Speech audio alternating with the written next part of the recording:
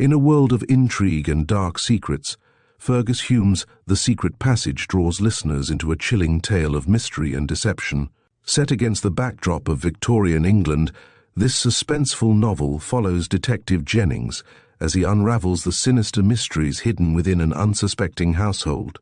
Each character harbors secrets, but none as deep as the passages within the home. Prepare to be captivated by an unraveling of clues, twists, and the shadowy complexities of human motives in this thrilling whodunit. Chapter 1. The Cottage. What is your name? Susan Grant, Miss Loach. Call me ma'am. I am Miss Loach only to my equals. Your age? 25, ma'am.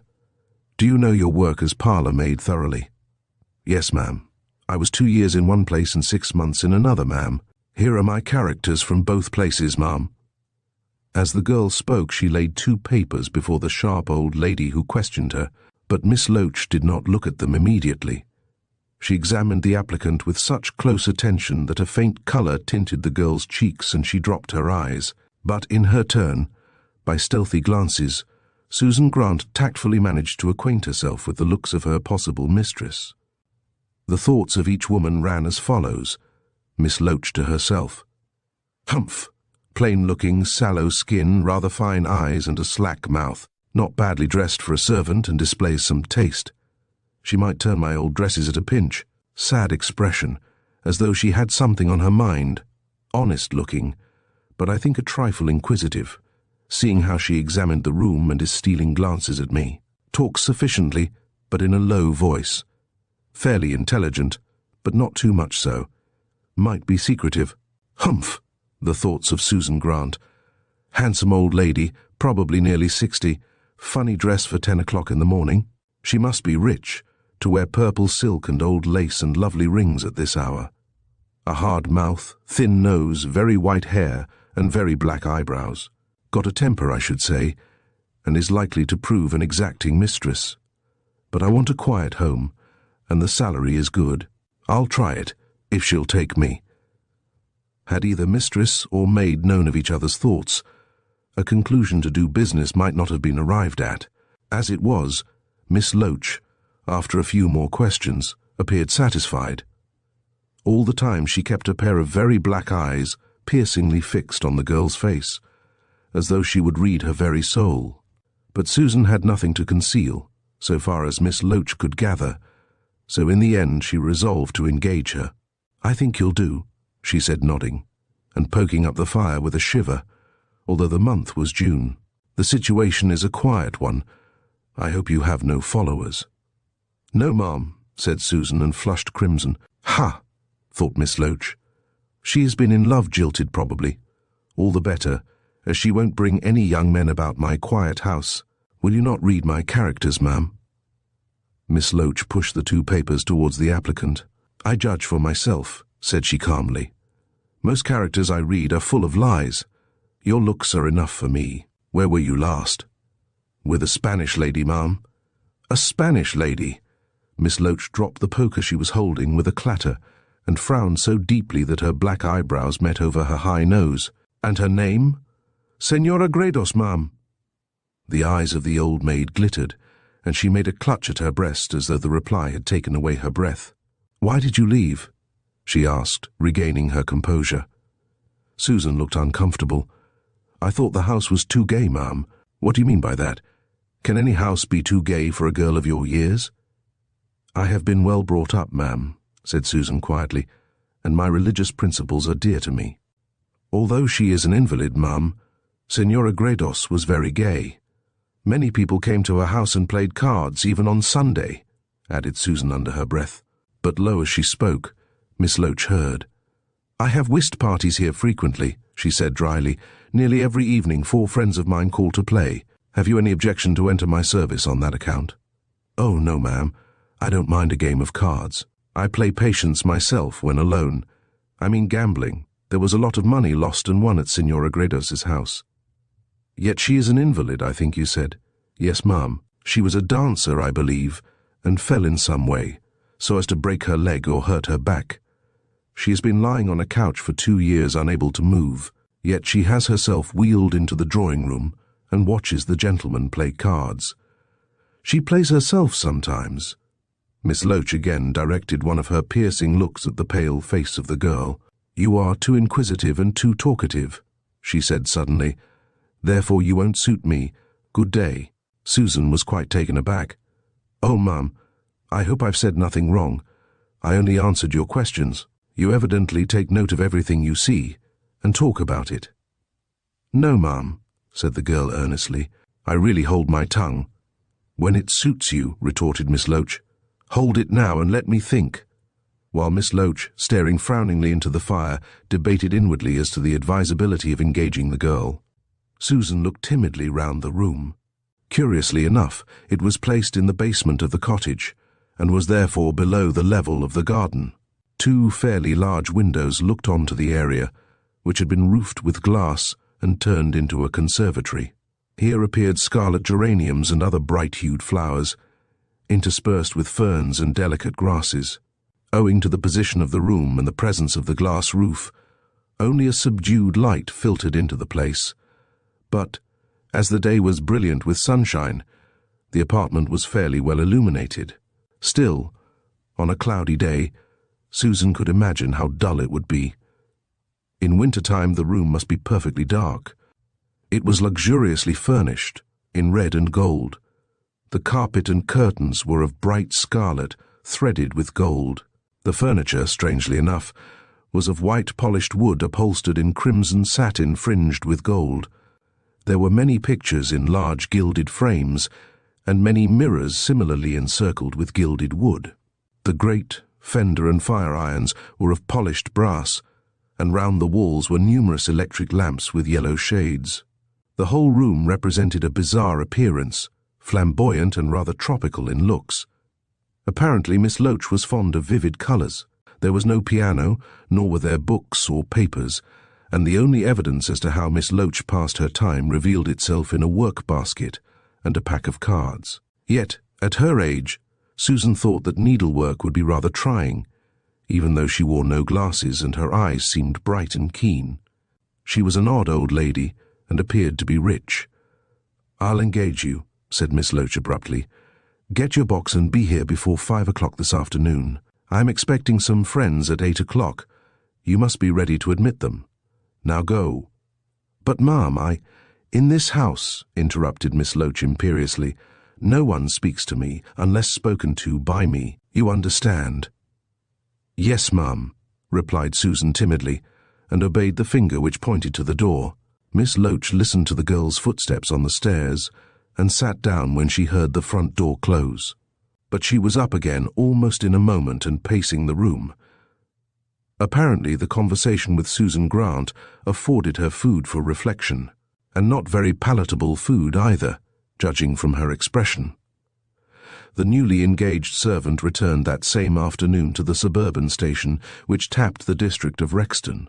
A trunk, a bandbox and a bag formed her humble belongings, and she arranged with a porter that these should be wheeled in a barrow to Rose Cottage, as Miss Loach's abode was primly called. Having come to terms, Susan left the station and set out to walk to the place.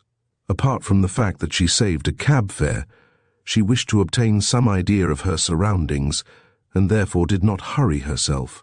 It was a bright June day with a warm green earth basking under a blue and cloudless sky, but even the sunshine could not render Rexton beautiful. It stretched out on all sides from the station new and raw. The roads were finished, with asphalt footpaths and stone curbing. The lamp-posts had apparently only been lately erected, and lines of white fences divided the roads from gardens yet in their infancy. Fronting these were damp-looking red-brick villas belonging to small clerks and petty tradesmen. Down one street was a row of shops filled with the necessaries of civilization, and round the corner an aggressively new church of yellow brick with a tin roof and a wooden steeple stood in the middle of an untilled space. At the end of one street, a glimpse could be caught of the waste country beyond, not yet claimed by the ferry builder. A railway embankment bulked against the horizon and closed the view in an unsightly manner. Rexton was as ugly as it was new. Losing her way, Susan came to the ragged fringe of country environing the new suburb, and paused there to take in her surroundings. Across the fields to the left, she saw an unfinished mansion, large and stately, rising amidst a forest of pines. This was girdled by a high brick wall which looked older than the suburb itself. Remembering that she had seen this house behind the cottage of Miss Loach, the girl used it as a landmark, and turning down a side street, managed to find the top of a crooked lane at the bottom of which Rose Cottage was situated. This lane showed by its very crookedness that it belonged to the ancient civilization of the district. Here were no paths, no lamps, no aggressively new fences and raw brick houses. Susan, stepping down the slight incline, passed into quite an old world, smacking of the Georgian times, leisurely and quaint. On either side of the lane, old-fashioned cottages, with whitewashed walls and thatched roofs, stood amidst gardens filled with unclipped greenery and homely flowers. Quick-set hedges, ragged and untrimmed, divided these from the roadway, and to add to the rural look, one garden possessed straw bee hives. Here and there rose ancient elm trees and grass grew in the roadway. It was a blind lane and terminated in a hedge which bordered a field of corn. To the left was a narrow path running between hedges past the cottages and into the country. Miss Loach's house was a mixture of old and new. Formerly it had been an unpretentious cottage like the others, but she had added a new wing of red brick built in the most approved style of the jerry builder, and looking like the villas in the more modern parts of Rexton. The crabbed age and the uncultured youth of the old and new portions, planted together cheek by jowl, appeared like ill-coupled clogs and quite out of harmony. The thatched and tiled roofs did not seem meet neighbours, and the whitewashed walls of the old-world cottage looked dingy beside the glaring redness of the new villa. The front door in the new part was reached by a flight of dazzling white steps. From this a veranda ran across the front of the cottage, its rustic posts supporting rose trees and ivy. On the cottage side appeared an old garden, but the new wing was surrounded by lawns and decorated with carpet bedding. A gravel walk divided the old from the new, and intersected the garden. At the back, Susan noted again the high brick wall surrounding the half-completed mansion. Above this rose tall trees, and the wall itself was overgrown with ivy. It apparently was old and concealed an unfinished palace of the Sleeping Beauty. So ragged and wild appeared the growth which peeped over the guardian wall. With a quickness of perception unusual in her class, Susan took all this in, then rang the bell. There was no back door, so far as she could see, and she thought it best to enter as she had done in the morning. But the large fat woman who opened the door gave her to understand that she had taken a liberty. "Of course this morning and before engaging you were a lady," said the cook, hustling the girl into the hall. "But now, being the housemaid, Miss Loach won't be pleased at your touching the front bell." "I did not see any other entrance," protested Susan. "Ah," said the cook, leading the way down a few steps into the thatched cottage, which, it appeared, was the servants' quarters. "You looked down the area, as is natural-like, but there ain't none, it being a conservatory." "Why does Miss Loach live in the basement?" asked Susan, on being shown into a comfortable room which answered the purpose of a servants' hall. The cook resented this question. "Ah," said she with a snort, "and why does a miller wear a white hat, Miss Grant? That being your name, I take it. Don't you ask no questions, but if you must know, Miss Loach have weak eyes and don't like glare. She lives like a rabbit in a burrow, and though the rooms on the ground floor are sich as the king might inhabit, she don't come up often save to eat. She lives in the basement room where you saw her, Miss Grant, and she sleeps in the room off. When she eats, the dining room above is at her service. And I don't see why she shouldn't," snorted the cook. "I don't mean any—" "No offence being given, none is taken," interrupted cook, who seemed fond of hearing her own wheezy voice. "Emily Pill's my name, and I ain't ashamed of it, me having been cook to Miss Loach for years and years and years. But if you had wished to behave like a servant, as you are," added she with emphasis, "why didn't you run round by the veranda, and so get to the back where the kitchen is? But you're one of the new class of servants, Miss Grant. Aughty and upsetting." "I know my place," said Susan, taking off her hat. "And I know mine," said Emily Pill, "me being cook, and consequently the mistress of this servants, all. And I'm an old-fashioned servant myself, plain in my habits and dress. this with a disparaging look at the rather smart costume of the newly arrived housemaid. "I don't hold with cock's feathers and fal de dals on humble folk myself, not but what I could afford 'em if I liked, being of saving abbots and a receiver of good wages. But I'm a friendly pusson and not hard on a good-looking gal. Not that you are what I call handsome." Susan, seated beside the table, looked weary and forlorn, and the good-natured heart of the cook was touched, especially when Susan requested her to refrain from the stiff name of Miss Grant. "You and me will be good friends, I've no doubt," said Emily. "And you can call me Mrs. Pill, that being the name of my late husband, who died of gin in excess. The other servants is housemaid and page, though to be sure he's more of a man of all work, being 40 if he's a day, and likewise coachman when he drives out Miss Loach in her donkey carriage. Thomas is his name, my love."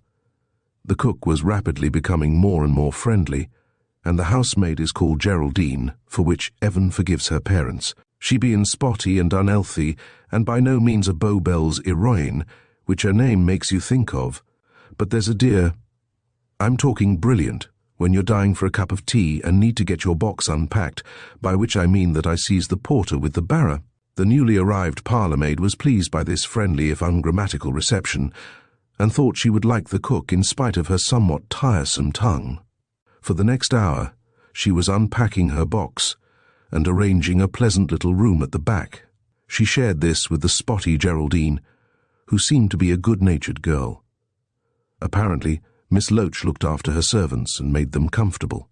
Thomas proved to be amiable, if somewhat stupid, and welcomed Susan to tea affably but with sheepish looks. As the servants seemed pleasant, the house comfortable, and as the salary was excellent, Susan concluded that she had, as the saying is, fallen on her feet. The quartet had tea in the servants' hall, and there was plenty of well-cooked if plain victuals. Miss Loach dined at 6:30, and Susan assumed her dress and cap. She laid the table in a handsome dining-room, equally as garish in colour as the apartment below. The table appointments were elegant, and Mrs. Pill served a nice little meal to which Miss Loach did full justice. She wore the same purple dress, but with the addition of more jewellery. Her sharp eyes followed Susan about the room as she waited, and at the end of the dinner she made her first observation. "You know your work, I see," she said. "I hope you will be happy here." "I think I will, ma'am," said Susan with a faint sigh. "You have had trouble?" asked Miss Loach quickly. "Yes, ma'am." "You must tell me about it tomorrow," said the old lady, rising. "I like to gain the confidence of my servants. Now bring my coffee to the room below.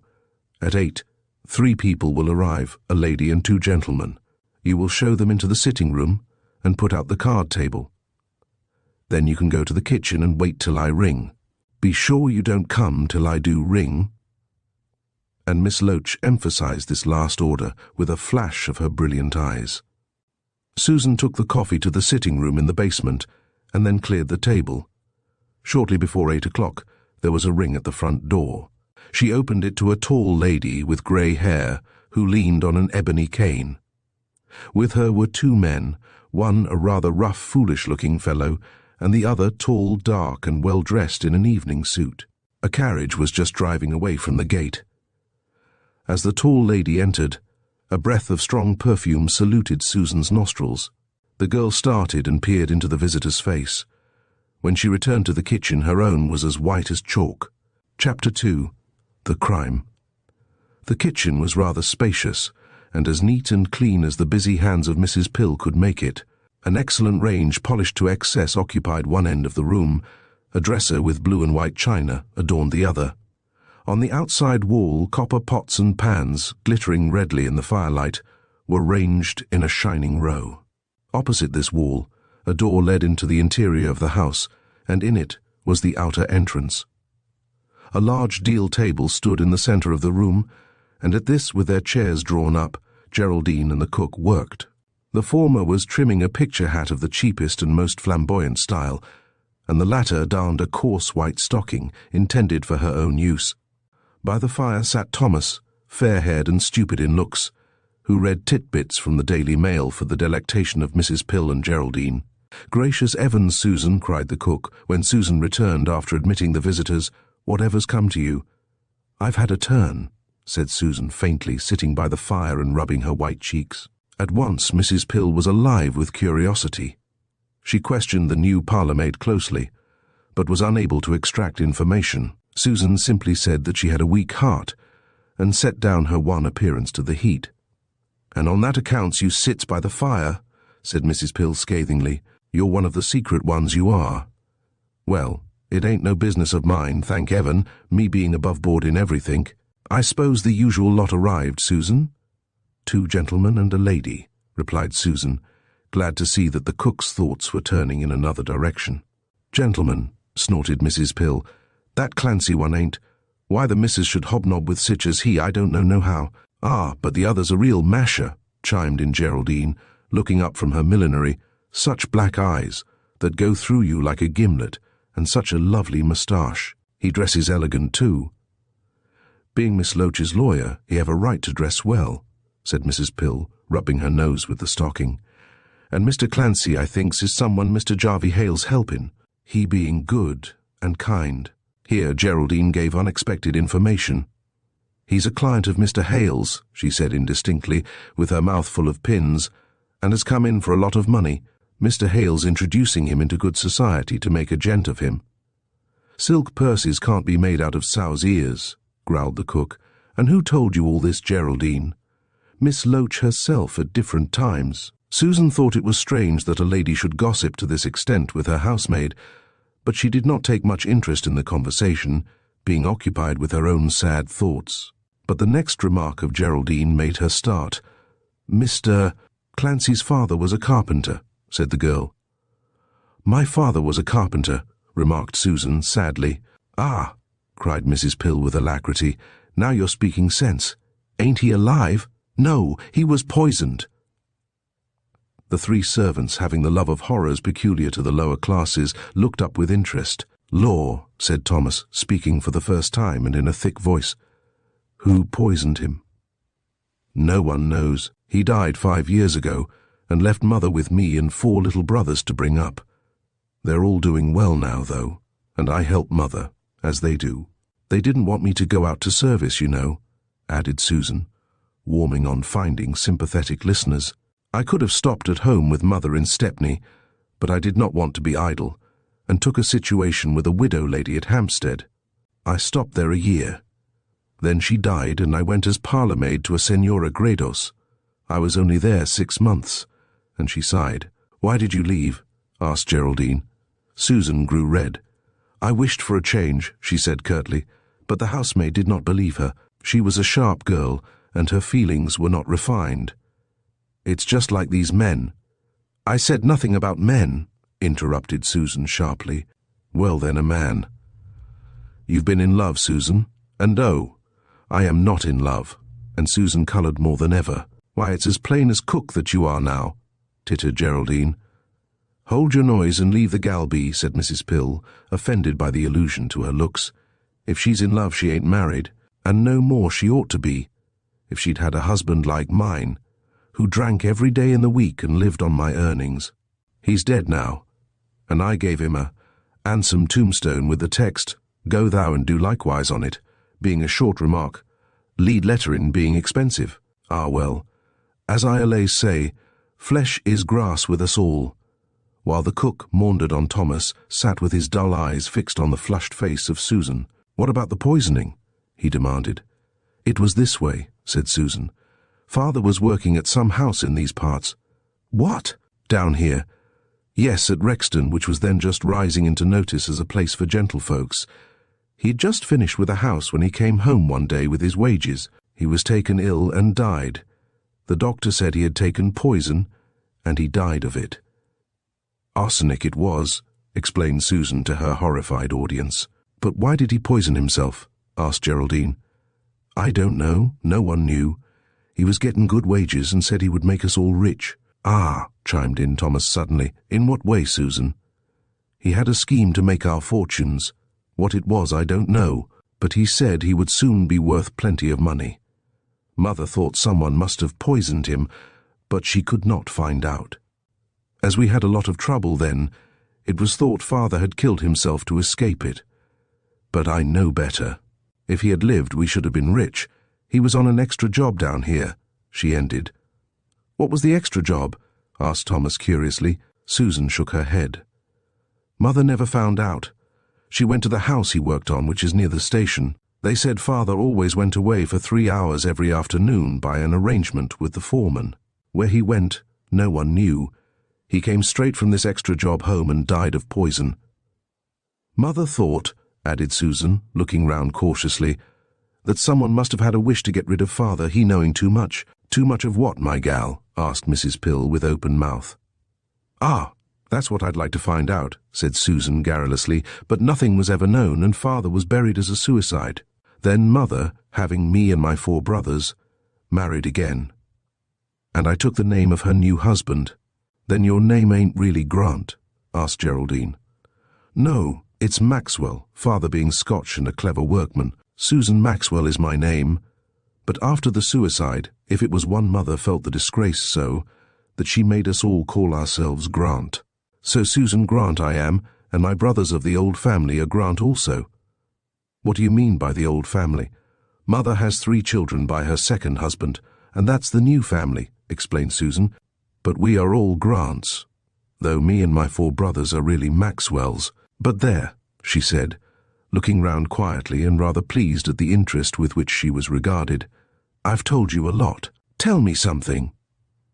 Mrs. Pill was unwilling to leave the fascinating subject of suicide, but her desire to talk got the better of her, and she launched into a long account of her married life. It seemed she had buried the late Mr. Pill 10 years before, and since that time had been with Miss Loach as cook. She had saved money and could leave service at once if she so chose. "But I should never be happy out of my kitchen, my love," said Mrs. Pill, biting a piece of darning cotton. "So here I stay till Mrs. goes under, and she won't do that for a long time," said Thomas. "Mrs. is strong, a good, kind, healthy lady." Geraldine followed with an account of herself, which related chiefly to her good looks and many lovers, and the tyranny of mistresses. "I will say, however, that after being here a year, I have nothing to complain of." "I should think not," grunted Thomas. "I've been 20 years with Miss Loach, and a good un she is.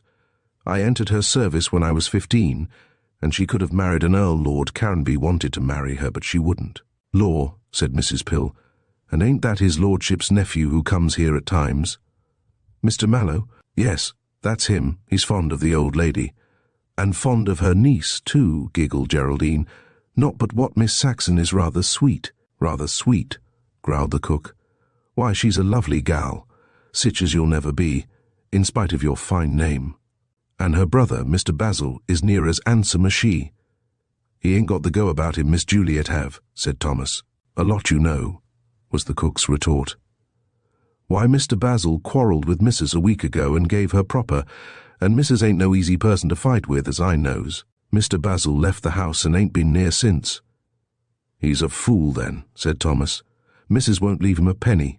She'll leave it to Miss Juliet Saxon, which is just the same. I never did see brother and sister so fond of one another as those two. I believe she'd put the air of her head, and lovely air it is, too, under his blessed feet to show him she loves him." "She'd do the same by Mr. Mallow," said Geraldine, tittering. Here Susan interrupted. "Who is the old lady who comes here?" "Oh, she's Mrs. Hearn," said the cook, "a cross, haughty old thing, who fights always. She's been coming here with Mr. Jarvey Hale and Mr. Clancy for the last 3 years. They play whist every evening, and go away regular about 10. Mrs. lets 'em out themselves or else rings for me. Why, there's the bell now." And Mrs. Pill rose. "No, I go," said Susan, rising also. "Miss Loach told me to come when she rang." Mrs. Pill nodded, and resumed her seat and her darning. "Lord bless you, my love, I ain't jealous," she said. "My legs ain't as young as they was. Hurry, my dear, Mrs. is a bad un to be kept waitin'." Thus urged, Susan hastened to the front part of the house and down the stairs. The door of the sitting-room was open. She knocked and entered, to find Mr. Clancy, who looked rougher and more foolish than ever, standing by the table. Miss Loach, with a pack of cards on her lap, was talking, and Susan heard the concluding sentence as she entered the room. "You're a fool, Clancy," said Miss Loach emphatically. "You know Mrs. Hearn doesn't like to be contradicted, You've sent her away in a fine rage, and she's taken Hale with her. Quite spoilt our game of, here's Susan. Off with you, Clancy. I wish to be alone." The man would have spoken, but Miss Loach silenced him with a sharp gesture and pointed to the door. In silence he went upstairs with Susan, and in silence left the house. It was a fine night, and Susan stopped for a moment at the door to drink in the fresh air. She heard the heavy footsteps of a policeman draw near, and he passed the house, to disappear into the path on the opposite side of the road. When Susan returned to the kitchen, she found supper ready. Soon the servants were seated at the table and talking brightly. "Who does that house at the back belong to?" asked Susan. "To Lord Caranby," said Thomas, although not directly addressed. "It's unfinished." "Yes, and shut up. Lord Caranby was in love with a lady and built that house for her. Before it was ready, the lady died, and Lord Caranby left the house as it was and built a high wall round it. He then went travelling, and has been travelling ever since. He never married either, and his nephew, Mr. Cuthbert Mallow, is heir to the title." "I thought you said Lord Caranby loved Miss Loach." "No, I didn't. I said she could have married him had she played her cards properly. But she didn't, and Lord Caranby went away. The lady who died was a friend of Mrs., and they were always together. I think Mrs. and she were jealous of Lord Caranby, both loving him. But Miss Saul, that was the other lady, died, and Lord Caranby left the house as it stands, to go away. He won't allow anyone to set a foot in the house or grounds," said Mrs. Pill. "There ain't no gate in the wall." "No gate," echoed Susan, astonished. "Not a single hole as you could get a cat through. Round and round the place that 15-feet wall is built, and the park, as they calls it, is running as wild as a cow. Not a soul has set foot in that place for the last 15 years. But I expect when Mr. Mallow comes in for the title, he'll pull it down and build houses. I'm sure he ought to. It's a shame seeing land wasted like that." "Where is Lord Caranby now?" "He lives in London and never comes near this place," said Thomas. "Is Miss Loach friendly with him now?" "No, she ain't. He treated her badly. She'd have been a better Lady Caranby than Miss Saul."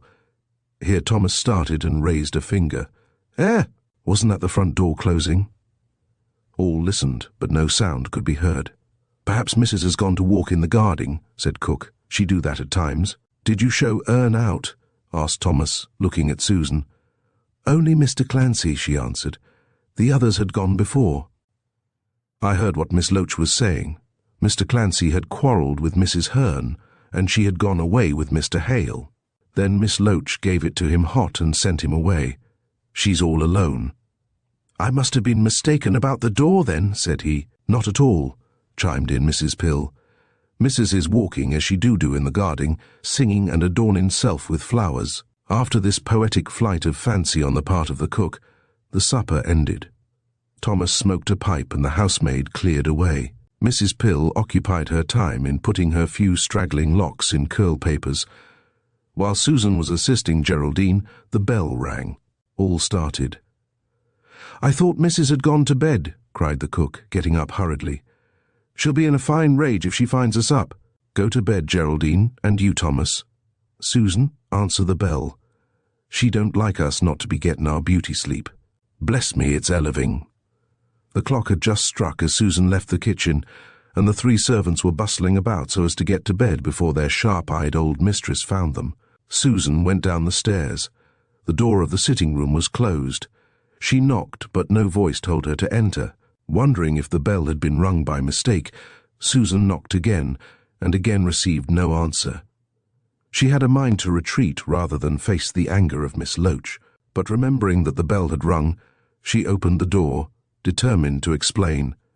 Miss Loach was seated in her usual chair, but leaning back with a ghastly face.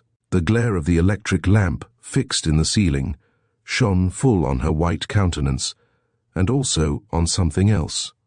The bosom of her purple gown was disarranged, and the lace which adorned it was stained with blood. Startled by her looks, Susan hurried forward and gazed searchingly into the face. There was no sign of recognition in the wide, staring eyes. Susan, quivering with dread, touched Miss Loach's shoulder. Her touch upset the body, and it rolled on the floor. The woman was dead. With a shriek, Susan recoiled and fell on her knees. Her cry speedily brought the other servants. "Look!" cried Susan, pointing. "She is dead murdered." Geraldine and Mrs. Pill shrieked with horror. Thomas preserved his stolid look of composure. Chapter 3. A Mysterious Death. To be the husband of a celebrated woman is not an unmixed blessing. Mr. Peter Octagon found it to be so when he married Mrs. Saxon, the widow of an eminent QC. She was a fine Juno-esque tragic woman who modelled herself on the portraits of the late Mrs. Siddons. Peter, on the contrary, was a small, meek, light-haired, short-sighted man who had never done anything in his unromantic life, save accumulate a fortune as a law stationer. For many years he lived in single blessedness, but when he retired with an assured income of £3,000 a year, he thought he would marry. He had no relatives, having been brought up in a foundling hospital, and consequently found life rather lonely in his fine Kensington house. He really did not care about living in such a mansion, and had purchased the property as a speculation, intending to sell it at a profit. But having fallen in with Mrs. Saxon, then a hard-up widow, she not only induced him to marry her, but, when married, she insisted that the house should be retained, so that she could dispense hospitality to a literary circle. Mrs. Octagon was very literary. She had published several novels under the nom de plume of Rowena. She had produced a volume of poems. She had written a play which had been produced at a matinee, and finally her pamphlets on political questions stamped her in the opinion of her immediate circle. As a William Pitt in petticoats, she looked upon herself as the George Eliot of the 20th century, and dated events from the time of her first success. "That happened before I became famous," she would say. "No, it was after I took the public by storm," and her immediate circle, who appreciated her cakes and ale, would agree with everything she said. The Kensington house was called the Shrine of the Muses, and this title was stamped on her envelopes and writing paper. To the bewilderment of illiterate postmen, it sounded like the name of a public house to them. Peter was quite lost in the blaze of his wife's literary glory. He was a plain, homely, small man, as meek as a rabbit, fond of his garden and fireside, and nervous in society. Had he not committed the fatal mistake of wedding Mrs. Saxon, he would have taken a cottage in the country and cultivated flowers. As it was, he dwelt in town and was ordered to escort Mrs. Octagon when she chose to blaze, as she put it, in her friends' houses. Also, there was a reception every Friday when literary London gathered round Rowena and lamented the decline of art. These people had never done anything to speak of. None of them were famous in any wide sense, but they talked of art with a big A, though what they meant was not clear even to themselves. So far as could be ascertained, art, with a big A, was concerned with something which did not sell, save to a select circle. Mrs. Octagon's circle would have shuddered collectively and individually at the idea of writing anything interesting, likely to be enjoyed by the toilers of modern days. Whatever pictures, songs, books, or plays were written by anyone who did not belong to the circle, these were considered pretty, but not tart. Anything successful was pronounced vulgar. To be artistic in Mrs. Octagon's sense, a work had to possess obscurity. It had to be printed on the finest paper with selected type, and it had to be sold at a prohibitive price. In this way, Rowena had produced her works, and her name was not known beyond her small coterie. All the same, she intimated that her renown was worldwide, and that her fame would be commensurate with the existence of the Anglo-Saxon race. Mrs. Leigh Hunter in the Pickwick papers also laboured under the same delusion. With Peter lived Mrs. Saxon's children by the eminent QC, Basil, who was 25, and Juliet, aged 22. They were both handsome and clever, but Juliet was the more sensible of the two. She detested the sham enthusiasm of the circle, and appreciated Peter more than her mother did. Basil had been spoilt by his mother, who considered him a genius, and had produced a book of weak verse. Juliet was fond of her brother, but she saw his faults and tried to correct them. She wished to make him more of a man and less of an artistic fraud, for the young man really did possess talents. But the hothouse atmosphere of the Shrine of the Muses would have ruined anyone possessed of genius, unless he had a strong enough nature to withstand the sickly adulation and false judgments of those who came there. Basil was not strong. He was pleasant, idle, rather vain, and a little inclined to be dissipated. Mrs. Octagon did not know that Basil was fond of dissipation. She thought him a model young Oxford man, and hoped he would one day be laureate of England. Afternoon tea was just ended, and several of Mrs. Octagon's friends had departed. Basil and Mr. Octagon were out, but the latter entered with a paper in his hand shortly after the last visitor took her leave. Mrs. Octagon, in a ruby-coloured velvet, looking majestic and self-satisfied, was enthroned. The word is not too strong, in an armchair, and Juliet was seated opposite to her, turning over the leaves of a new novel produced by one of the circle. It was beautifully printed and bound, and beautifully written in precious English, but its perusal did not seem to afford her any satisfaction. Her attention wandered, and every now and then she looked at the door as though expecting someone to enter.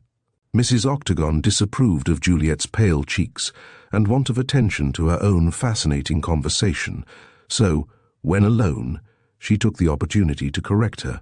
"My child," said Mrs. Octagon, who always spoke in a tragic manner and in a kind of blank verse way, "to me it seems your cheeks are somewhat pale." "I had no sleep last night," said Juliet, throwing down the book. "Your thoughts concerned themselves with Cuthbert's face, no doubt, my love," said her mother fondly. "No, I was not thinking of him. I was worried about my new dress," she finished, after vainly casting about for some more sensible reason. "How foolish children are. You trouble about your dress when you should have been thinking of the man who loves you." "Does Cuthbert love me?" asked Juliet, flushing.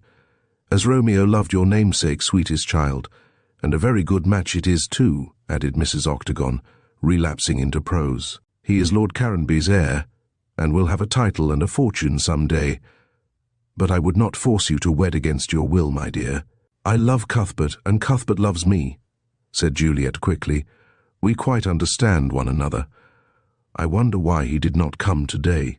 "Ah," said her mother playfully, "I saw that your thoughts were otherwhere. Your eyes wandered constantly to the door.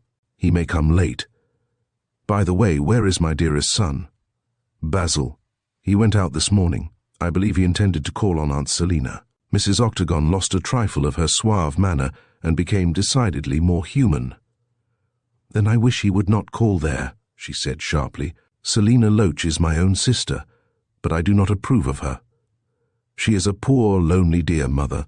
Poor, my child, she is not, as I have every reason to believe she is well endowed with this world's goods. Lonely she may be, but that is her own fault. Had she behaved as she should have done, Lady Caranby would have been her proud title. As to dear," Mrs. Octagon shrugged her fine shoulders, "she is not a woman to win or retain love. Look at the company she keeps. Mr. Hale, her lawyer, is not a nice man. I have espied something evil in his eye.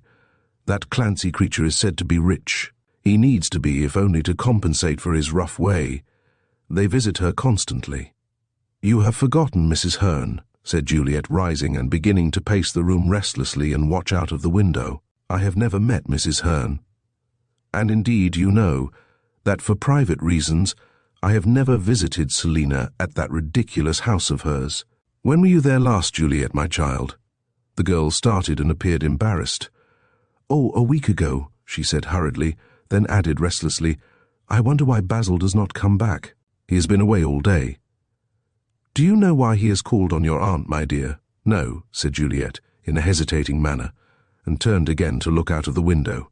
Then she added, as though to escape further questioning, "I have seen Mrs. Hearn only once, but she seemed to me a very nice, clever old woman." "Clever," said Mrs. Octagon, raising her eyebrows, which were as strongly marked as those of her sister. "No, she does not belong to the circle. A person can be clever without that," said Juliet impatiently. "No, all the clever people in London come here, Juliet. If Mrs. Hearn had been brilliant, she would have found her way to our shrine." Juliet shrugged her shoulders and curled her pretty lip. She did not appreciate her privileges in that house. In fact, a word distinctly resembling bother escaped from her mouth. However, She went on talking of Mrs. Hearn, as though to keep her mother from questioning her further. "There is a mystery about Mrs. Hearn," she said, coming to the fire, "for I asked Aunt Selina who she was, and she could not tell me." "That is so like Selina," rejoined Mrs. Octagon tartly. "Receiving a person of whom she knows nothing. Oh, she does know a little. Mrs. Hearn is the widow of a Spanish merchant, and she struck me as being foreign herself. Aunt Selina has known her for 3 years, and she has come almost every week to play whist at Rose Cottage. I believe she lives at Hampstead. It seems to me, Juliet, that your aunt told you a great deal about this person. Why did you ask?" Juliet stared into the fire. "There is something so strange about Mrs. Hearn," she murmured. "In spite of her grey hair, she looks quite young. She does not walk as an old woman. She confessed to being over 50. To be sure, I saw her only once." Mrs. Octagon grew rather cross. "I am over 50, and I'm sure I don't look old, you undutiful child. When the soul is young, what matters the house of clay? But, as I was saying," she added hastily, not choosing to talk of her age, which was a tender point with her, "Selina Loach likes low company. I know nothing of Mrs. Hearn, but what you say of her does not sound refined." "Oh, she is quite a lady.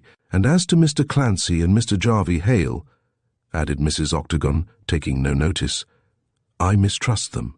That Hale man looked as though he would do a deed of darkness on the slightest provocation." So tragic was her mother's manner, that Juliet turned even paler than she was. "Whatever do you mean?" she asked quickly. "I mean murder, if I must use so vulgar and melodramatic a word. But I don't understand." "Bless me," cried Mrs. Octagon, becoming more prosaic than ever. "There is nothing to understand. But Selina lives in quite a lonely house, and has a lot of money.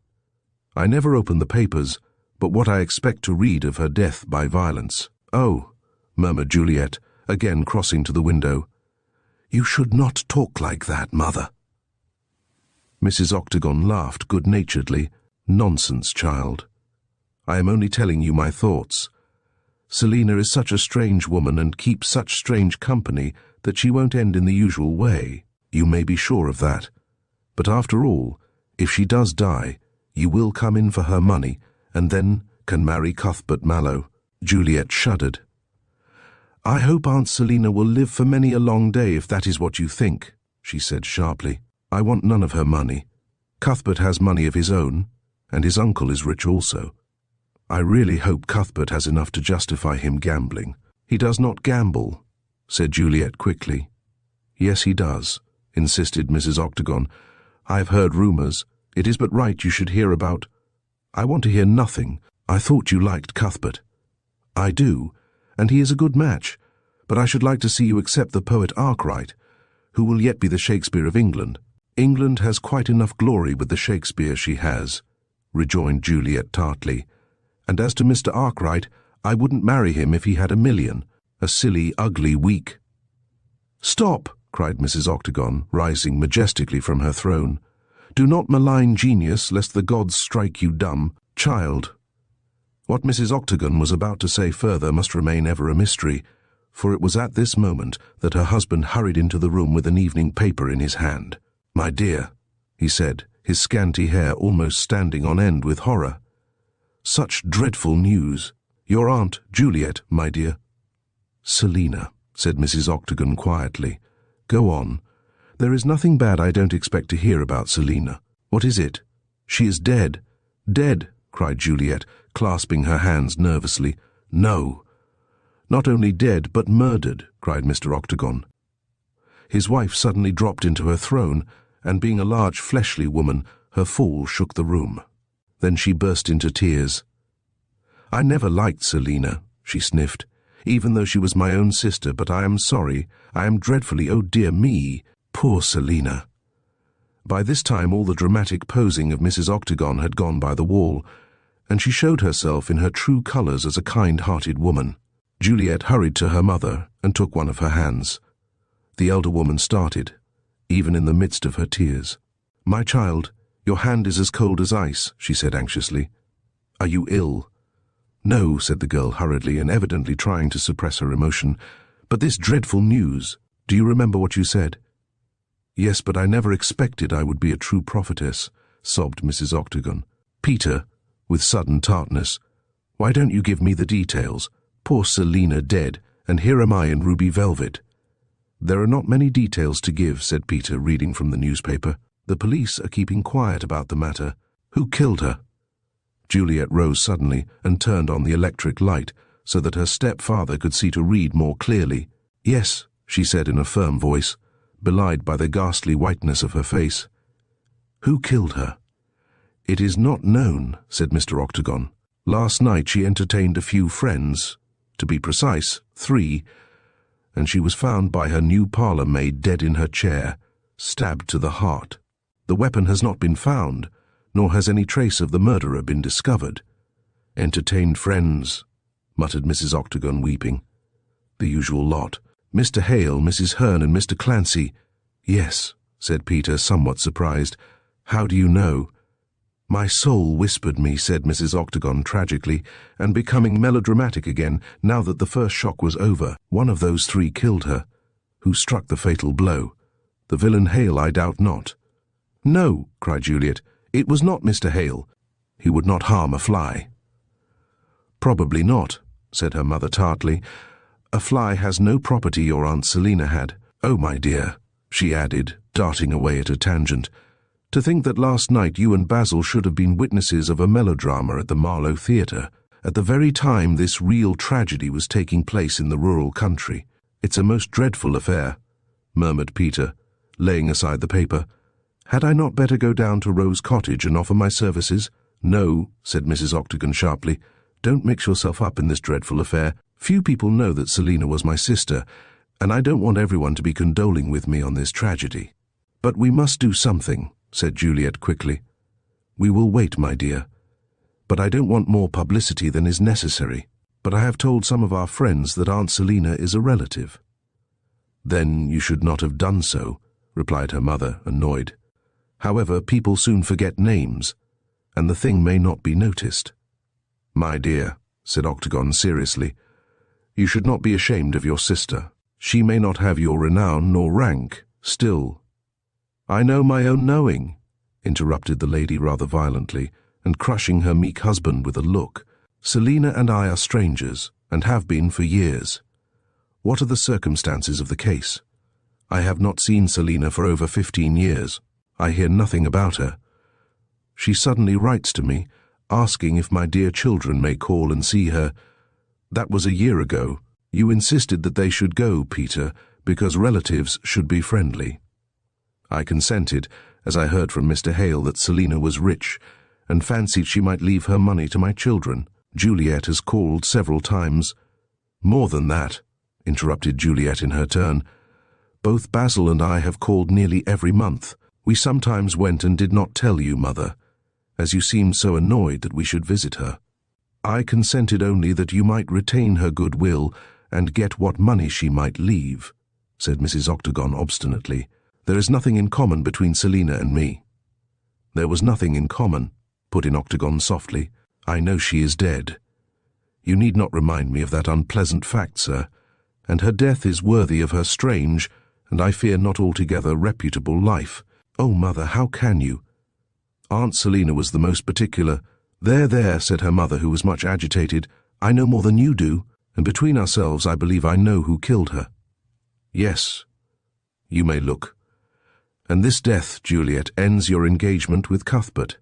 Chapter 4. Details. What Mrs. Octagon meant by her last enigmatic remark, it is impossible to say. After delivering it in her usual dramatic manner, she swept from the room, leaving Juliet and her stepfather staring at one another. Peter was the first to break the silence. "Your mother appears to be very positive," said he. "About my giving up Cuthbert?" asked Juliet sharply. "About the crime." She hinted that she guessed who killed the poor lady. "I never knew Miss Loach myself," added Mr. Octagon, seating himself and ruffling his scanty locks, a habit with him when perplexed. "But you said you liked her." "Yes. Aunt Selina was always very nice to me. She had strange ways, and to tell you the truth, Father," Juliet always addressed Peter thus, to his great delight, "she was not so refined as Mother." Few people are so refined as my wife, my dear. As to Mother knowing who killed her, pursued Juliet, taking no notice of this interpolation, it's nonsense. She said she believed Mr. Hale or Mr. Clancy. Surely not, interposed Mr. Octagon anxiously. Both these gentlemen have participated in the delights of our literary circle, and I should be loath to credit them with violence. I don't believe either has anything to do with the matter. Mother doesn't like them because they were such good friends to Aunt Selina. Can you guess why Mother quarrelled with Aunt, Father? No, my dear. Your mother has some grudge against her. What it is I do not know. She never told me. But for over 15 years your mother spoke little of your aunt and never called to see her. I was quite astonished when she consented that you and Basil should call. Did your aunt ever speak of your mother? Very little, and then she was cautious what she said. But this is not the question, continued the girl, leaning her chin on her hand and staring into the fire. Why does Mother say I must break my engagement with Cuthbert on account of this death? Perhaps she will explain. No, she left the room to avoid an explanation. Cuthbert certainly saw Aunt Selina once or twice, but he did not care for her. But he can have nothing to do with the matter. Then again, Mother, up till now, was always pleased that I should marry Cuthbert. Yes, said Octagon, twiddling his thumbs. She has known Mr. Mallow ever since he was a child. Both your aunt and your mother were great friends of Lord Caranby's in their youth over 20 years ago. I believe at one time Selina was engaged to him, but he was in love with a young lady called Miss Saul, who died unexpectedly. I know, said Juliet. And then Lord Caranby abandoned the house he was building at Rexton, and it has been shut up all these years. Aunt Selina told me the story. When I asked Mother for details, she refused to speak. Your mother is very firm when she likes. Very obstinate, you mean, said Juliet undutifully. However, I am not going to give up Cuthbert. I love him and he loves me. I intend to marry him whatever Mother may say. But if your mother refuses her consent, I am over age. As she spoke, her brother entered the room hurriedly. Basil Saxon was as fair and weak-looking as his sister was dark and strong in appearance. He was smartly dressed, and in a rather affected way. His hair was long, he wore a moustache and a short imperial, and talked in a languid way, in a somewhat obscure manner. These were the traits Juliet disliked in Basil. She would rather have seen him a spruce, well-groomed man about town like Cuthbert. But at the present moment, Basil's face was flushed, and he spoke hurriedly, evidently labouring under great stress of emotion. Have you heard the news? He said, dropping into a chair and casting a side look at the evening paper which Peter still held. If you mean about the death, yes, Aunt Selina has been murdered. I called to see her this morning and found the house in the possession of the police. All day I have been down there with Mallow. With Cuthbert, said Juliet, starting and growing red.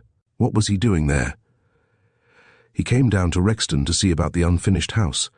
Lord Caranby has returned to England, and he has thoughts of pulling it down. Mallow came to have a look at the place. But he can't get in. There is a wall round the grounds. He climbed over the wall, said Basil quickly, and after looking through the house he came out. Then he saw me, and I told him what had happened. He appeared dreadfully shocked. Juliet shivered in spite of the heat of the day and the fire near which she was seated. It is strange he should have been there. Her brother threw a keen glance at her. I don't see that, he exclaimed. He gave his reason for being in the neighbourhood. He came up with me, and is coming on here in a few moments. This is why he did not turn up this afternoon. Juliet nodded and appeared satisfied with this explanation, but she kept her eyes on her brother when he entered into details about the crime. Her emotions during the recital betrayed themselves markedly. I saw the detective, said Basil, with quicker speech than usual. He is a first-rate chap called Jennings, and when he heard I was Miss Loach's nephew, he didn't mind speaking freely. What did you learn? Asked Mr. Octagon. Enough to make the mystery surrounding the death deeper than ever. What do you mean? Asked his sister restlessly. Can't the murderer be found? Not a trace of him can be discovered. Why do you say him? It might have been a woman. No, rejoined Basil positively, no woman could have struck so hard a blow. Aunt Selina was stabbed to the heart. She must have been killed as she was rising from her chair, and death, so the doctor says, must have been instantaneous. "Has the weapon been found?"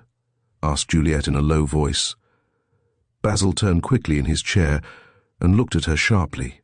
"No," he said.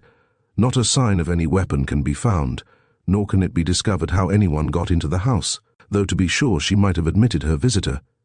"Explain, explain," cried Mr. Octagon, ruffling his hair. "Well, to tell the story in detail," said his stepson. "The way it happened is this. Aunt Selina had Mr. Hale and Mr. Clancy and Mrs. Hearn to their usual game of whist. Clancy, as it appears from the report of what the new parlour-maid overheard, quarrelled with Hale and Mrs. Hearn. They left before 10 o'clock.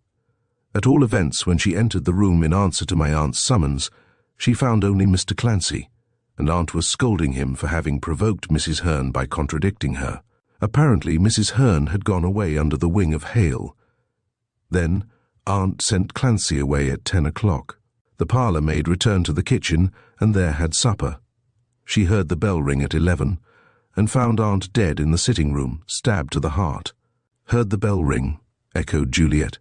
"But how could Aunt ring if she had been killed?" "She might have rung as she was dying," said Basil, after a pause.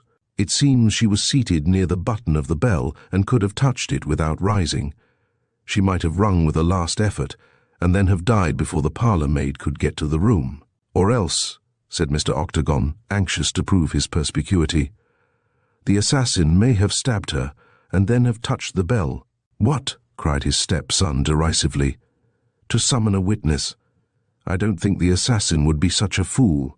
However, that's all that can be discovered. Aunt Selina is dead and no one knows who killed her." "Was the house locked up?" "The front door was closed and the windows were bolted and barred. Besides, a policeman was walking down Crooked Lane a few minutes before 11 and would have seen anyone leaving the house. He reported that all was quiet." "Then the assassin might have rung the bell at 11, said Peter. "Certainly not, for he could never have escaped immediately afterwards, without the policeman seeing him. He might have got out by the back," suggested Juliet. "My dear girl, what are you thinking of? That wall round Lord Caranby's mansion blocks any exit at the back. Anyone leaving the house must go up the lane or through that part at the bottom. The policeman was near there shortly before 11 and saw no one leaving the house. But, look here," said Mr. Octagon, who had been ruminating, "if, as the doctor says, death was instantaneous, how could your aunt have rung the bell?" "Yes," added Juliet, "and even had death not taken place at once, it could not have been more than a few minutes before 11 when the blow was struck. Aunt might have had strength to crawl to the bell and touch it, but the assassin could not have escaped from the house, seeing, as you say, the policeman was on guard." "Aunt died instantaneously," insisted Basil. "Then she could not have sounded the bell," said Juliet triumphantly. "The assassin did that," said Peter. "And thus called a witness," cried Basil. "Ridiculous." "Then how do you explain the matter?" "I can't explain, neither can the detective Jennings. It's a mystery." "Could any of the servants—" began Peter. "No," interrupted Saxon. "The 4 servants were having supper in the kitchen. They are innocent." "Well, we'll see what the inquest reveals. Something may be found before then likely to elucidate the mystery. But here comes Mallow. He questioned Jennings also, so you can question him if you like. Does Mother know?" "Yes. And she doesn't want the fact of her relationship to your aunt talked about." Basil understood at once. "No wonder," he said, shrugging his shoulders. "It is not a pleasant affair for a woman of Mother's celebrity to be mixed up with." Meantime, Juliet, having heard the ring at the front door, escaped from the room to see her lover. She met him divesting himself of his overcoat in the hall and ran to him with outstretched hands. "But why have you got on an overcoat this warm day?" she asked. "I have a cold. I caught one last night," said Cuthbert, kissing her. "Where were you last night?" asked Juliet, drawing him into a side room. "I thought you were coming to the Marlow Theatre with Basil and me." "Yes. But my uncle arrived unexpectedly in England and sent for me to his hotel in Guelph Street, the Avon Hotel, you know. He will insist on a fire even in June, and the room was so hot that I caught cold when I came out. I had to go down to Rexton today on his business and put on a coat so as to avoid catching further cold." "But why this room, Juliet?" "Father and Basil are in the drawing-room.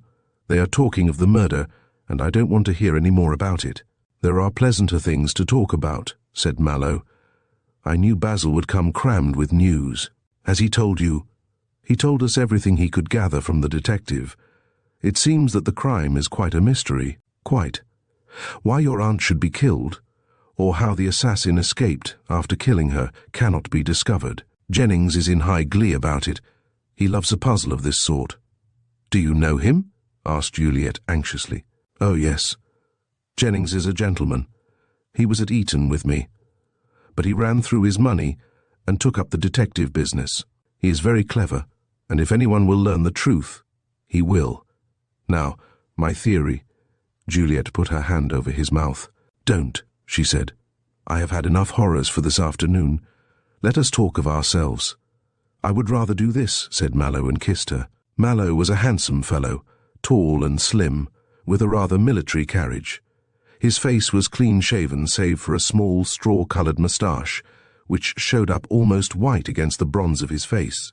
He was more of an athlete than a student, and this was one reason why Juliet was fond of him. She had seen so much of literary circles that she always vowed she would marry a man who never opened a book. Cuthbert nearly fulfilled this requirement, as he read little, save novels and newspapers. He was well known in sporting circles, and having a good private income, owned racehorses. He was always irreproachably dressed, good-humoured and cheerful. Consequently, he was popular, and if not overburdened with brains, managed to make himself agreeable to the world, and to have what the Americans call a good time. He had travelled much and was fond of big-game shooting. To complete his characterization, it is necessary to mention that he had served in the Boer War and had gained a DSO, but that was in the days before he met Juliet, or he might not have risked a life so precious to her. Juliet was dark and rather little, not at all like her Juno-esque mother. She was extremely pretty and dressed to perfection. Having more brains and a stronger will than Mallow, she guided him in every way, and had already succeeded in improving his morals.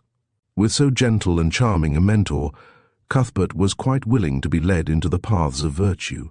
He adored Juliet and she loved him, so it appeared that the marriage would be quite ideal. "Much as we love one another," said Cuthbert, when the lovers were seated on the sofa, "I wonder you can talk of anything but this horrid murder." "Because there is nothing to talk of," rejoined the girl impatiently. "According to Basil, the case is most mysterious, so it is useless for us to worry over it until something tangible is discovered. But I want to speak to you seriously." Here Juliet hesitated. "Well, go on," said Cuthbert, taking her hand. "Mother says," began Juliet, then hesitated again. "Promise me you will keep to yourself what I am about to tell you." "Certainly. I never was a fellow to chatter." "Then Mother says that this murder will put a stop to our marriage." Mallow stared, then flushed up to his ears. "What on earth does she mean by that?" he asked aghast. Juliet looked searchingly at him. "Do you know of any impediment?" Of course I don't. I am sorry for the death of your aunt, but I really don't see what it has to do with you and me." Juliet drew a breath of relief. "Mother hints that she knows who committed the crime, and—" "What?" "She knows." "How does she know?" "I can't say. She refuses to speak. She was not on good terms with Aunt Selina, and they never saw one another for over 15 years. But Mother is much disturbed about the murder. That is natural. A sister is a sister, however much one may have quarrelled. But why should this death stop our marriage? I know no more than you do. Here is Mother. Ask her yourself." It was indeed Mrs. Octagon who entered the room. She looked very pale, but otherwise was perfectly composed. In silence, she gave her hand to Cuthbert, and kept her black eyes fixed steadily on his face. The young man flushed and turned away, whereat Mrs. Octagon sighed. Juliet broke an embarrassed silence. "Mother," she said, "I have told Cuthbert what you said." "Then you had no right to," said Mrs. Octagon sternly. "Oh, I think she had," said Mallow, rather annoyed. "Seeing you hint that this crime will stop our marriage." Mrs. Octagon did not answer. "Is your uncle in town?" she asked. "Yes. He arrived from the continent a day or two ago." "I thought so," she said, half to herself, and strove to repress her agitation. "Mr. Mallow, my daughter can't marry you." Why not? Give your reason. I have no reason to give. But you must. Is it on account of this murder? It is. I told Juliet so, but I cannot explain. The lovers looked at one another in a dazed fashion. The woman's objection seemed to be senseless. Surely you don't think Cuthbert killed Aunt Selina, said Juliet, laughing in a forced manner. No, I don't suspect him. Then whom do you suspect? Demanded Mallow. That I decline to say. Will you decline to say it to the police? Mrs. Octagon stepped back a pace. Yes, I should, she faltered. Cuthbert Mallow looked at her, wondering why she was so agitated, and Juliet stole her hand into his. Then he addressed her seriously. Mrs. Octagon, he said, your remark about my uncle leads me to think you suspect him. No, I don't. But you can't marry Juliet on account of this crime. Then you hear me, said Mallow, driven into a corner. From this moment I devote myself to finding out who killed your unfortunate sister. When the assassin is discovered, you may consent to our marriage. But he spoke to empty air. Mrs. Octagon had left the room almost before the first words left his mouth. Chapter 5. Lord Caranby's Romance. Cuthbert was considerably perplexed by the attitude of Juliet's mother. She had always been more than kind to him. On the announcement that he wished to marry her daughter, she had expressed herself well pleased, and during the engagement, which had lasted some 6 months, she had received him as Juliet's intended husband, with almost ostentatious delight. Now, for some inexplicable reason, she suddenly changed her mind and declined to explain. But rack his brains as he might, Cuthbert could not see how the death of a sister she had quarrelled with, and to whom she had been a stranger for so long, could affect the engagement. However, there was no doubt in his mind that the refusal of Mrs. Octagon to approve of the marriage lay in the fact that her sister had met with a violent end. Therefore Mallow was determined to see Jennings, and help him to the best of his ability to discover the assassin. When the criminal was brought to justice, either Mrs. Octagon's opposition would be at an end, or the true reason for its existence would be revealed. Meantime, he was sure that she would keep Juliet out of his way, and that in future he would be refused admittance to the shrine of the Muses.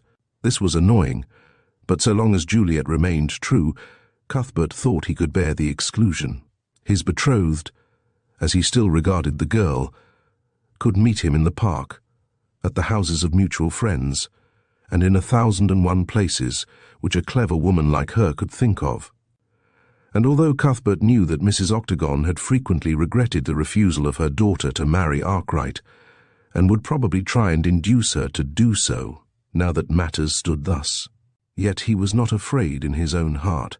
Juliet was as staunch as steel, and he was certain that Mr. Octagon would be on his side. Basil probably would agree with his mother, whose lead he slavishly followed. But Mallow had rather a contempt for Basil, and did not count his opposition as dangerous. On leaving the shrine of the Muses, the young man's first intention was to seek out Jennings and see what progress he was making in the matter. But on reflection, he thought he would call again on his uncle and question him regarding his knowledge of Mrs. Octagon. It seemed to Cuthbert that from the woman's question as to whether Lord Caranby had returned from abroad, and her remark on hearing that he had, some suspicion was in her mind as to his being concerned in the crime. Yet, beyond the fact that the unfinished house stood behind the cottage where the crime had been committed and belonged to Lord Caranby, who had known the dead woman in the past, Cuthbert could not see how Mrs. Octagon could constitute a latter-day connection between her dead sister and her old friend. But Lord Caranby might be induced to talk no easy matter, and from what he said, the mystery of Mrs. Octagon's attitude might be elucidated. Only in the past, so far as the perplexed young man could conjecture, could be found the reason for her sudden change of front. Cuthbert therefore sent a wire to his uncle, stating that he wished to see him after 8 o'clock on special business, and then went home to dress. While thus employed, he thought over means and ways to make Caranby open his mouth. The old lord was a silent, grave man, who never uttered an unnecessary word, and it was difficult to induce him to be confidential. But invariably he had approved of his nephew's engagement, although he had never seen Juliet, so it might be that he would speak out if there was anything to say in order to remove any impediment to the match. It depended upon what information he received as to how Mallow would act. At 8:30, he drove to the Avon Hotel and was shown up at once to his uncle's sitting room. That he should live in an hotel was another of Caranby's eccentricities. He had a house in town and 3 in the country, yet for years he had lived, as the saying is, on his portmanteau. Even the villa at Nice he owned was unoccupied by this strange nobleman and was usually let to rich Americans. When in England, he stopped at the Avon Hotel, and when in the country remained at any inn of the neighbourhood in which he might chance to find himself wandering. And wandering is an excellent word to apply to Lord Caranby's peregrinations. He was as restless as a gipsy and far more aimless. He never appeared to take an interest in anything. He was always moving here, there, and everywhere, and had, so far as Cuthbert knew, no object in life. His reason for this cane-like behaviour Caranby never condescended to explain.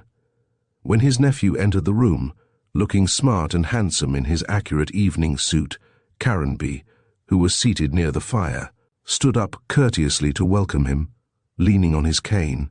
He suffered from sciatica, and could not walk save with the assistance of his stick, and on this account also he always insisted on the room being heated to an extraordinary degree. Like a salamander he basked in the heat, and would not allow either door or window to be opened, even in the midst of summer, when a large fire made the apartment almost unendurable. Cuthbert felt as though he were walking into a Turkish bath, and sat as far away from the fire as he could. After saluting him, his uncle sank back into his seat and looked at him inquiringly. Lord Caranby was tall and thin, almost emaciated, with a lean, sallow, clean-shaven face, and a scanty crop of fair hair mixed with grey. His eyes were sunken but full of vitality, although usually they were grave and somewhat sad. His hands were deformed with gout, but for all that he wore several costly rings. He was perfectly dressed, and as quiet and composed as an artist's model. When he spoke, it was in an unemotional way, as though he had exhausted all expression of his feelings early in life. Perhaps he had, for from what Cuthbert had heard from his uncle, the past of that nobleman was not without excitement. But Caranby's name was rarely mentioned in London. He remained so much abroad that he had quite dropped out of the circle to the entry of which his rank entitled him. His age was 65. "You are surprised at seeing me again tonight," said Cuthbert. "I am never surprised at anything," replied his uncle dryly, "but we exhausted all we had to say to one another before 8 o'clock last night, at which time you left. I therefore don't know why you have come this evening. Our conversation is bound to be dull, and excuse me, I can't afford to be bored at my age." "I cannot say that our conversation was particularly agreeable last night," rejoined Mallow, equally dryly. "We talked business and money matters, and about your will, and about your engagement also," said Caranby without a vestige of a smile. "That should interest a young man of your ardent temperament. I certainly thought the subject amused you. Would you be surprised to learn that my engagement has been broken off since our conversation?" said Cuthbert, crossing his legs. "No, who can account for the whims of a woman?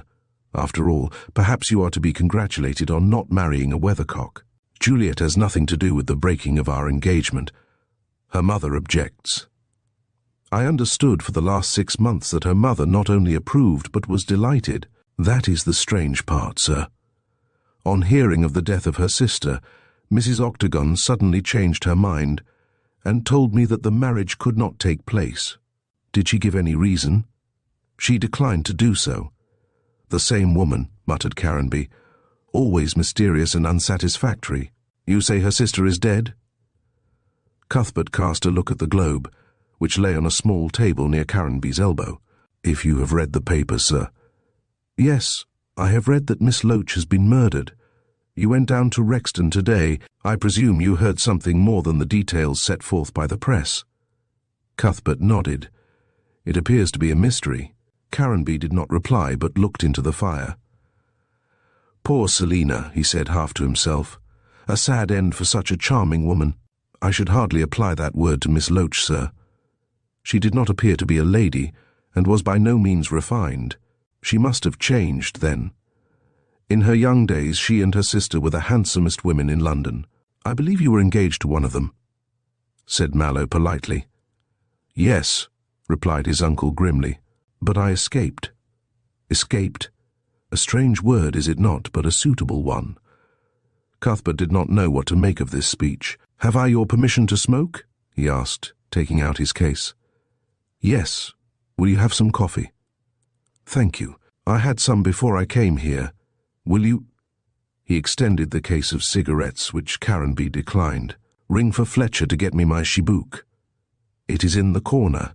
We will dispense with Fletcher with your permission." And Cuthbert brought the chibouk to his uncle's side.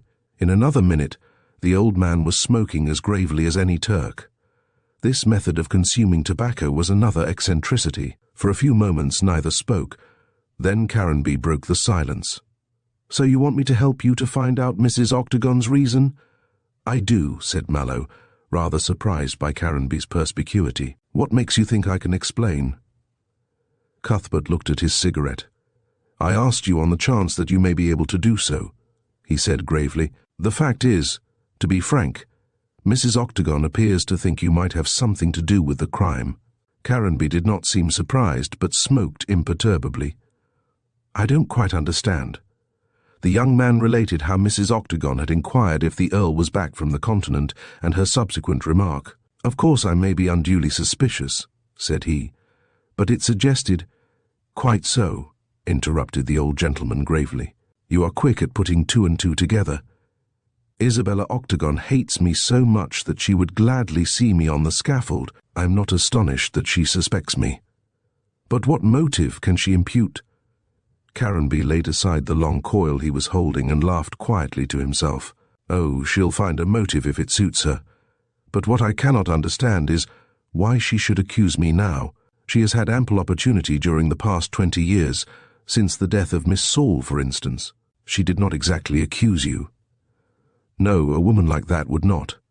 And then, of course, her sister dying only last night affords her the opportunity of getting me into trouble. But I am afraid Mrs. Octagon will be disappointed of her revenge, long though she has waited." "Revenge? Remember, sir, she is the mother of Juliet." "I sincerely hope Juliet does not take after her then," said Lord Caranby tartly. "To be perfectly plain with you, Cuthbert, I could never understand why Mrs. Octagon sanctioned your engagement with her daughter, considering you are my nephew." "I don't understand," said Mallow, staring and uneasily.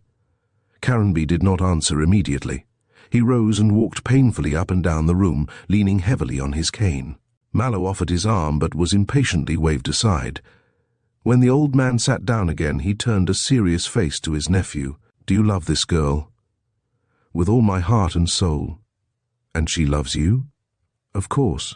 We were made for one another. But Mrs. Octagon—" "I don't like Mrs. Octagon. I never did," said Mallow impetuously. "But I don't care two straws for her opposition. I shall marry Juliet in spite of this revenge she seems to be practicing on you. Though why she should hope to vex you by meddling with my marriage, I cannot understand." "I can put the matter in a nutshell," said Caranby, and quoted Congreve. "Heaven has no rage like love to hatred turned, nor hell a fury like a woman scorned." "Oh," said Mallow, dropping his cigarette, and a whole story was revealed to him in the quotation. "A gentleman doesn't talk of these things," said Caranby abruptly, "and for years I have held my tongue. Still, as Mrs. Octagon does not hesitate to strike at me through you, and as your happiness is at stake, and the happiness of the girl you love, I shall tell you, so far as I can guess, why the woman behaves in this way." "If you please, sir." And Cuthbert settled himself to listen. "About 20 years ago," said Caranby, plunging headfirst into his subject, "Isabella and Selina Loach were well known in society. They were the daughters of a country squire Kent, I remember, and created a sensation with their beauty when they came to town. I fell in love with Selina, and Isabella, if you will pardon my vanity, fell in love with me. She hated her sister on my account. I would have married Selina, but her father, who was hard up, wished her to marry a wealthy American. Isabella, to part Selina from me, helped her father.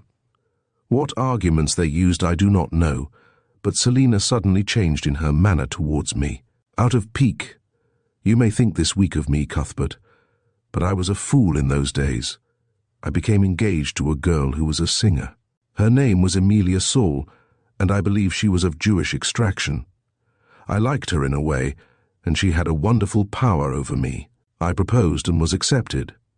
But if you had really loved Miss Loach, I should have worn the willow. I told you I was foolish, and moreover, Miss Saul fascinated me. Selina was cold, Emilia was charming, and I was weak.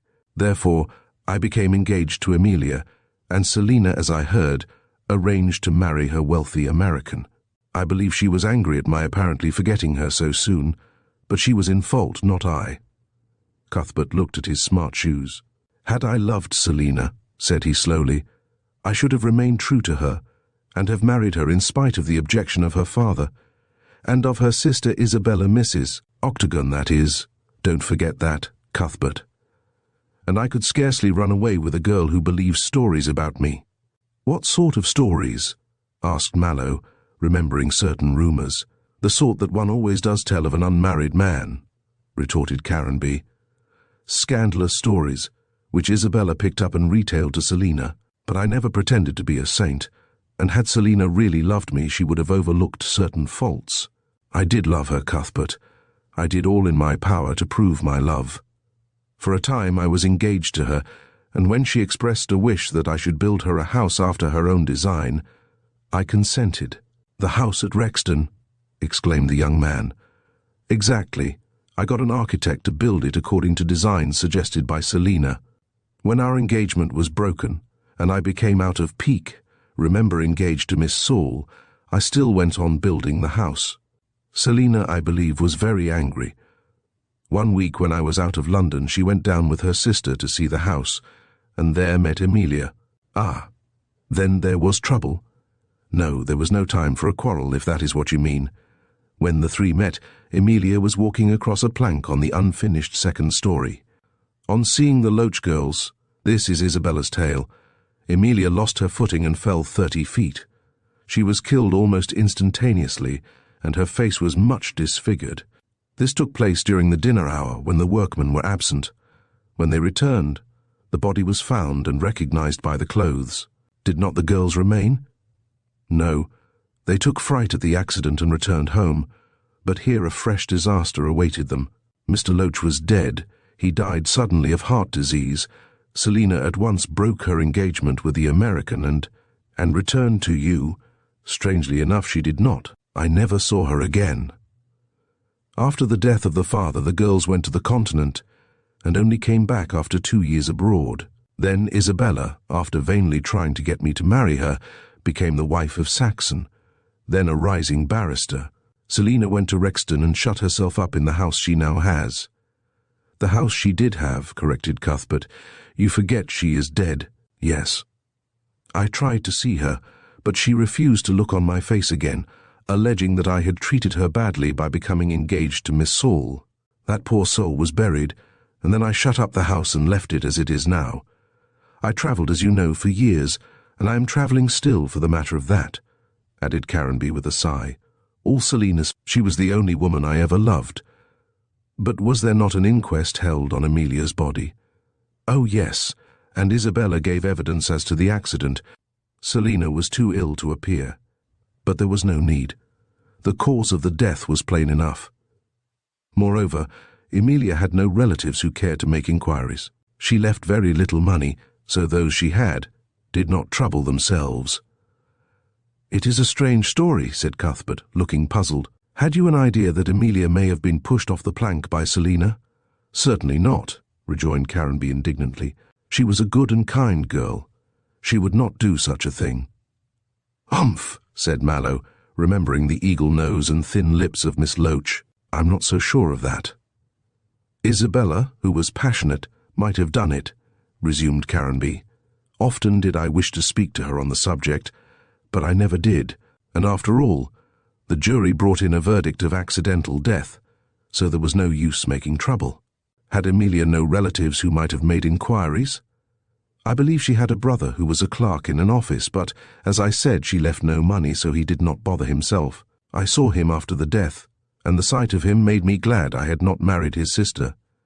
He looked a thorough blackguard, sly and dangerous. But as I said, Emilia came of low people. It was only her fine voice and great talents that brought her into the society where I met her. I have never heard of her brother since. I expect he is dead by this time. It is over 20 years ago. But you can now understand why Mrs. Octagon objects to the marriage. She has never forgiven me for not making her my wife. Cuthbert nodded again. But I can't understand why she should have consented at all, only to alter her mind when Selina died. I can't understand that myself. But I decline to mix myself up in the matter. You will have to learn the reason yourself. I intend to, said Mallow, rising, and the reason I am certain is connected with the violent death of her sister. A speech to which Caranby replied by shaking his head. He did not agree with the idea. And you see, in spite of Mrs. Octagon's hint, I had no reason to kill Selina, said Caranby gravely. I cannot understand why Isabella should accuse me. Chapter 6. A Perplexing Case. The morning after his visit to Lord Caranby, Mallow was unexpectedly called to Devonshire on account of his mother's illness. Mrs. Mallow was a fretful hypochondriac who always imagined herself worse than she really was. Cuthbert had often been summoned to her dying bed, only to find that she was alive and well. He expected that this summons would be another false alarm, but being a dutiful son, he tore himself away from town and took the midday express to Exeter. As he expected, Mrs. Mallow was by no means so bad as she hinted in her wire, and Cuthbert was vexed that she should have called him down, but she insisted that he should remain, and unwilling to cause her pain, he did so. It was 4 days before he returned to London, but his visit to Exeter was not without results, for he asked his mother about Caranby's romance.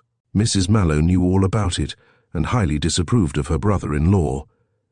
"He's crazy," she said vigorously, when the subject was brought up one evening. "All his life he has been queer. Your father should have had the title, Cuthbert." "Well, I shall have it some day," said her son soothingly. "Caranby is not likely to marry." "Yes, but I'll never be Lady Caranby," lamented Mrs. Mallow, who was intensely selfish and egotistical, "and I should have adorned the title, such an old one as it is, too. But I'm glad that horrid Selina Loach never became his wife. Even that Saul girl would have been better. Don't speak evil of the dead, Mother." "I don't see why we should praise the bad dead," snapped Mrs. Mallow. "I never liked either Isabella nor Selina. They were both horrid girls, and constantly quarrelling.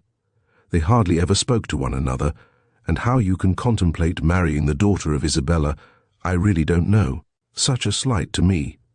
But there, I've said all I had to say on the subject." To do her justice, Mrs. Mallow certainly had, and never ceased nagging at Cuthbert to break the engagement. Had she known that Mrs. Octagon had forbidden the marriage, she would have rejoiced. But to save making awkward explanations to a woman who would not hold her tongue, Cuthbert said nothing about the breach. "Did you like Miss Saul, Mother?" he asked. "I only saw her on the concert platform," said Mrs. Mallow, opening her eyes. "Gracious Cuthbert, I never associated myself with those sort of people. Caranby was infatuated with her. To be sure, he got engaged to spite Selina, and she really did treat him badly, but I believe Miss Saul, such a horrid Hebrew name, isn't it hypnotized him? He forgot her almost as soon as she died, in spite of his ridiculous idea of shutting up that house. And such valuable land as there is at Rexton, too. Well, I hope this violent death of Selina will be a warning to Caranby. Not that I wish him any harm, in spite of your being next heir to the title, and we do need money." While Mrs. Mallow rambled on in this diffusive manner, Cuthbert was thinking. When she ended, "Why should this death be a warning to Caranby?" he asked quickly. "Good gracious, Cuthbert, don't get on my nerves. Why? Because I believe that Selina pushed Miss Saul off that plank and killed her. She was just the kind of violent girl who would do a thing like that. And Miss Saul's relatives have waited all these years to kill Selina, and now she's dead. They will kill Caranby because he did not marry the wretched girl." Cuthbert stared. "Mother, what are you talking about? Caranby told me that Miss Saul had only one brother, and that probably he was dead." "Ah," said Mrs. Mallow, He didn't tell you that Miss Saul's father was arrested for coining or passing false money, I forget which. I believe the brother was involved also, but I can't be sure. But I only know the girl was dead then, and the Saul family did not move in the matter, as the police knew too much about them. Good gracious, shuddered the lady. To think if she had lived, Caranby would have married into that family and have cheated you of the title. Are you sure of what you say, Mother? Of course I am. Look up any old file of newspapers and you'll read all about the matter. It's old history now. But I really won't talk any more of these things, Cuthbert. If I do, there will be no sleep for me tonight. Oh dear me, such nerves as I have. Did you ever see Miss Saul, Mother?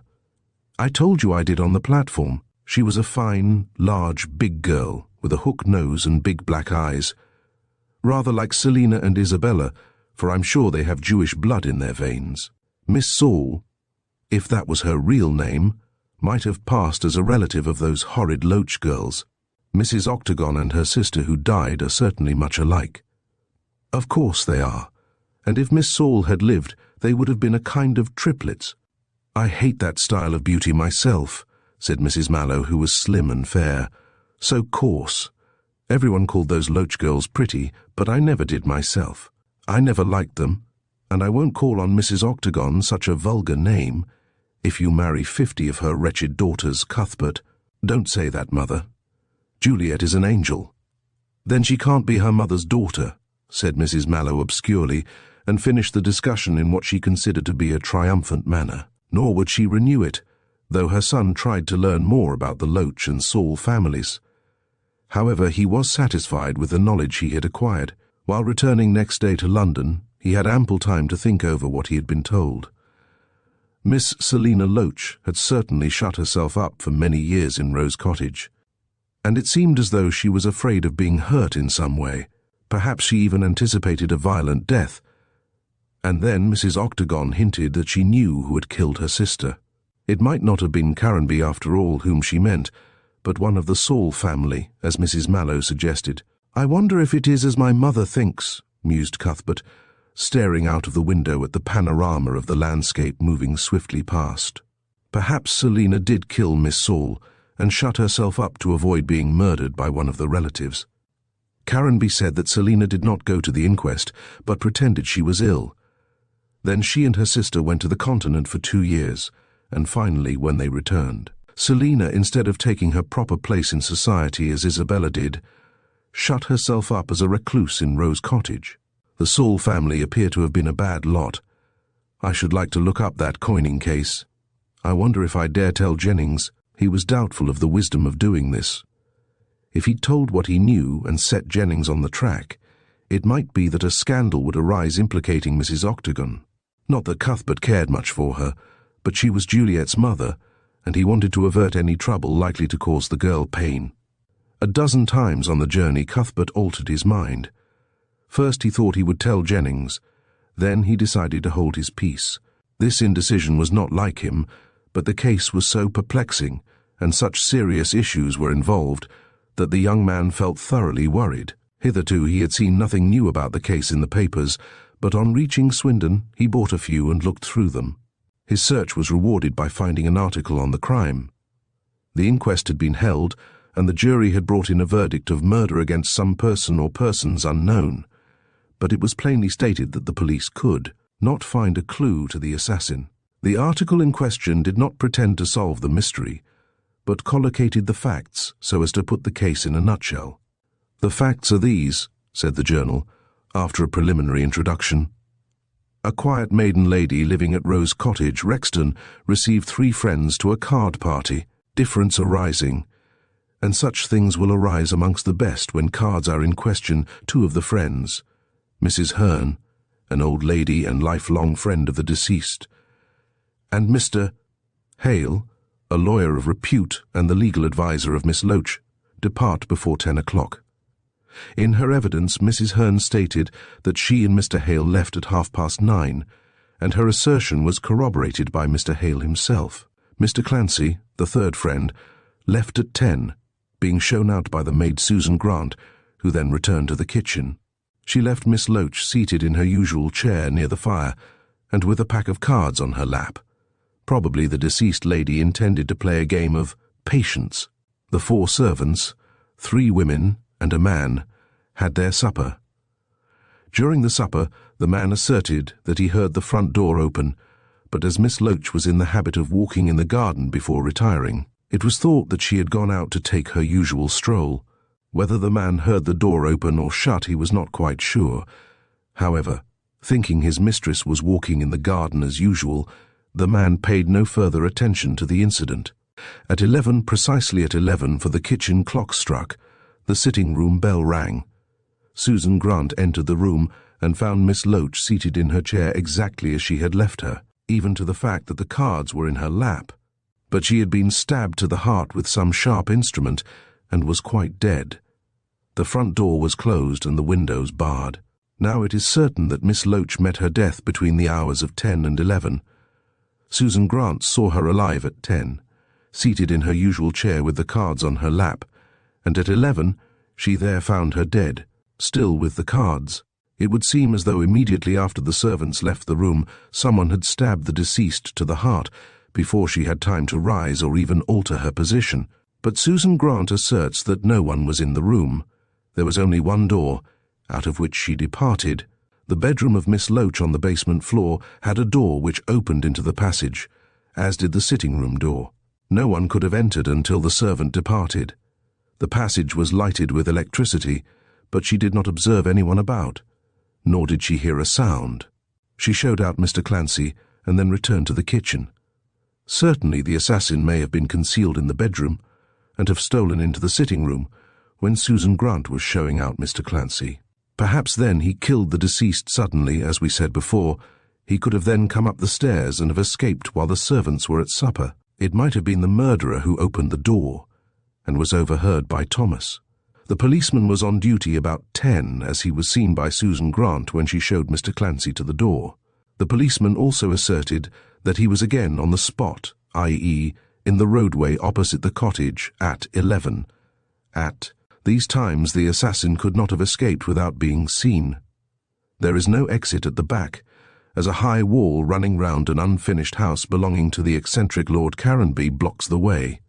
Therefore, the assassin must have ventured into the roadway. He could then have walked up the lane into the main streets of Rexton, or have taken a path opposite to the gate of Rose Cottage, which leads to the railway station. Probably. After executing the crime, he took this latter way. The path runs between quickset hedges, rather high, for a long distance, past houses, and ends within 50 yards of the railway station. The criminal could take the first train and get to town, there to lose himself in the wilderness of London. So far so good. But the strangest thing about this most mysterious affair is that the bell in the sitting-room rang 2 minutes before Susan Grant entered the room to find her mistress dead. This was some time after the closing of the door overheard by Thomas, therefore the assassin could not have escaped that way. Moreover, by this time the policeman was standing blocking the pathway to the station. Again the alarm was given immediately by the other servants, who rushed to the sitting-room on hearing Susan's scream, and the policeman at once searched the house. No one was found. Now what are we to make of all this? The doctor declares that Miss Loach, when discovered, had been dead half an hour, which corresponds with the time the door was heard to open or shut by Thomas. So far it would seem that the assassin had escaped then, having committed the crime and found the coast inside and outside the house clear for his flight. But who rang the bell? That is the question we ask. The deceased could not have done so, as, according to the doctor, the poor lady must have died immediately. Again, the assassin would not have been so foolish as to ring and thus draw attention to his crime, letting alone the question that he could not have escaped at that late hour. We can only offer this solution. The assassin must have been concealed in the bedroom, and after Susan ascended the stairs to let Mr. Clancy out, he must have stolen into the sitting-room and have killed the old lady before she could even rise. She might have touched the bell, and the bell is an electric one, may have got fixed. Later on, the heat of the room, warping the wood round the ivory button, may have caused it to slip out, and thus the bell would have rung. Of course our readers may say that when pressed down the bell would have rung continuously, but an examination has revealed that the wires were out of order.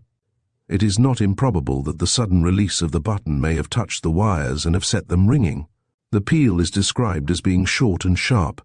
This theory is a weak one, we are aware, but the whole case is so mysterious that, weak as it is, we can offer no other solution. Mrs. Hearn, the servants, and Messrs. Hale and Clancy were examined.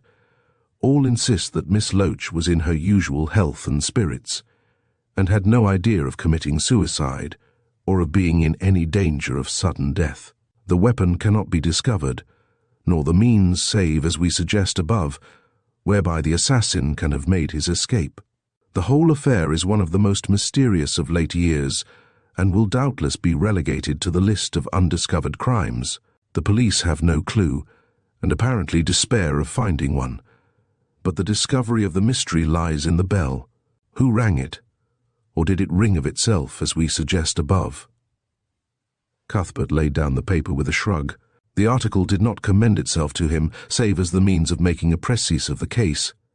The theory of the bell appeared excessively weak, and he could not understand a man being so foolish as to put it forward.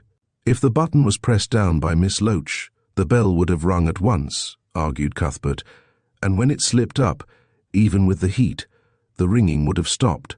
But the bell rang at 11, and the girl was in the room 2 minutes later. Someone must have rung it. But why did someone do this, and how did someone escape after ringing in so foolhardy a manner? He could not find an answer to this question. The whole case was indeed most perplexing. There seemed absolutely no answer to the riddle, even supposing Miss Loach had been murdered out of a long-delayed revenge by a member of the Saul family, and that theory appeared ridiculous to Mallow. The question was, how did the assassin escape? Certainly, having regard to the cards still being on the lap of the deceased, and the closing of the door at a time when the policeman was not in the vicinity, the assassin may have escaped in that way. But how did he come to be hidden in the bedroom, and how did he kill the old lady before she had time to call out or even rise, seeing that he had the whole length of the room to cross before reaching her? And again, the escape of the assassin at this hour did not explain the ringing of the bell. Cuthbert was deeply interested, and wondered if the mystery would ever be solved. I must see Jennings after all, he thought, as the train steamed into Paddington. And see Jennings he did, sooner than he expected. That same evening, when he was dressing to go out, a card was brought. It was inscribed Miles Jennings. Rather surprised that the detective should seek him out so promptly, Cuthbert entered his sitting room. Jennings, who was standing with his back to the window, saluted him with a pleasant smile, and spoke to him as to an equal. Of course he had every right to do so, since he had been at school with Mallow, but somehow the familiarity irritated Cuthbert. "Well, Jennings, what is it?" "I came to ask you a few questions, Mallow." "About what?" "About the murder at Rose Cottage. But, my dear fellow, I know nothing about it."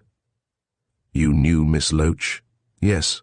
I saw her once or twice, but I did not like her. She is the aunt of the young lady you are engaged to marry." Mallow drew himself up stiffly. "As a matter of fact, she is," he said with marked coldness. "But I don't see—" "You will in a minute," said Jennings briskly. "Pardon me, but are you in love with another woman?" Mallow grew red. "What the devil do you mean by coming here to ask me such a question?" he demanded. "Gently, Mallow. I am your friend, and you may need one." "What do you mean? Do you accuse me of—" "I accuse you of nothing," said Jennings quickly, "but I ask you, why did you give this photograph with an inscription, 'To the servant of the murdered woman'? I recognize my photograph, but the servant—" "Susan Grant. The picture was found in her possession. She refuses to speak." Here the detective spoke lower. "In case you get into trouble with the police." Chapter 7. The Detective. The two men looked at one another, Jennings searchingly, and Cuthbert with a look of mingled amazement and indignation. They were rather like in looks, both being tall, slim, and fair-haired. But Mallow wore a moustache, whereas the detective, possibly for the sake of disguising himself on occasions, was clean-shaven. But although Jennings' profession was scarcely that of a gentleman, he looked well-bred, and was dressed with the same quiet taste and refinement as characterized Mallow. The public school stamp was on both, and they might have been a couple of young men about town discussing sport rather than an officer of the law, and a man who it seemed from Jennings' hints was suspected of complicity in a crime. "Do you mean this for a jest?" said Cuthbert at length. "I never jest on matters connected with my profession, Mallow. It is too serious a one. Naturally, it so often involves the issues of life and death. In this case I hope it does not," said Jennings significantly. Cuthbert, who was recovering his composure, sat down with a shrug. "I assure you, you have found a mare's nest this time. Whatever my follies may have been, I am not a criminal." "I never thought you were," rejoined the other, also taking a seat. "But you may have become involved with people who are criminals. I dare say half of those one meets in society are worthy of jail. Did one know what is done under the rose?" returned Cuthbert. "By the way, how did you come so opportunely? I knew you had gone out of town, as I came a few days ago to see you about this matter, and inquired. Your servant said you were in Devonshire." "I went to see my mother, who was ill," said Mallow quickly. "I guessed as much. You said something about your mother living in Exeter when we met last. Well, I had Paddington watch for your return, and my messenger—" "Your spy, you mean," said Mallow angrily. "Certainly, if you prefer the term." "Well, your spy, I mean my spy, reported that you were back, so I came on here. Are you going out?" "I was, but if you wish to arrest me—" "Nonsense, man. I have only come to have a quiet chat with you. Believe me, I wish you well. I have not forgotten the old Eton days." "I tell you what, Jennings, I won't stand this talk from any man. Are you here as a gentleman or as a detective?" "As both, I hope," replied the other dryly. "But are we not wasting valuable time? If you wish to go out this evening, the sooner we get to business the better. Will you answer my questions?" "I must know what they are first," said Cuthbert defiantly. Jennings looked irritated. "If you won't treat me properly, I may as well leave the matter alone," he said coldly. "My position is quite unpleasant enough as it is. I came here to an old schoolfellow as a friend, to try and implicate him in a crime. Thanks for nothing." Jennings, whose patience appeared to be exhausted, rose. "Very well then, Mallow. I shall go away and hand over the matter to someone else. I assure you the questions must be answered." Cuthbert made a sign to the other to be seated, which Jennings seemed by no means inclined to obey. He stood stiffly by his chair as Mallow paced the room reflectively. "After all, I don't see why we should quarrel," said the latter at length. "That's just what I've been driving at for the last 10 minutes. "Very good," said Mallow soothingly. "Let us sit down and smoke. I have no particular engagement, and if you will have some coffee—" "I will have both cigarette and coffee if you will help me to unravel this case," said Jennings, sitting down with a smoother brow. "But I don't see what I can—" "You'll see shortly. Will you be open with me?" "That requires reflection. Reflect as long as you like. But if you decline, I will hand the case over to the next man on the Scotland Yard list. He may not deal with you so gently." "I don't care how he deals with me," returned Mallow haughtily. "Having done no wrong, I am not afraid. And, what is more, Jennings, I was coming to see you as soon as I returned. You have only forestalled our interview. What did you wish to see me about?" "This case," said Cuthbert, getting out a box of cigarettes and touching the bell. "The deuce," said Jennings briskly. "Then you do know something?" Cuthbert handed him the box and gave an order for coffee.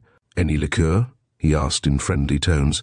"No, I never drink when honour a pleasure," said the other, substituting another word since the servant was in the room. "Well," he asked when the door closed, "why did you wish to see me?"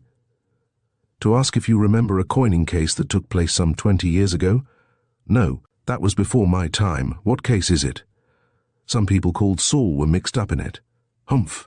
Never heard of them," said Jennings, lighting his cigarette. "But it is strange you should talk of coining. I and several other fellows are looking for a set of coiners now.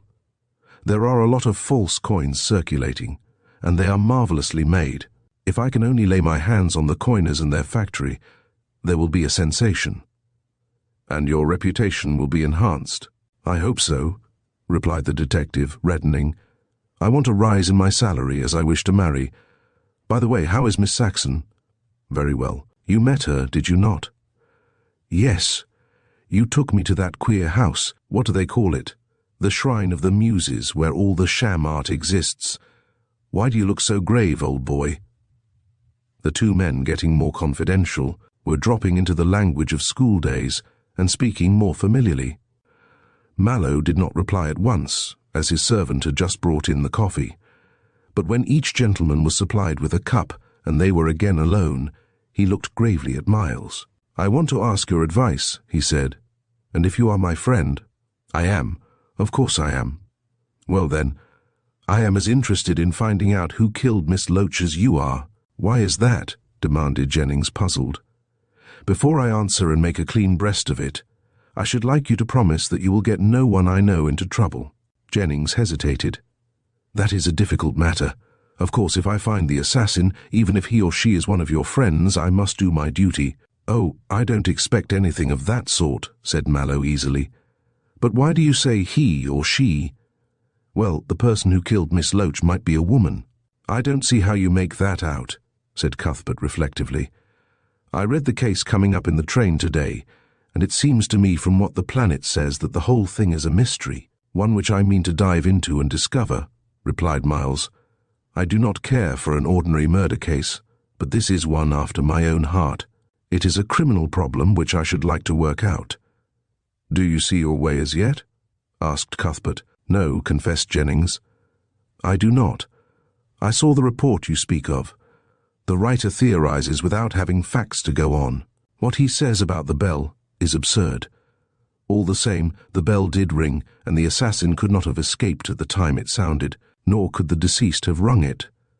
Therein lies the mystery, and I can't guess how the business was managed.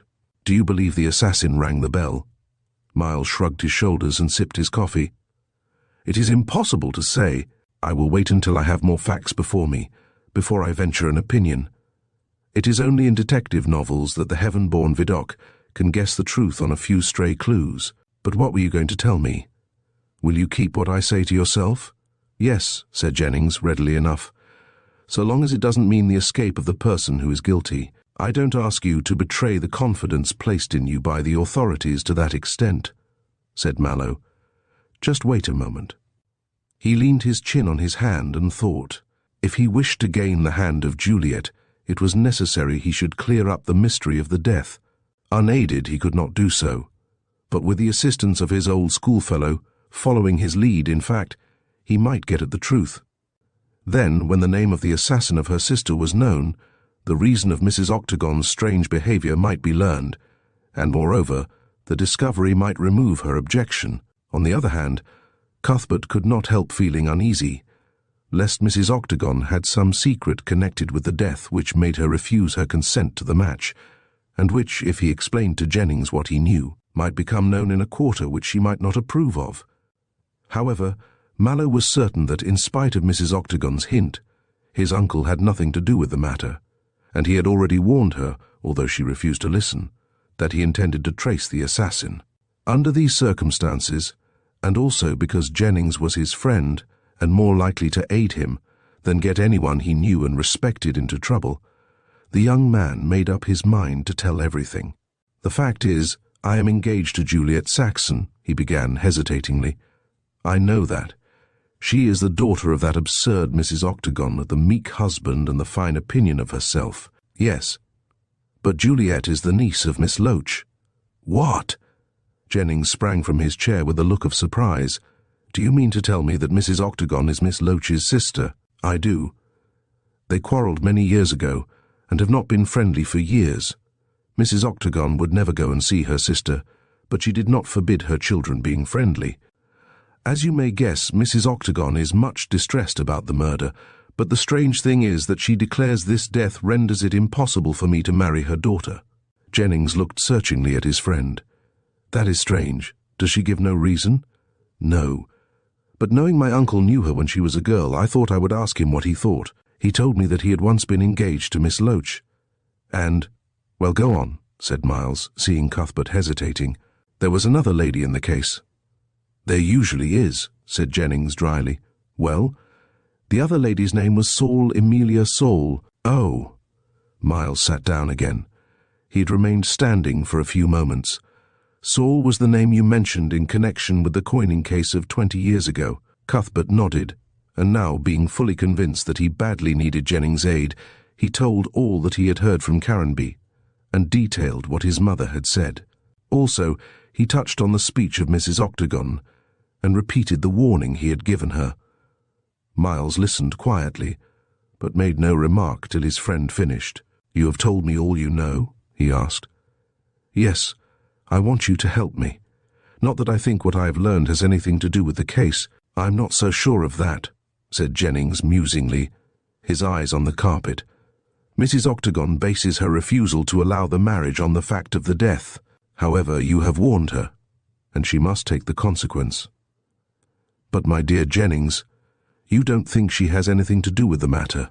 I assure you she is a good, kind woman, with a violent temper, according to your mother," finished Jennings dryly. "However, don't alarm yourself. I don't think she is guilty." "I should think not," cried Mallow indignantly. "Juliet's mother. But she may have something to do with the matter all the same. However, you have been plain with me, and I will do all I can to help you. The first thing is for us to follow up the clue of the portrait."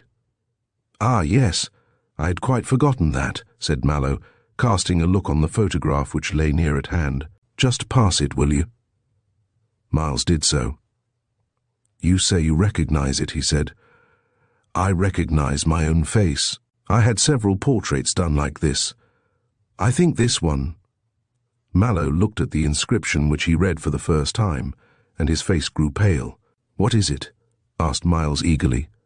"I don't know," faltered the other uneasily. "You recognize the inscription?" "Yes, I certainly wrote that." "It is quite a tender inscription," said Miles, his eyes on the disturbed face of the other. "With my dear love," it reads. Cuthbert laid down the portrait and nodded. "Yes, that is the inscription," he said in low tones, and his eyes sought the carpet. "You wrote that to a servant." "What servant?" "The new parlour-maid engaged by Miss Loach on the day of her death, Susan Grant. I remember the name. I saw it in the papers." "Do you know the girl well?" asked Jennings. "I don't know her at all." "Come now. A man doesn't give a portrait with such an inscription to any unknown girl, nor to one he is not in love with." "Jennings," cried Mallow indignantly, "how can you think—" His voice died away and he clenched his hands. "What am I to think, then?" demanded the detective. "What you like, that you love this Susan Grant." "I tell you I never set eyes on her," said Cuthbert violently. "Then how does she come into possession of your portrait?" asked the other. Then, seeing that Mallow refused to speak, he laid a persuasive hand on his shoulder. "You must speak out," he said quickly. "You have told me so much, you must tell me all. Matters can't stand as they are." "No."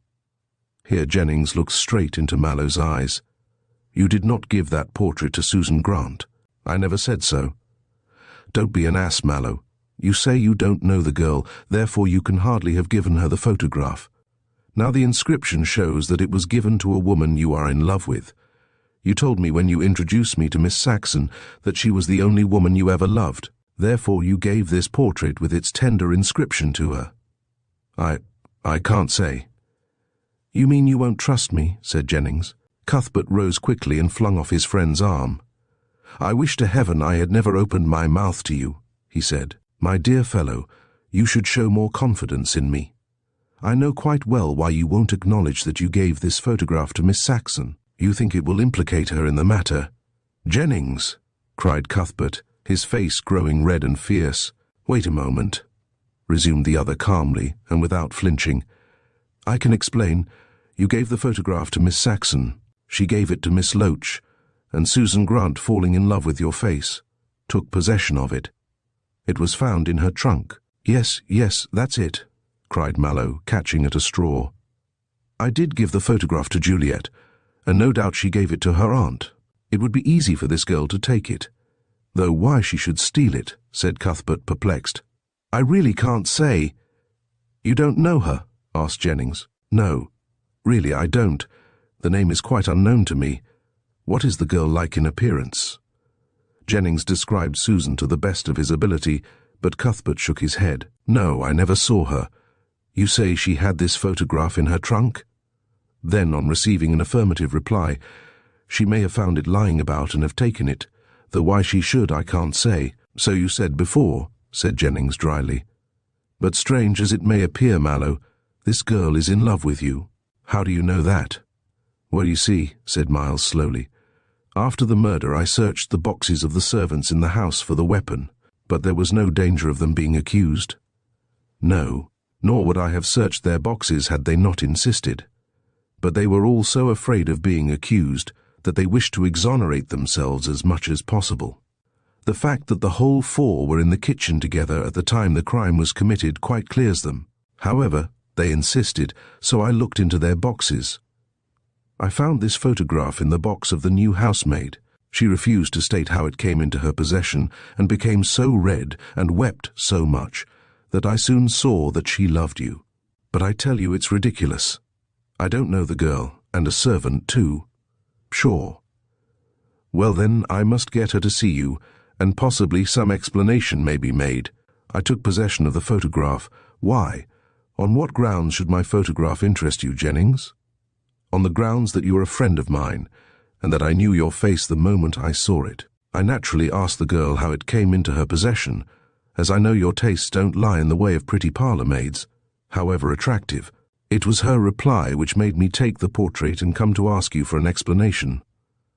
"What reply did she make?" demanded Cuthbert, exasperated by the false position he was placed in. "She said that she would explain nothing in case you should get into trouble with the police. Can you explain that?"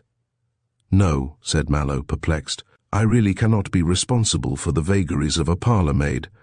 I don't know the name Susan Grant, and from your description of her appearance, I never set eyes on her."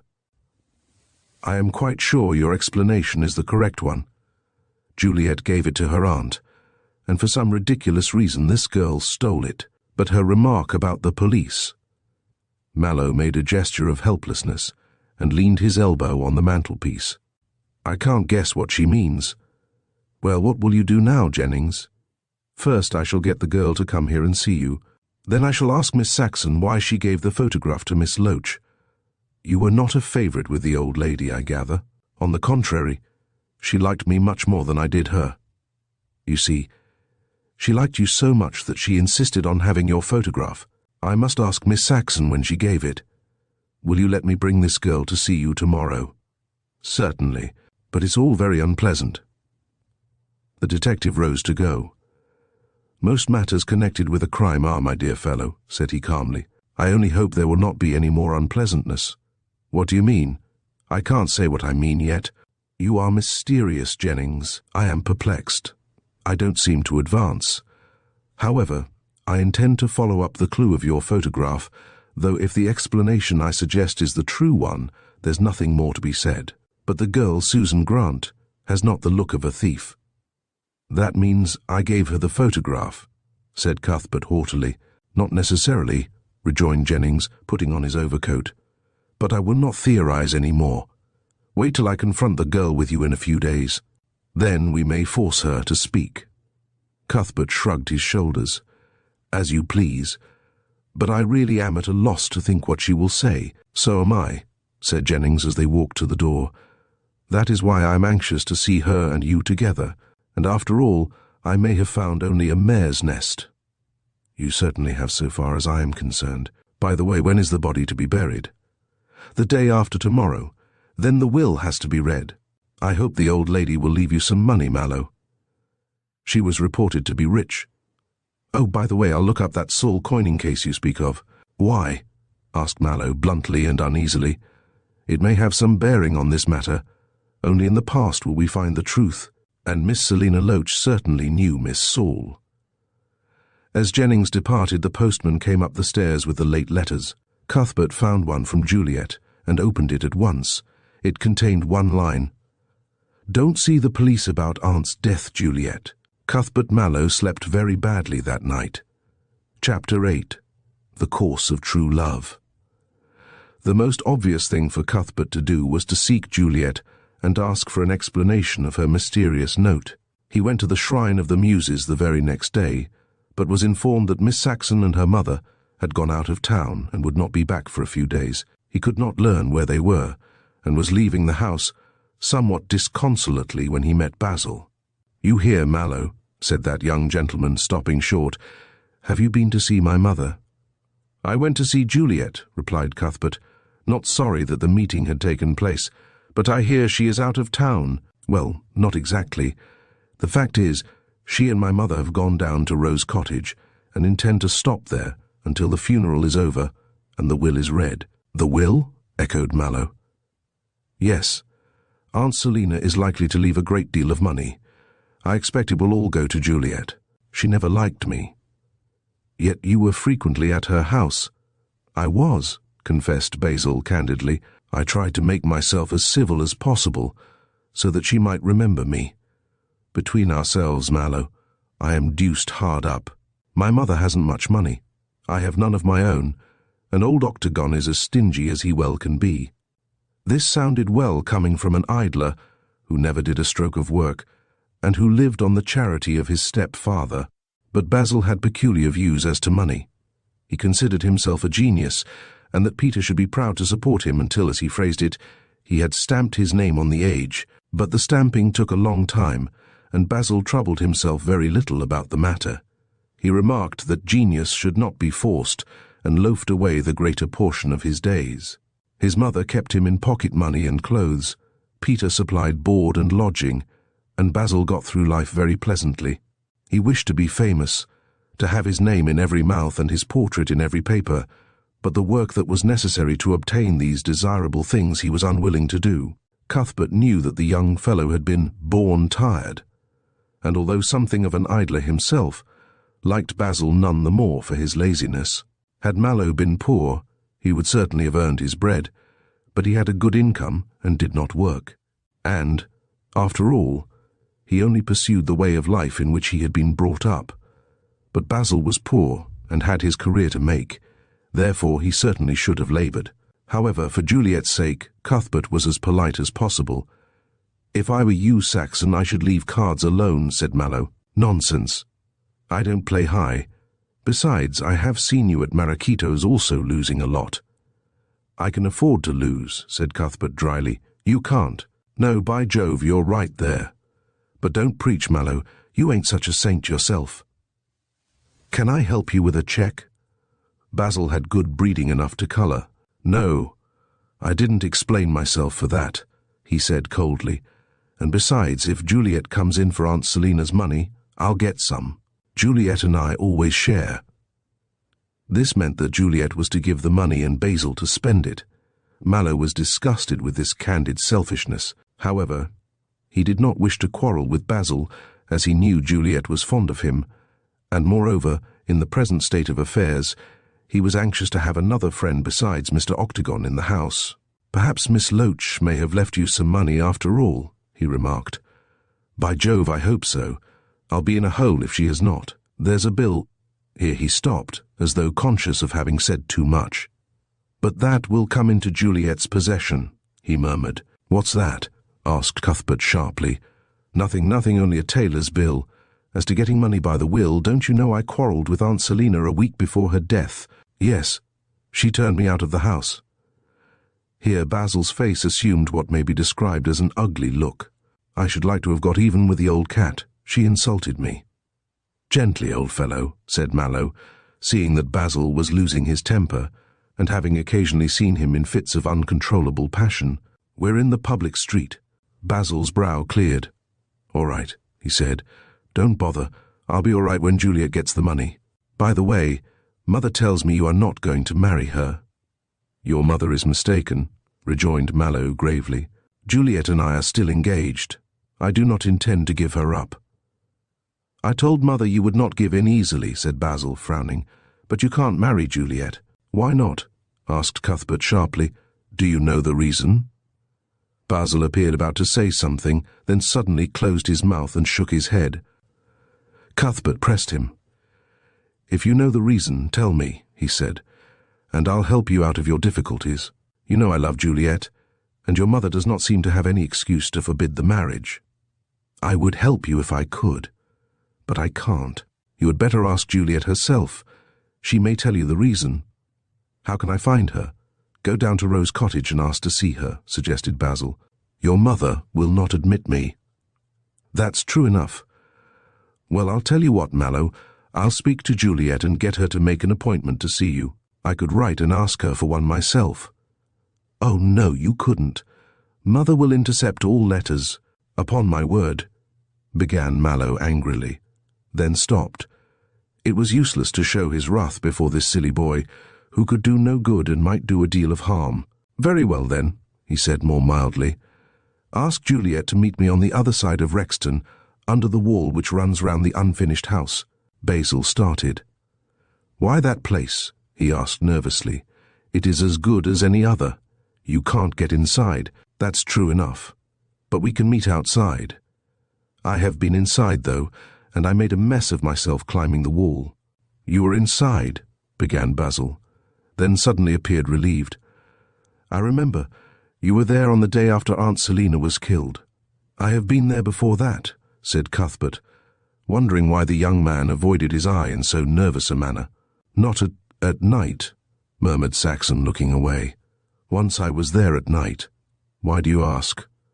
"Oh, nothing. I was just thinking it's a wild place in which to find oneself at night." "By the way," added Basil, as though anxious to change a disagreeable subject, "do you think Jarvey Hale a nice fellow?" "No, I don't. I have met him at Maracito's, and I don't like him. He's a bounder. Moreover, a respectable lawyer has no right to gamble to the extent he does. I wonder Miss Loach trusted him." "Perhaps she didn't know of his gambling," said Basil, his eyes wandering everywhere but to the face of his companion. "But should you think Hale would be hard on a fellow?" "Yes, I should." "Do you owe him money?" "A few pounds. He won't give me time to pay.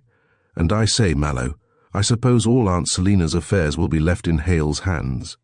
"I can't say. It depends upon the will.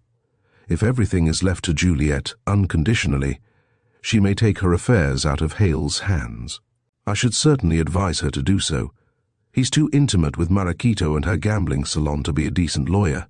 "You do seem down on gambling," said Basil, "yet you gamble yourself a lot, but I expect Juliet will change her lawyer." "I hope she will." "Why?" asked Cuthbert sharply.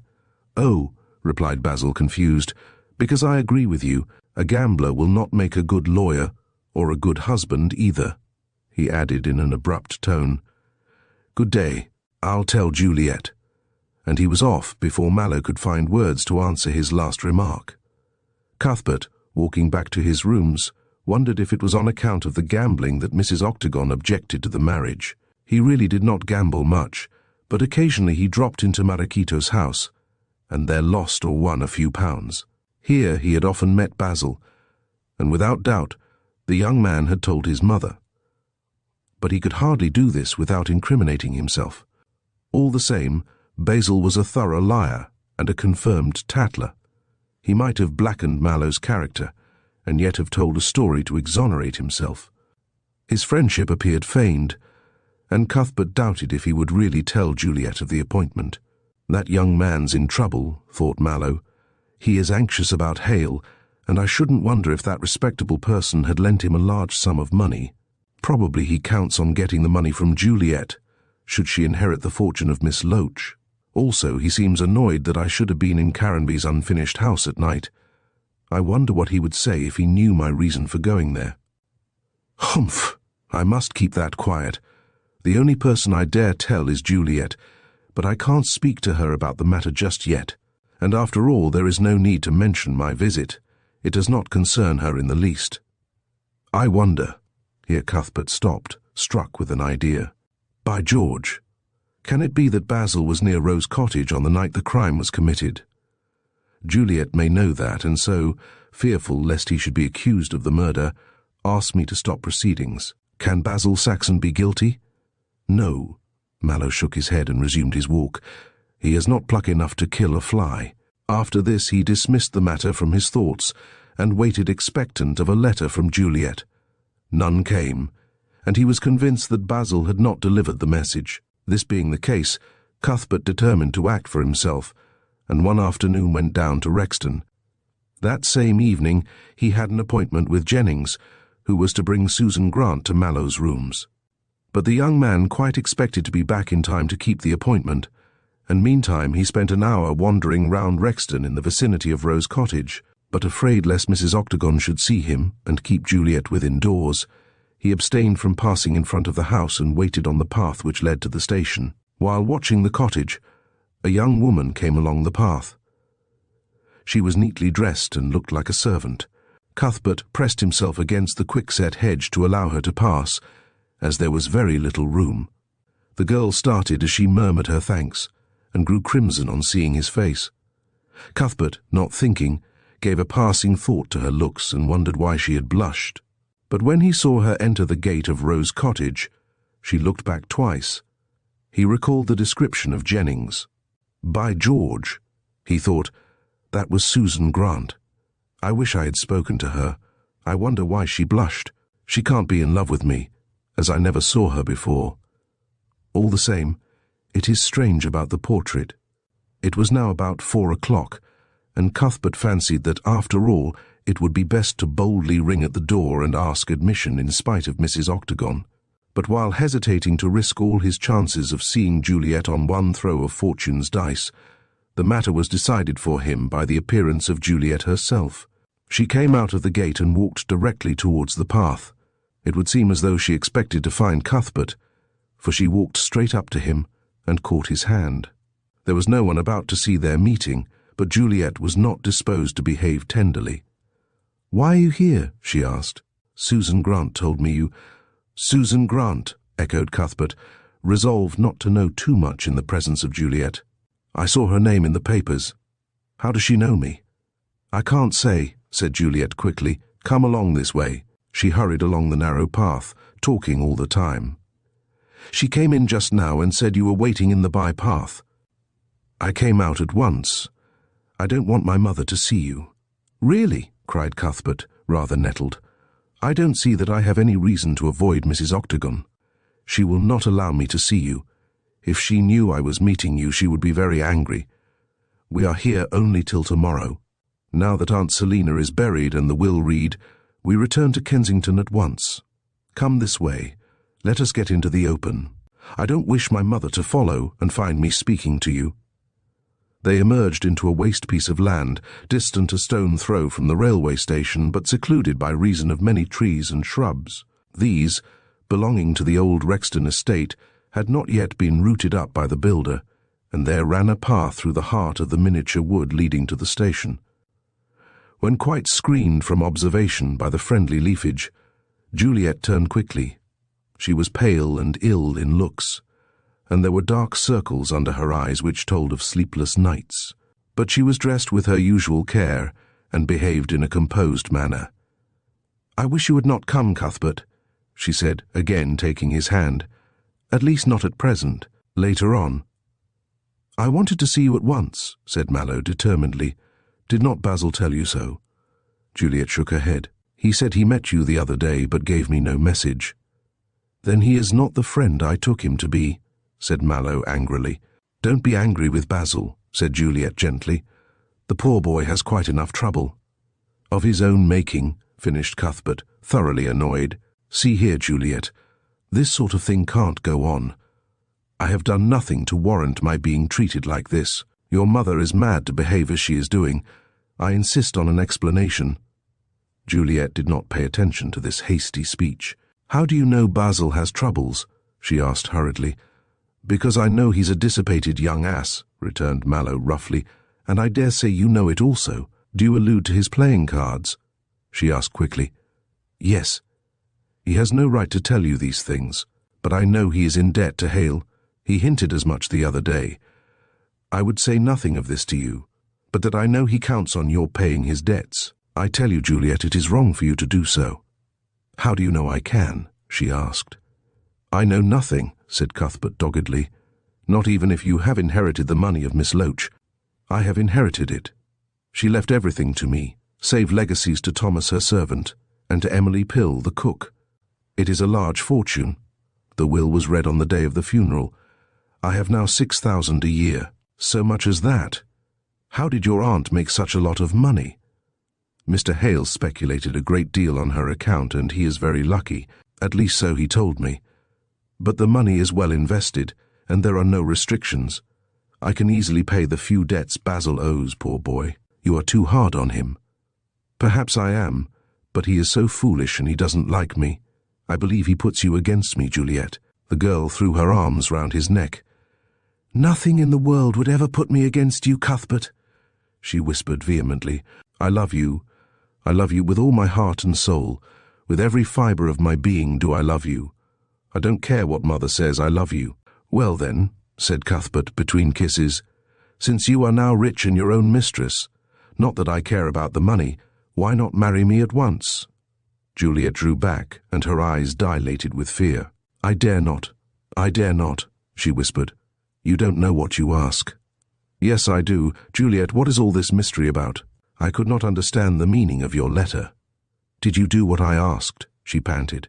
It was too late. I had told Jennings, the detective, all I knew. You were not afraid? Afraid? Echoed Cuthbert, opening his eyes. What do you mean? She looked into his eyes. No, she said to herself, he is not afraid. Cuthbert lost his temper. I don't understand all this, he declared, if you would only speak out. But I can guess why you wish me to stop the proceedings. You fear for Basil. She stepped back a pace. For Basil? Yes. From what he hinted the other day, I believe he was about this place on the night of the— Where are your proofs? She gasped, recoiling. I have none. I am only speaking on chance. But Basil is in monetary difficulties. He is in debt to Hale. He counted on you inheriting the money of Miss Loach to pay his debts. Stop! Stop! Cried Juliet, the blood rising to her face. This is only supposition. You can prove nothing. Then why do you wish me to hold my tongue? There is nothing for you to hold your tongue about, she answered evasively. You know nothing. Cuthbert caught her hands and looked into her troubled eyes. Do you, Juliet, do you? Put an end to this mystery and speak out. She broke from him and fled. No, she cried. For your sake I keep silent. For your own sake stop the action of the detective. Chapter 9. Another Mystery. When Jennings arrived that evening according to appointment, he found Mallow in a state of desperation. Juliet's conduct perplexed the young man to such an extent that he felt as though on the point of losing his reason. He was quite delighted when he saw Jennings, and thus had someone with a clear head in whom to confide. What's the matter? Asked Jennings, who at once saw that something was wrong from Cuthbert's anxious face. Nothing, save that I am being driven out of my senses. I am glad you have come, Jennings. Things are getting more mysterious every day. I am determined to get to the bottom of this murder case, if only for my own peace of mind. I am with you, heart and soul. I have the detective fever with a vengeance. You can count on my assistance in every way. All right, my dear chap, said the other soothingly. Sit down and let us have a quiet talk before this girl arrives. Susan Grant. I saw her today. Did you speak to her? No. I only guessed that she was the girl you talked about from your description, and from the fact that she entered Rose Cottage. Ah, said Jennings, taking a seat. So you have been down there? Yes, I'll tell you all about it. I don't know if I'm sane or insane, Jennings. When does this girl arrive? The detective glanced at his watch. At 8:30. She'll be here in half an hour. Go on, what's up? Read this, said Cuthbert, and passed along the note from Juliet. I received that immediately after you went the other night.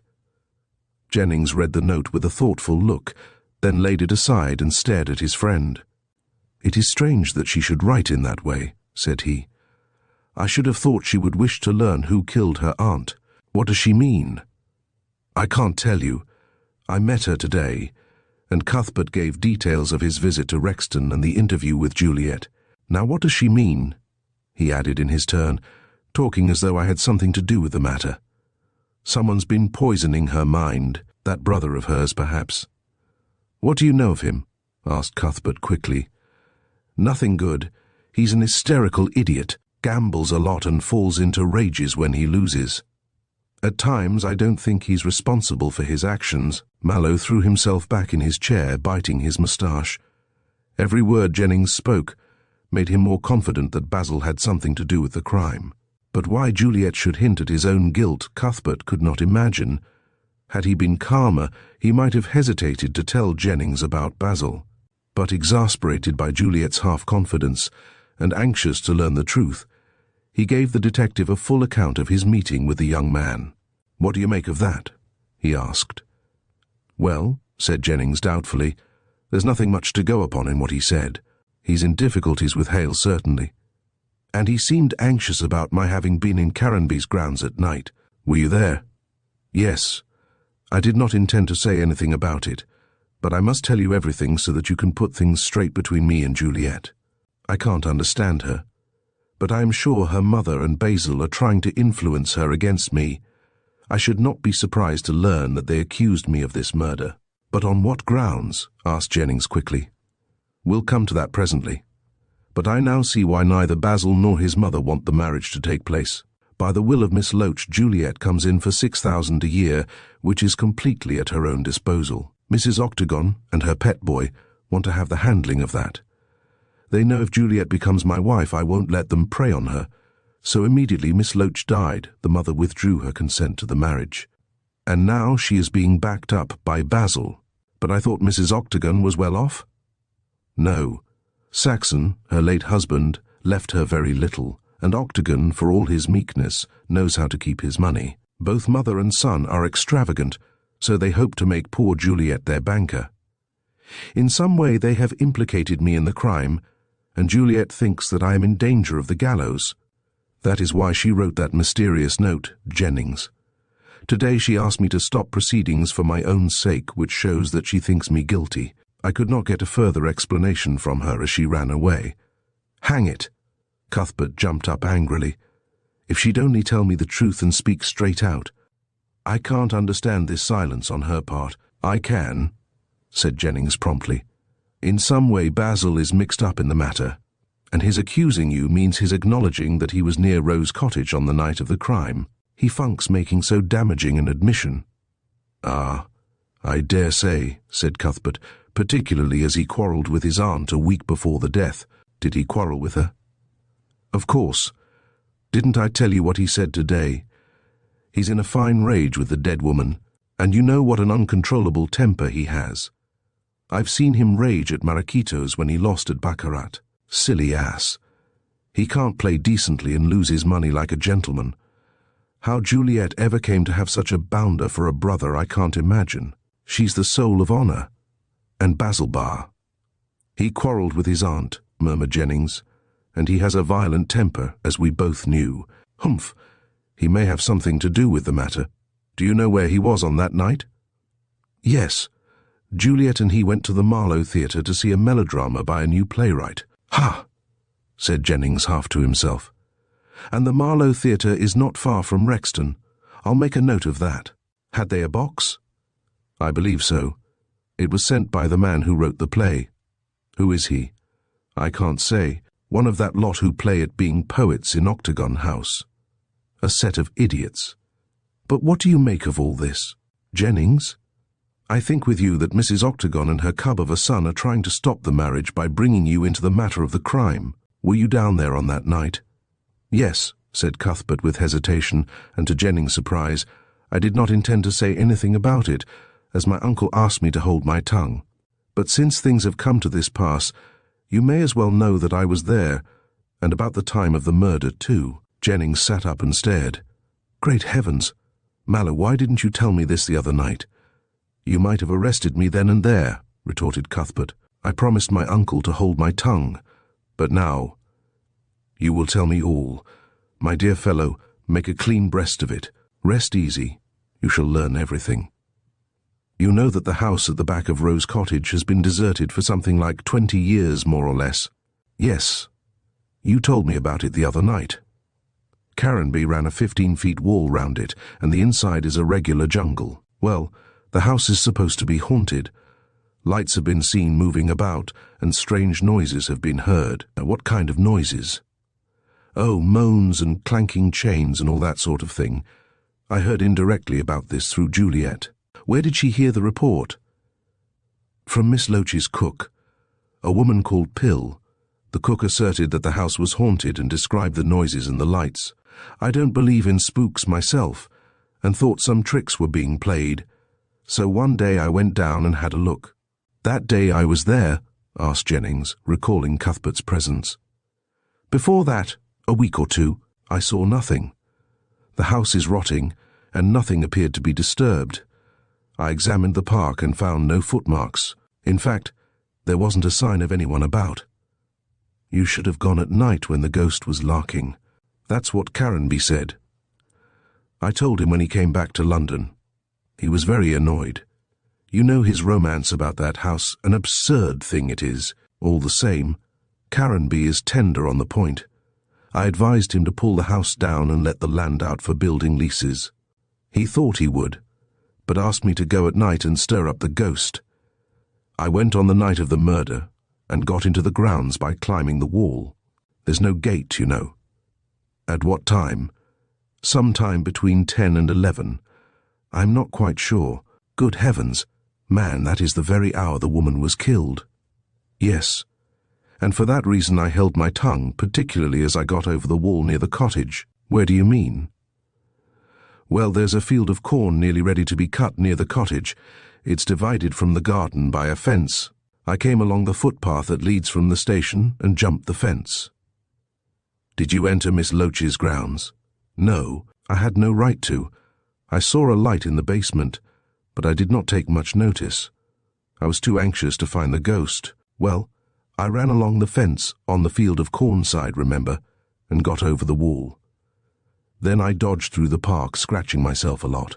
I could find nothing. The house seemed quiet enough, so after a quarter of an hour, I had enough of it. I got out over the wall on the other side and came home. I caught a cold which necessitated my wearing a great coat the next day. So there you have my ghost hunting, and a fine fool I was to go." "I wish you had told me this before, Mallow. If I had, you would have thought I'd killed the old woman. But I tell you now, as I want this matter sifted to the bottom. I refused to speak before, as I didn't wish to be dragged into the case. Did you see anything in the cottage?" "Not a thing. I saw no one. I heard no sound." "Not even a scream?" "Not even a scream," said Mallow. "Had I heard anything, I should have gone to see what was the matter." "Strange," murmured Jennings. "Can't you tell the exact time?" "Not to a minute.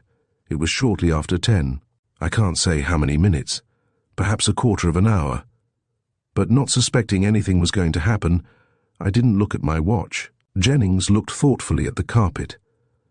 "I wonder if the assassin escaped that way," he murmured. "Which way?" "Over the wall and through the park.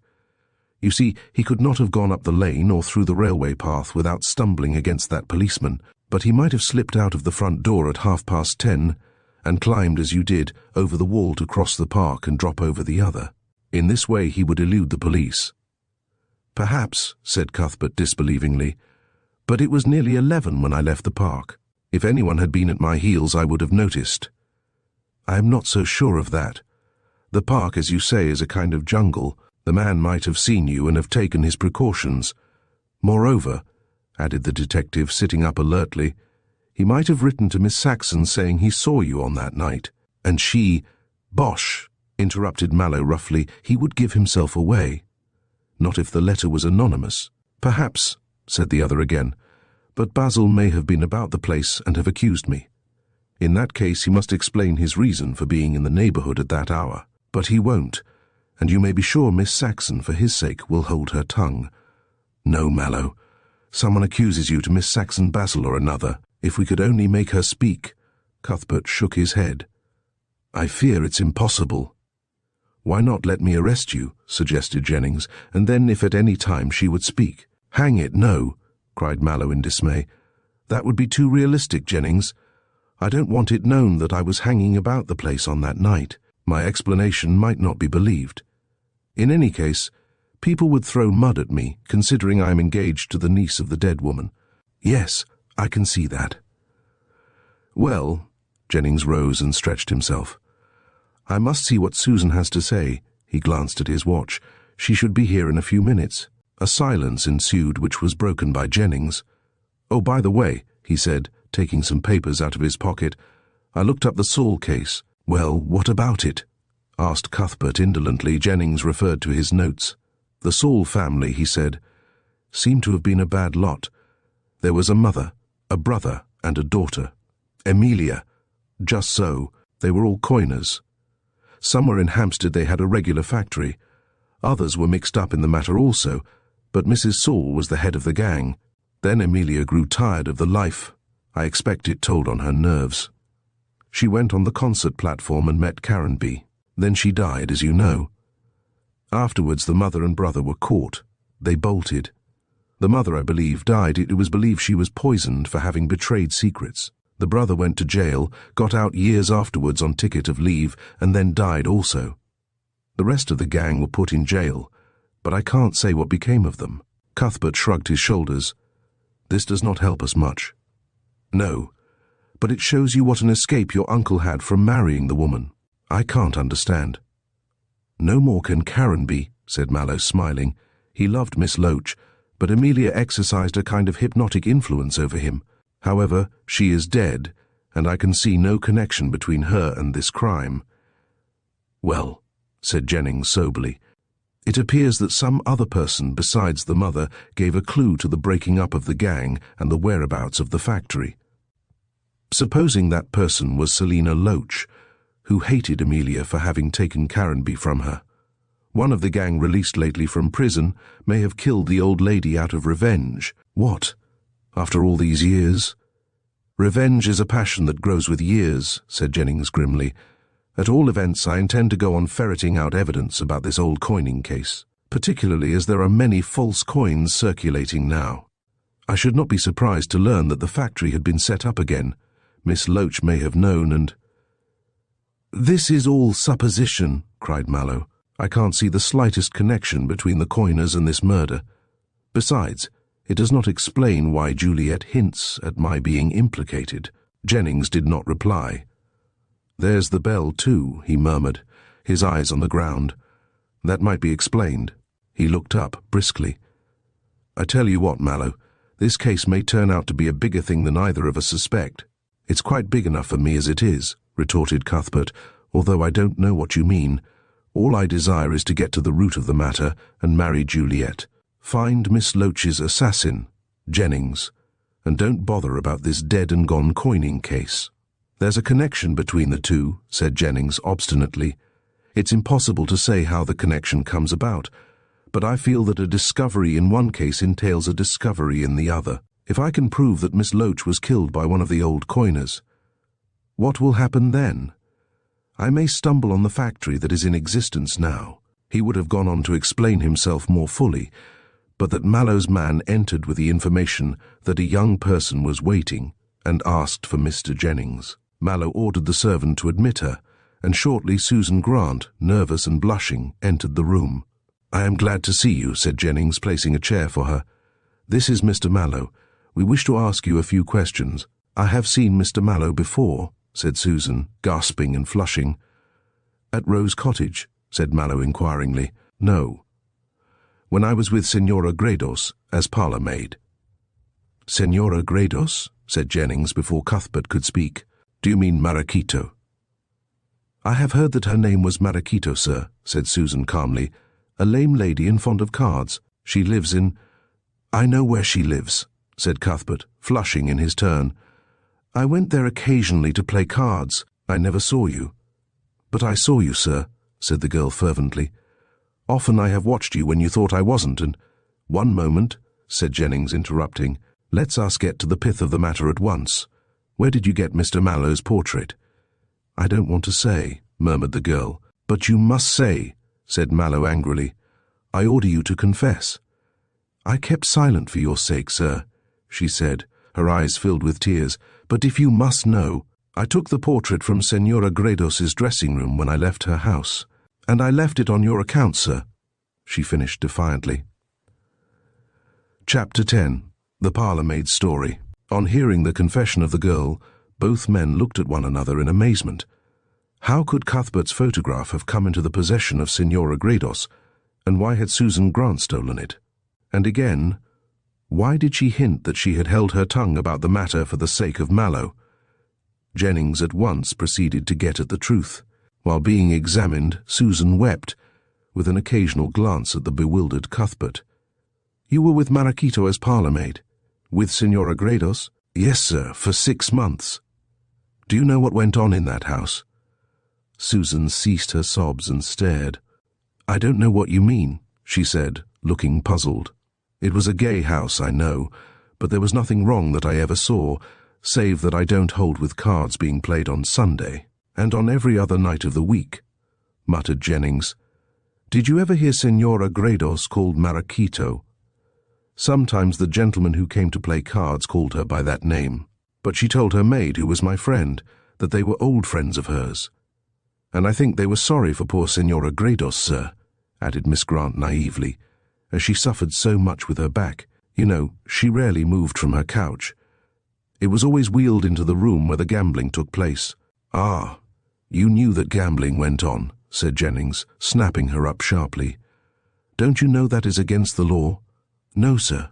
Do you know? Cuthbert could not restrain a laugh. That's one for you, Jennings, said he, nodding. You often went to the Soho house. I had my reasons for saying nothing, replied the detective hastily. You may be sure I could have ended the matter at once had I spoken to my chief about it. As it was, I judged it best to let matters remain as they were, so long as the house was respectably conducted. I'm sure it was conducted well, sir, said Susan, who appeared rather indignant.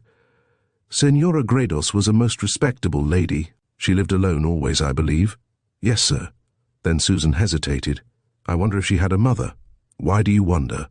Well, sir, the lady who came to see Miss Loach, Mrs. Hearn, I heard her name was Mrs. Hearn, but she was as like Senora Gredos as 2 peas, save that she was older and had grey hair. Hum, said Jennings, pondering. Did you ever hear Senora Gredos speak of Mrs. Hearn? Never, sir, but Mrs. Pill, the cook of Miss Loach, said that Mrs. Hearn lived at Hampstead.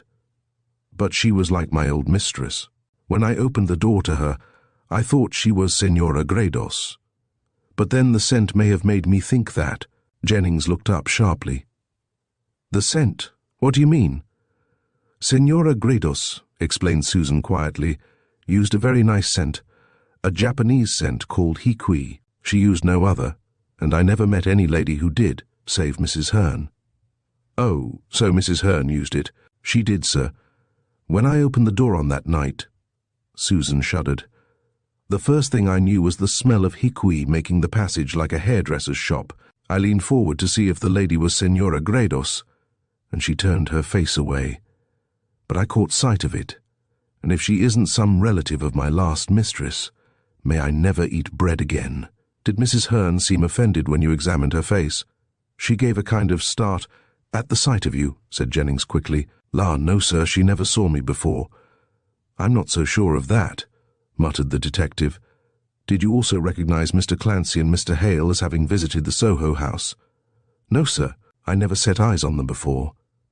But as parlour-maid, you must have opened the door to— Just a moment, sir, said Susan quickly.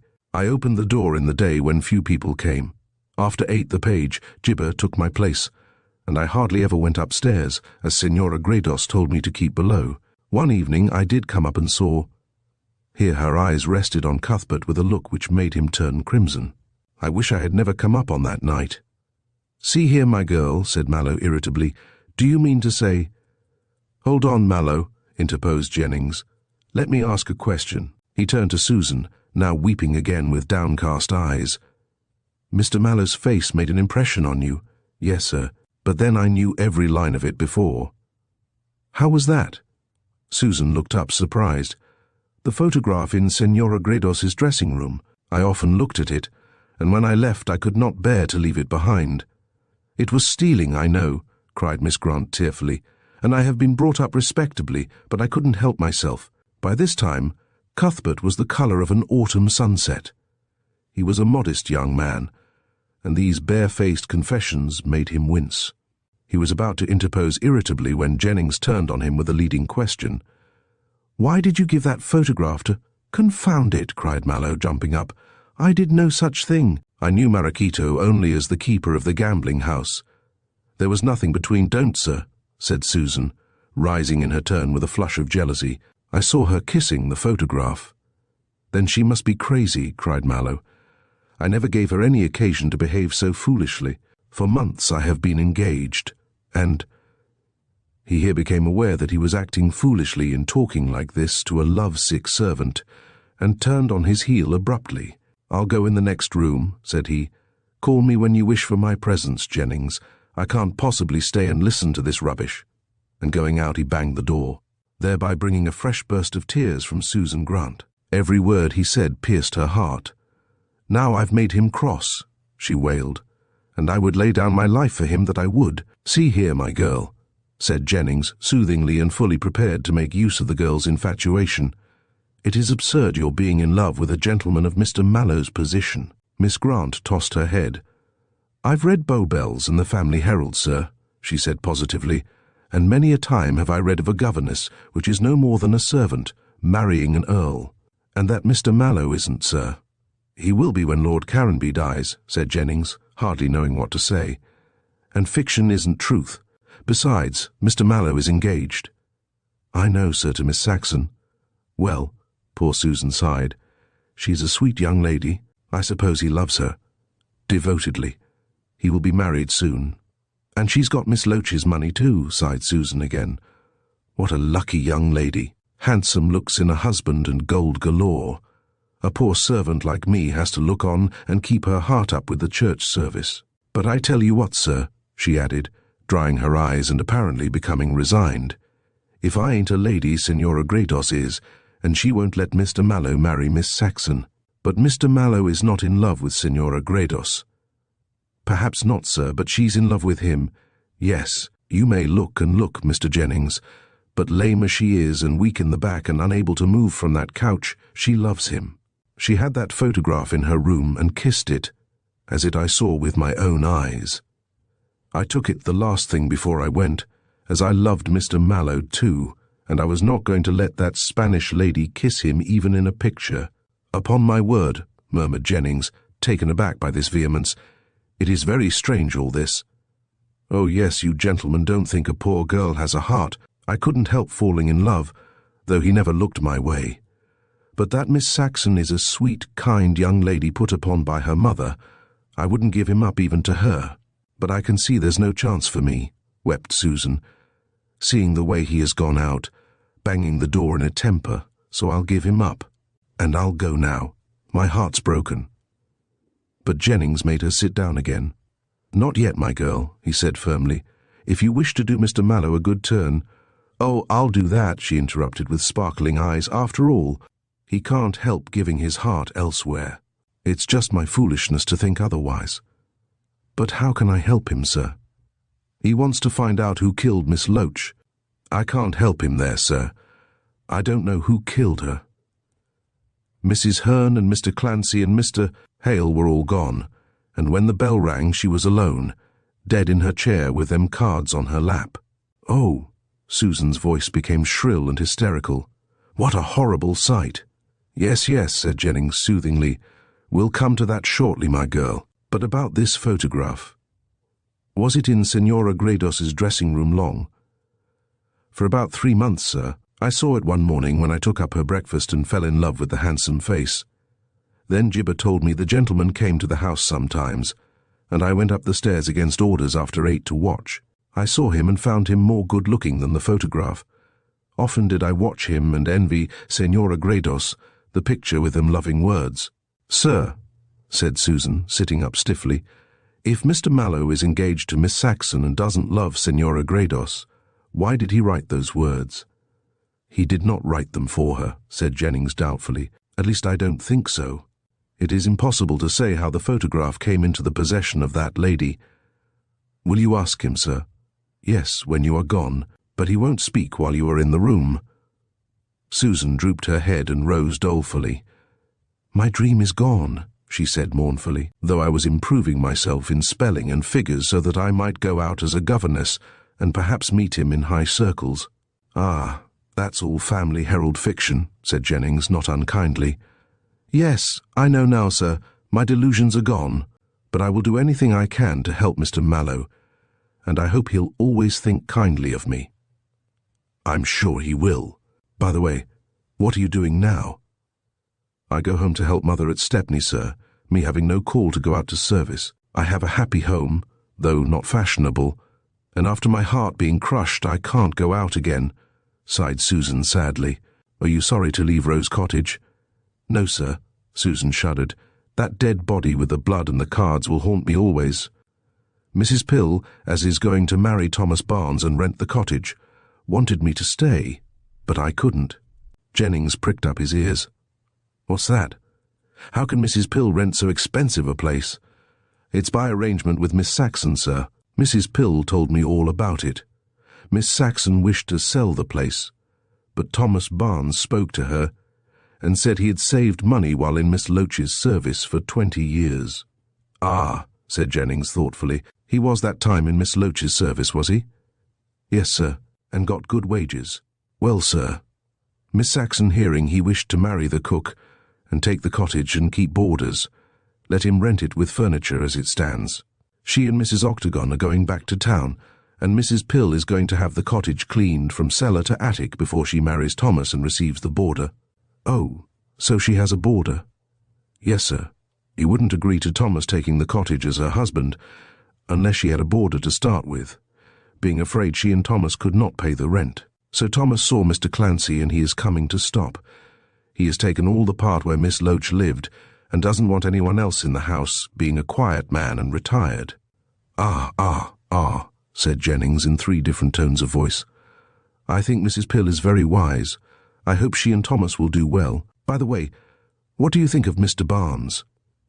Susan did not leave him long in doubt as to her opinion. "I think he is a stupid fool," she said, "and it's a good thing Mrs. Pill is going to marry him.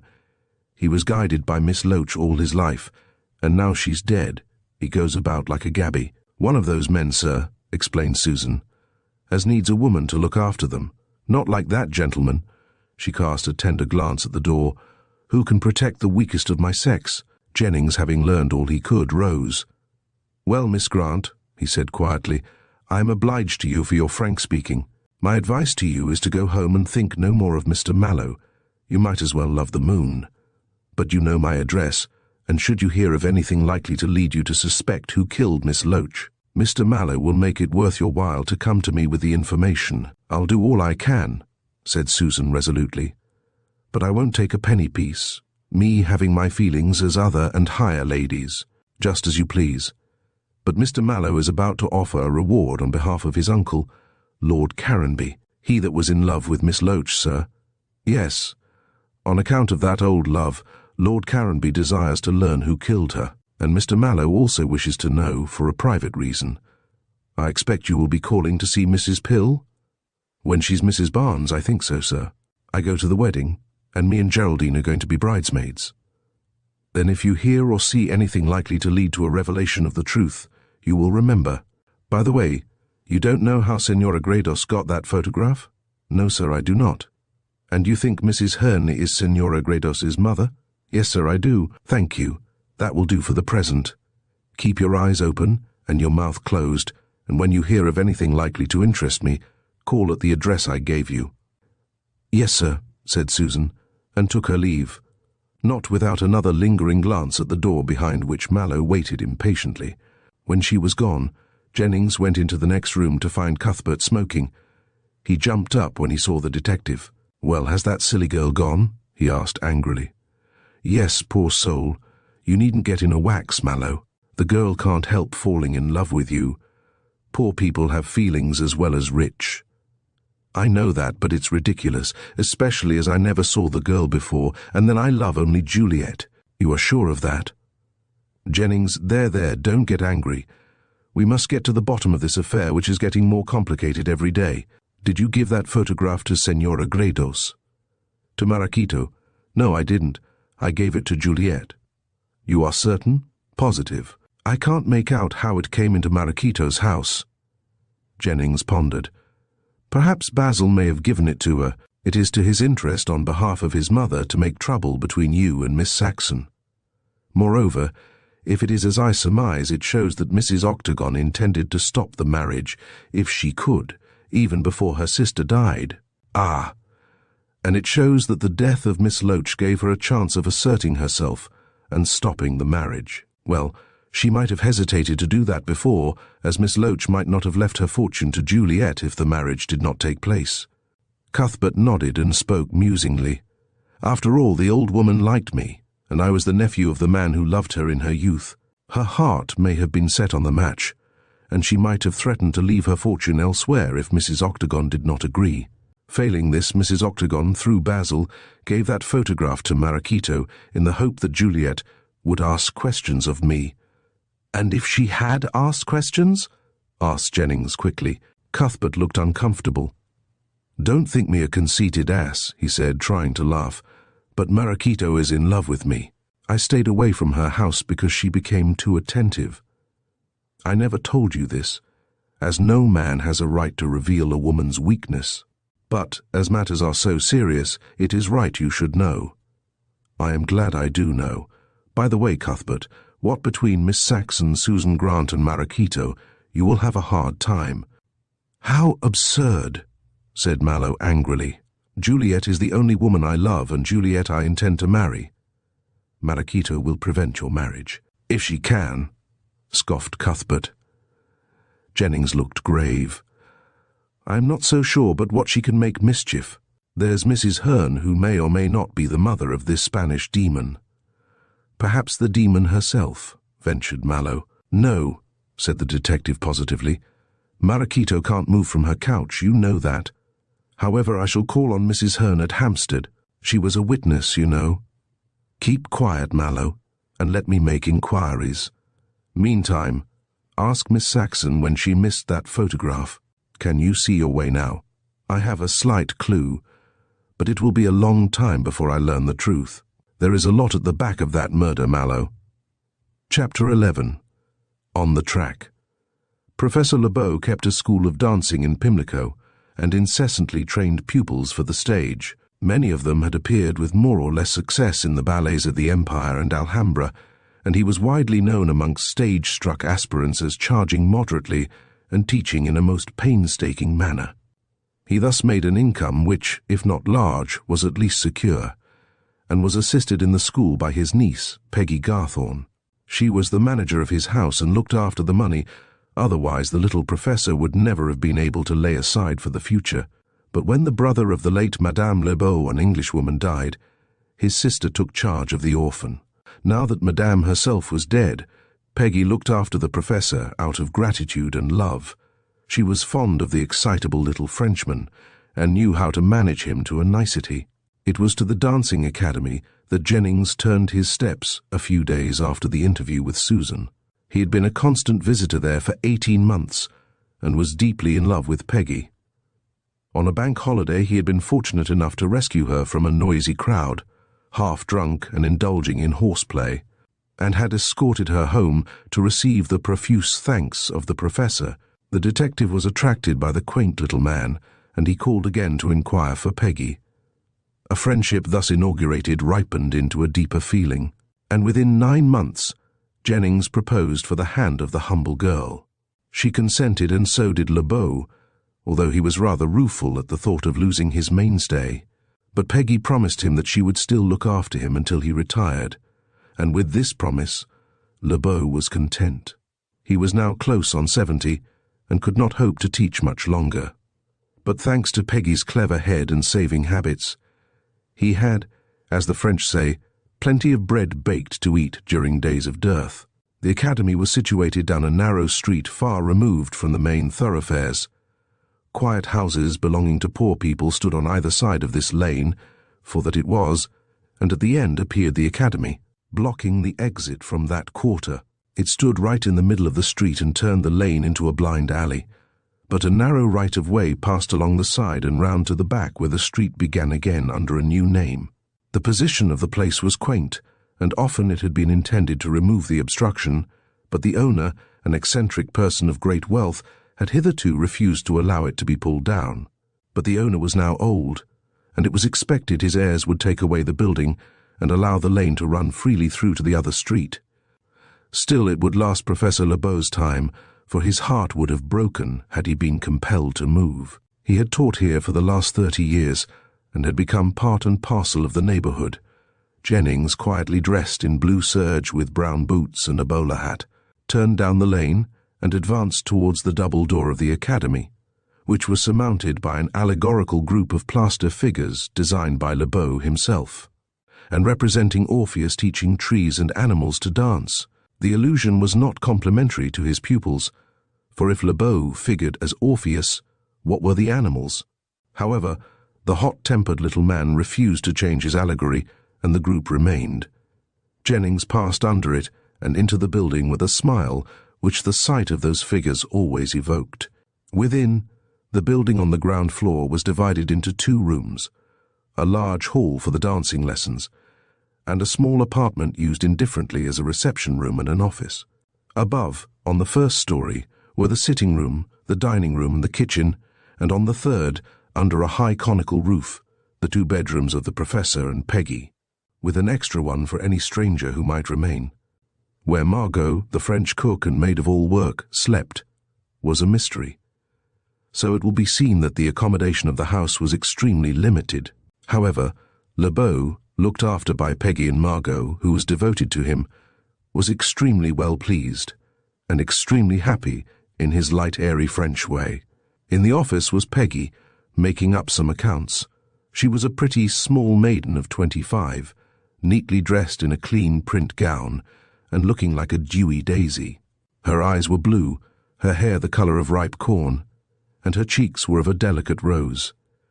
There was something pastoral about Peggy, smacking of meadowlands and milking time.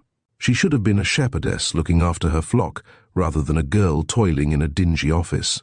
How such a rural flower ever sprung up amongst London houses was a mystery Jennings could not make out, and according to her own tale, Peggy had never lived in the country.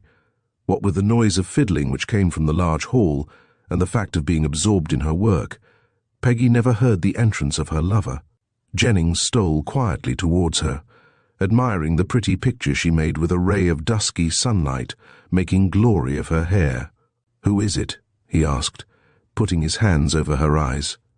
"Oh," cried Peggy, dropping her pen and removing his hands, "the only man who would dare to take such a liberty with me. Miles, my darling pig," and she kissed him, laughing. "I don't like the last word, Peggy." "It's Papa Lebeau's favourite word with his pupils," said Peggy, who always spoke of the dancing master thus. "With the addition of darling?" "No, that is an addition of my own, but I can remove it if you like." "I don't like," said Miles, sitting down and pulling her towards him. "Come and talk to me, Pegtop." "I won't be called Pegtop, and as to talking, I have far too much work to do. The lesson will soon be over, and some of the pupils have to take these accounts home. Then déjeuner will soon be ready, and you know how Margot hates having her well-cooked dishes spoiled by waiting. But why are you here instead of at work?" "Hush," said Miles, laying a finger on her lips. "Papa will hear you." "Not he. Hear the noise his fiddle is making, and he is scolding the poor little wretches like a gamecock." "Does a gamecock scold?" asked Jennings gravely. "I hope he is not in a bad temper, Peggy. I've come to ask him a few questions." "About your own business?" asked she in a lower tone. Jennings nodded. Peggy knew his occupation, but as yet he had not been able to tell Lebeau. The Frenchman cherished all the traditional hatred of his race for the profession of mouchard, and would not be able to understand that a detective was of a higher standing. Miles was therefore supposed to be a gentleman of independent fortune, and both he and Peggy decided to inform Lebeau of the truth when he had retired from business. Meanwhile, Miles often talked over his business with Peggy, and usually found her clear way of looking at things of infinite assistance to him in the sometimes difficult cases which he dealt with. Peggy knew all about the murder in Crooked Lane, and how Miles was dealing with the matter.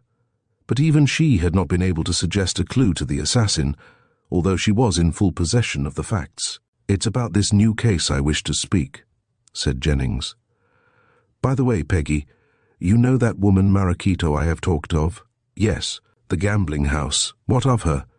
"Well, she seems to be implicated in the matter." "In what way?" Jennings related the episode of the photograph, and the incident of the same perfume being used by Mrs. Hearn and Marachito. Peggy nodded.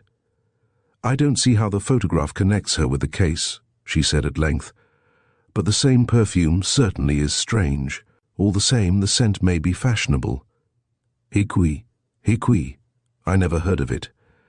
"It is a Japanese perfume, and Marquito got it from some foreign admirer. It is strange, as you say. Have you seen Mrs. Hearn? I saw her at the inquest. She gave evidence, but I had no conversation with her myself. Why don't you look her up? You mentioned you had her address. I haven't it now, said Jennings gloomily. I called at the Hampstead house and learned that Mrs. Hearn had received such a shock from the death of her friend, Miss Loach, that she had gone abroad and would not return for an indefinite time, so I can do nothing in that quarter just now. It is for this reason that I have come here to ask about Marquito. From Papa LeBeau, said Peggy, wrinkling her pretty brows. What can he know of this woman? She was a dancer until she had an accident. LeBeau may have had her through his hands. Marquito, murmured Peggy, and shook her head. No, I do not remember her. How old is she? About 30, I think. A fine, handsome woman like a tropical flower for colouring. Spanish. The name is Spanish. I think that is all the Spanish about her. She talks English without the least accent. Hush! Here is Papa. It was indeed the little professor, who rushed into the room and threw himself, blowing and panting, on the dingy sofa. He was small and dry, with black eyes and a wrinkled face. He wore a blonde wig which did not match his yellow complexion, and was neatly dressed in black, with an old-fashioned swallow-tail coat of blue. He carried a small fiddle and spoke volubly without regarding the presence of Miles. "Oh, these cochons of English, my dear," he exclaimed to Peggy, "so stief, so wood-stief in the limbs. Wis my kin do noosen, no, not a leetle bit. Zay would make ze Anguilles swear. Ah, mon Dieu, quel dommage I have to teach them. I must see about these accounts," said Peggy, picking up a sheaf of papers and running out. "Stay to déjeuner, Miles." "Eh, mon ami," cried Papa, rising. "My excuses, but ze pigs make me to be mooch in rage. They are the stiff dolls on the Strasbourg clock. You are Vela. Yes, quite Vale, cheer up." The professor had picked up a number of English slang words with which he interlarded his conversation. He meant to be kind, and indeed liked Miles greatly. In proof of his recovered temper, he offered the young man a pinch of snuff. Jennings hated snuff, but to keep Papa LeBeau in a good temper, he accepted the offer and sneezed violently. "Professor," he said, when somewhat better, "I have come to ask you about a lady. A friend of mine has fallen in love with her, and he thought you might know of her." "Eh, wa'at, mon cher? I understands nozin. The lady, quel nom?" "Marquito Gredos." "Espagnol," murmured LeBeau, shaking his wig. "Non. I do not know the name. Dancers of Spain." "Ah, yes, I have had mine. They are not stiff like ze cochon Ingles. Describe ze looks, mon ami." Jennings did so to the best of his ability, but the old man still appeared undecided. "But she has been ill for 3 years," added Jennings. "She fell and hurt her back, and—" "Wa'at Celestine?" cried LeBeau excitedly. "She did fall and hurt her sulfé. Yes, Mrs. Dreadful. Conceive to yourself, my friend, she slip on orange peels in these streets, and wax comes she down. 3 year back is 3 year. Celestine Durand, mon fil." Jennings wondered. "But she says she is Spanish." LeBeau flipped a pinch of snuff in the air. "Ah, bah! She knows Spain." "So she is French," murmured Jennings to himself. "Ah, non, by no means," cried the Frenchman unexpectedly. "She no French. She Ingleses, I remembers, of her fine and big demoiselle. She wished to come out at the opera, but she too large mooch, too large. Ingleses la Juive." "A Jewess?" cried Jennings in his turn. "I swear to you, mon ami, Ingles Jewess may we. For 10 months she dance here. 3 year gone. Then the orange peels and poof. I see her no mores. But never dance no too large and grande demoiselle. Do you know where she came from?" "No, I know nothing but what I tell you. Did you like her?" LeBeau shrugged his shoulders. "I am too old, mon ami. Les femmes like me not. I have had mes affaires, yes, conceive." And he rattled out an adventure of his youth which was more amusing than moral. But Jennings paid very little attention to him. He was thinking that Marquito Celestine was a more mysterious woman than he had thought her. While Jennings was wondering what use he could make of the information he had received, Lebeau suddenly flushed crimson. A new thought had occurred to him. "Do you know this one's is Celestine Durand? Tell her I wish money. Did she not pay you?" Lebeau seized Jennings' arm and shook it violently. "Yes." £3, quite rate. "Oh, certainly. But the 4 piece of gold, a louis non the English sovereign, the English sovereign, yes. It was bad money, ver bad." "Have you got it?" asked Jennings, feeling that he was on the brink of a discovery. "None. I pitch him far off in rages. I know now Celestine Durand. I admire her, oh yes. Fine woman's a viecht eye, mais une no, not that. Bad, I tell you. If you're fra in love, half nosin wis her. She gives the bad money, 1 piece." He held up a lean finger, and then, "Aha! The bell for the tables. Allons, marchons. We dine, we eat." And he dashed out of the room as rapidly as he had entered it. But Jennings did not follow him. He scribbled a note to Peggy, stating that he had to go away on business, and left the academy. He felt that it would be impossible to sit down and talk of trivial things, as he would have to do in the presence of Lebeau, when he had made such a discovery. The case was beginning to take shape. "Can Maracito have anything to do with the coiners?" he asked himself. "She is English, a Jewess Saul is a Jewish name. Can she be of that family? It seems to me that this case is a bigger one than I imagine. I wonder what I had better do." It was not easy to say. However, by the time Jennings reached his home, he had chambers in Duke Street, St. James's, he decided to see Maracito. For this purpose, he arrayed himself in accurate evening dress. Senora Gredos thought he was a mere idler, a man about town. Had she known of his real profession, she might not have welcomed him so freely to her house. Maracito, for obvious reasons, had no desire to come into touch with the authorities, but it must not be thought that she violated the law in any very flagrant way. She was too clever for that. Her house was conducted in a most respectable manner.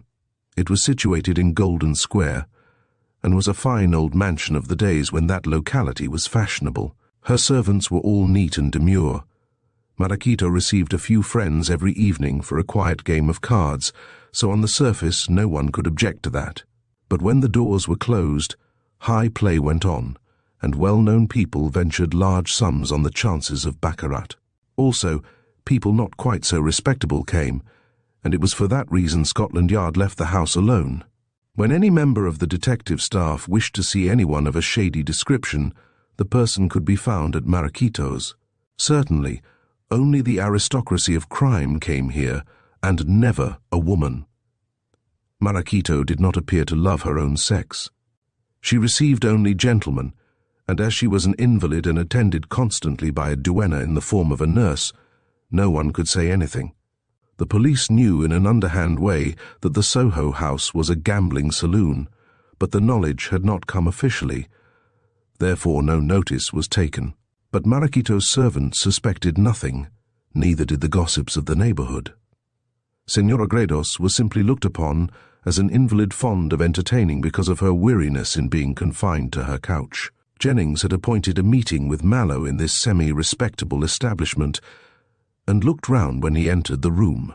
It was a large apartment, decorated in the Adams style and furnished as a luxurious drawing-room. At the side near the window there was a long table covered with green baize.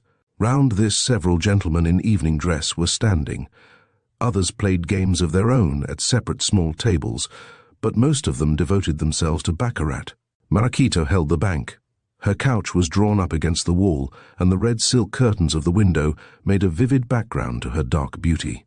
She was indeed a handsome woman, so much of her as could be seen. Half sitting, half reclining on her couch, the lower part of her frame was swathed in Eastern stuffs sparkling with gold threads. She wore a yellow silk dress trimmed about the shoulders with black lace and glittering with valuable jewels. Her neck and arms were finely moulded and of a dazzling whiteness. Her small head was proudly set on her shoulders, and her magnificent black hair smoothly coiled in lustrous tresses above her white forehead. Her lips were full and rich, her eyes large and black, and her nose was thin and high. The most marked feature of her face were the eyebrows, which almost met over her nose. She had delicate hands and beautiful arms, which showed themselves to advantage as she manipulated the cards. From the gorgeous coverlet her bust rose like a splendid flower, and for an invalid she had a surprising colour. She was indeed, as Jennings had remarked, like a tropical flower. But there was something sensual and evil about her exuberance, but not a whisper had been heard against her reputation. Everyone, sorry for the misfortune which condemned this lovely woman to a sick-bed, treated her with respect. Marachito, as some people said, may have been wicked, but no anchorite could have led, on the face of it, a more austere life. Her smile was alluring, and she looked like the lurline drawing men to destruction. Fortunes had been lost in that quiet room. When Jennings entered, Marachito was opening a fresh pack of cards, while the players counted their losses or winnings and fiddled with the red chips used in the game. On seeing the newcomer, Senora Gredos gave him a gracious smile and said something to the pale, thin woman in black who stood at the head of her couch.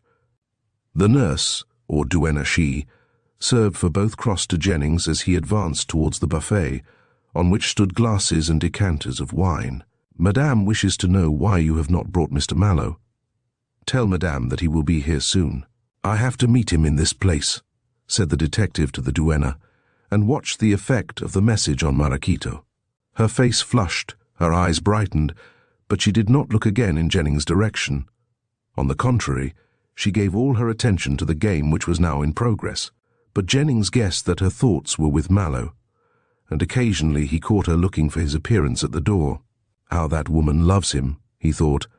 "I wonder I never noticed it before."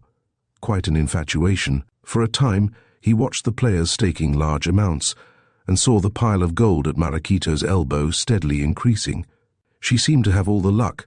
The bank was winning and its opponents losing, but the play went on steadily for at least half an hour. At the end of that time, a newcomer entered the room.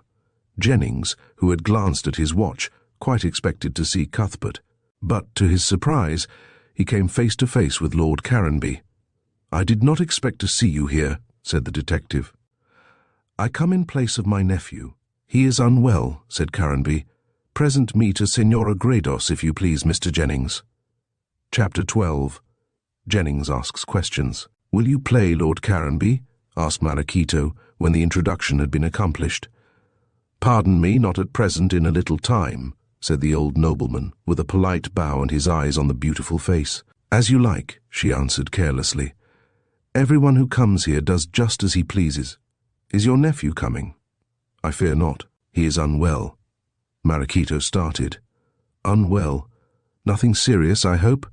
"A slight cold." "Ah, everyone has colds just now. Well, Lord Caranby, I hope to have a conversation with you later when someone else takes the bank." Caranby bowed and moved away slowly, leaning on his cane. Jennings, who was beside him, threw a glance over his shoulder at Senora Gredos. Marachito's face was pale, and there was a frightened look in her eyes. Catching Jennings' inquisitive look, she frowned and again addressed herself to the game. Wondering why Lord Caranby should produce such an effect, Jennings rejoined him at the end of the room, where they sat on a sofa and smoked. "Have you been here before?" asked the detective. "No," answered the other, lighting his cigar, "and it is improbable that I shall come again. My reason for coming—" He broke off. "I can tell you that later. It is sufficient to say that it has to do with your conduct of this case." "Hush," whispered Jennings quickly. "My profession is not known here." "I fear it will be if these two have tongues in their heads." The detective glanced towards the door and saw Hale enter with Clancy at his heels. Jennings had not seen them since the inquest on the body of Miss Loach, when they had given their evidence with great grief and frankness. He was annoyed at meeting them here, for although he had seen them in Marachito's salon before, yet at that time they had not known his profession. But since the inquest the knowledge was common property, and doubtless they would tell Senora Gredos if they had not done so already.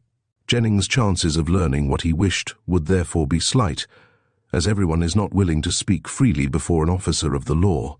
"It can't be helped," said Jennings with a shrug, "and in any case, Marachito is too anxious to stand well with the police to make any trouble about my coming here." Caranby did not reply, but looked steadily at the two men who were walking slowly up the room. Hale was slender, tall, and dark in colour, with a nose like the beak of an eagle. He was perfectly dressed, and had even an elegant appearance. His age might have been 40, but in the artificial light he looked even younger.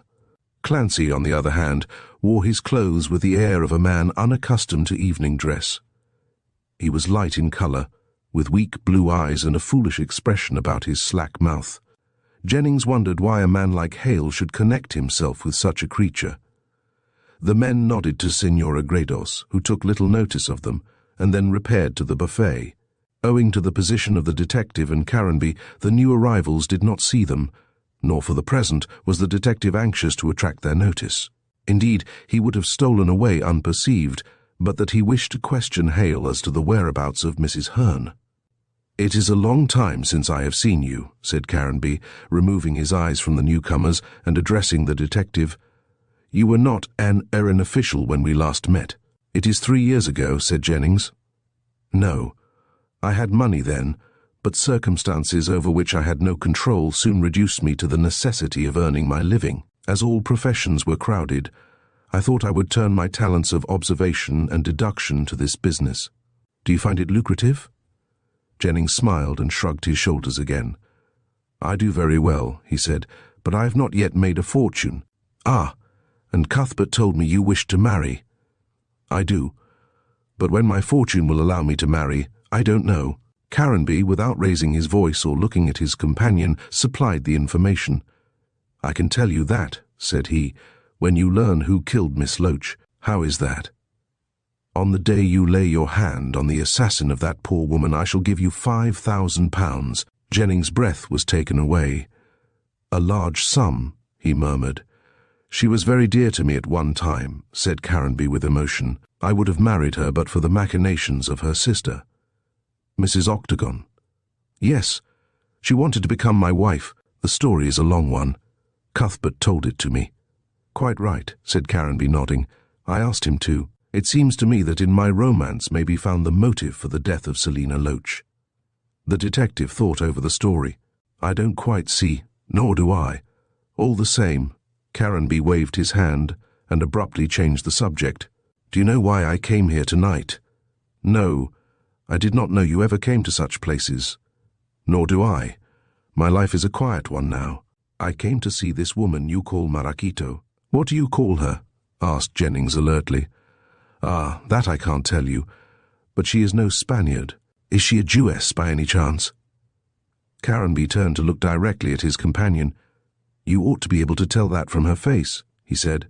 "Can you not see the seal of Jacob impressed there, that strange look which stamps a Hebrew?" "No," confessed Jennings. "That is, I can see it now, but I came here for many a long day before I did guess she was a Jewess, and then it was only because I learned the truth." "How did you learn it?" The detective related details of his visit to Monsieur Lebeau, and the discovery that Marachito Gredos was one and the same as Celestine Durand. Caranby listened attentively. "Yes, that is all right," he said. "But her name is Bathsheba Saul." "What?" said Jennings, so loud that several people turned to look. "Hush," said Caranby, sinking his voice. "You attract notice." "Yes, I made Cuthbert describe the appearance of this woman. His description vaguely suggested Emilia Saul. I came here tonight to satisfy myself, and I have no doubt but what she is the niece of Emilia, the daughter of Emilia's brother, who was connected with the coining gang." "Ah, you heard of that, did you?" "Exactly. Her father is dead, I believe, but there sits his daughter. You see in her the image of Emilia as I loved her 20 years ago." "Loved her?" echoed Jennings significantly. "You are right," responded Caranby with a keen look. "I see Cuthbert has told you all. I never did love Emilia, but she hypnotized me in some way. She was one of those women who could make a man do what pleased her, and this Bathsheba Marachito Celestine can do the same. It is a pity she is an invalid, but on the whole, as she looks rather wicked, mankind is to be congratulated. Were she able to move about like an ordinary woman, she would set the world on fire after the fashion of Cleopatra. You need not mention this." "I know how to hold my tongue," said Jennings, rather offended by the imputation that he was a chatterer. Can I come and see you to talk over this matter? By all means. I am at the Avon Hotel. Oh, and by the way, will you allow me to go over that house of yours at Rexton? If you like. Are you a ghost hunter also? I am a detective, whispered Jennings quietly, and with such a look that Caranby became suddenly attentive. Ah. You think you may discover something in that house likely to lead to the discovery of the assassin? Yes, I do. I can't explain my reasons now. The explanation would take too long. However, I see Senora Gredos is beckoning to you. I will speak to Hale and Clancy. Would you mind telling me what she says to you? A difficult question to answer, said Caranby, rising. As a gentleman, I am not in the habit of repeating conversations, especially with women. Besides, she can have no connection with this case. On the face of it, no, replied Jennings doubtfully, but there is a link. Ah, you mean that she is Amelia's niece? Not exactly that, answered Jennings, thinking of the photograph. I will tell you what I mean when we next meet.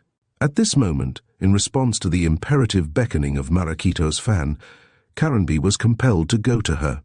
The couch had been wheeled away from the green table, and a gentleman had taken charge of the bank.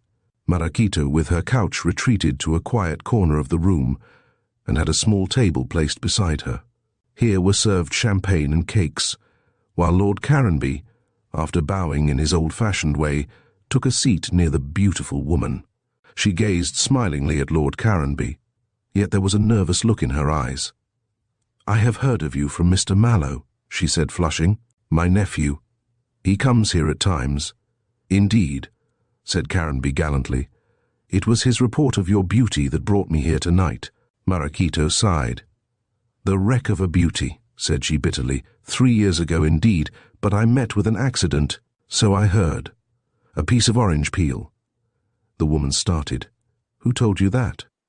I heard it indirectly from a professor of dancing. You were a dancer, I believe? Scarcely that, said Senora Gredos, nervously playing with her fan. I was learning. It was Lebeau who told you. Indirectly, responded Caranby. I should like to know, said Marachito deliberately, who has taken the trouble to tell you this. My life, the life of a shattered invalid, can scarcely interest anyone. I really forget to whom I am indebted for the information, said Lord Caranby mendaciously, and a lady of your beauty must always interest men while they have eyes to see. I have seen ladies like you in Andalusia, but no one so lovely. Let me see, was it in Andalusia or Jerusalem?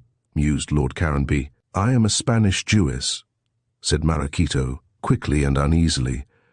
I have only been in London 5 years, and met with an accident a year or two after you arrived, murmured Caranby. How very sad. Marachito did not know what to make of the ironical old gentleman. It seemed to her that he was hostile, but she could take no offence at what he said. Moreover, as he was Mallow's uncle, she did not wish to quarrel with him. With a graceful gesture she indicated a glass of champagne. Will you not drink to our better acquaintance? Certainly, said Caranby without emotion, and sipped a few drops of the golden-coloured wine. I hope to see much of you. I reciprocate the hope, said Marachito radiantly, and I'll tell you a secret. I have been consulting specialists, and I find that in a few months I shall be able to walk as well as ever I did. Excellent news, said Caranby. I hope you will. And moreover, added Marachito, looking at him from behind her fan, I shall then give up this place. I have plenty of money and— You will go back to Spain? That depends. Should I leave my heart in England? How I envy the man you leave it with. Marachito looked down moodily. He doesn't care for my heart.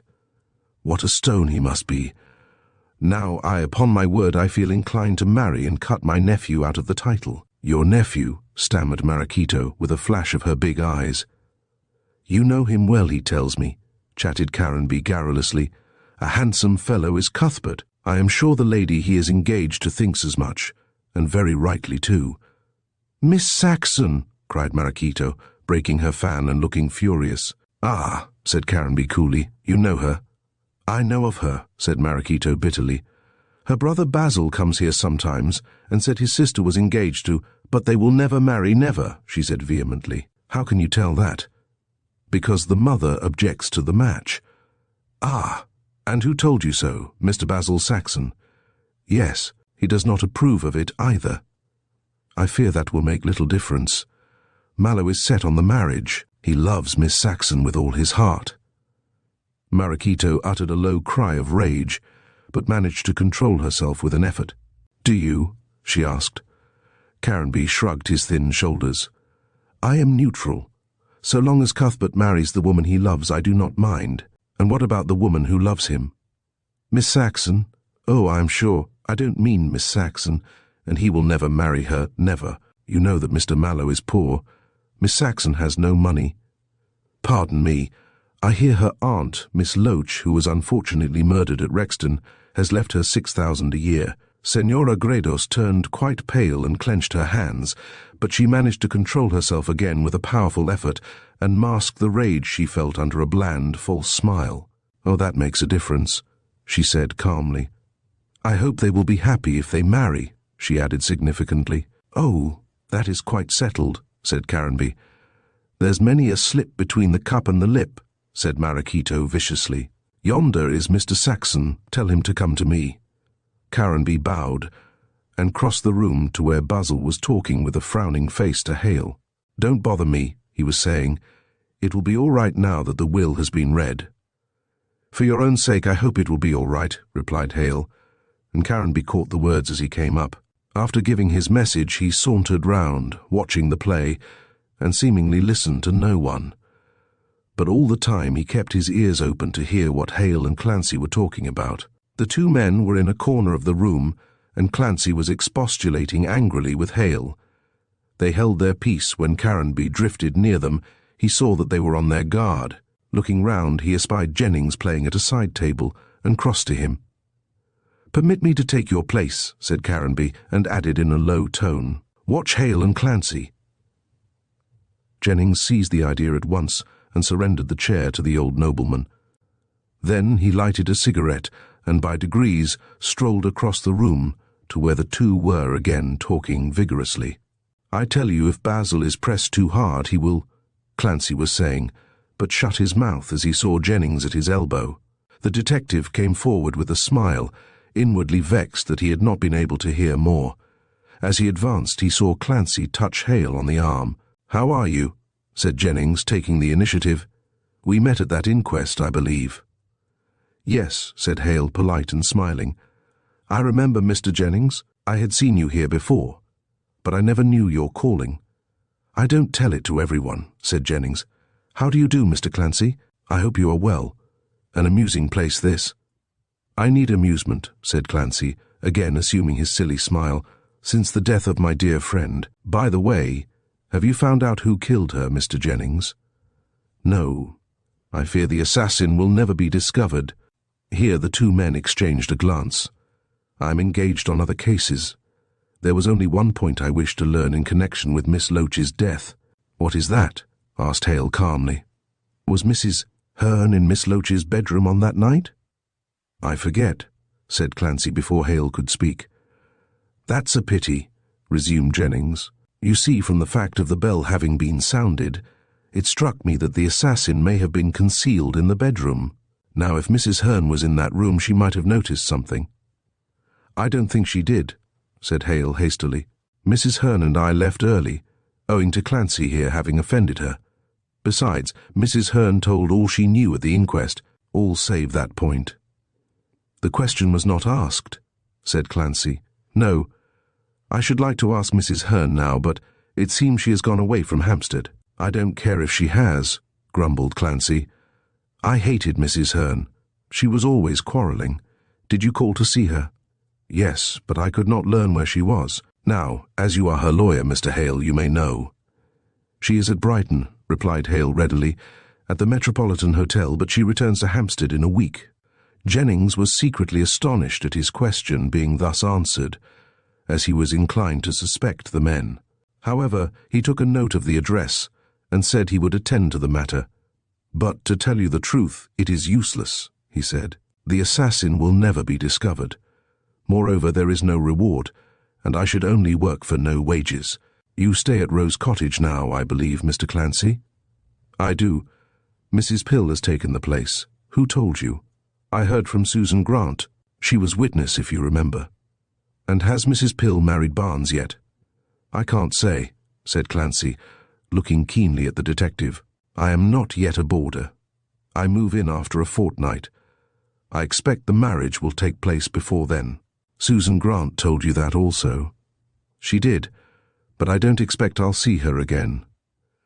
Well, gentlemen, I must go away. I hope you will be lucky. Jennings moved away and saw from the eager manner in which the two men began to converse that he was the subject of the conversation. He looked round for Caranby but could not see him. When he was out of the house, however, and on the pavement lighting a cigarette, he felt a touch on his arm and found Caranby waiting for him. The old gentleman pointed with his cane to a brougham. "Get in," he said. "I have been waiting to see you. There is much to talk about." "Maraquito?" asked Jennings eagerly. "She has something to do with the matter. Love for Cuthbert has made her involve herself. How far or in what way I do not know. And what of Clancy and Hale? Oh, I have put them off the scent. They think I have given up the case. But they and Maraquito are connected with the matter somehow. I can't for the life of me see in what way, though. There is another woman connected with the matter, Mrs. Octagon." "What do you mean?" asked Jennings quickly. "I saw her enter Maraquito's house a few moments before you came down." Chapter 13. Juliet at bay. Caranby's reply took away Jennings' breath. The case was one of surprises, but he was not quite prepared for such an announcement. He was in the brougham and driving towards the Avon Hotel with the old nobleman before he found his tongue. "What can Mrs. Octagon have to do with Maraquito?" he asked, amazed. "Ah, that is the question," replied Caranby, affording no clue. "I did not even know she was acquainted with her." "Perhaps she gambles. Even if she did, Maraquito's salon would hardly be the place she would choose for her amusement. Moreover, Maraquito does not receive ladies. She has no love for her own sex." "What woman has?" murmured Caranby ironically. Then he added after a pause, "You know that Mrs. Octagon was present when Amelia fell from the plank in the Rexton house?" "Yes, she gave evidence at the inquest, I understand." "But Selina did not, if Cuthbert informed me rightly. Selina was ill in bed. She could not come. Afterwards she went abroad. I have often wondered," added Caranby, "why Selina didn't seek me out when death broke my engagement to Amelia. She loved me, and her father being dead, there would have been no bar to our marriage. As it was, she threw over her American and dedicated herself to a hermit's life at Rexton. You never saw her again?" "Never. I started to travel and came to London only at rare intervals. I did write to Selina, asking her to see me, but she always refused, so I became philosophic and took to celibacy also." "Very strange," murmured Jennings, his thoughts elsewhere. "But this does not explain Mrs. Octagon's visit to the house." "I am not so sure of that, if you mean Maraquito's house. Mrs. Octagon may know, as I do, that Maraquito is the niece of Amelia." "Are you sure of that?" asked the detective eagerly. "As sure as I am that she is no Spaniard, nor even a Spanish Jewess, as she claims to be. She doesn't even know the language. Her name, to fit a woman, should terminate in a feminine manner. She should be called Maraquita, not Maraquito." That little grammatical error doubtless escaped her notice. But as I was saying, Maraquito, we will still call her so, may have sent for Mrs. Octagon. "Mrs. Octagon, so far as I have seen, is not the woman to obey such a call," said Jennings grimly. "Maraquito may have compelled her to come. For what reason?" "Well, you see, Amelia was said by Isabella Loach Mrs. Octagon, that is, to have fallen from the plank. But Mrs. Octagon may have pushed her off. May have murdered her, in fact." "Quite so. Isabella loved me and was and is a very violent woman. It may be that she pushed Amelia off the plank, and Maraquito, through her dead father, may have learned the truth. This would give her a hold over Mrs. Octagon. But Selina may have killed Amelia. That would explain her hermit life, inexplicable in any other way." "No," said Caranby in a shaking voice. "I'm sure the woman I loved would never have behaved in that way. Isabella killed Amelia, if it was a murder, and then threatened to denounce Selina unless she gave up the idea of marrying me. And that," added Caranby, as though struck with a new idea, may be the cause why Selina never answered my letter and always refused to see or marry me. She may have been, no, I am sure she was under the thumb of Isabella. Now that Selina is dead, Isabella is under the thumb of Maracito. This is all theory, said Jennings impatiently. We can only theorize in our present state of uncertainty, was the reply of the nobleman, but my explanation is a reasonable one. I do not deny that, but why should Maracito send for Mrs. Octagon? Why? Echoed Caranby in surprise, in order to stop the marriage with Cuthbert. Maracito loves Cuthbert and hates Juliet. I dare say this is the solution of Mrs. Octagon's strange behavior since the death. It is Maracito who is stopping the marriage by threatening to denounce Mrs. Octagon for the murder of her aunt. Juliet knows this, and hence her reticence. It might be so, murmured Jennings, more and more perplexed. But Miss Saxon won't be reticent with me. I'll see her tomorrow. What means will you use to make her speak? I'll tell her that Cuthbert may be arrested for the crime. You know he was about the place on the night of the murder. Yes. He went down to look after a possible ghost, but I hope you will not bring Cuthbert into the matter unless it is absolutely necessary. I don't want a scandal. Rest easy, Lord Caranby. I have the complete control of this affair, and I'll only use Cuthbert's presence at Rexton to make Miss Saxon speak out. But then, she may not be keeping silence for Cuthbert's sake, as she can't possibly know he was at Rexton on that night. My own opinion is that she is shielding her brother. Do you suspect him? Asked Caranby quickly. He may not be guilty of the crime, but he knows something about it, I am sure. Here Jennings related how Clancy had said Basil would speak out if pressed too hard. Now Basil, for some reason, is in difficulties with Hale, who is a scoundrel, but Basil knows something which Hale and Clancy wish to be kept silent. Hale has been using threats to Basil, and the young man has turned restive. Clancy, who is by no means such a fool as he looks, warned Hale tonight. Therefore I take it that Basil has some information about the murder. Miss Saxon knows he has, and she is shielding him. But Clancy, Hale and Mrs. Hearn were all out of the house when the woman was stabbed, said Caranby. They cannot have anything to do with it. Quite so, on the face of it. But that bell... Jennings broke off. I don't think those three are so innocent as appears. However, Mrs. Hearn is coming back to her Hampstead house next week. I'll see her and put questions, which she will not answer, said Caranby dryly. Besides, you should have put them at the inquest. The case had not developed so far. I had not so much information as I have now, argued Jennings. Did you examine Mrs. Hearn at the inquest? No, she gave her evidence. Jennings hesitated. She also wore a veil when she spoke and refused to raise it on account of weak eyes. By the way, do you notice that Maracito uses a strong scent? Yes. Clancy and Hale also use it. Ha, said Jennings, surprised. I never knew that. Decidedly, I am growing stupid. Well, Mrs. Hearn uses that scent also.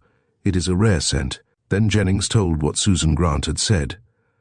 Now, I think there is some significance in this scent which is connected with the association of Clancy, Hale, Maracito and Mrs. Hearn. But Mrs. Hearn doesn't know Maracito. I am not so sure of that. Susan Grant thinks she may be Maracito's mother. She is so like her in an elderly way. Did you know this, Mrs. Saul? No. I knew the brother who came to speak to me after the death of his sister, and who afterwards was put in jail for coining. His wife I never met. I never even heard of her. But Maracito takes after her father in looks, and he was like Emilia. It is a difficult matter to unravel, said Jennings. I think Mrs. Hearn refused to raise her veil at the inquest so that the likeness between her and Maracito might not be observed. I was there, and if Mrs. Hearn is what I say, she would have been put on her guard by Maracito. Though to be sure, added Jennings in a vexed tone, Maracito did not know then, perhaps does not know now, that I am a detective. Clancy and Hale will enlighten her, said Caranby, as the vehicle stopped. Will you not come in? Not tonight. I will do myself the honour of calling on you later, when I have more to say. At present, I am going to sort out what evidence I have. Tomorrow I'll call on Miss Saxon. Call on Mrs. Octagon, were Caranby's parting words. Believe me, she knows the truth, but I'll tell you one thing. Marachito did not kill Miss Loach, for the death of Selina has given Juliet enough money to marry Cuthbert, independent of Mrs. Octagon's wishes, and Marachito would never have brought that about. Yet all the same Miss Saxon will not marry. Caranby made a gesture to show that the matter was beyond his comprehension and ascended the steps of the hotel. Jennings, deep in thought, walked away, wondering how he was to disentangle the skein which fate had placed in his hand to unravel. That night the detective surveyed the situation. So far as he could see, he seemed no further advanced than he had been at the inquest. Certainly he had accumulated a mass of evidence, but it threw no light on the case. From Caranby's romance, it seemed that the dead woman had been connected with the Saul family. That seemed to link her with Marachito, who appeared to be the sole surviving member. In her turn, Marachito was connected in some underhand way with Mrs. Octagon, seeing that the elder woman came by stealth to the Soho house. Mrs. Octagon was connected with the late Emilia Saul by a crime, if what Caranby surmised was correct, and her daughter was forbidden to marry Mallow, who was the nephew of the man who had been the lover both of Miss Loach and Emilia Saul. Hale and Clancy were playing some game with Basil Saxon, who was the son of Mrs. Octagon, and he was associated with Marachito. Thus it would seem that all these people were connected in various ways with the dead woman, but the questions were, had one of them struck the fatal blow, and if so, who had been daring enough to do so? Again, murmured Jennings. Who touched that bell? Not the assassin, who would scarcely have been fool enough to call anyone to examine his work before he had time to escape. Certainly it may have been a woman. Yes, I believe a man killed Miss Loach, for some reason I have yet to learn, and a woman, out of jealousy, wishing to get him into the grip of the law, touched the bell so that witnesses might appear before the assassin could escape. But who struck the blow? This was a difficult question. It could not have been Basil Saxon, for he was at the Marlow Theatre on that night with his sister. Cuthbert had no motive, and Jennings quite believed his explanation as to his exploration of the park between the hours of 10 and 11. Hale, Clancy, and Mrs. Hearn were all out of the house before the blow had been struck, and moreover, there was no reason why they should murder a harmless old lady. Marachito, confined to her couch, could not possibly have anything to do with the crime. Mrs. Octagon did hate her sister, but she certainly would not risk killing her. In fact, Jennings, examining into the motives and movements of those mentioned, could find no clue to the right person. He began to believe that the crime had been committed by someone who had not yet appeared, someone whose motive might be found in the past of the dead woman, say a member of the Saul family. But Marachito was the sole surviving member, and on the face of it was innocent.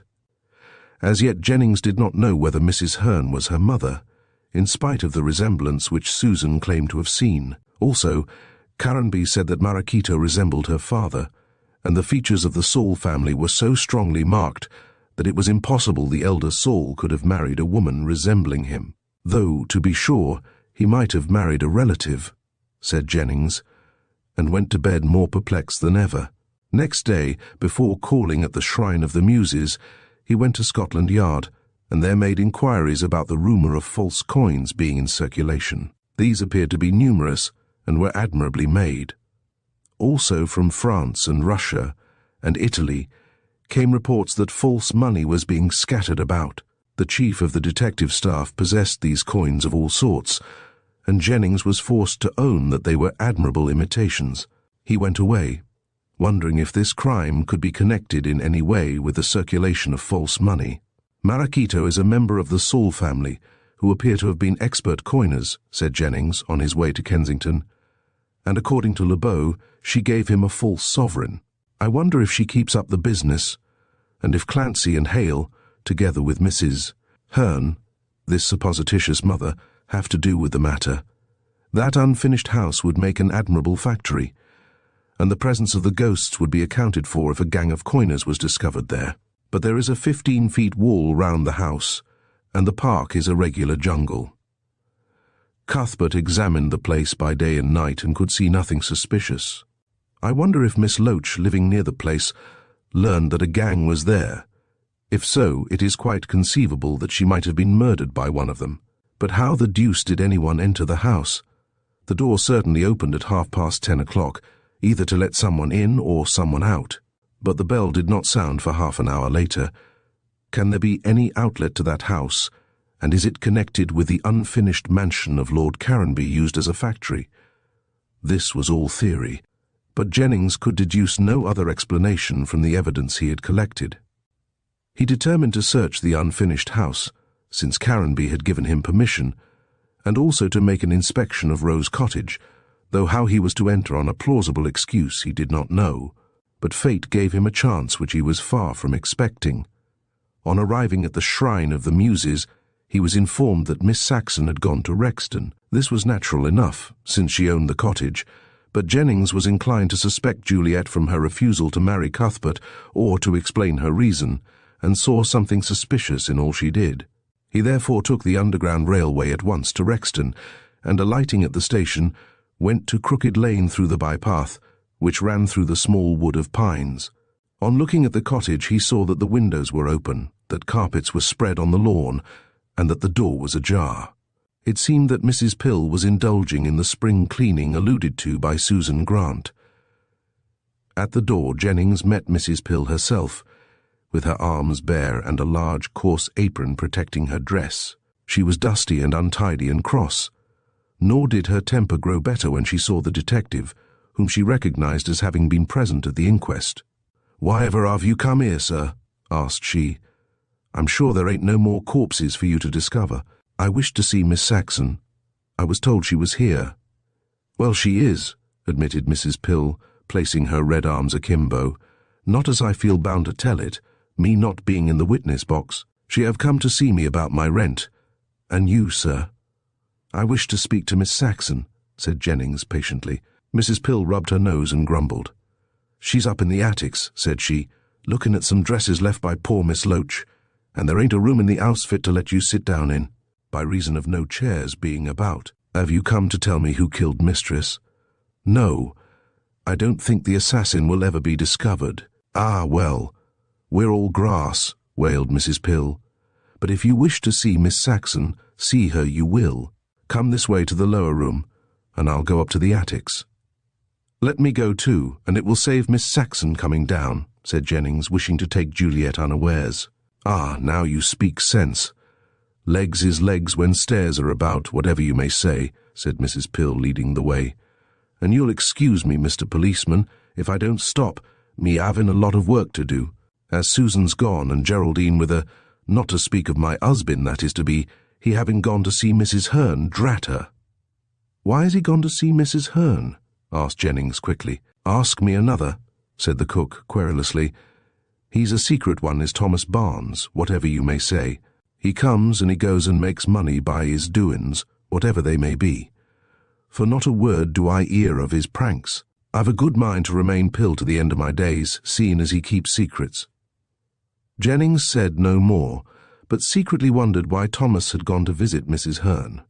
He determined to call on that lady at once, and see if he could learn what message Thomas had taken her, and from whom. But he had not much time for thought, as Mrs. Pill opened a door to the right of a narrow passage and pushed him in. "And now I'll go back to my dusting," said the cook, hurrying away. Jennings found himself face to face with Juliet. She was standing on a chair with her hand up on the cornice. As soon as she saw him, she came down with rather a white face. The room was filled with trunks and large deal boxes, and some were open, revealing clothes. Dust lay thick on others apparently locked, and untouched for many years. The light filtered into the dusty attic through a dirty window, and the floor was strewn with straw and other rubbish. Miss Saxon did not know the detective, and her face resumed its normal colour and expression. "Who are you, and what do you want?" she asked, casting a nervous look at the cornice. Jennings removed his hat. "I beg your pardon," he said politely. "Mrs. Pill showed me up here when I asked to see you. She had no right," said Juliet, looking at her dress, which was rather dusty. "Come downstairs and tell me who you are." She appeared anxious to get him out of the room, and walked before him out of the door.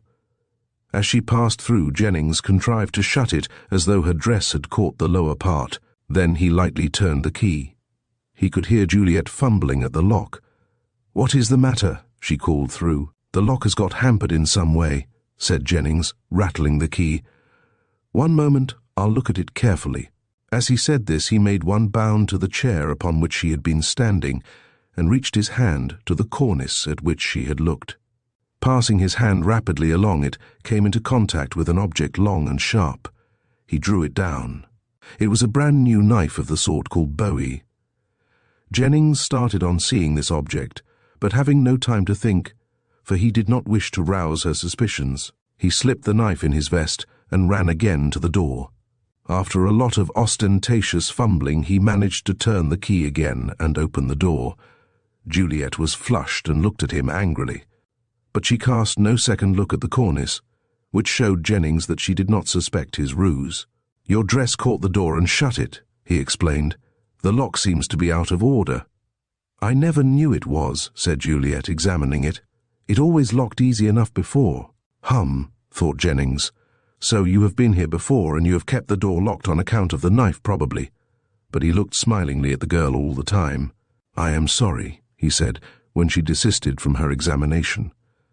"It's my fault," said Juliet unsuspiciously, and closed the door. She led the way along the passage and down the stairs. "Who are you?" she asked, turning round halfway down. "I am a friend of Mallow's," said the detective. "I have never met you." "Yet I have been to your house, Miss Saxon. Perhaps my name, Miles Jennings, may—" The girl started with a cry. "You are a detective," she gasped. Chapter 14. Mrs. Octagon explains. The young girl leaned against the wall, white and with closed eyes. Alarmed by her appearance, Jennings would have assisted her, but she waved him off and staggered down the stairs. By a powerful effort she managed to subdue her feelings, and when in the hall turned to him with a sickly smile. "I am glad to see you," she said. "Mr. Mallow has often spoken to you of me. You are his friend, I know, his best friend, in spite of the difference in our position." "Oh," Juliet waved that objection aside. "I know you are a gentleman and took up this work merely as a hobby." "I fear not," smiled Jennings. "To make money." "Not in a very pleasant way. However, as you are Mr. Mallow's friend, I am glad you have this case in hand." She fixed her eyes on the detective. "Have you discovered anything?" she asked anxiously. "Nothing much," replied Jennings, who rapidly decided to say nothing about his discovery of the knife. "I fear the truth will never be found out, Miss Saxon. I suppose you have no idea?" She said, colouring. "What put such a thing into your head?" "I am absolutely ignorant of the truth." "Did you come to ask me about—" "That, amongst other things," interrupted Jennings, seeing Mrs. Pill's bulky figure at the door. "Can we not talk in some quieter place?" "Come downstairs," said Juliet, moving. "But the rooms are unfurnished, as Mrs. Pill is cleaning them. The house is quiet enough." "So I see," said the detective, following his companion down to the basement. "Only yourself and Mrs. Pill." "And my mother," she answered. "We came here to see about some business connected with the letting of the cottage. My mother is lying down in the old part of the house. Do you wish to see her?" "No, I wish to see you." By this time, they had entered the sitting room in which the crime had been committed. The carpets were up, the furniture had been removed, the walls were bare. Jennings could have had no better opportunity of seeking for any secret entrance, the existence of which he suspected by reason of the untimely sounding of the bell. But everything seemed to be in order. The floor was of oak, and there was, strangely enough, no hearthstone. The French windows opened into the conservatory, now denuded of its flowers, and stepping into this, Jennings found that the glass roof was entirely closed, save for a space for ventilation. The assassin could not have entered or escaped in that way, and there was no exit from the room save by the door. "Would you like to see the bedroom?" asked Juliet sarcastically. "I see you are examining the place, though I should have thought you would have done so before." "I did at the time," replied Jennings calmly, "but the place was then full of furniture and the carpets were down. Let me see the bedroom by all means." Juliet led the way into the next room, which was also bare. There was one window hermetically sealed, and with iron shutters. This looked out onto a kind of well, and light was reflected from above by means of a sheet of silvered tin. No one could have got out by the window, and even then, it would have been difficult to have climbed up the well which led to the surface of the ground. The floor and walls had no marks of entrances, and Jennings returned to the sitting room completely baffled. Then Juliet spoke again. "I cannot help wondering what you expect to find," she observed. "I thought there might be a secret entrance," said Jennings, looking at her keenly, "but there seems to be none." Miss Saxon appeared genuinely astonished and looked round. "I never heard of such a thing," she said, puzzled. "And what would a quiet old lady like my aunt need with a secret entrance?" "Well, you see, the assassin could not have sounded that bell and have escaped by the front door. Had he done so, he would have met Susan Grant answering the call. Therefore, he must have escaped in some other way. The windows of both rooms are out of the question." "Yes, but I understood that the assassin escaped at 10:30. According to the evidence, it looks like that. But who then sounded the bell?" Juliet shook her head. "I can't say," she said with a sigh. "The whole case is a mystery to me." "You don't know who killed Miss Loach? Please do not look so indignant, Miss Saxon. I am only doing my duty."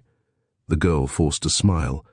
"I really do not know, nor can I think what motive the assassin can have had. He must have had some reason, you know, Mr. Jennings." "You say he.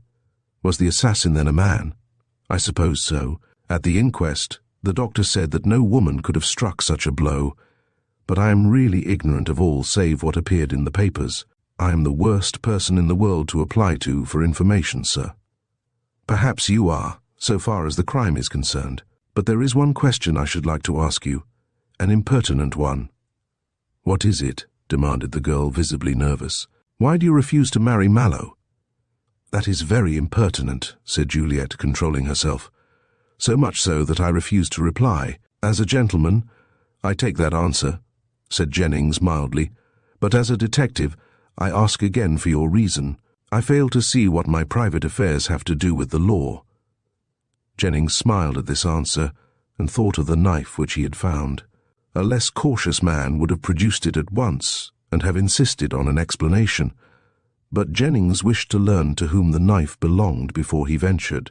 He was sure that it was not the property of Juliet, who had no need for such a dangerous article, and he was equally sure that as she was shielding someone, she would acknowledge that she had bought the weapon. He was treading on eggshells, and it behooved him to be cautious. "Very good," he said at length. "We will pass that question for the present, though as Mallow's friend I am sorry. Will you tell me to whom you gave the photograph of Mallow which he presented to you?" "How do you know about that?" asked Miss Saxon quickly. "And why do you ask?" "Because I have seen the photograph." "That is impossible," she answered coldly, "unless you were in this house before the death of my aunt." "Ah, then it was to Miss Loach you gave it," said Jennings, wondering how Marachito had become possessed of it. "It was, though I do not recognize your right to ask such a question, Mr. Jennings. My late aunt was very devoted to Mr. Mallow and anxious that our marriage should take place." "He gave me the photograph." "With an inscription," put in the detective. "Certainly," she rejoined, flushing. "With an inscription intended for me alone. I was unwilling to part with the photograph, but my aunt begged so eagerly for it that I could not refuse it." "How did she see it in the first instance?" "I brought it to show her after Mr. Mallow gave it to me." "May I ask where you saw it?" Jennings looked at her with marked significance. "I saw it in the house of a woman called Marachito." "And how did it get there?" "I can't tell you. Do you know this woman?" "I don't even know her name." "Who is she?" "Her real name is Senora Gredos, and she claims to be a Spanish Jewess. She keeps a kind of gambling salon. To be plain with you, Miss Saxon, I really did not see the photograph in her house, but a girl called Susan Grant." "I know, my late aunt's parlor-maid." "Well, the photograph was in her box. I found it when the servants insisted on their boxes being searched. She confessed that she had taken it from her last mistress, who was Senora Gredos. As you gave it to Miss Loach, I should be glad to know how it came into the possession of this woman. I really can't tell you, no more than I can say why Susan took it." "What was her reason?" "Mr. Mallow's a handsome man," began Jennings when she stopped him with a gesture. "Do you mean to say no? I'll never believe it." "I was not going to say anything against Mallow's character, but this foolish girl cherished a foolish infatuation for Mallow. She saw him at Signora Grados's house. Ah, said Juliet, turning pale. I remember now. Basil mentioned that Cuthbert gambled, but he did not say where. Mallow gambled a little at Marachito's, as did your brother. The only difference is that Mallow could afford to lose, and your brother could not. Are you sure you never heard the name of Marachito? Quite sure, said Juliet, meeting his gaze so calmly that he saw she was speaking the truth. Well, I understand how you got the photograph, but how did this woman get it? I never heard my aunt mention her, either as Marachito or as Senora Grados. Was your aunt open with you? Perfectly open. She had nothing in her life to conceal. I am not so sure of that, murmured the detective. Well, I cannot say how Marachito became possessed of this photograph. Juliet shrugged her shoulders. In that case we may dismiss the matter, she said, wiping her dry lips. And I can't see what the photograph has to do with this crime. I can't see it myself, but one never knows. Do you accuse Mr. Mallow? Supposing I did. I know Mr. Mallow was near this place on the night of the murder and about the hour. Juliet leaned against the wall and turned away her face. It is not true. What should bring him there? He had business connected with the unfinished house at the back owned by Lord Caranby, but I don't suppose anyone saw him. How do you know he was here then? Asked Juliet, grey and agitated. He confessed to me that he had been here, but we can talk of that later. Juliet interposed. One moment, she cried. Do you accuse him? As yet I accuse no one. I must get more facts together. By the way, Miss Saxon, will you tell where you were on that night? Certainly, she replied in a muffled voice. At the Marlow Theatre with my brother Basil. Quite so, but I don't think the play was to your liking. What do you mean by that? Well, said Jennings slowly, and watching the changing colour of her face, in your house you do not favour melodrama. I wonder you went to see this one at the Marlow Theatre. The writer is a friend of ours, said Juliet defiantly. In that case, you might have paid him the compliment of remaining till the fall of the curtain. Juliet trembled violently and clung to the wall. Go on, she said faintly. You had a box, as I learned from the business manager, but shortly after 8 your brother left the theatre. You departed after 9. I went to see an old friend in the neighbourhood, stammered Juliet. Ah, and was that neighbourhood this one by any chance? In a hansom, which I believe you drove away in, one can reach this place from the Marlow Theatre in a quarter of an hour. I did not come here. Then where did you go? I declined to say. Where did your brother go? He did not tell me. Did the manager inform you of anything else? He merely told me that you and your brother left the theatre as I stated. You declined to reveal your movements. I do, said Juliet, clenching her hands and looking pale but defiant. My private business can have nothing to do with you. As you seek to connect me with this case, it is your business to prove what you say. I refuse to speak. Will your brother refuse? You had better ask him, said Miss Saxon carelessly, but with an effort to appear light-hearted. I don't inquire into my brother's doings, Mr. Jennings. Yet you heard about his gambling. I don't see what that has to do with the matter in hand. Do you accuse me and Basil of having killed my aunt? I accuse no one as yet, said Jennings, chagrined at her reticence. I said that before. Did you not speak with your aunt on that night? No, said Juliet positively. I certainly did not. Jennings changed his tactics and became apparently friendly. Well, Miss Saxon, I won't bother you any more. I am sure you have told me all you know. Juliet winced. Have you any idea if the weapon with which the crime was committed has been discovered? That is a strange question for a detective to ask, a very necessary one. Well? I know nothing about it, she said in an almost inaudible voice. Do you know Mrs. Hearn? I have met her once or twice here. Did you like her? I can hardly say. I did not take much notice of her. She appeared to be agreeable, but she was overdressed and used a perfume which I disliked. Had you ever met anyone using such a perfume before? No. It was strong and heavy. Quite a new scent to me. The odour gave me a headache. Was Mrs. Hearn a great friend of your aunt's? I believe so. She came here with Mr. Hale and Mr. Clancy to play. Hale, said Jennings. I forgot Hale. Does he still retain your business, Miss Saxon? No. I have given over the management of my property to our own lawyer. Mr. Hale was quite willing. Does your brother Basil still make a friend of Mr. Hale?" "I don't know," said Juliet, changing colour again. "I do not ask about Basil's doings. I said that before." "Hark," she added, anxious to put an end to the conversation. "My mother is coming. I should like to see Mrs. Octagon," said Jennings. "She will be here in a few minutes. I shall tell her." And Juliet, without a look, left the room, evidently glad to get away. Jennings frowned and took out the knife at which he looked. "She knows a good deal about this affair," he murmured. "Who is she shielding?" "I suspect her brother. Otherwise she would not have hidden the knife. I wonder to whom it belongs. Here are 3 notches cut in the handle. There is a stain on the blade blood, I suppose." He got no further in his soliloquy, for Mrs. Octagon swept into the room in her most impressive manner. She was calm and cool, and her face wore a smile as she advanced to the detective. "My dear Mr. Jennings," she said, shaking him warmly by the hand, "I am so glad to see you, though I really ought to be angry.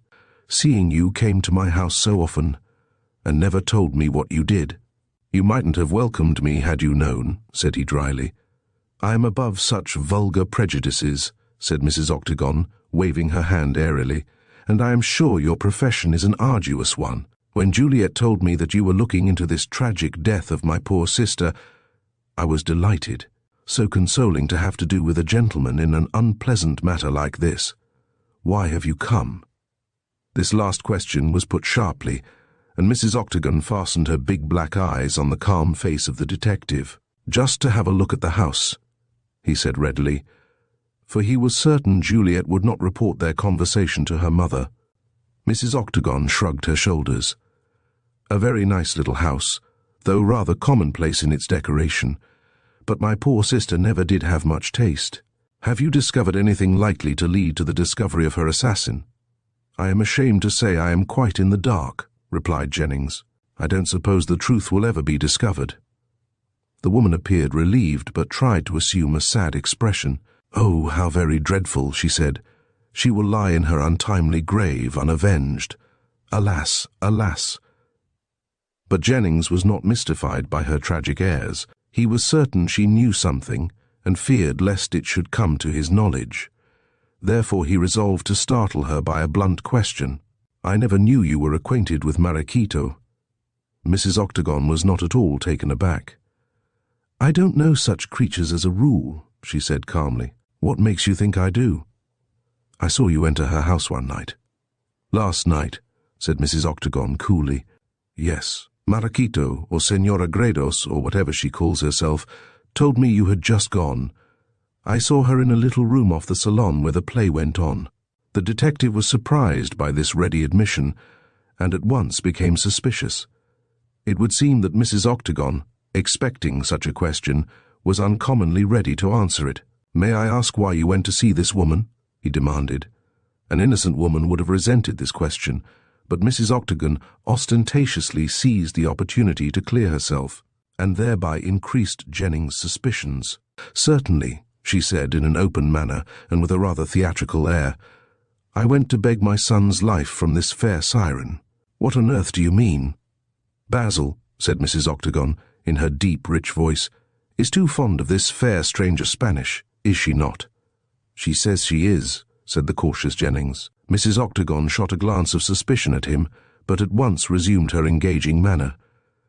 "The foolish boy loves her," she went on, clasping her hands and becoming poetical. "His heart is captured by her starry eyes, and he would wed her for her loveliness. But I can't have that sort of thing," she added, becoming prosaic. "So I went and told her I would denounce her gambling salon to the police if she did not surrender my son. She has done so, and I am happy. Ah, Mr. Jennings, had you a mother's heart," she laid her hand on her own, "you would know to what lengths it will lead a woman." "I am glad your son is safe," said Jennings, with apparent cordiality, though he wondered how much of this was true. "Marachito is not a good wife for him. Besides, she is a cripple." "Yes," said Mrs. Octagon tragically, "she is a cripple." Something in the tone of her voice made Jennings look up and created a new suspicion in his heart. However, he said no more, having learned as much as was possible from this tricky woman. "I must go now," he said. "I have examined the house." Mrs. Octagon led the way upstairs. "And have you any clue?" None, none. I wish you could assist me. I, she exclaimed indignantly. No, my sister and I were not friends, and I will have nothing to do with the matter. Good day. And Mrs. Octagon sailed away, after ushering the detective out of the door. Jennings departed, wondering at this change of front. As he passed through the gate, a fair, stupid-looking man entered. He nodded to Jennings, touching his hat, and at the same time, a strong perfume saluted the detective's nostrils. Thomas Barnes uses hikui also, murmured Jennings, walking away. Humph! Is he a member of the gang? Chapter 15. A Dangerous Admission.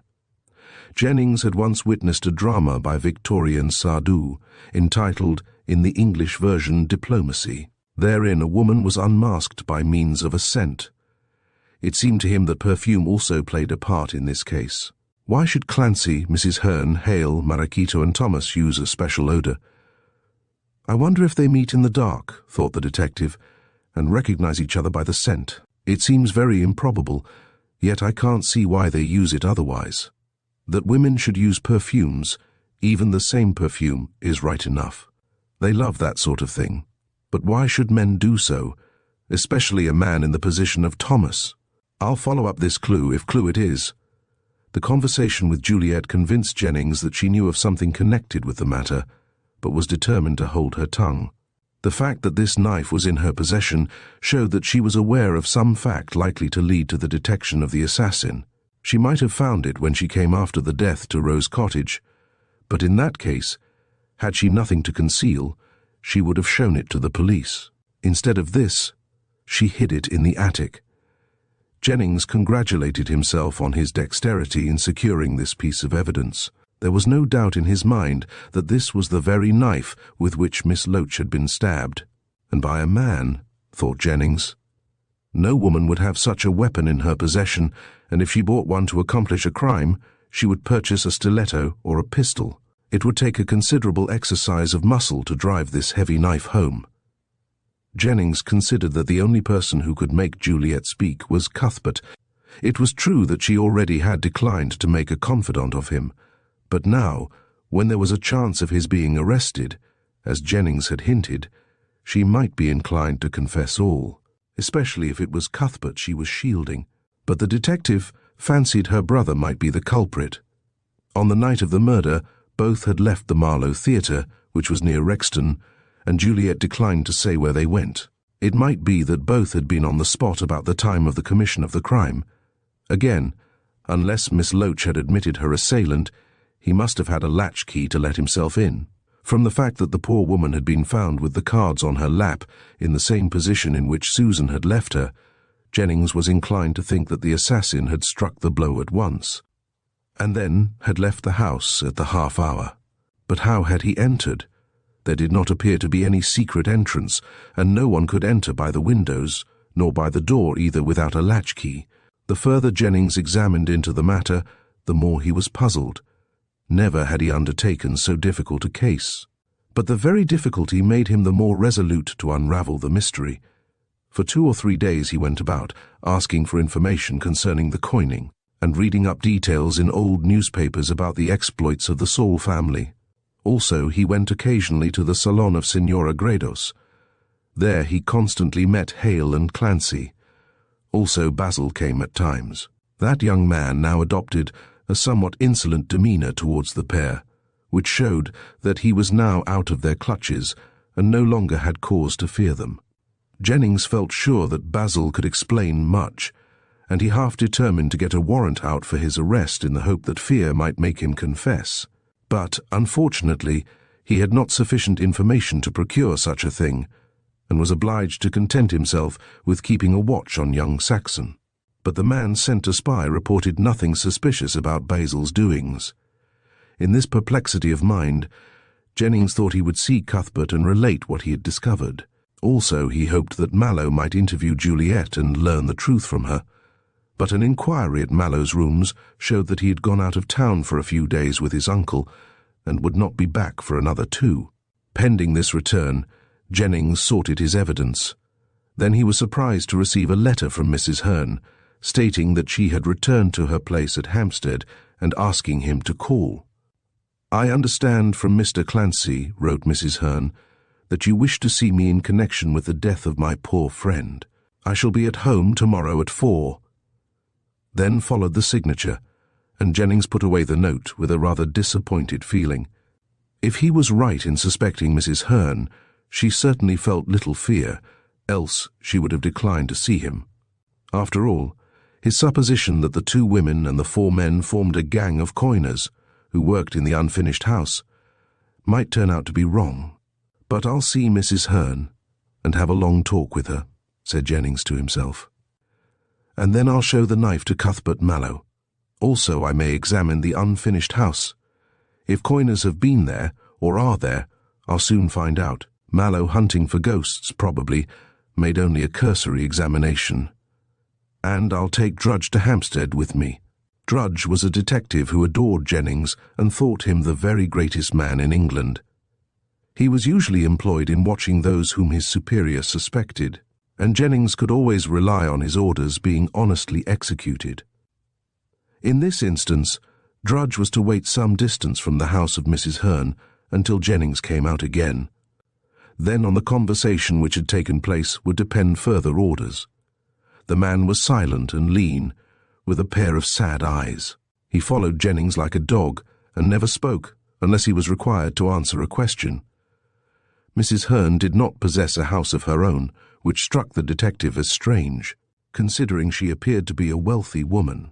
She always wore costly dresses and much jewelry, yet she was content with 2 rooms, one to sit in and the other to sleep in.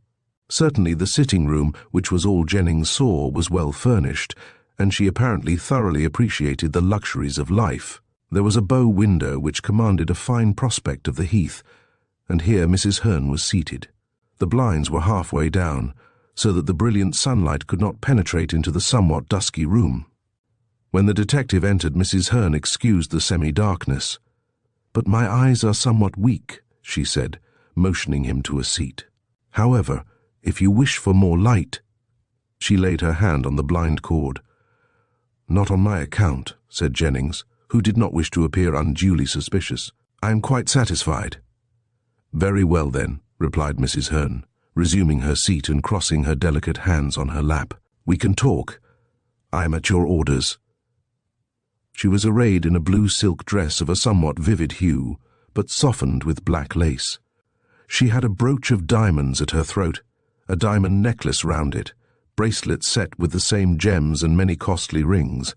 Such a mass of jewellery looked rather out of place in the daylight, but the twilight of the room made the glitter less pronounced. Jennings thought that Mrs. Hearn must have Jewish blood in her veins, seeing she was so fond of gems. Certainly she was very like Marquito, even to having eyebrows almost meeting over her thin high nose. But these, as was her hair, were grey, and her skin lacked the rich colouring of the younger woman. Jennings rapidly took in the resemblance and commenced the conversation, more convinced than ever that there was some bond of blood between Mrs. Hearn and Signora Gredos. This belief helped him not a little. "I dare say Mr. Clancy told you why I wished to see you?" Mrs. Hearn nodded in a stately way. "Yes. You wished to know if I was in the bedroom of my friend on that evening." "Well, I was. I went in for a few minutes to take off my cloak and hat, and then I went in again to resume them. Did you see anyone in the room?" "No. Had there been anyone, I should certainly have seen the person, but there is no place where anyone could hide. Not even a cupboard. There was a wardrobe, for Miss Loach disliked cupboards, as she thought clothes did not get sufficiently aired in them. A wardrobe, and of course anyone might have hid under the bed, but I did not look. And I don't think," added Mrs. Hearn, examining her rings, "that anyone was about. Miss Loach was always very suspicious and searched the house regularly." "Did she then anticipate anyone hiding a burglar, for instance?" "Yes, I think she did. Her nature was warped from certain events which happened in her early life, and she suspected everyone." "Was she on bad terms with anyone?"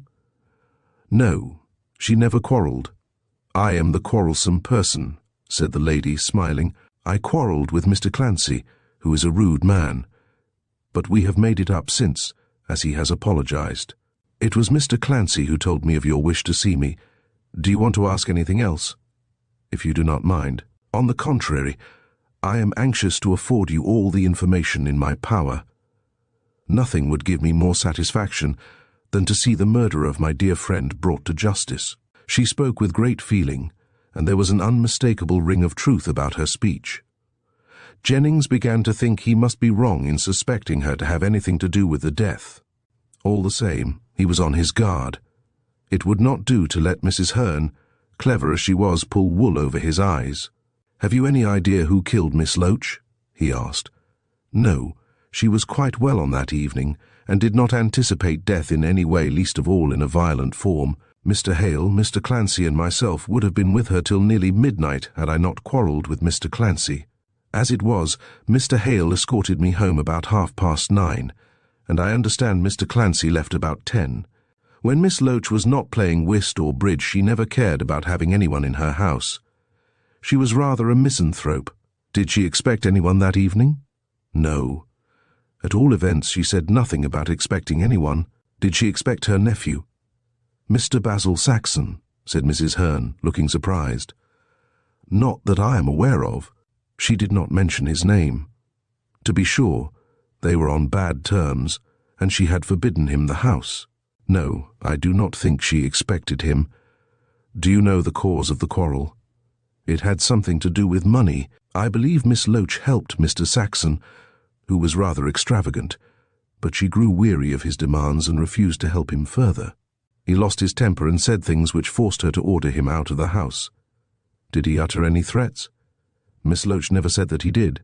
"Mr. Jennings," remarked the old lady, bending her brows, "is it possible you suspect that young man?" "No, I suspect no one at present. But I am bound to make inquiries in every direction, and of course, if Mr. Saxon is of a passionate temper, he might wish to avenge himself for being forbidden the house." "He has a temper," said Mrs. Hearn thoughtfully, "but I never saw it exhibited, though I met him once at Miss Loach's. She said he had a lot of bad blood in him, but that may have been because she hated her sister, Isabella Octagon." "Did she hate her?" "Yes, and I think she had cause. Mrs. Octagon behaved very badly in connection with some romantic episode of the past." "I fancy I know about that," said Jennings quickly, then added, "You are fond of perfumes?" "What a strange question," laughed Mrs. Hearn. "Yes, I am. Do you like this scent? It is called Hikui, and was given to me by a dear friend who received it from a Japanese attaché. From a friend or relative?" Mrs. Hearn frowned. "What do you mean by that?" Jennings shrugged his shoulders. "Oh, nothing. Only you are very like a lady called Signora Gredos." "Marachito," said Mrs. Hearn unexpectedly. "Of course I am. Her father was my brother." "You are then her aunt?" "Naturally. But the fact is, I do not proclaim the relationship, as I do not approve of Marachito's gambling. Of course the poor thing is confined to her couch, and must have something to amuse her. All the same, gambling on a large scale is against my principles. But if asked, I do not disown the relationship. Now you understand why I am like Marachito." "I understand," hesitated Jennings. "You belong to a Spanish family?" "Spanish Jews. I am a Jewess, so is Marachito." "Do you speak Spanish?" "Yes." "Do you wish to speak it with me?" "Unfortunately, I do not know the language," said Jennings, profoundly regretting the fact. "And your niece?" "She does not speak it. She was brought up in England." "In that case, she should ask you if her name is masculine or feminine, Mrs. Hearn." The old lady started. "I should like to know what you mean." "Senora Gredos's Christian name should be Marachita, not Marachito." "Really? I never gave the matter a thought. I will tell her about it if you like." "I said she did not speak Spanish. She has led a strange life. At one time she wished to dance and took the name of Celestine Durand. She was taught by a professor of dancing called Lebeau, who lives in Pimlico, but while learning she slipped in the street and became the wreck you see her. Certainly Mrs. Hearn was very frank and spoke the truth, as all this bore out the statements of Lebeau and Lord Caranby. Her maiden name was Saul, I believe," said Jennings, thinking Mrs. Hearn would deny this promptly. To his astonishment, she did nothing of the sort. "My maiden name is Saul," she said gravely, "but as Marachito is the daughter of my unfortunate brother, her true name is the same, not her maiden name, you understand." I do not know how you learned this, but Lord Caranby paid a visit to Marachito's salon and recognized that she was a soul from her likeness to Emilia, with whom he was in love, finished Mrs. Hearn, crossing her hands. That painful story is well known to me. Emilia was my sister. Lord Caranby never told me she had one, said Jennings. Lord Caranby does not know the history of our family, save what appeared in the papers, put in the detective. Mrs. Hearn flushed through her sallow skin. It is not well bred of you to refer to the misfortunes of my family, she said. My mother and brother were unlucky. They were innocent of this charge of coining, brought against them by an enemy. The evidence was very plain, Mrs. Hearn. Ah, she flashed out. You have been looking up the case. Why? From what Lord Caranby said, he has no right to say anything, cried Mrs. Hearn, rising and speaking vehemently. He loved my sister, and she lost her life at that dreadful house. I was abroad at the time and had only just married. My husband was a jeweller. We cut ourselves off from the family when the misfortune came. Only of late years did I recognize Marachito when she came to me for assistance. Her father died and she had no money. I helped her to pay for her dancing. Oh, said Jennings, recalling the false money. You paid. Have you anything to say on that point? She asked haughtily. No, I merely congratulate you on your generosity. I could not allow my own niece to starve. I helped her, and then she met with the accident. After that, you assisted her to start this gambling house. By no means. Mr. Hale found the money for that. He is in love with Marachito. But you can understand why I do not proclaim my relationship with her. The past of our family is too painful. I became acquainted with Miss Loach through Mrs. Octagon. She was then the wife of Mr. Saxon, when I went to inquire into my sister's death. I liked Miss Loach and frequently went to see her. Now that she is dead, I shall leave England. I have arranged to do so next week, and you will not see me here again. That is why I gave you this chance of making inquiries. I am much obliged, said Jennings, quite believing her story since she told it so earnestly. But does Marachito love Hale? No, she loves Mr. Mallow, Lord Caranby's nephew. She has a rival in Miss Saxon, said the detective. Mrs. Hearn turned red. My niece fears no rival, she said haughtily. Miss Saxon shall never be the wife of Mr. Mallow. Jennings shrugged his shoulders. I do not see how she can stop the affair. Oh yes, she can. The mother is on her side. Ah, I thought there was some work of that kind. Hear me, cried Mrs. Hearn, imposing silence with a gesture. Basil Saxon is in love with Marachito, and she can twist the poor fool round her finger. She agrees to send him away if Mrs. Octagon stops this most absurd marriage. Which she has done, and which she will continue to do, said Mrs. Hearn decisively. The mother does not wish Basil to marry my niece, though she is quite as good as they, if not better. Well, drawled Jennings, rising, I now know why Mrs. Octagon has acted in this way. There's no more to be said. Are there any further questions you wish to ask me? Remember, I go abroad forever next week. You will never see me again. I think I have asked you everything. By the way, Jennings balanced his hat between two forefingers, I suppose your niece's complaint is incurable? She thought so until lately, but she has consulted a specialist who tells her she will walk again in a few months.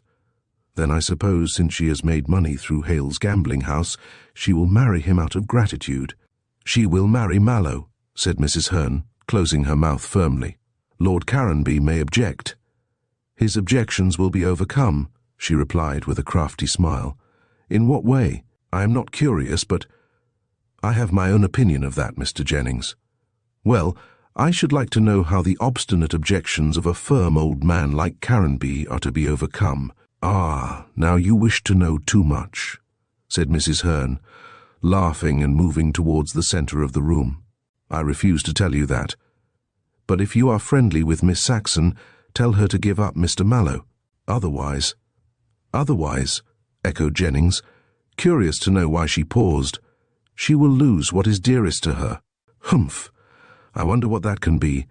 Had you not better threaten Miss Saxon personally, Mrs. Hearn? I have no need to. Marachito will do that. With my niece as an enemy, Miss Saxon has no chance of gaining the prize she desires.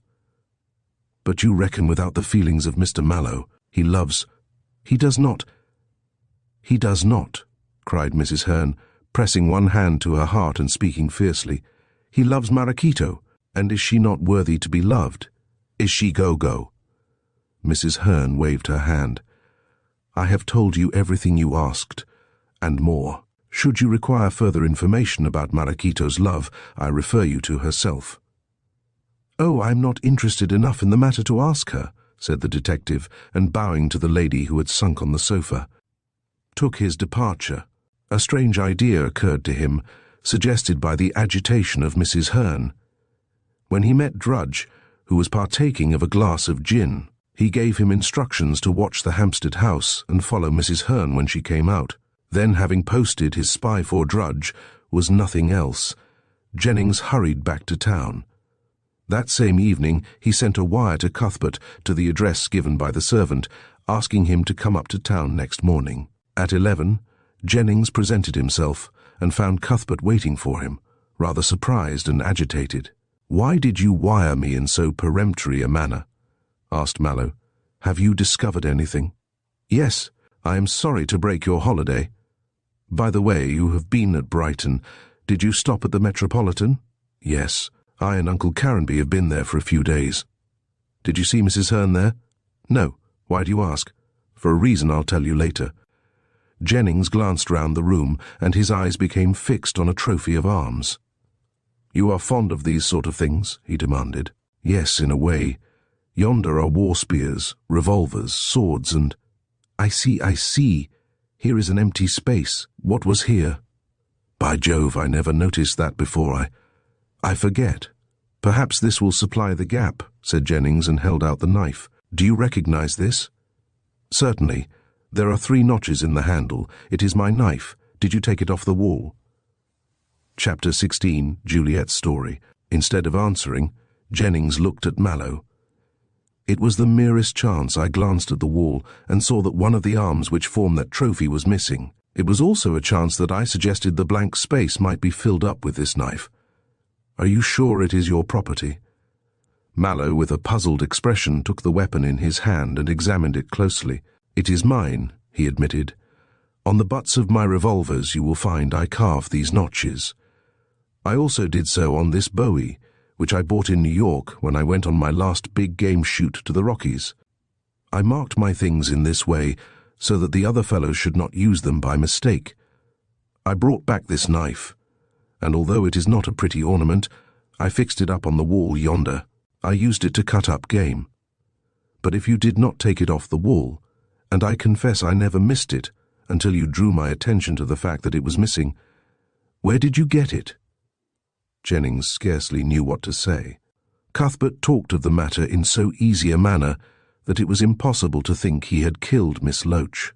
Also, he was not the sort of man to murder an inoffensive old woman, the more especially as he, on the face of it, had no motive to commit so brutal an act or to jeopardize his neck. Struck by his friend's silence, Mallow looked up suddenly. Whether he read the truth in Jennings' eyes or the recollection of Jennings' profession brought the Crooked Lane crime into his mind, it is impossible to say. But he suddenly grew pale and dropped the knife with a look of abhorrence. "Yes," said Jennings in reply to his mute inquiry, "that is the knife that was used to stab Miss Loach." "This knife?" said Mallow with a gasp. "But how the dickens," he used a stronger word, "did my knife come to be used in that way?" "I should like you to explain that," said the detective icily. "Good heavens, Jennings, you don't think—" "What am I to think?" said Jennings coldly. "I swear I never suspected you, Mallow. To own the truth, I don't suspect you now, but for your own sake, for your own safety, explain how that knife came to be in Miss Loach's house." "I can't say," cried Cuthbert vehemently. "Really, I can't. I swear I never missed it until you drew my attention to the blank left in the trophy of arms yonder." He flung himself into a seat and passed his hand through his hair with a bewildered air. "Surely, Jennings, you do not think me guilty of killing that poor wretch?" Jennings stretched out his hand, which Mallow grasped. "There is my answer," said the detective. "Of course I don't suspect you. The mere fact that you own the knife is yours shows me that you are innocent. But the fact that this particular weapon was used reveals to me the strange behavior of Miss Saxon, her motive. Cuthbert jumped up. "What has Juliet to do with this?" he asked. "I went to see her," explained Jennings rapidly, "and was shown up to the attic of Rose Cottage by Mrs. Pill. Miss Saxon was standing on a chair with her hand on the cornice. I managed to place my hand in the same place, it matters not how, and there I found that. This knife?" Cuthbert, still bewildered, took up the formidable weapon. "But how did she become possessed of it? You must ask her that." Why did you not ask her yourself? She would have lied to me for your sake." "For my sake? Do you mean to say she thinks I am guilty?" "Yes, I do," said Jennings decisively. "It's an infernal lie. I don't believe Juliet would think me such a blackguard unless she did not love me, and she does love me." "Of course," interposed Jennings swiftly. "So much so that she has concealed this knife so as to, as she thinks, save you. Now, can you not see why she asked you to proceed no further in the case for your own sake? I thought she was shielding her brother. It is you she believes guilty, and therefore will not marry me. No, I don't think for one moment she cares about that. When a woman loves a man, she will stick to him through thick and thin. If he is a regular Cain, she will marry him. Bless the whole sex, they are the staunchest of friends when they love. No, Mallow, in some way Mrs. Octagon has learned that you have killed her. But I never did. I told you everything." "What you told me may have been told to Mrs. Octagon with additions. She thinks you guilty, and therefore has threatened to denounce you unless Juliet gives you up. She has done so, therefore Mrs. Octagon holds her bitter tongue. But her reason for wishing to break off the marriage, we discussed that before. In the first place, you are Caranby's nephew, and she hates him. In the second, she and Basil want the fingering of the 6,000 a year left by Miss Loach. Should you marry Miss Saxon, they know well you will look after her interests, therefore they don't wish the match to take place. I'm not quite sure if this is Basil's plan, or if he knows so much, but I am quite certain that the scheme is of Mrs. Octagon's concoction. But now you can see why Miss Saxon behaved so strangely." "She has no right to take up such a position," cried Cuthbert with a fierce look. "She should have been plain with me and have accused me to my face." "Do you think a woman cares to accuse the man she loves? Besides, Mrs. Octagon may have forced her to keep silence so as to make the matter more difficult for you. The only way in which you can clear up matters is to see Miss Saxon and insist on an explanation. And if she won't give it?" "I think she will this time," said Jennings with a grim smile. "By now she must have discovered her loss, and she knows well enough that the knife is in my possession. Already she knows that I threatened to arrest you, but you would never do that." "I would if it meant the clearing of your character. I tell you, Mallow, you are in danger. There is a conspiracy against you, and the using of your knife to kill that old woman proves it. To prepare the ground for an accusation, someone stole it. You must fight, man, or your enemies may bring about your arrest, in spite of all I can do." Mallow dropped into his seat, flushed and angry. "I have no enemies," he muttered, trying to collect his wits. "Yes, you have, and of the worst kind. 2 women are against you." "2 women? Mrs. Octagon, I know, hates me as Caranby's nephew, and because she wants to handle this money. But the other? Marachito Gredos. Bosh, she loves me. I am sure she has worried me enough." "Of course she loves," said Jennings satirically. "She loves you so deeply that she would see you on the scaffold rather than let you marry Miss Saxon.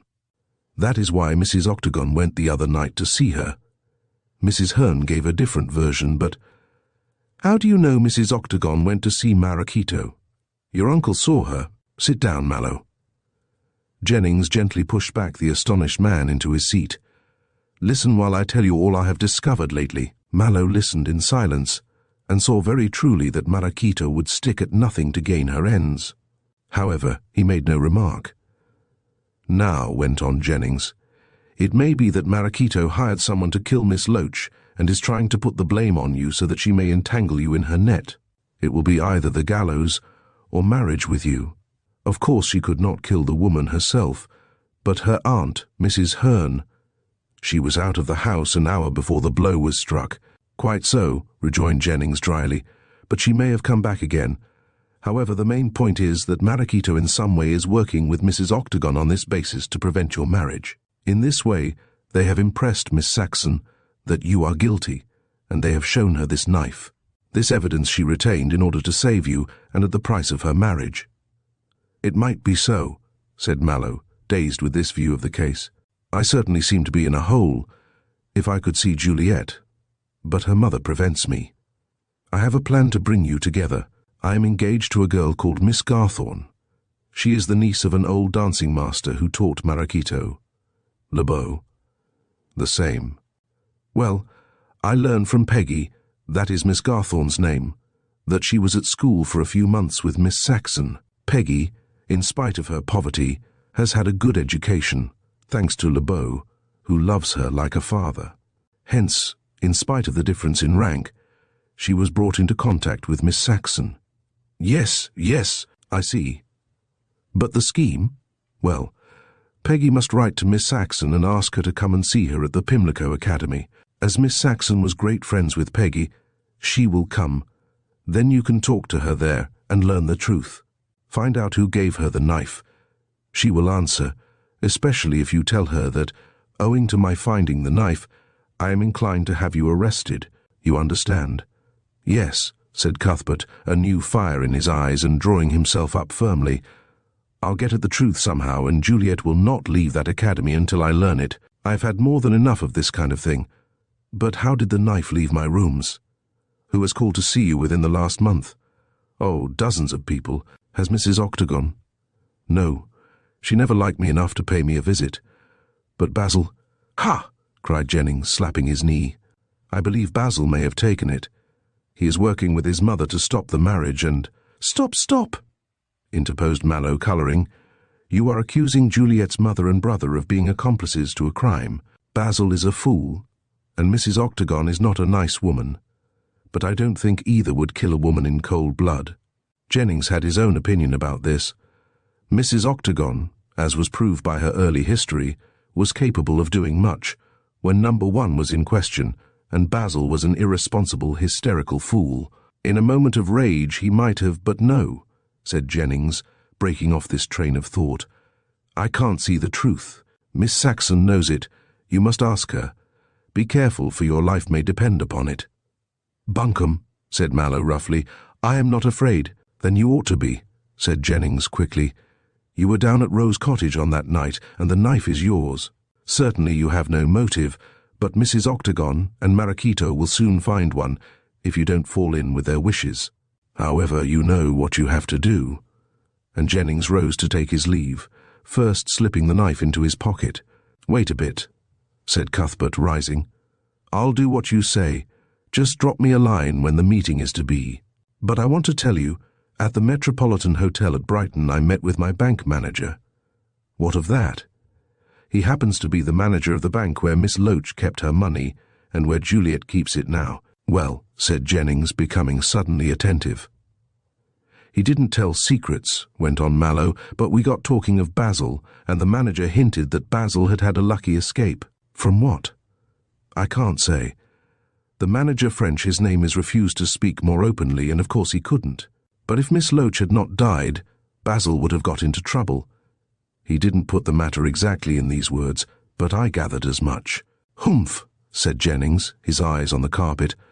"That supplies a motive for Basil killing the old woman." "Nonsense, Basil would not kill anything. He is a coward." "When a rat is in the corner it fights," said the detective significantly. "Basil may have been between the devil, represented by Miss Loach, and the deep sea, which we may call Hale. He may have—" No, said Mallow. "Nothing will ever persuade me that Basil is guilty." Jennings looked doubtful. He had his own opinion as to young Saxon's capability for crime. "However, the whole case is so perplexing that I fear to name any particular person," said he, taking his hat. "Now I shall see Miss Garthorne and get her to write to Miss Saxon."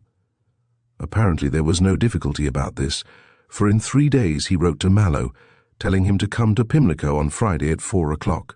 Juliet was surprised when she received an invitation from an old schoolfellow of whom she had lost sight for years. However, Owing to her troubles, she felt the need of some sympathetic soul in whom she could safely confide, and knowing Peggy was one of those rare friends who could keep her own counsel. Juliet readily agreed to pay the visit. She arrived at the academy shortly before 3 o'clock, and the two girls had a long talk of their old days. Also, Juliet told some of her difficulties, but not all to Peggy. "And I don't know how things will turn out," said Miss Saxon disconsolately. "Everything seems to be wrong." "They will continue to be wrong unless you act wisely," said Peggy. "In what way should I act?" "Stick to Mr. Mallow. He loves you, and you love him. I do not see why you should surrender your life's happiness for the sake of your family." "Of course you have not told me all," and Peggy looked at her inquiringly. Juliet shuddered. "I dare not tell you all," she said faintly. "I have to think of other people. Think of Mr. Mallow first." "I am thinking of him." "Then it is on his account you keep silence?" Juliet nodded. "I must hold my tongue. If you could advise me—" "My dear," said clear-headed Miss Garthorne rather impatiently, "I can't advise unless I know all, and you will not trust me." "I have to consider others," repeated Juliet obstinately. "If Cuthbert knew what I feel—" "Why don't you tell him?" "See here, Juliet, you are keeping something back from me. On my part, I have kept something back from you. But I see it is necessary to speak plainly. Juliet, I am engaged." "Oh, I am so glad," cried Miss Saxon, embracing her friend. "Is he nice?"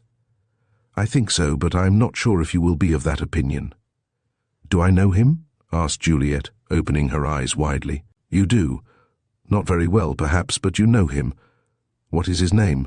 I'll tell you that after you have seen Mr. Mallow—" Miss Saxon rose with rather an offended look. "I have no intention of seeing Mr. Mallow. Supposing he was here, would you consent to an interview?" "I don't dare. I dare not. If he asked questions—" "What do you mean?" "Nothing," said Peggy briskly. "We've joined issue, as the lawyers say. I advise you to speak out, and you refuse. I don't understand all this. Is Cuthbert here?" "Yes." "To be plain with you, Juliet, a person I know arranged that I should write to you, and that Mr. Mallow should meet you here." Juliet looked annoyed. "Who is interfering with my private business? Someone who can help you." "No one can help me," retorted Juliet. "Oh yes, and the advice of this person is that you should tell the truth to Mr. Mallow." "Who is this person?" "I'll tell you that after you have seen Mr. Mallow. He is in the room below." "This interfering person you refer to?" "No, Mr. Mallow. Will you come downstairs and see him?" Juliet drew back as Peggy opened the door. "I dare not." "In that case you will have to consent to the arrest of Mr. Mallow," Juliet shrieked. "Cuthbert arrested. For what?" "For the murder of Miss Loach." "It is not true. It is not true," gasped Juliet. "Oh, Peggy, what does it all mean? How do you come to know?" "Because I'm engaged to Miles Jennings, the detective, the man who behaved so badly to me." "I don't know what you call behaving badly," said Miss Garthorne in an offended way. "Miles wishes to help you out of your difficulties, and you will not allow him. No, don't ask questions." "I refuse to answer." "Miles told me all about the case, and I know everything." "Then you know that he came the other day to Rose Cottage, and—" "I know everything," said Peggy, leaving the room. "And if you are wise, you will come with me." When Peggy disappeared, Juliet hesitated. She really could not speak to Cuthbert, and resolved to steal out of the trap into which she had been inveigled by the treacherous Peggy. On the other hand, things were becoming so serious that she knew she would have to speak out sooner or later, especially as Cuthbert was in danger of arrest. But even if she confessed all, could she save him? "I should only make matters worse," thought Juliet, descending the stairs. "He'll thank me some day for holding my tongue. I'll go." So she arranged, but meantime Peggy had informed the waiting Mallow of Juliet's strange behavior. Determined to make her speak, and anxious to arrive at some understanding, Cuthbert waited at the foot of the stairs. Juliet, coming down, ran straight into his arms and turned white.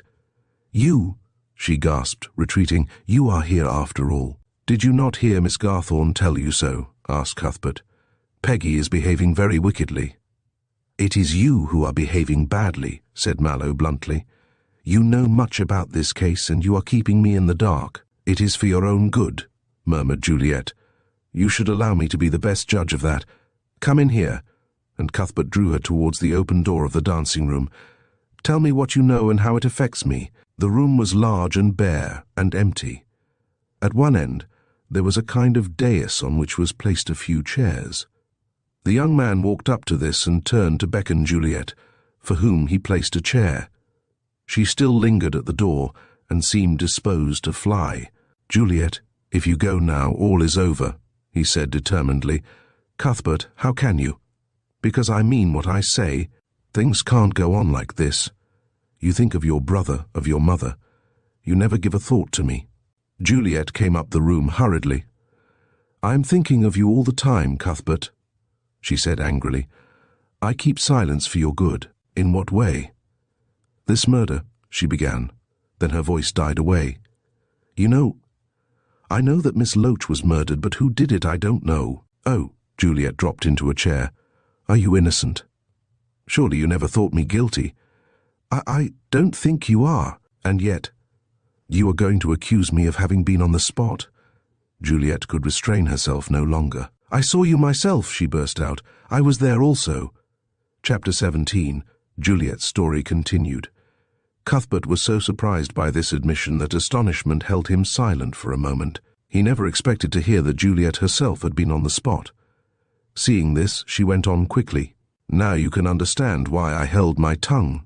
You were at Rose Cottage on that night. You have enemies who know you were there. I have been threatened, should I insist on our engagement being fulfilled, that you will be arrested. Therefore I kept away and held my tongue. But if you had told me this long ago, how could I?" she cried vehemently. "Could I come and say to you, 'I believe you are a murderer'?" "Did you believe that, Juliet?" he asked in a grieved tone. "Yes and no," she faltered. "Oh, Cuthbert, you know how I love you. I could not bring myself to think you were guilty, and yet the proofs are so strong. You were at Rose Cottage at 11:15. No, I was there at 10:15. I tell you I saw you at 11:15. You were getting over the wall into the park. Then there was the knife, your knife. How did you know it was mine? By the notches. You told me you always cut 3 notches on the handle of any weapon you possessed. One day when Mother and I came to afternoon tea at your place, you showed me some of your weapons, the knife amongst them. One knife is much like another, and I would not have noticed but for the notches and for the fact that I saw you on that night. I hid the knife and Mr. Jennings." "He found it," said Mallow. "Quite so. He told me he did. When you left the attic he contrived to—" "Then the closing of the door was a trick," said Juliet in an agitated tone. "I might have guessed that. He took the knife. He has threatened to arrest you, so Miss Garthorne says." "She says rightly," replied Mallow, thinking it best to make use of all he knew, so as to force her to speak freely. "But of course, if you can explain—" "Explain!" she cried wildly and sinking into a chair. "What can I explain? That I saw you climbing that wall, running away apparently from the scene of your crime. That I found the knife by the body." "What?" Cuthbert started up and looked at her. "You saw the body?" "Yes. I was in the house in the room. I found my aunt dead in her chair with the cards on her lap, exactly as the parlour-maid saw her. Near her on the floor was the knife. There was blood on the blade. I picked it up. I saw the handle was notched in 3 places, and then— Then you suspected me?" "No. Not till I saw you outside." Cuthbert took a turn up and down the dais, much perplexed. "Juliet," he said, "I swear to you, I never killed this woman." Juliet flew to him and folded him in her arms. I knew it, she said, "in spite of the letter." "What letter?" "That accusing you and threatening to tell the police about you if I did not break the engagement. Who wrote it?" "I can't say save that it must have been some enemy." "Naturally," replied Mallow cynically. "A friend does not write in that way." "Have you the letter with you?" "No, it is at home. I never thought of bringing it, but I will show it to you soon. I wish now I had spoken before." "I wish to heaven you had. I thought it best to be silent," said Juliet, trying to argue. "I feared lest if I spoke to you, this enemy, whosoever he is, might carry out the threat in the letter." "Is the letter written by a man or a woman?" "I can't say. Women write in so masculine a way nowadays. It might be either. But why were you at the cottage? I was not. I went to explore the unfinished house on behalf of Lord Caranby. I was ghost hunting. Do you remember how you asked me next day why I wore an overcoat, and I explained that I had a cold? Yes, you said you got it from sitting in a hot room. I got it from hunting round the unfinished house at Rexton. I did not think it necessary to explain further. Juliet put her hand to her head. Oh, how I suffered on that day, she said. I was watching for you all the afternoon. When you came, I thought you might voluntarily explain why you were at Rexton on the previous night, but you did not, and I believed your silence to be a guilty one. Then, when the letter arrived— when did it arrive? A week after the crime was committed. Well, said Cuthbert, rather pained, I can hardly blame you, but if you loved me— I do love you, she said with a passionate cry. Have I not proved my love by bearing as I thought your burden? Could I do more? Would a woman who loves as I do accuse the man she loves of a horrible crime? I strove to shield you from your enemies. I thought you were shielding Basil. Jennings thought so also. Juliet drew back, looking paler than ever. What do you know of him? Very little, said Cuthbert quickly. Was he at Rose Cottage on the night in question? No, he was not there. I did not see him. Yet he was at the Marlow Theatre with you. Yes, he left the theatre before I did. Sit down, Juliet, and tell me exactly how you came to be at Rose Cottage on that night and why you went. Miss Saxon seated herself and told all she knew. It was this way, she said, with more calmness than she had hitherto shown. Basil and I went to see this new melodrama written by Mr. Arkwright. What, the man Mrs. Octagon wishes you to marry? Yes, he has written a play to make money. My mother was angry, as she thought such a thing was not worthy of him. He sent her a box. She refused to go, so Basil and I went. But the play was so dull that Basil left early, saying he would come back for me. Do you know where he went? No, he did not say. Well, the play became worse instead of better.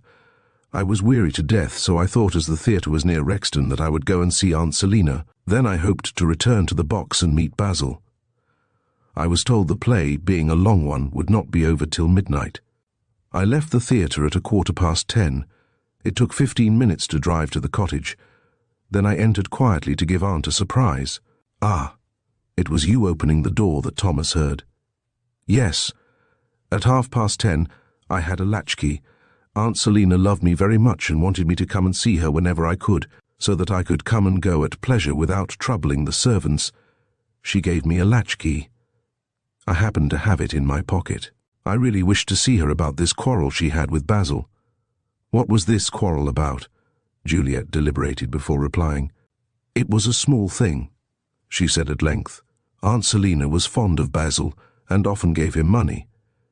Mr. Octagon doesn't allow Basil much, and Mother has enough to do to make both ends meet.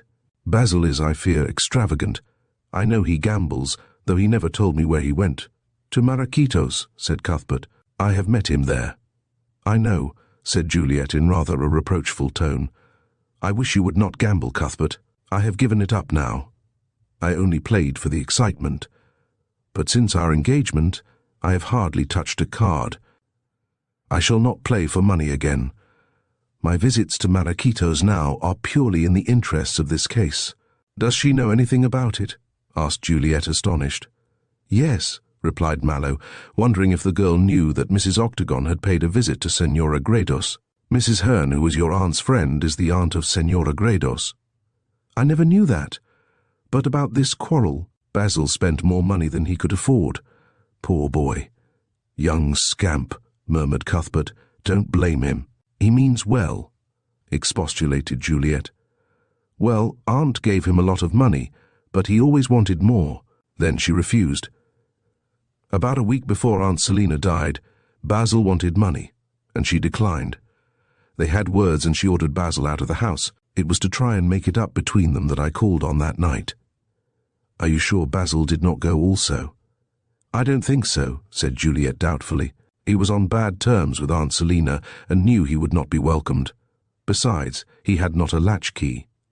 Well, Cuthbert, I reached Rose Cottage at 10:30 and let myself in. I went downstairs quietly. I found Aunt Selina seated in her chair near the fire with the cards on her lap, as though she had been playing patience. I saw that she was dead. "Why did you not give the alarm?" Juliet hesitated. "I thought it best not to," she said faintly. It seemed to Mallow that she was keeping something back. However, she was very frank as it was, so he thought it best not to say anything. "Well, you saw she was dead?" "Yes, she had been stabbed to the heart. There was a knife on the floor. I picked it up and saw it was yours. Then I thought that I had killed her." "Thank you, Juliet." "No, no," she protested. "Really, I did not believe that at the time. I could not think why you should kill Aunt Selina. I was bewildered at the time, and then—" Here Juliet turned away her head. "I fancied someone else might have killed her." "Who?" "Don't ask me. I have no grounds on which to accuse anyone. Let me tell you what I can. Then you may think, but that's impossible. Cuthbert, ask me no more questions." Mallow thought her demeanour strangely suspicious, and wondered if she was shielding her mother. Mrs. Octagon, who hated Selina Loach, might have struck the blow, but there was absolutely no proof of this. Mallow decided to ask nothing as Juliet requested. "Tell me what you will, my dear," he said, "so long as you don't believe me guilty." I don't. Really, I don't. I picked up the knife and left the room after 10 minutes. I stole up the stairs and shut the door so quietly that no one heard. You see, the first time I did not trouble to do that. But when I found that Aunt was dead, I was afraid lest the servants should come and find me there. I fancied, as I had the knife in my hand and had entered by means of the latchkey, that I might be suspected. Besides, it would have been difficult to account for my unexpected presence in the house at that hour. "I quite comprehend," said Mallow grimly. "We can't all keep our heads in these difficult situations. Well?" "I came out into the garden. I heard the policeman coming down the lane, and knew I could not escape unobserved that way. Then if I took the path to the station, I fancied he might see me in the moonlight. I ran across the garden by the wall and got over the fence amongst the corn, where I lay concealed. Then I saw you coming round the corner. You climbed the wall and went into the park. After that I waited till after 11, when the policeman entered the house summoned by the servants. I then ran round the field sheltered from observation by the corn, which, as you know, was then high, and I got out at the further side. I walked to Keighley, the next place to Rexton, and took a cab home. I went straight to bed and did not see Basil till the next morning. He told me he had come home later, but he did not say where he had been, nor did I ask him. But I am sure, unless my watch was wrong, that I climbed the wall at 10:15, insisted Mallow. "You might have climbed it again at 11:15. "No, I climbed it only once." "Which way did I come?" "Along the path from the station. Then you walked beside the fence on the corn side, and jumping over, you climbed the wall." "Certainly I did that," murmured Mallow, remembering what he had told Jennings. "Did you see my face?" "No, but I knew you by your height and by the light overcoat you wore, that long sporting overcoat which is down to your heels. Oh, Cuthbert, what is the matter?" She might well ask this question, for Mallow had started and turned pale. "Nothing, nothing," he said irritably. "I certainly did wear such an overcoat. I was with Caranby before I went to Rexton, and knowing his room would be heated like a furnace, I took every precaution against cold." Juliet doubted this, as she knew Mallow did not coddle himself in any way. However, she had seen the overcoat too often to mistake to whom it belonged.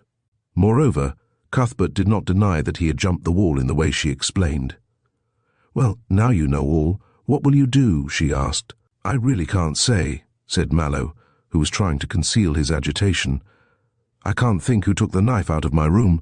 It was in a trophy of arms on the wall, and I never noticed that it was missing till Jennings drew my attention to the loss. Certainly Miss Loach was killed with that knife." "I am positive of that," said Juliet. "There is blood on the handle, but you understand why I kept silence?" "Yes, but there was really no need. I shall call and see your mother and insist on her giving her consent to our marriage. She has no reason to refuse." "Do you know why she objects?"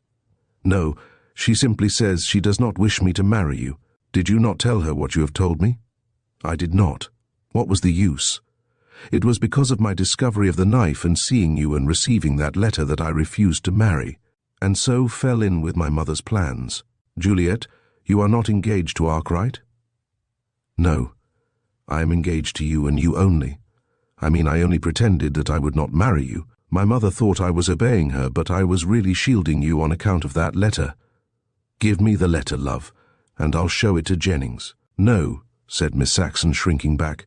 Get him to drop the case. Why? Asked Cuthbert dryly. I could understand that request when you thought me guilty, but now that you know I am innocent, and that Jennings is aware I was at Rose Cottage on that night, surely there is no bar to his proceeding with the case. I do not wish it, faltered Juliet. Cuthbert looked at her steadily and turned away with a sigh.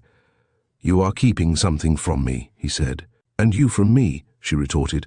Why did you start when I spoke of the overcoat? Juliet, my own, Cuthbert took her hands earnestly. There are circumstances in this case which are very strange. Innocent persons may be sacrificed. It is best for you and me to have nothing more to do with the matter. Miss Loach is dead. Who killed her will never be known. Let us marry, dear heart, and leave the case alone. I am quite willing. But my mother. I shall persuade her to consent. I hope so, but I fear she hates you because you are Lord Caranby's nephew. She hinted as much. I don't know the reason. I do, said Mallow calmly, and I think I may be able to persuade her to see reason. I shall meddle no more with the case. What about Mr. Jennings? I will tell him what I have told you and what you have told me. Then I will point out the futility of looking for a needle in a haystack. He may be inclined to let the case drop. He ought to be weary of it by this time. Juliet looked wistfully at him. Can't we be plain with one another? No, said Mallow, shaking his head. You have your suspicions and I mine. Let us refrain from talking about the matter. Miss Saxon drew a breath of relief. I think that is best, she said, and her expression was reflected in the eyes of her lover. When will you come and see Mother? Next week. If her objection is a question of money, you can hand over the whole of that income you have inherited. Aunt Selina's 6,000 a year. Why? Because I have enough money for us both. And when Caranby dies, I shall be almost a millionaire. I don't like you having this money. But your reason? I have none that I can tell you.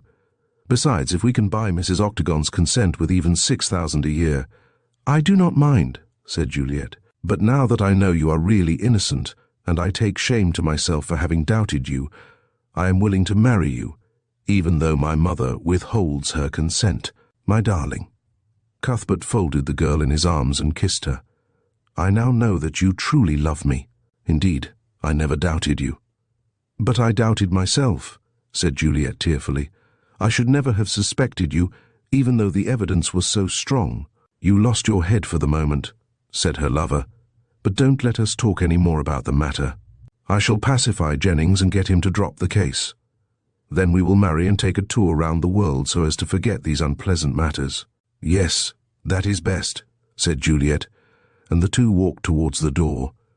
They should have been completely happy now that all misunderstandings were cleared up, but each wore a gloomy expression. Apparently the shadow of Miss Loach's death still clouded the sunshine of their lives. Chapter 18. The unexpected happens. Jennings was at breakfast in his rooms, considering what he should do next in connection with the case. As yet he had not heard from Cuthbert with regard to the interview with Juliet. The detective waited upstairs in LeBeau's sitting room for the conclusion of the meeting, but when Mallow never appeared he went down. Then he learned from Peggy, who was in the office, that the lovers had been gone for some time. I thought you knew, said Miss Garthorne. No, replied Jennings. I did not know.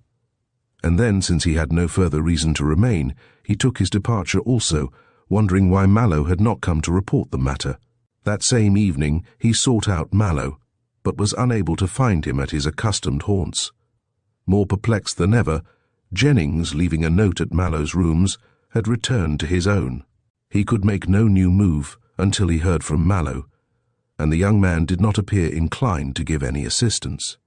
Next morning, while at breakfast, he expected his friend, but still there was no appearance of the visitor. A ring came to the door, and Jennings thought that this was Cuthbert at last. He was distinctly disappointed when Drudge made his appearance. "Well," said Jennings sharply, "what is it?" "I followed the lady you saw, sir." "Mrs. Hearn?" "Yes. She left her house in Hampstead and walked down the hill. There she took a cab. I followed in another. Her cab stopped at the house of Marachito in Soho. Since then I have been watching the house, but I have not seen Mrs. Hearn again." "She is Senora Gredos's aunt," explained Jennings, "so I expect she is stopping with her." "No, sir, she isn't. I made friends with a boy called Gibber." "Yes, he is a page in the house. Well?" "I gave him a drink or two," said Drudge, "and a few stamps as he is a collector. He became friendly with me, and I asked him about the house. He was very frank, but he said nothing about the gambling." "Humph! I expect he's been told to hold his tongue. Well, did you hear anything at all?" "I heard that Gibber had never seen Mrs. Hearn. He did not even know her name." "Now, sir," went on Drudge, laying a finger in the palm of his hand, "if Mrs. Hearn was stopping at the Soho house, Gibber would have seen her." A flash of joy passed across the countenance of Jennings, but he turned away from his underling so that he might not betray the satisfaction he felt. "Mrs. Hearn is Marachito's aunt," he said again. "No, sir, pardon me. Marachito hasn't got an aunt. Leastways the aunt, if there is such a person, has never set foot in the house." "Perhaps Marachito sees her secretly." "Well," said Drudge pensively, "she certainly went in by a side door, Mr. Jennings. Do you want me to watch further, sir?" "Yes. Keep your eye on the Soho house, and should Mrs. Hearn reappear, follow her." "Anything else?" "Yes, sir. Mrs. Hearn, when walking down the hill, dropped a small bag." "Ah. Have you got it?" "No. She was too sharp for me. I was picking it up when she missed it and came to claim it. But before she reached me, I had opened it. Only her handkerchief was inside. I gave it back, and she gave me a shilling."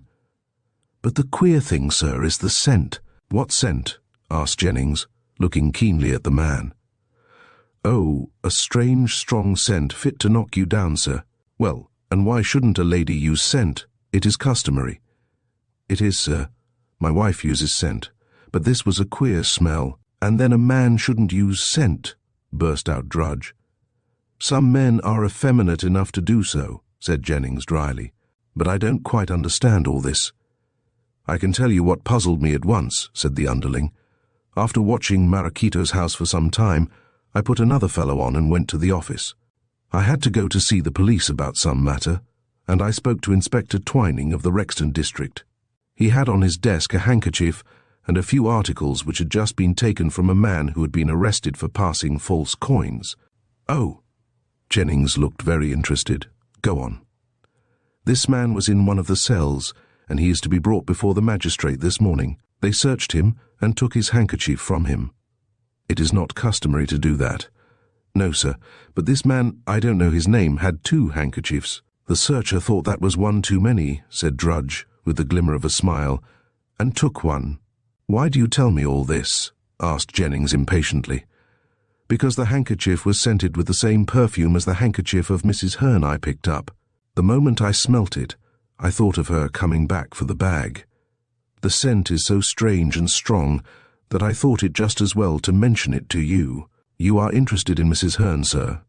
So if this man uses the same scent, quite so, you have acted very wisely. Where was the man arrested?" "At a place near Rexton. He was trying to get a drink and gave a shilling. It was false. The inspector will show it to you, sir. And another queer thing, Mr. Jennings. This man had some rags and a bottle of petroleum on him." "Humph! Perhaps he intended to set fire to some place. Have you heard of any fire?" "No, sir, not near Rexton." "At what time was the man arrested?" "At 9 last night. He is in jail now, and will be brought up this morning on a charge of passing false money." "I'll look into it, Drudge. It is strange about the scent, but there may be nothing in the matter. The man could easily buy scent of the kind Mrs. Hearn uses. Go back to Soho and watch the house. Let me know if Mrs. Hearn comes out and where she goes." "Yes, sir," said Drudge, and bowed himself out. When the man was gone, Jennings walked up and down his room in a great state of excitement. He was beginning to see the end of the matter. That the scent should be used by a man who was passing false coins confirmed his idea that it was some peculiar sign whereby the members of the gang recognized one another. If Mrs. Hearn really was the aunt of Marachito, this matter implicated her as well as the niece, and Mrs. Hearn had been accustomed to go to Rose Cottage, which hinted that Miss Loach had perhaps learned of the existence of the gang and had suffered for her indiscreet curiosity. I believe Miss Loach threatened to disclose what she knew. She may have learned that the gang worked in that house from the fact of the ghosts, in which so strong-minded an old lady would not believe. I dare say she threatened exposure, and someone killed her. Perhaps Mrs. Hearn herself. No, confound it, she was out of the house. Well, I'll see this man now in jail. I may be able to force him to tell. And I'll call on Lord Caranby today and get permission to search the unfinished house. I am quite sure there is a factory there. I wish Mallow would come and tell me if he has learned anything. Again there was a ring at the door, and this time Jennings, expecting no one else, certainly hoped to see Cuthbert. But to his surprise, the servant showed in Lord Caranby. The old gentleman was calm and composed as usual, but Jennings thought he looked ill and frail.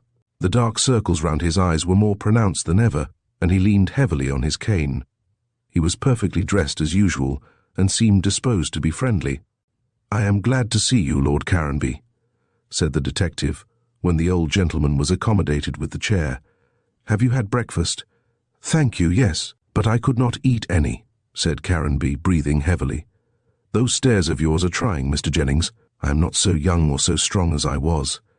You don't look the picture of health, my lord. Can you expect a dying man to—" "Dying? Oh no, you dying," insisted Caranby, rapping his stick on the ground. "I know that I have not many months to live, and I shan't be sorry when the end comes. I have had a hard time. Cuthbert will soon be standing in my shoes. I suffer from an incurable complaint, Mr. Jennings, and my doctor tells me I shall die soon." "I am sure Mallow will be sorry," said Jennings, wondering why Caranby, ordinarily the most reticent of men, should tell him all this. Yes, Cuthbert is a good fellow. I should like to see him happy and settled with Miss Saxon before I die, but Marachito will do her best to hinder the match." "She may soon have enough to do to look after herself," said Jennings grimly. "I shall see that she gets her deserts." "What do you suspect her of?" asked Caranby hastily. "I can't tell you yet. I have no proofs, but I am suspicious." "She is a bad woman," said the old man. "I am certain of that, and she will stop at nothing to marry Cuthbert. But this is not what I came to see you about, Mr. Jennings. You asked my permission to go over my house at Rexton. I did, and I was coming today to get the permission confirmed. Then I am sorry to say you cannot go over it." "Why not?" asked Jennings, wondering why Lord Caranby had changed his mind, a thing he rarely did. "I only want to—" Yes. Caranby waved his hand impatiently. "But the fact is, the house has been burnt down. Burnt down at Rexton," cried Jennings, jumping from his seat. "Yes, it caught fire in some way last night about 8 o'clock. There was a high wind blowing, and the house has been burnt to the ground. Not only that, but as the weather has been dry, the whole of the trees and shrubs and undergrowth in the park have gone likewise. I am informed that everything within the circle of that wall is a heap of ashes. Quite a burning of Rome," chuckled Caranby. "Do you suspect the house was set on fire?" "Of course I do. Even though the weather is hot, I don't think this can be a case of spontaneous combustion. Probably some tramp." "No," said Jennings decisively. "It is strange you should come to me with this news. One of my men has lately been here, and he tells me that a man was arrested near Rexton last night for passing false money. He had on him a bottle of petroleum and some rags." "Ah," said Caranby, quite serene. "So you think—" "There can be no doubt about it, my lord. This man set fire to the house. People don't carry bottles of petroleum about for nothing." "But why should he set fire deliberately to my house?" "At the instance of the Saul family."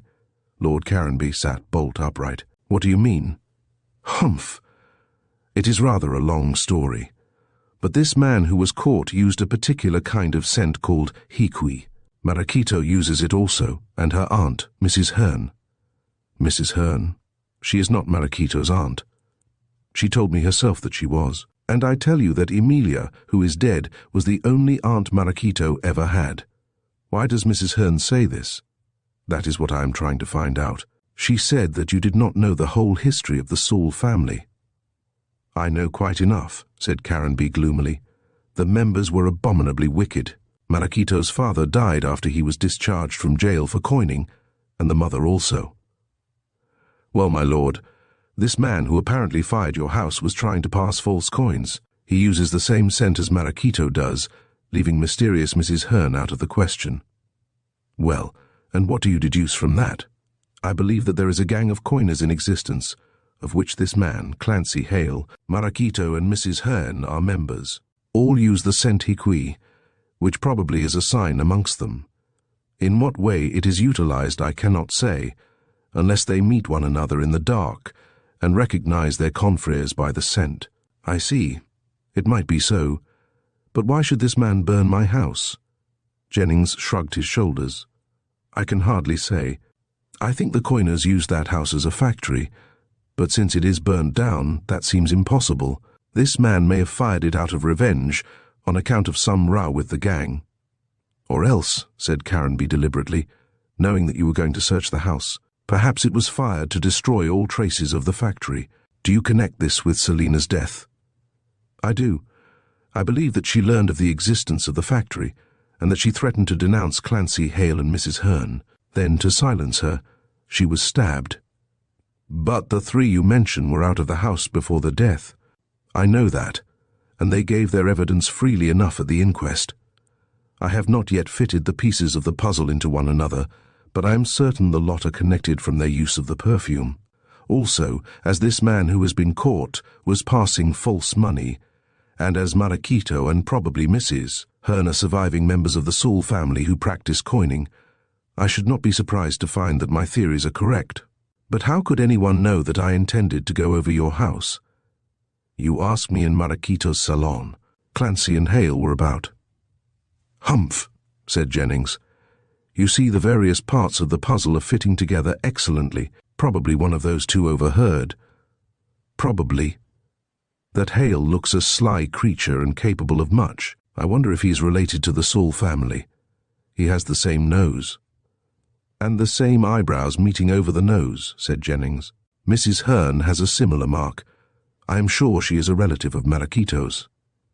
If she is her aunt, I give you leave to call me a fool, said Caranby, rising. I know that Emilia told me she had no sister. What will you do next, Jennings? I shall see this man who fired the house and try to get at the truth. Then I am having Mrs. Hearn watched. And Marachito? She can't move from her couch, so there is no danger of her escaping. But now that the coining factory is destroyed, I shall find it difficult to bring home the crime to anyone. I wish Cuthbert would come. Do you expect him? Yes. Listen, Lord Caranby.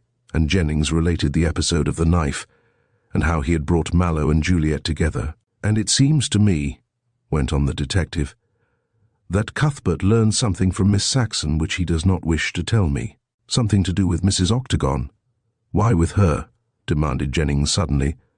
Oh, because I think Isabella capable of much. She is a fatal woman. What do you mean by that phrase? Isabella exercised a bad influence on my life. But for her, I should have married Selina, and should not have fallen in with Emilia Saul. I should have been happy, and probably Selina would not have met with her tragic death. Do you think the sister has anything to do with it? I can't say. All I know is that whomsoever Isabella came into contact with had trouble. I do well to call her a fatal woman. Humph, said Jennings.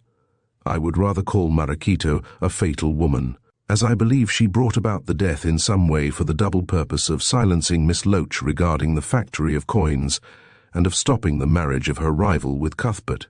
Curiously enough, Cuthbert was shown into the room at this moment. So interested had Caranby and Jennings been in their conversation that they had not heard the bell. Mallow looked in good health, but his face wore a worried expression. Without preamble, and after greeting his uncle, he walked up to his friend. Jennings, he said calmly, I have seen Juliet, and she agrees with me that this case should not be gone on with. Ah, does she? And on what grounds? Because she has consented to marry me. She intends, at my request, to make over Miss Loach's money to her mother. We have had quite enough dabbling in crime, and we are both sick of it." "I think you are very wise," said Caranby unexpectedly. "Let the case be, Mr. Jennings." "What did Miss Saxon tell you?" asked the detective irrelevantly. Mallow sat down and in a calm voice detailed all that he had learned from Juliet. "So you see it throws no light on the subject." Had Mallow mentioned the time at which Juliet asserted she saw him climb over the wall, a new light would certainly have been thrown. But he purposely omitted this and simply said that Juliet had seen him. "I told you I was there, Jennings," he added. "Quite so," said the detective. "Certainly nothing new has come out." "Well, then leave the case alone. I fear I shall have to, now that the Rexton house has been burnt down." And Jennings related in his turn what had taken place. Cuthbert listened moodily. "You see," he said, "everything is against us. I only wanted the mystery cleared up so that Juliet might marry me, but now that she wishes to do so without searching further, I am not going to do anything else." "Nor I," said Jennings sadly. "Nothing is to be learned. The case will remain a mystery to the end of time." Caranby rose and took Cuthbert's arm. "You young men are faint-hearted," he said with a shrug. "If you want my opinion, Mrs. Octagon killed her sister. A fatal woman, I tell you both. A fatal woman." "And a clever one," said Jennings gloomily. "She has baffled me." Chapter 19. Susan's Discovery. Although Jennings appeared to acquiesce in Mallow's suggestion that the case should be abandoned, he had not the slightest intention of leaving the matter alone. His professional pride was irritated by the difficulties, and he swore that he would in some way learn the truth. Moreover, the matter did not only deal with the death of Miss Loach, but with the discovery of a coining gang. From various obvious facts connected with the Crooked Lane crime, Jennings made sure that such a gang was in existence, and that the factory had been in the unfinished house. Now that the house was burnt down, it would seem that the coiners had lost their city of refuge, and would probably give up their nefarious trade. As the gang, judging from the number of false coins circulated during the past 5 years, had been in existence for a long time, it was probable that the members had made sufficient money to retire from so dangerous a business. "I wonder if the house was set on fire by this arrested man out of revenge," thought Jennings as he dressed to go out, "or whether the gang, finding things were growing dangerous since the death of Miss Loach, ordered him to destroy the factory. I can hardly think that, as to preserve the secret, Miss Loach was assassinated. It is not likely that after paying so terrible a price, such destruction would be agreed upon. Certainly the factory may be removed to another place. Humph! I wonder if I can trace it. The best thing for me to do will be to go to Rexton and look at the ruins." So to Rexton the detective went, and found a large crowd round the wall of the park. This had been broken down in several places so as to admit the fire engines, and Jennings found a policeman on duty who had been one of the first to see the fire, and who had indeed summoned the brigade. On telling his name and position, the man was willing to state all he knew. "I was on duty about 8 o'clock, he said officially. "There was a high wind blowing, but the night was fine and dry. While walking down Crooked Lane, intending to take the path to the station, I saw a light behind the wall of the park. Then a tongue of flame shot up, and it didn't need much cleverness to see that the old house was on fire. Almost before I could collect my wits, sir, the place was in a blaze. You see, the dry weather, the heat and the high wind, made everything blaze finely. I signalled for the brigade, and it came up as soon as possible, but as there is no gate in the wall, we had to break it down to get the engines in. There was a large crowd by this time, and we had all the help we needed. By this time the whole house was flaming like a bonfire. When we got the wall down, the most part of the house was gone, and the fire had caught the surrounding shrubs, so all we could do was to halt on the edge of the mass and squirt water, in the hope of putting out the flames." "But Lord bless you," said the officer with good-humoured contempt, "you might as well have tried with a child's squirt. As you see, sir, everything is gone within the wall. Leastways, all but that big oak near the wall." It was as the man said. House, trees, shrubs, even the grass had been swept away by the fierce flames. Within the walls which had secluded the place from the world was a blackened space covered with debris. Where the house had stood was a mound of twisted iron girders, charred beams and broken slates, and everywhere the wind was lifting the fine grey ashes and scattering them abroad, as though in sorrow for the destruction of the previous night. Jennings took all this in at a glance. Policemen were on guard at the various gaps in the wall, as no one was allowed to enter. But the detective, by virtue of his office, walked across the bare expanse with the inspector and trod underfoot the black ashes. There was nothing to be gained, however, by this inspection. All that could be seen were the destroyed park and the mound where the house had been. "What of the cellars?" asked Jennings. "Well," said Inspector Twining genially, "I suppose there are cellars, but there's nothing in them. The house was shut up for years by a queer nobleman." "By Lord Caranby," replied the detective. "I know. I suppose the cellars are under that heap. I must get Lord Caranby to allow me to clear it away. I expect that will be done, whether or no. Lord Caranby came down and told one of our men that he intended to throw down the wall and let the place as a building site. So when the building begins, the heap will soon be cleared away and the cellars laid bare." "But there's nothing there," said the inspector again. "I am not so sure of that." "What do you mean?" "Nothing. I have an idea," answered the detective, who did not wish to tell the man how he now began to fancy that the factory for safety had been placed in the cellars. "By the way, did this man who was arrested give his name?" "No. He refuses to answer any questions. He was, as you know, Mr. Jennings, arrested for trying to pass a bad shilling, but there is no doubt he fired the place. The bottle of petroleum he had in his possession was empty, and yes, I heard all that. Where is he now?" The inspector named a place near Rexton where the man had been incarcerated, pending being brought before the magistrate. "I am going that way," said the inspector. "If you like to come." "I'll come," said Jennings. "I intended to see this man. There has been a lot of talk about false coins being passed lately." Mr. Twining nodded and began to tell of various cases which had taken place in the district. The two took the train to the place where the police station to which the inspector belonged was situated. It was now after 12 o'clock, and Jennings thought he would have some luncheon before going to the station. But unexpectedly, a constable, seeing the inspector, came hurriedly towards him, saluting as he spoke. "Please, sir, you're wanted at the station," he said. "A message was sent to Rexton." "I have just come from Rexton. What is it?" "That man who was arrested for coining, sir."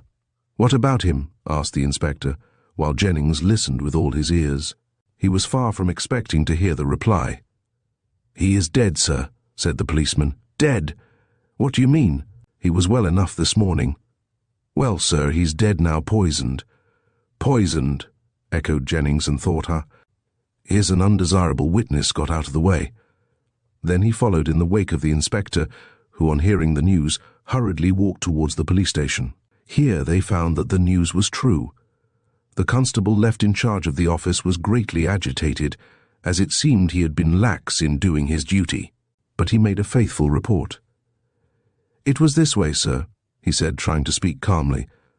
"A boy of 15, very poorly dressed in rags, almost came crying and asking for the prisoner. He said the prisoner was his father." "How did he know that, when the prisoner gave no name and was arrested only last night?" "The boy Billy Tyke, his name is. So I suppose the father is called Tyke also says his father went out last night. He was always a drunkard and left the boy to starve. The boy followed him later, and knowing he would be on the burst, went to the public house, where the man was arrested for passing the bad shilling. There he was told that his father was in jail, and came here to ask us to let him see him." "You should have refused and have detained the boy." "Well?" "I was moved by the little chap's tears," said the constable, abashed. "So I let him go into the cell." "Were you with him?" asked the inspector sharply. "No, sir.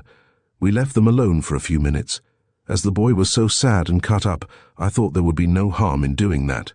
"Well, sir, the boy came out again in 10 minutes, still crying, and said he would get a lawyer to defend his father. He did not believe his father had passed the money. Then he went away. Later, about half an hour later, we went into the cell and found the man lying groaning, with an empty bottle of whiskey beside him. The doctor came and said he thought the man had been poisoned. The man groaned and said the young shaver had done for him. Then he became unconscious and died. Jennings listened to this statement calmly. He saw again the hand of the coiners. The person who controlled the members evidently thought that the man would blab, and accordingly took precautionary measures to silence him. Without doubt, the man had been poisoned, and the boy had been sent to do it. "What is the boy like?" he asked. "Billy Tyke, sir," said the constable, replying on a nod from his chief, to whom he looked for instructions. "A thin boy, fair and with red rims round his eyes, looks half-starved, sir, and has a scarred mouth, as though he'd been cut on the upper lip with a knife." Jennings started, but suppressed his emotion under the keen eyes of the observant Twining.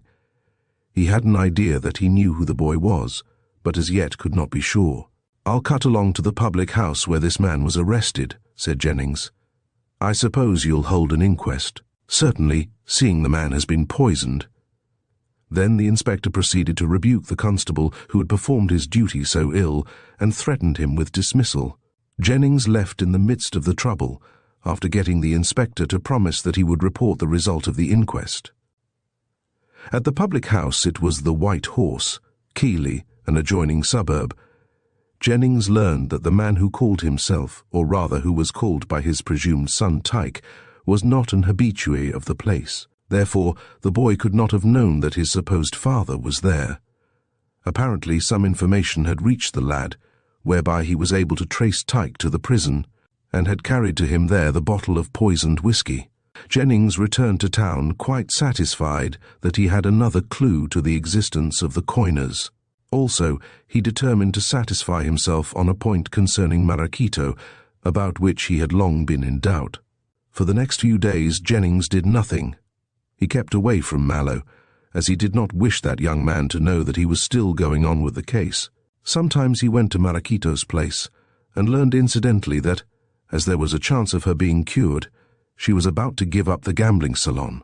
Jennings quite expected this information, and assured Hale, who gave it to him, that it was the best thing Maraquito could do.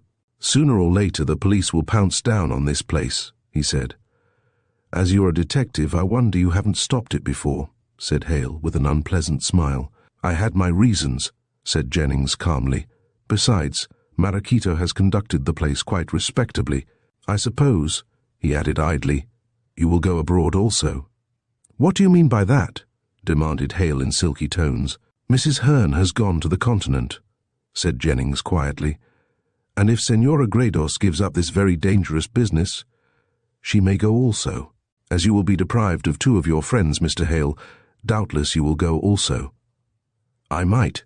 One never knows," replied Hale coolly. "By the way," asked Jennings, looking round, "I was admitted by a parlour-maid this evening. Where is Gibber?" "I believe Senora Gredos has dismissed him for dishonesty." "Ah, really?" replied the detective, who had his own opinion. "So it seems Senora Gredos is getting rid of her household already." Hale winced under the eye of Jennings and turned away with a shrug. He was apparently glad to get away. Jennings looked after him with a smile. "I'll catch the whole gang," he murmured, and took his departure, having learned what he wished to know, to wit, that Gibber had disappeared. "Without doubt, he was the boy who poisoned Tyke," said Jennings, as he walked home with a cigar for company. "I believe Maraquito is the head of the gang, and the fatal woman that Caranby talks about. She heard that Tyke had been arrested, and sent the boy to poison him lest he should blab. I wonder if it was by her direction that the house was fired. Well, I'll wait. As yet I cannot get a warrant, having nothing but theory to go on. But the nets are being spread, and unless Maraquito and her friends clear out with Mrs. Hearn, they will be caught. When they are all in jail, there may be some chance of learning who murdered that unfortunate woman in Rose Cottage." Later on, Jennings received a report of the inquest, which appeared also that evening in the newspapers.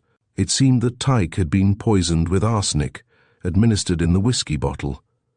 From his appearance he was a hard drinker, and doubtless the boy had no difficulty in inducing him to drink. Tyke had drank freely. Indeed, the doctor said he had taken enough to kill 3 men, and therefore he had died almost immediately the boy left, and before he had time to speak. The inspector, who wrote to Jennings, stated that the constable who had admitted the boy had been dismissed the force, but the boy himself could not be traced. "I shouldn't be surprised if he had taken refuge in the cellars of the house," said Jennings. "That is, if the factory is there. I must see Caranby and get his permission to remove the rubbish.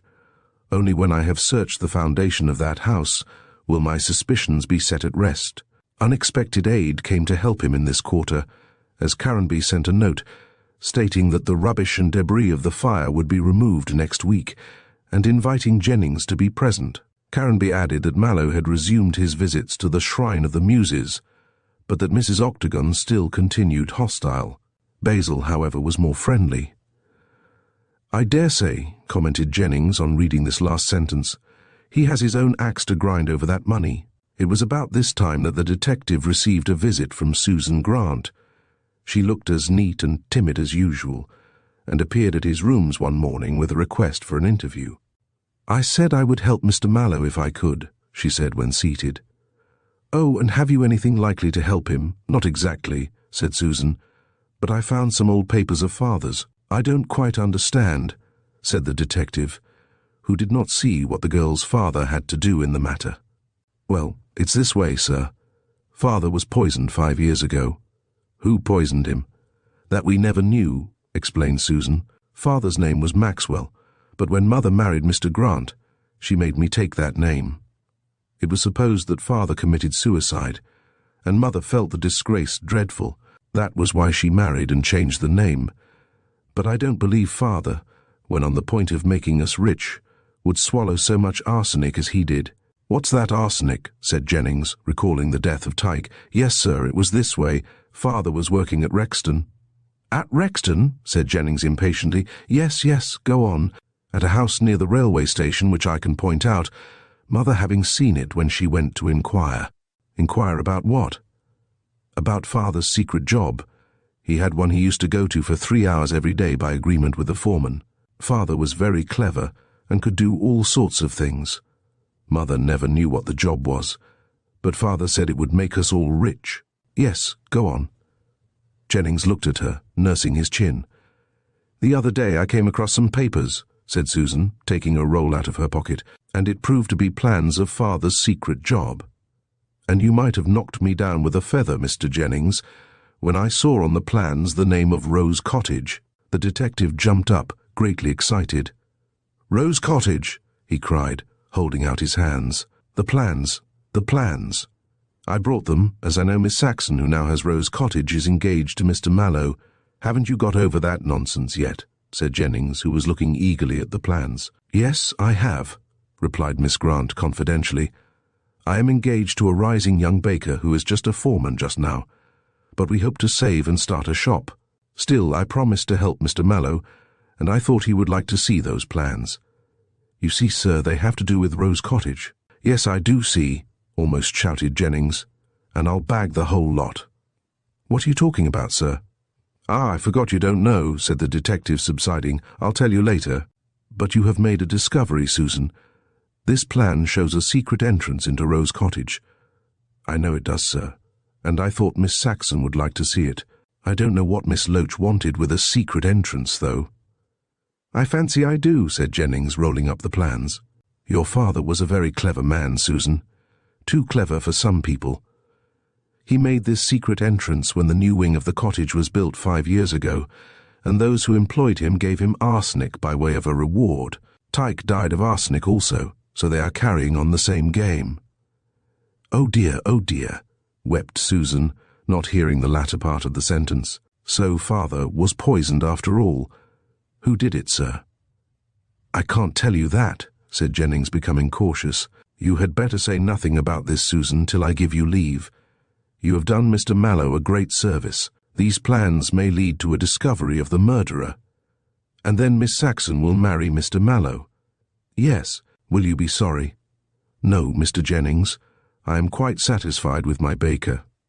"Then I tell you what, Susan. Lord Caranby has offered a reward for the detection of the murderer. If these plans lead to his detection, you will receive a sufficient sum to set up in business." Chapter 20. Basil. While Jennings was thus working at the case, and hoping to bring it to a successful issue, Cuthbert was resting in the happy belief that no further steps were being taken. The detective had appeared so despondent when Mallow called with Caranby that the former thought with some show of reason that he meant what he said. Had he known that Jennings was still active, he would have been much disturbed. Agreeably to Cuthbert's suggestion, Juliet had offered the money of Miss Loach to her mother, but Mrs. Octagon refused to be bribed, as she put it, into consenting to the match. In the presence of Mallow himself, she expressed the greatest detestation for him and for his uncle, and told Juliet she would never acknowledge her as a daughter if she married the young man. The poor girl was thus between two fires, that of her love for Cuthbert, and that of her mother's hearty hatred for the Earl and his nephew. Under the circumstances, Cuthbert thought it best to remain away from the shrine of the Muses for a time, until Mrs. Octagon could be brought to see reason. But she was so obstinate a woman that it was doubtful if she would ever behave in an agreeable manner. Cuthbert returned to his rooms in a rather low state of mind. He knew that Juliet, whatever happened, would remain true to him, and had quite hoped to bribe Mrs. Octagon into consenting by means of the inherited money. But now things seemed more hopeless than ever. Juliet, although not very fond of her mother, was a devoted daughter from a sense of duty, and it would be difficult to bring her to consent to a match against which the elder woman so obstinately set her face. Certainly, Juliet had said, she would marry with or without her mother's consent, but now that the consent was withheld with violent words, she seemed inclined to wait. However, if she did not marry Mallow, he knew well that she would marry no one else, least of all the objectionable Arkwright. Cuthbert derived some degree of comfort from this small fact. He wondered if there was any chance of forcing Mrs. Octagon into giving her consent, but after surveying the situation could see no opportunity. After dinner that night, Cuthbert was thinking of going to see his uncle, who still stopped at the Avon Hotel. When Hale was announced, Mallow was surprised. The lawyer was not a friend of his, and he had no liking for his company. However, he felt a certain curiosity as to the reason of this unexpected visit, and welcomed the man with civility, but he did not ask him to have any coffee, though it was on the table.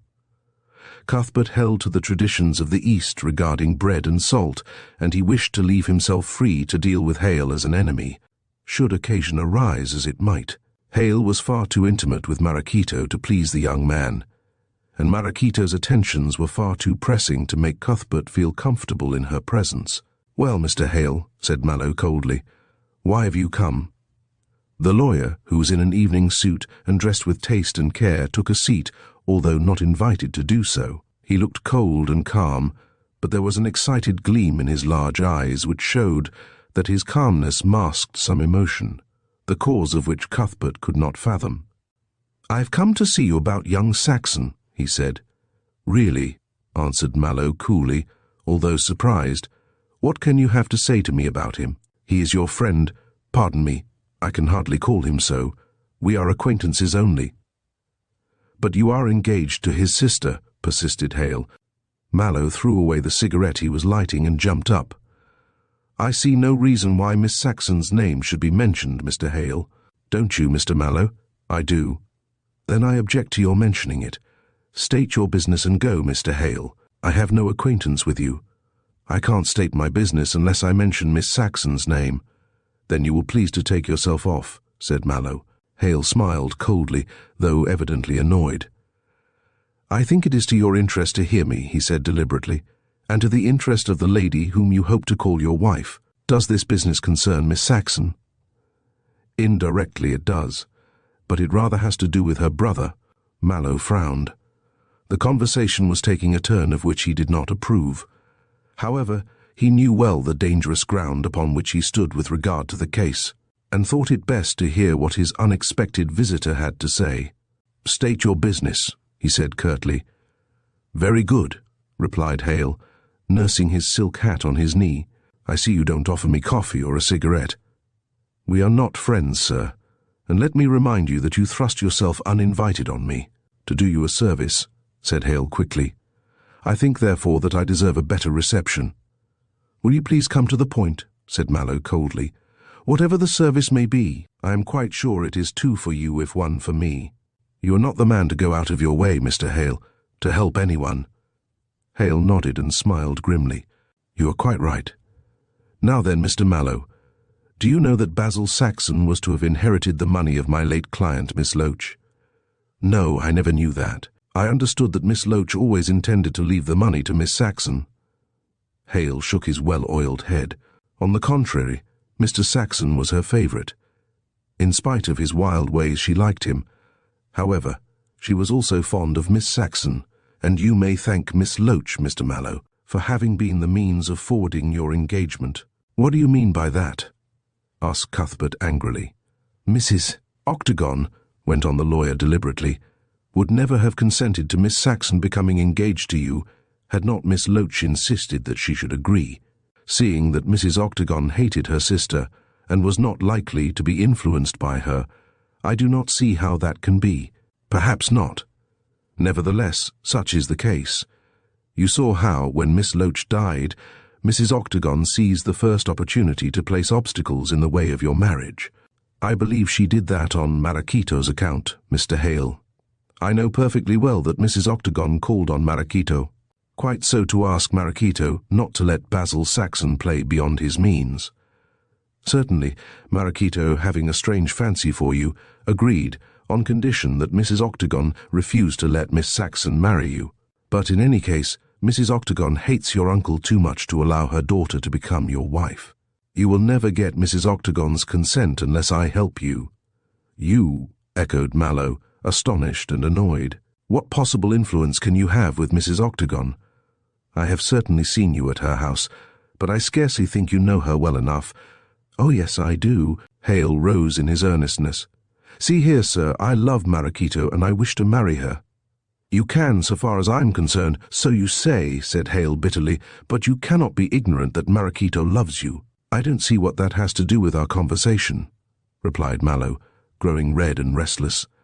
It has everything to do with the matter. I want to marry Marachito, as I am rich and deeply in love with her. She would have become my wife long ago, but that you crossed her path. Lord knows why she should love a commonplace man like you, but she does. Isn't that rather personal? Said Mallow dryly. I beg your pardon. But what I wish to say is this. If you marry Miss Saxon and place yourself beyond Marachito's reach, I will be able to induce her to marry me. Our interests are bound up together. Now, to do this, you must have Mrs. Octagon's consent. I can get it. In what way? She loves Basil, her son, more than she does herself, went on Hale, paying no attention to the remark. To save him, she would do much. To save him from what? Basil, continued the lawyer, still not noticing the interruption, is a young fool. He thought himself sure of Miss Loach's money, and he was until a week before she died. Then he came to Rose Cottage and insulted her. I have heard that. She ordered him out of the house. She did. Miss Loach was a bitter, acrid old woman when the fit took her. However, Basil insulted her so grossly that she made a new will and left all the money to Miss Saxon. Now it happens that Basil, to supply himself with funds, when his aunt refused to aid his extravagance further, forged her name to a bill. What's the matter? Nothing, said Mallow, who had started from his chair. Only your intelligence is sufficiently unpleasant. I can understand that, sneered the lawyer, since you wish to marry his sister. You don't want a forger for a brother-in-law. Who does? Said Cuthbert, not telling that he was thinking of Basil in connection with a still darker crime. Go on, Mr. Hale. The bill fell into my hands. When Miss Saxon got the money, she transferred the business to her own lawyer. I had to give the bill up. Ah, said Mallow meaningly, I see now the hold you had over Basil. Yes, that was my hold. I did not want to give up the bill. But it had been met, and as Miss Loach is dead, there was a difficulty in proving the signature to be a forgery. I therefore gave the bill to Miss Saxon. She knew of her brother's guilt. I see, murmured Cuthbert, wondering if she had been shielding Basil as well as him. My poor girl. She is a brave girl, said Hale in a voice of reluctant admiration. She met me and fought for her brother. I gave way, as I did not wish to make trouble. Why, it doesn't matter. However, you see how things stand. Basil is a forger. If his mother knew that he was in danger of being arrested, she would consent to your marriage, and then I might marry Marachito. I have come here to tell you this. But if Miss Saxon has the bill, and there is a difficulty of proving the signature, owing to Miss Loach's death, I don't see. Not in this case. But Basil Saxon forged my name also. I hold a forged cheque. I met it and said nothing about it. Basil, thinking because his sister held the bill that he was out of my power, was most insolent. But I said nothing of the cheque which he thought I never detected. The more fool he. He must have a fine opinion of my business capacity. However, as the cheque is only for £50, he probably thought that it would escape my notice. Well, you see how I can force Mrs. Octagon's hand. What do you say? Mallow put his hands to his head, quite bewildered by the information. You must give me time to think, he said. But if I consent, you marry Miss Saxon. I ask no reward for my services. All I want is to get you out of my way as regards Maracito. I will give you the forged cheque on the day you wed Miss Saxon. I can see, added Hale, rising, that you are somewhat upset with this news, and no wonder. You never thought Basil was such a scoundrel. I thought him a fool, never a knave. My dear sir, he is a thoroughly bad man, said Hale cynically, though I dare say other people are just as bad. However, I will give you a week to think over the matter. Good night. Good night, said Mallow, touching the bell, but without meeting the gaze of Hale. I will think over what you have said. You will find it to your advantage to do so, replied Hale, and went out of the room at the heels of the servant. Mallow remained where he was in deep thought. It was terrible to think that the brother of Juliet should be such a scamp, a forger, and perhaps something else. Here indeed was a motive for Miss Loach to meet with her death at her nephew's hand. Probably on the night in question, she threatened to let the law take its course. And then Basil, but at this point of his meditations a ring came at the door. In a few moments Cuthbert heard a step he knew and rose with an agitated air. Basil entered the room. The young man was carefully dressed as usual in his rather affected way, but his face was pale and he seemed uneasy. I see you have had a visit from Hale, he said, trying to appear at his ease. How do you know that? Asked Mallow abruptly, and declining to see the proffered hand. I saw Hale enter a cab as I came up the stairs, said Basil, drawing back. And even had I not seen him, I would know that he has been telling you a lot of lies because you refuse to shake hands. Are they lies? Then he has been talking. He is my enemy. He comes here to do me harm, said Basil, his eyes flashing. He came here as your friend, replied Mallow abruptly. Hale wishes me to marry your sister. He offers to hand over to me a certain cheque if I marry her. I don't know what you are talking about, cried Basil petulantly, and threw himself into a chair, very pale. I think you know very well. Why have you come here? Basil looked sullen. I want you to marry Juliet also, and I came to say that I thought I could get my mother to take that money and to withdraw her opposition, so that you may have the fingering of the money. Oh, I suppose she will give me some, said Basil airily, and began to roll a cigarette with deft fingers. Mallow was enraged at this coolness. Basil, you are a scoundrel. Am I indeed? Nice words to use to your future relative. How do you know I will ever be your relative? Suppose I refuse Hale's demand, and let him proceed on this cheque? Basil's cigarette dropped out of his hand. I don't know what cheque you mean, he declared with alarm. There was a bill. I couldn't help myself. My aunt gave you a lot of money and you repaid her by forging her name. But you also forged Hale's name. I know what you mean now. It was only for £50. Had it been for 50 pence, the crime is the same, said Mallow vehemently. Why did you not let me help you? I offered to, but you preferred to commit a crime. Such a fuss to make, muttered the youth discontentedly. The bill is in the possession of Juliet, and no steps can be taken on that. If Mother accepts this 6,000 a year, she will buy the cheque back from Hale. He's a scoundrel and will do anything for money. Then you can marry Juliet, and I can go abroad for a few years on an income of 3,000. Mother will allow me that. The coolness of this speech almost took Mallow's breath away. The man did not seem to be at all affected by his crime. So long as he was not found out, he appeared to think nothing about the matter. And I know you will marry Juliet, proceeded Basil. You love her too well to give her up. "That is true enough," said Cuthbert, who, having already spared him too long, now determined to punish him. "But I may love her so well that I may not wish to buy her." "What do you mean by buying her?" demanded Basil sulkily. "What I say. Is it only to save you that I am to marry Juliet? My marriage must be one of love." "She does love you, and I don't see," added Basil complainingly, "why you should jump on a chap for wishing for your happiness and your own safety. Oh, bosh! The bill is destroyed. Juliet put it into the fire, and Hale will sell the cheque at his own price. His price is that I am to marry Juliet." "So that he can marry Marquito, I suppose. I know that she loves you and that Hale is crazy about her." "It's very hard on me," whined the egotistical youth, "for I want to marry her myself. Only Mother put her spoke in my wheel." "Dare you offer yourself to Marquito, bad as she is, knowing what you are?" cried Mallow, fairly disgusted. "Oh, the forgeries." "What of them? It's nothing." Basil snapped his fingers. "Marquito won't mind. But I suppose I'll have to give her up on account of that infernal cheque. Such a small one as it was, too. I wish I had made it 150. I could have done so." In the face of this callous behaviour, it was sheer wrongdoing to spare the man. "I do not allude to the forgery, though that is bad enough," said Cuthbert, glancing round to see that the door was closed. "But to the murder of your aunt. You killed her." Basil leaped from his chair with great indignation. "I did not. How dare you accuse me?" he panted.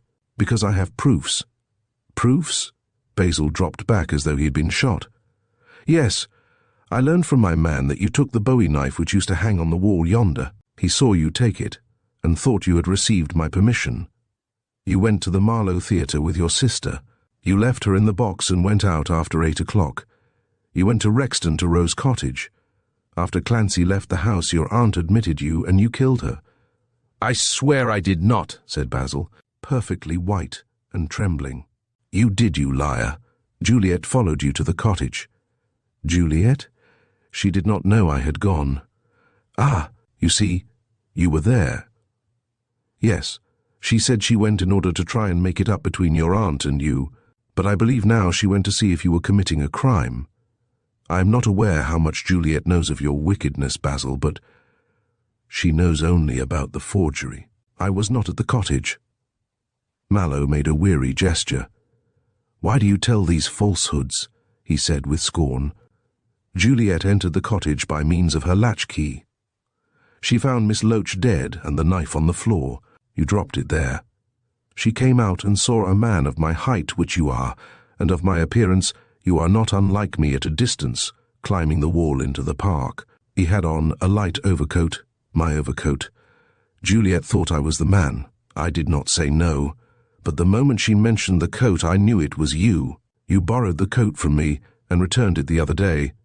Now then—" "Stop, stop!" cried Basil, rising with pale lips and shaking hands. "I admit that I went to Rexton on that night, but I swear I am innocent." "Pah!" cried Mallow, thinking this was another lie, and a weak one too. Basil seized him by the arm. "Mallow, I swear by all that I hold most sacred that I did not kill Aunt Selina. I own I took the knife. I wished to frighten her into giving me money. I left the theatre in order to go to Rexton. I thought I might be spotted if I came by the lane. I climbed the wall of the park on the other side after 9, some time after 9. I was crossing when a man chased me. I don't know who it was. I could not see in the bushes, and the night was rather dark at the moment, though clear later. I dropped the knife, it fell out of my pocket, and I scrambled over the wall and bolted. Then how did Juliet see you shortly before 11? I came back for the knife. I thought it might be traced to you and that you might get into trouble." "Really I did," said Basil, seeing Mallow make a gesture of dissent. "I came back by the railway path, and along by the corn. Where Juliet could have been, I don't know. I climbed the wall and crossed the park. I could not find the knife where I thought I had dropped it, near the house. I then climbed the opposite wall and got away home. Next day I heard of the death and went down to look for the knife again. I never thought she had been killed with that knife, as no weapon was found. Juliet said nothing to me about the matter. No, because she thought the knife was mine, as it is, and that I was the man who climbed the wall. I was on the spot. I remember telling you that, when we met in the street, and you were afraid. I see now why you asked me if I had been in the park at night. I thought you might have spotted me. When were you there? About 20 minutes past 10. Well, then I was there at 10 or a few minutes later. I got away from the man who chased me some time before you came. It was, as you say, at 11:15 when I came back, and by that time I suppose you had gone. I went over the opposite wall as you did, said Cuthbert.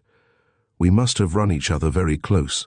I expect we were in different parts of the park, said Basil, but I swear that I am telling you the truth. I said nothing about this, as I was afraid of being arrested. But, if you like, I'll tell that Detective Jennings what I told you. He will help me. My advice to you is to hold your tongue and keep silent. But if I'm traced, stammered Basil. I shall say nothing, said Mallow, and Jennings has dropped the case. I shall get the cheque from Hale, and you must go abroad. I believe you are innocent. Oh, thank you, but you are a scoundrel for all that. When I get you sent abroad and marry your sister, neither she nor I will have anything to do with you, and if you come back to England, look out. Chapter 21. An Experiment. Next day Cuthbert received a letter from Jennings. It intimated that Marachito wished to see him that evening. If you will call at 9 o'clock, wrote the detective, she will be alone. The police have decided to close the gambling house, and she is making preparations to leave England. I understand she has something to tell you in connection with the death of Miss Loach, which it is as well you should hear. A confession on her part may save you a lot of trouble in the future. Mallow hesitated to obey this summons. He thought it was strange that Marachito should get the detective to write to him, as he knew she mistrusted the man. And, apart from this, he had no wish to see Senora Gredos again. Things were now smooth between him and Juliet, comparatively so, and it would not do to rouse the girl's jealousy. Marachito was a dangerous woman, and if he paid her a solitary visit, he might fall into some snare which she was quite capable of laying. Such was her infatuation, that he knew she would stop at nothing to gain her ends. On the other hand, Marachito, to all appearances, knew of something in connection with the case which it behooved him to learn if he wished for peace in the future. So far as Mallow knew, the matter was at an end.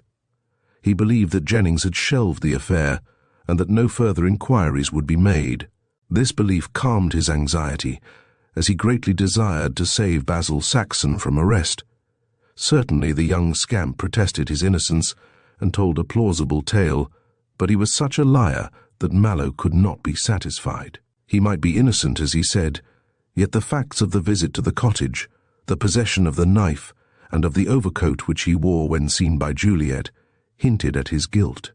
Also, the forged bill and cheque might implicate him in the matter. Did Jennings learn of these things, he would certainly arrest Saxon on suspicion, and for Juliet's sake, Cuthbert did not wish such a thing to happen. It struck Mallow that Hale might have confided in Marachito, with whom he was in love. Being unscrupulous, she would probably use this information, and might threaten to denounce Basil, to the subsequent disgrace of Juliet, if Cuthbert refused to marry her. Taking these things into consideration, Mallow decided that it would be best to pay the visit and learn what Marachito had to say. It was a wild, blustering evening, rainy and damp. When Mallow stepped out of the door, he shivered as the keen wind whistled down the street. Few people were abroad, as they preferred, very sensibly, the comfort of a fireside to the windy, gleaming thoroughfares. Wishing his visit to be as secret as possible, Mallow walked to Soho and turned into Golden Square shortly before the appointed hour.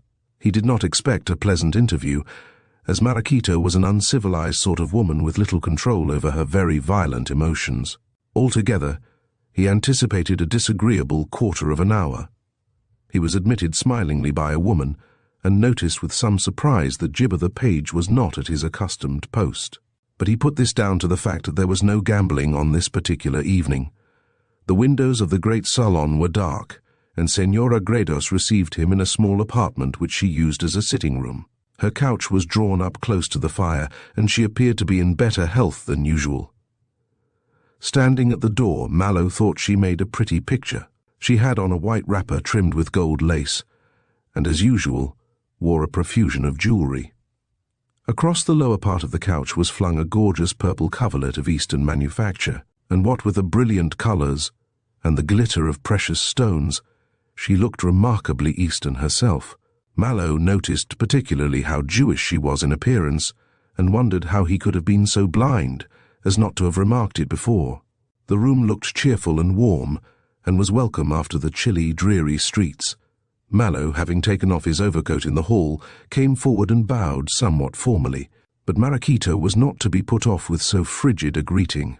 Holding out both hands, she shook his warmly and pointed to a chair near her couch. It was now a few minutes after 9. "How good of you to come and see me," she said in her deep, rich voice. "The evening was so dull." "You are not having any play this evening?"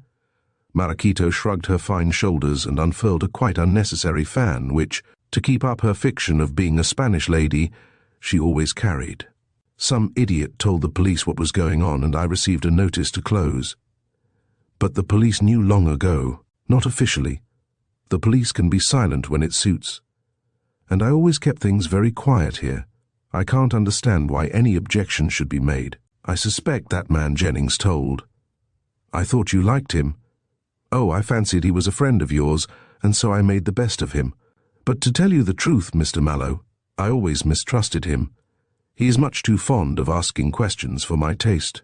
Then Mr. Hale told me that the man was a detective, so I understood his unwarrantable curiosity. I shall have nothing to do with him in future.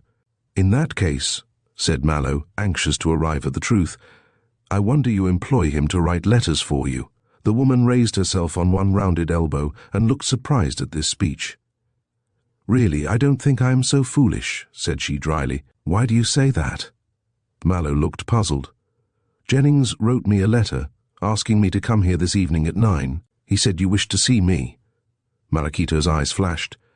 "I always wished to see you," she said, sinking her voice to a tender tone, "and I am much obliged that Mr. Jennings' note should have brought you here, but I gave him no authority to write it."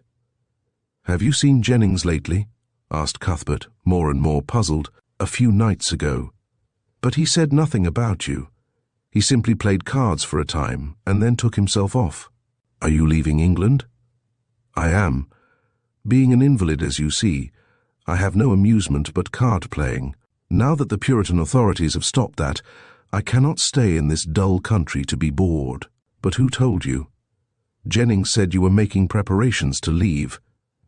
"In this letter he wrote you?" asked Marachito, frowning. "Yes. I am sorry I did not bring the letter with me, but I can show it to you on another occasion.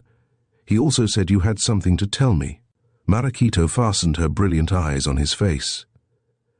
"Mr. Jennings seems to know much about my affairs and to take a deep interest in them, but I assure you, I never gave him any authority to meddle." "Then why did he write and bring me here?" Senora Gredos frowned, and then her face cleared. "The man is such a secretive creature that I don't trust him," she said, "and yet he declared himself to be my friend. He knows I like you, and hinted that he should be glad to bring us together."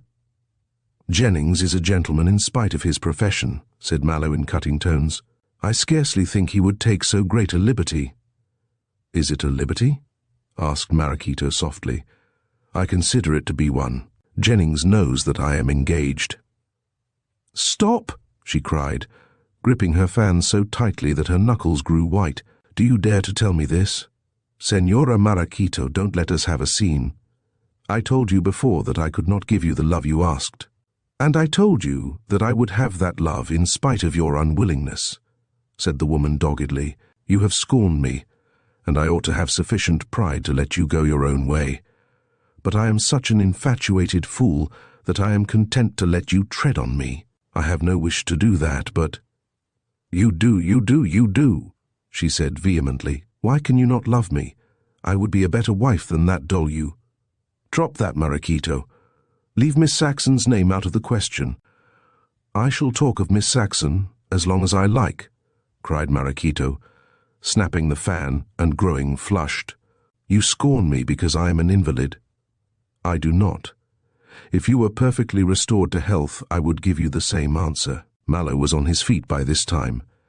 "I think it would be wise of me to go." But Senora Gredos, stretching out her hand, caught him by the coat convulsively. "No, no, no," she muttered fiercely. "I did not ask you to come here. I did not send for you. But now that you are here, you will stop. We must understand one another." "We do understand one another," said Cuthbert, who was growing angry at this unreasonable attitude. "You must know that I am engaged to Miss Saxon." "You will never marry her, never," cried Marachito passionately. "Oh, cruel man, can you not see that I am dying of love for you, Marachito?" "If I were not chained to this couch," she said between her teeth, "I should go after her and throw vitriol in her face.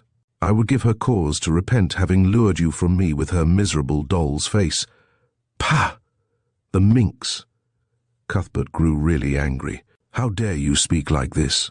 he said. "If you were able to attack Miss Saxon in the vile way you say, I should show you no mercy." "What would you do? What would you do?" she panted. "Put you in jail. That sort of thing may do abroad, but we don't allow it here. I thought you were merely a foolish woman. Now I know you are bad and wicked. Cuthbert, Cuthbert, my name is Mallow to you, Signora Gredos. I'll go now and never see you again. I was foolish to come here." "Wait, wait," she cried savagely. "It is just as well that you are here, just as well that we should come to an understanding." "There can be no understanding. I marry Miss Saxon and never, never, never. Listen, I can ruin her." "What do you mean?" "Her brother—" "Oh, Basil, I know all about that." Marachito threw herself back on her couch, evidently baffled. "What do you know?" she demanded sullenly. "That you're about to accuse him of the death of Miss Loach." "Yes, I do. He killed her. There is a forged bill in—" "I know all about that also," said Cuthbert, making a gesture for her to be silent. "If you hope to stop my marriage with Miss Saxon by such means, you have wasted your time." He moved again towards the door. "It is time this interview ended," he said. "Why did you seek it then?" she flashed out. "I did not. Jennings wrote, asking me to call and see you. I understood that you had something to say to me. I have much, though, how that detestable man knew I can't think. But I can disgrace that doll of a girl through her brother. No, you cannot. Basil is perfectly innocent of murder. You have to prove that," she sneered, her features quivering and one white hand clutching the purple drapery. "And you know, so you say that Basil is a forger. He is a fool. I don't condone his folly, but his sister shall not suffer on his account. The bill to which Miss Loach's name was forged is in the possession of Miss Saxon. In fact, I may tell you that Basil himself assured me it had been destroyed." "Of course he would say that," scoffed Marachito, her eyes flashing. "But the cheque to which Hale's name is affixed is not destroyed, and Hale shall proceed on that." "Hale shall not do so," said Cuthbert resolutely. He did not wish to betray Hale's confidence, as a confession would entail the man's loss of the woman he loved. But it was necessary to stop Marachito somehow, and Cuthbert attempted to do so in his next words, which conveyed a distinct threat. "And you will not move in the matter?" Marachito laughed in an evil manner. "Won't I?" she taunted. "I just will. Hale will do what I want, and he will have Basil arrested unless you promise to give up this girl and marry me." "Hale will do nothing, neither will you," retorted Cuthbert. "I don't care about threatening a woman, but you must not think that you are able to play fast and loose with me." "How can you hurt me?" asked Marachito with a scornful smile, although her lips quivered at his tone. "I can tell Jennings that you are Bathsheba Saul." She turned quite pale. My name is Marachito Gredos. It is nothing of the sort. My uncle Lord Caranby came here and recognized you from your likeness to the woman Amelia he was once engaged to. He can state that in court. Where is his proof? Proof will be forthcoming when necessary. Not to prove that I am Bathsheba Saul. I know nothing of the name." Cuthbert shrugged his shoulders. He had said what was necessary and, unwilling to speak further, prepared to go. Marachito saw him slipping from her grasp. Once gone, she knew he would never come back. With a cry of despair, she stretched out her hands. "Cuthbert, do not leave me," she cried in anguish. "I must leave you. I was foolish to come, but you know now that if you move in this matter, I can move too. I doubt very much, madam, if your past life will bear looking into." "You coward," she moaned. "I know I am a coward," said Mallow uncomfortably. "It is not my way to threaten a woman, I said that before, but I love Juliet so much that at any cost I must protect her. And my love counts for nothing. I am sorry, Marachito, but I cannot respond. A man's heart is not his own to give." "Nor a woman's," she moaned bitterly. "Oh, heaven, how I suffer! Help!" Cuthbert heard footsteps ascending the stairs, the light footsteps of a hasty man. But Marachito's head had fallen back. Her face was as white as snow, and her mouth was twisted in an expression of anguish. She seemed to be on the point of death, and moved by her pain, for she really appeared to be suffering, he sprang forward to catch her in his arms. Had he not done so, she would have fallen from the sofa. But hardly had he seized her form when she flung her arms round his neck and pressed her mouth to his. Then she threw back her head, not now white, but flushed with colour and triumph. "I have you now," she said breathlessly. "I love you. I love you. I will not let you go." What Cuthbert would have done it is hard to say.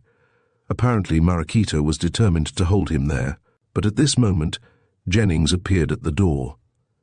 On seeing him arrive so unexpectedly, Marachito uttered a cry of rage and dismay, and released Mallow. "Send him away," she cried, pointing to Jennings, who looked cold and stern. "How dare he come here?" "I come on an unpleasant errand," said Jennings, stepping forward. "I want you, Mallow." Cuthbert, who had moved forward, stopped. "Why do you want me?" Jennings placed his hand on the young man's shoulder.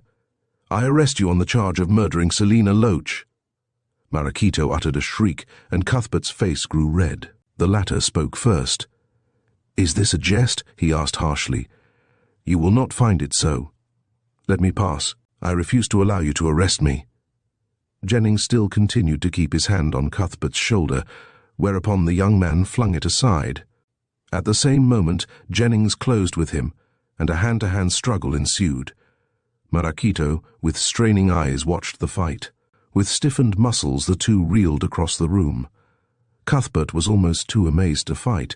That Jennings should accuse him and attack him in this way was incredible. But his blood was up, and he wrestled with the detective vigorously. He was an excellent athlete, but Jennings was a West Country man, and knew all that was to be known about wrestling.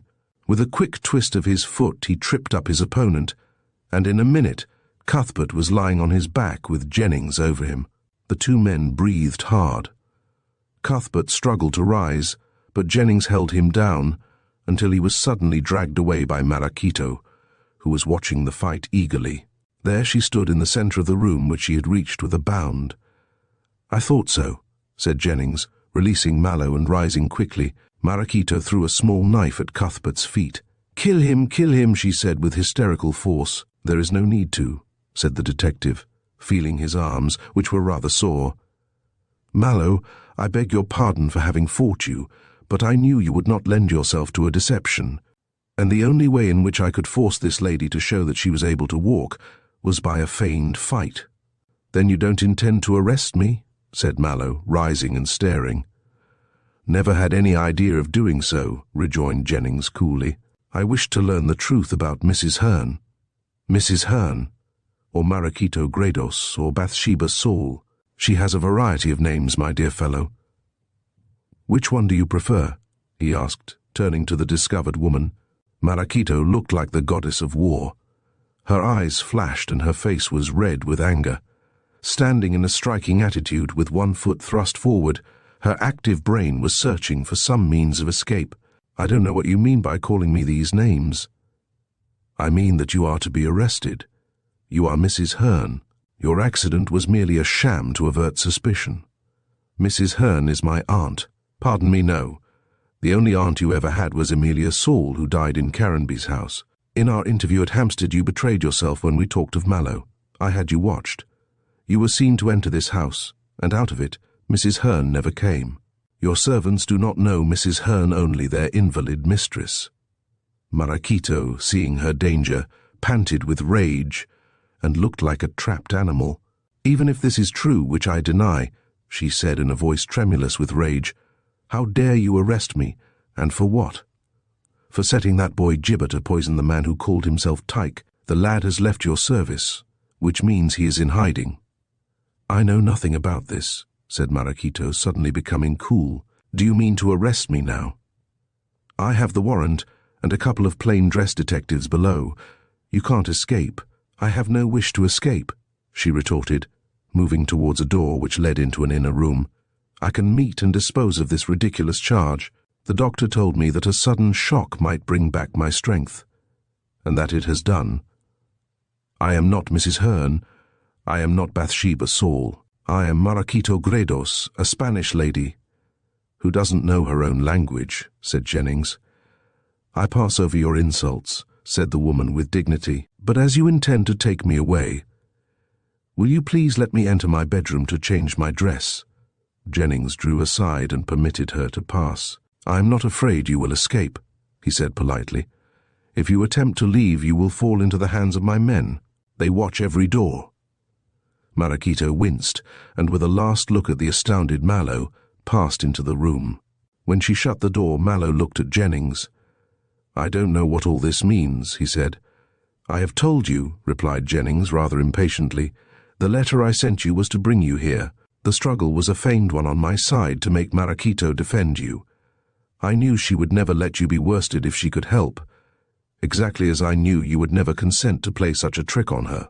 Certainly not.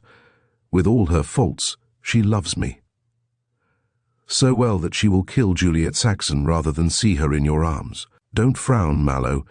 Marachito is a dangerous woman, and it is time she was laid by the heels. You don't know what I have found out. Have you learned who killed Miss Loach?" "No, but I am on the way to learn it. I'll tell you everything another time. Meanwhile, I must get this woman safely locked up. Confound her, she is a long time." "She may have escaped," said Mallow as Jennings knocked at the door. "I don't see how she can. There are men at the front door, and at a secret entrance she used to enter as Mrs. Hearn." He knocked again, but there was no reply. Finally, Jennings grew exasperated and tried to open the door. It was locked. "I believe she is escaping," he said. "Help me, Mallow." The two men put their shoulders to the door and burst it in. When they entered the bedroom, it was empty. There was no sign of Marachito anywhere, and no sign either of how she had managed to evade the law. Chapter 22. The Secret Entrance. As may be guessed, Jennings was very vexed that Marachito had escaped. He had posted his men at the front and back doors, and also at the side entrance, through which Senora Gredos in her disguise as Mrs. Hearn had entered. He never considered for the moment that so clever a woman might have some way of escape other than he had guessed. "Yet I might have thought it," he said, when Cuthbert and he left the house. "I expect that place is like a rabbit burrow. Marachito always expected to be taken some day in spite of her clever assumption of helplessness. That was a smart dodge. How did you learn that she was shamming?" "I only guessed so. I had no proof. But when I interviewed the pseudo Mrs. Hearn at her Hampstead lodgings, she betrayed so much emotion when speaking of you that I guessed it was the woman herself. I only tried that experiment to see if she was really ill. If she had not moved, I should have been done." "It seems to me that you are done now," said Cuthbert angrily. He was not very pleased at the use Jennings had made of him. "By no means. Marachito will take refuge in a place I know of. She does not fancy I am aware of its existence, but I am on my way there now. You can come also if you like." "No," said Mallow decisively. "So far as I am concerned, I have no further interest in these matters. I told you so the other day. Don't you wish to know who killed Miss Loach?" Mallow hesitated and wondered how much the detective knew. "Have you any clue to the assassin?" he asked. Jennings shrugged his shoulders. "I can't say that, but I suspect the coiners have something to do with the matter." "The coiners? Ah, I know you have not learned much about them. I have no time now to talk, but you will see everything in the papers shortly. I can tell you, Mallow, there's going to be a row." Mallow, like all young Englishmen, was fond of fighting, and his blood was at once afire to join in, but, on second thoughts, he resolved to stick to his original determination and stay away. It would be better, he thought, to let Jennings carry out his plans unhampered. In order, therefore, to preserve Basil's secret, Mallow nodded to the detective and went home. That night he spent wondering what had become of Maracito. Meantime, Jennings, with a dozen men, was on his way to Rexton. It was now after 11, and the clock struck the half-hour as they landed at Rexton Station. The police force of the suburb had been notified of the raid about to be made, and Inspector Twining was on the spot. He guided the party through the side path which terminated near Rose Cottage. The night was dark and rainy, but there were occasional gleams of moonlight. There was no light in the windows of Rose Cottage, and everything appeared to be quiet. Behind loomed the ruins of the unfinished house beneath which was the coining factory. On the way to the spot, Jennings conversed with Twining in low tones and detailed his experience with Maracito. "I am quite sure that she has gone to the factory," he said. "She does not think that I know about it. I fancy she will tell her pals that the game is up and the lot will light out for America." "They may have gone by this time," suggested the inspector. "I don't think so. Maracito must have just arrived, if indeed she has come here. Besides, she will never guess that I know how to get into the place, or indeed think that I know of its existence." "How did you guess?" "Guess is a good word. I just did guess, Twining. From various facts which there is no time to tell you, I became convinced that there was a factory in existence. Also, I fancied that the death of that old lady was connected with the preservation of the secret. But I only got at the hard facts the other day, when a girl called Grant— I remember.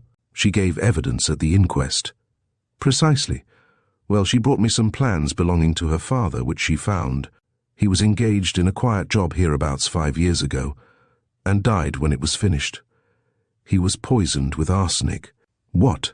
Like that man Tyke?" "Yes. The person who runs this show, Maracito, I think evidently has a partiality for that extremely painful poison. Well, this workman, having constructed the secret entrance, was got out of the way by death, so that the secret might be preserved, and I guess Miss Loach was settled also in case she might give the alarm." "But if the secret entrance is in the cottage," said Twining, "this old woman may have been aware of its existence." "Certainly, and was about to split when she was killed. At least that is my theory. She must have been in with the gang." "I have never been able to fix that," said Jennings thoughtfully. "I know she was a lady and of good birth. Also she had money, although she condemned herself to this existence as a hermit. Why she should let Maracito and her lot construct a secret entrance I can't understand. However, we'll know the truth tonight. But you can now guess, Twining, how the bell came to be sounded." "No, I can't," said the inspector promptly. "I forgot. You don't know that the secret entrance is in the room where Miss Loach was murdered. Well, one of the gang, after the death, sounded the bell to call attention to the corpse, and then slipped away before Susan Grant could get to the room. But why should this person have sounded the bell? That is what I have to find out. There's a lot to learn here. Have you any idea who killed Miss Loach?" "Maracito, under the disguise of Mrs. Hearn." "Was she Mrs. Hearn?" "Yes. She masqueraded as an invalid who could not leave her couch, but I managed to get at the truth tonight. But from the evidence at the inquest, Mrs. Hearn was out of the house when the blow was struck." "Quite so, but we did not know of this secret entrance then. I fancy she came back." "But how can you—" "There's no more time to talk," interrupted Jennings. "We must get to work as soon as possible. Order your men to surround the house. And the park also. We have not enough men for that, and I don't think there's any other exit from the factory save that through Rose Cottage. If there was, Maracito and her 2 friends would not have played whist so persistently with Miss Loach every night. It was 3 times a week, I think. Well, it doesn't matter. Here we are." Jennings opened the garden gate and walked boldly up the path towards the silent house. The men, under the low-spoken directions of Twining, spread themselves round the house so as to arrest any coiner who might attempt escape. Then the detective rang the bell. There was no answer for a few minutes. He rang again. A window in the cottage was opened cautiously, and the head of Mrs. Pill in a frilled nightcap of gigantic size was thrust out. "Is it you, Thomas, coming home at this late hour the worse for drink? You idle wretch. And me almost dead with want of sleep." "It's a message from your husband, Mrs. Barnes," said Jennings, signing to Twining to keep out of sight. Come and open the door, and I'll tell you what has happened." "Oh, law!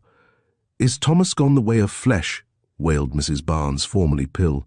"Come to the cottage door." "No, open this one," said Jennings, who had his own reasons for this particular entrance being made use of. "You know me. Mr. Jennings, as was in the case of my poor dear dead lady. Of course I knows you, sir, and the fact as you are police makes me shudder to think as Thomas is jailed for drink. Wait one moment, sir. I'll hurry on a petticoat and shawl. How good of you to come, sir." When the window shut down, Jennings bent towards the inspector, who was crouching on the other side of the steps. "This woman is innocent," he whispered. "She knows nothing, else she would not admit us so quickly. It may be a blind, Jennings. She may have gone to give the gang warning, you know." "I don't know," retorted the detective sharply. "I am quite sure that Mrs. Barnes doesn't even know her husband Thomas is one of the lot. I don't care if she does give warning either, if your surmise is correct. All our men are round the house, and if any of the gang escape, we can collar them." "That is supposing there isn't another exit from the unfinished house," muttered Twining, anxious to have the last word. Mrs. Barnes appeared at the door in a brilliant red petticoat, a white woolen shawl, and the cap aforesaid. Her feet were thrust into carpet slippers, and she carried a candle. "And it is good of you, sir, to come here and tell me that Thomas is in jail, he being—" "We can talk of that inside," said the detective, pushing past her.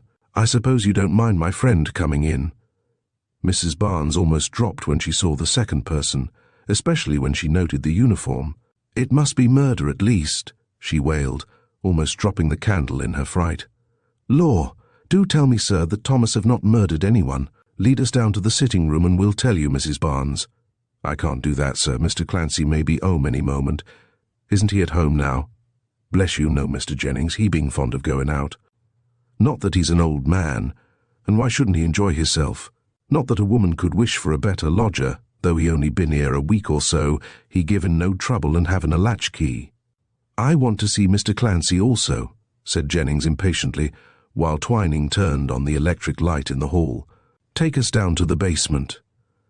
The woman would have objected again, but from the stern expression on her visitors' faces, she judged that it would be wiser to obey.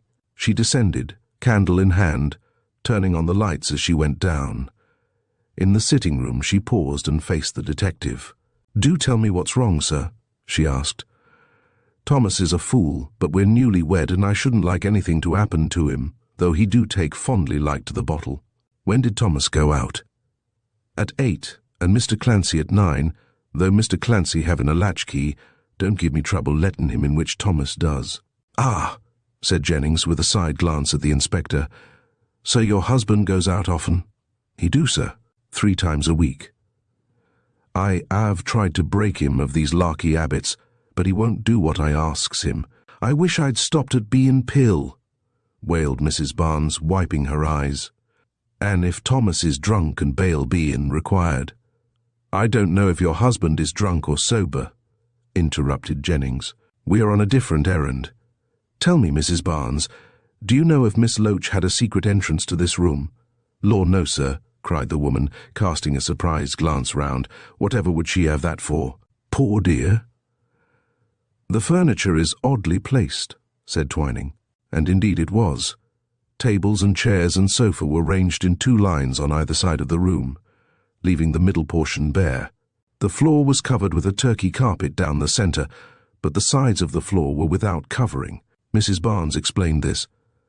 "Miss Loach liked to have things straight this way for the night, being of tidy habits. She thought the floor being clear left the housemaid, who was Geraldine, room to sweep and dust thoroughly. Mr. Clancy have the same fancy, though being a man as tidy as ever was." "Strange Mr. Clancy should be tidy," said Jennings dryly. "He certainly is not so in his dress.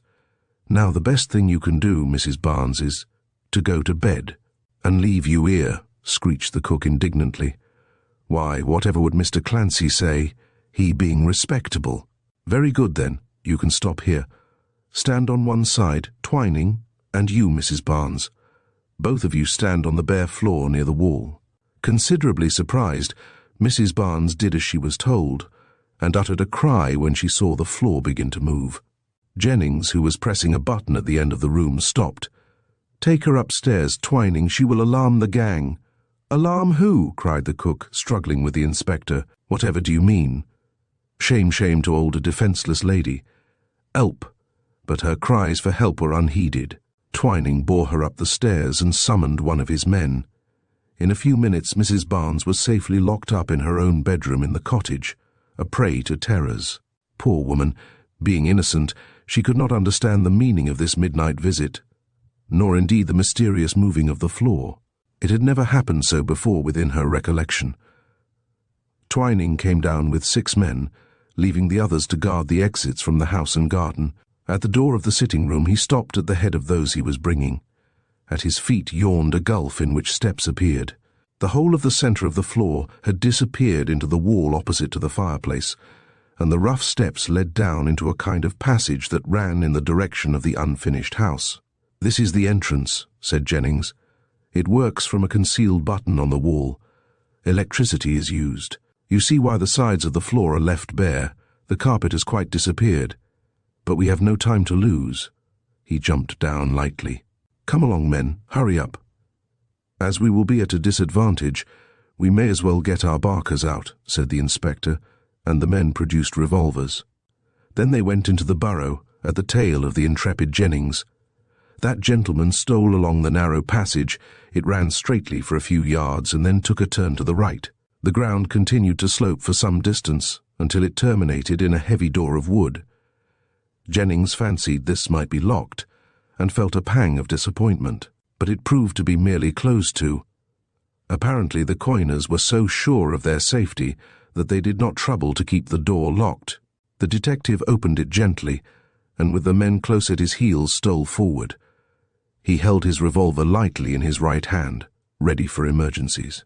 The passage was quite dark, but being narrow, the men had no hesitation in going forward. Some way down, after leaving the door, the passage branched into 2 ways, for Jennings came against a wall directly ahead. Wondering what this meant, he struck a match, and the blue light revealed one passage running down to the left and another opening up to the right. While the detective hesitated which to take, the darkness was suddenly illuminated with the glare of lamps. From a dozen electric lights at the sides of the passage sprang a white glow. At the further end of the sloping passage appeared the figure of a man. He gave a shout when the figures of the police were revealed in the sudden illumination, and vanished suddenly. There was not a moment to be lost. Jennings, crying to his men, dashed ahead. As he neared the end of the burrow, for it was nothing else, a pistol shot rang out, and he felt as though his shoulder had been pierced with a red-hot iron. But the wound did not stop him. "Quick, men, quick! Some stop and guard the double way. They will try and escape that way." His orders were obeyed with precision, and 2 men stopped behind, while the rest, with Twining at their head, pressed forward. They ran against another door, but it also was open, as the watching man had not had time to close it. Through this the police poured, and found themselves in a large, dry cellar, brilliantly lighted. On every hand were the evidences of the pursuits of the gang, but no one had time to take in details. The startled and infuriated coiners were fighting for their liberty.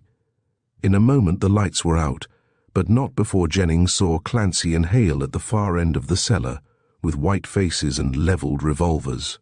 There were other men also. Shots rang out, but in the darkness everyone fired at random. The coiners strove to force their way to the door, evidently anxious to gain the forked passage, so that they could escape by one of the 2 exits. Twining uncovered his lantern and flashed the light round.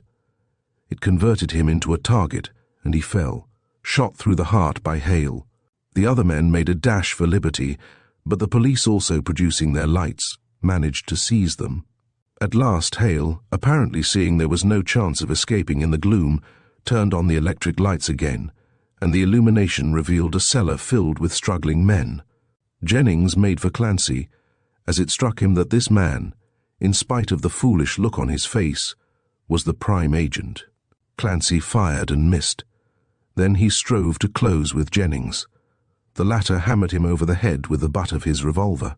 Shouts and oaths came from the infuriated thieves, but the police fought like bulldogs, with tenacious courage, silent and grim. "Hold them," cried Jennings as he went down. "I'll do for you this time," said Hale between his teeth, and flung himself forward. But Jennings struggled valiantly. The coiner was over him and trying to get at his revolver, which had fallen in the fight. Jennings waited till he stretched, then fired upward.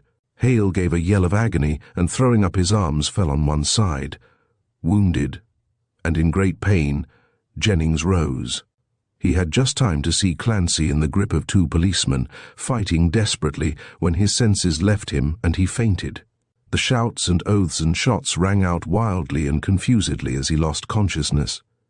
Chapter 23.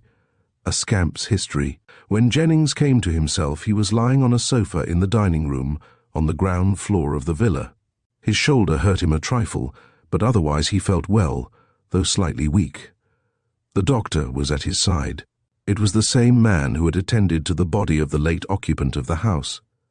"Are you feeling better?" said Dr. Slane, when he saw the eyes of the detective open. "You had better remain here for a time. Your men have secured the rascals, all 5 of them." "And Twining?" asked Jennings, trying to sit up. "He is dead, shot through the heart. Clancy killed him." "Then he'll swing for it," said Jennings in a stronger tone. "We lose a good man in poor Twining. And Hale? You have wounded him severely in the lungs. I fear he will die. We have put him in Mrs. Barnes's room on her bed. The poor woman is wild with grief and terror. I suppose you know her husband was amongst those rascals. I thought as much. His going out was merely a blind, but I must get up and look at the factory. Send Atkins to me." Atkins was the man next in command now that the inspector was dead. The doctor tried to keep Jennings on his back, but the detective would not listen. "There is much to do," he said, rising unsteadily. "You have bound up my shoulder. I won't lose any more blood. You have lost a good deal already. It's my business. We detectives have our battles to fight, as well as soldiers have theirs. Give me some brandy, and send Atkins." Seeing that the man was resolved, Slane gave him the drink and went out. In a few minutes Atkins entered and saluted. Jennings, after drinking the fiery spirit, felt much better, and was fairly steady on his legs. "Did you see any women amongst the men we took?" he asked. "No, sir," replied the other. "There were 5 men. 2 are wounded, 1 slightly, and the other Hale severely. He wants to make a confession to you, and I have sent to the office for a clerk to take down his words. Dr. Slane says he will not live till morning." "He will cheat the law, I suppose," said Jennings. "Give me your arm, Atkins. I want to visit the factory." "Are you strong enough, sir?" "Quite strong enough. Don't bother," replied the other, as a twinge of pain made him wince. "We've made a good haul this time." "You'll say that, sir, when you see the factory. It is the most complete thing of its kind. Tell the clerk when he arrives not to take down Hale's confession till I arrive. I won't be more than a quarter of an hour. Give me your arm when you return." Atkins departed on his errand, and Jennings sat down, wondering what had become of Maraquito. He made sure she would go to the factory, as being a place of refuge which the police would find hard to discover. But apparently she had taken earth in some other crib belonging to the gang. However, he would have all the ports watched, and she would find it hard to escape abroad. Maraquito was so striking a woman that it was no easy matter for her to disguise herself, and Jennings swore that he would capture her, for he truly believed that she had killed Miss Loach, and was the prime mover in the whole business. Hitherto she had baffled him by her dexterity, but when they next met he hoped to get the upper hand. His underling returned, and resting on his arm, Jennings with some difficulty managed to get down the stairs. The whole house now blazed with light. Formerly the detective had wondered why Miss Loach had been so fond of electric lamps, thinking that as an old lady she would have preferred a softer glow. But now he knew that she required the electricity for the illumination of the factory, and for manipulating the metals required in the manufacture of coins. There was no doubt that she was one of the gang also, but Jennings could not conceive why she should take to such a business. However, the woman was dead, and the gang captured, so the detective moved along the narrow passage with a sense of triumph. He never thought that he would be so lucky as to make this discovery. and he knew well that such a triumph meant praise and reward. "I'll be able to marry Peggy now," he thought. The coiners had been removed to the Rexton cells, and only Hale remained under the charge of Mrs. Barnes and Dr. Slane. The body of Twining lay in the dining room of the villa. A policeman was on guard at the door of the villa, and 2 remained at the forked passage. When Jennings arrived here, he felt inclined to turn off to the right and explore the other passage, but he was also anxious to see the factory and assure himself of the value of his discovery. He therefore painfully hobbled along, clinging to Atkins, but sustained in his efforts by an indomitable spirit. "Here you are, sir," said Atkins, turning on the light and revealing the workshop. "A fine plant, isn't it?" "It is indeed," said Jennings, glancing up to the rough roof where 5 or 6 lamps blazed like suns, and a nice hiding place they found. "I'll sit here and look round, Atkins." He dropped into a chair near the bench and stared at the cellar. It was large, and built of rough stones, so that it looked like a prison cell of the Bastille. The floor was of beaten earth, the roof of brick, built in the form of an arch, and the door was of heavy wood clamped with iron. The brilliant illumination enabled Jennings to see everything, even to the minutest detail of the place. In one corner were 3 large dynamos, and in another a smelting pot and many sheets of silver and copper. Also, there were moulds of gutta percha arranged to hold coins in immersion. On a bench were a number of delicate tools and a strong vice. Jennings also saw various appliances for making coins. On rough deal shelves ranged round the walls stood flasks and jars containing powders, with tools and a great many chemicals. Also, there were piles of false money, gold and silver and copper, and devices for sweating sovereigns. In a safe were lumps of gold and silver. Beside it, a bath filled with some particular liquid used in the trade. Electric cells, acids, wooden clips to hold the coins could also be seen. In fact, the whole factory was conducted on the most scientific principles, and Jennings could understand how so many cleverly prepared coins came to be in circulation. There were even moulds for the manufacture of francs and louis. "I dare say the gang have other places," he said to Atkins, "but this is their headquarters, I fancy. If I can only get some of them to tell the truth, we might find the other places.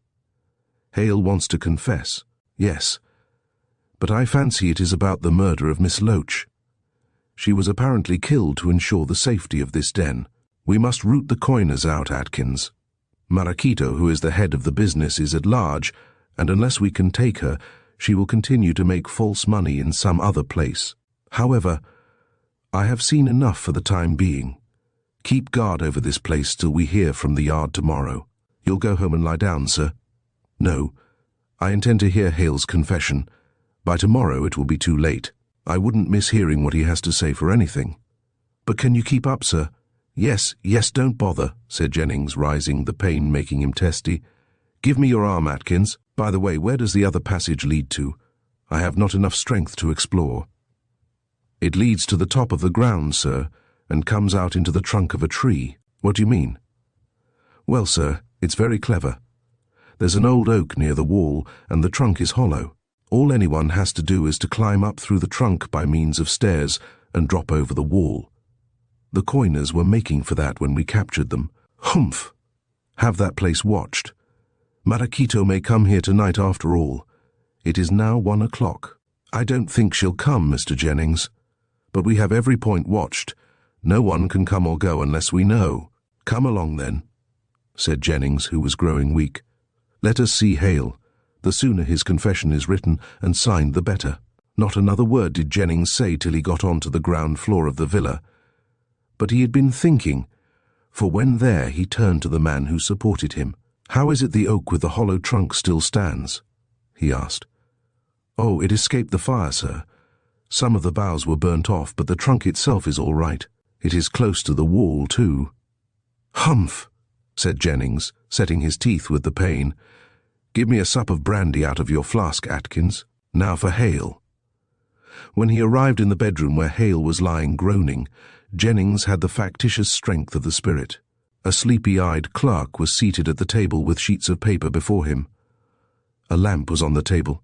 Mrs. Barnes was crouching in a chair near the bed. When she saw Jennings, she flung herself down, weeping. "Oh, sir, I knew no more of this than a babe unborn," she wailed. "I never thought my second was a villain. To think that Thomas—" "That's all right, Mrs. Barnes, I quite acquit you." "Not Barnes. Pill I am again, and Mrs. Pill I'll be to the end of my days. To think Thomas should be a blackguard. Pill drank, I don't deny, but he didn't forge and coin and—" "Wasn't clever enough, perhaps," said Hale from the bed in a weak voice. "Oh, there you are, Jennings. Get that fool out of the room, and listen to what I have to tell you. I haven't much time. I am going fast." Jennings induced Mrs. Pill, as she now insisted on being called, to leave the room. Then he sat down on the bed beside the dying man. Atkins remained at the door, and the doctor seated himself by Hale's head with a glass of brandy. It might be needed for the revival of Hale, who, having lost much blood, was terribly weak, but the poor wretch was bent upon confession and even told his story with pride. "You had a job to take us, Jennings," he said with a weak chuckle. "I don't know how you found us out, though. It's too long a story to tell. But first of all, tell me, did Maraquito come here tonight?" "No. Are you after her?" "Yes, I know she isn't an invalid." "Ah, she diddled you there," said Hale with another chuckle. "A very clever woman is Maraquito. I wish to marry her. But now I'm done for. After all, I'm not sorry, since my pals are taken. But I did think I'd have been able to go to South America and marry Maraquito. I've made plenty of money by this game. Sometimes we sweated 400 sovereigns a day. The factory has been here for 5 years. Jennings. I know. The man Maxwell, who was Susan Grant's father, made the secret entrance and you had him killed." "No, I didn't. Miss Loach did that. I thought she was a fool at the time. I told her so. We could have taken Maxwell as a pal. He was willing to come, but she thought death was best." "And Maraquito killed Tyke?" "No, I did that. I sent Gibber to fix him up. Tyke was a drunkard and made a fool of himself in being arrested. He would have given the show away, so I sent Gibber with a poisoned bottle of whiskey. I knew Tyke couldn't resist a drink. He died and—" "Did you kill Miss Loach also?" interrupted Jennings, casting a glance over his shoulder to make sure that the clerk was noting all this. Hale laughed weakly. "No," he said. "I fancied you would ask that. I tell you honestly that none of us know who killed her." "That's rubbish." "You do know." "I swear I don't. Neither does Maraquito. You haven't caught her yet and you never will. I'm not going to split on the pals I have left, Jennings. You have nabbed some, but there are others, and other factories also. I won't tell you about those. Clancy is captured, he will. Don't you make any mistake. Clancy is not the fool he looks. He has the cleverest head of the lot of us. But I'd better get on with my confession, though it won't do you much good. So long as you say who killed Miss Loach—" "Miss Loach," sneered Hale. "Why not Amelia Saul?" Jennings was almost too surprised to speak. "Do you mean to say—" "Yes, I do. All the time you and Miss Saxon and that idiot of a brother thought she was Selina Loach. She wasn't, but she was very like her.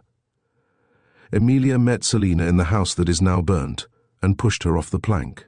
The face was disfigured and Selina was buried as Amelia. Then Mrs. Octagon must know she knows a good deal. You'd better ask her for details. Give me a sup of brandy, Doctor." "Yes," went on Hale when he felt better. "I laughed in my sleeve when I thought how Amelia tricked you all. She was Maraquito's aunt.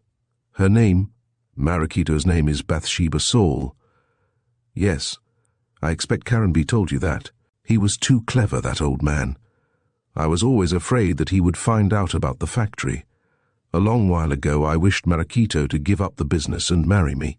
Then we would have gone to South America and have lived in peace on no end of money.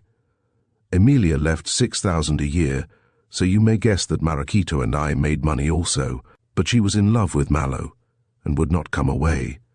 I feared Caranby should take it into his head to search the house. Was that why you had it burnt?" "No, Tyke did that out of revenge, because Maraquito marked him with a knife. Do you think I would have been such a fool as to burn the house? Why, Caranby would have probably let out the land, and foundations would have been dug for new villas, when our plant would have been discovered." "Who are you, Hale?" "Who do you think?" asked the dying man, chuckling. "One of the Saul family. You have the same eyebrows as Marachito, and as Mrs. Hearn, who really was Marachito."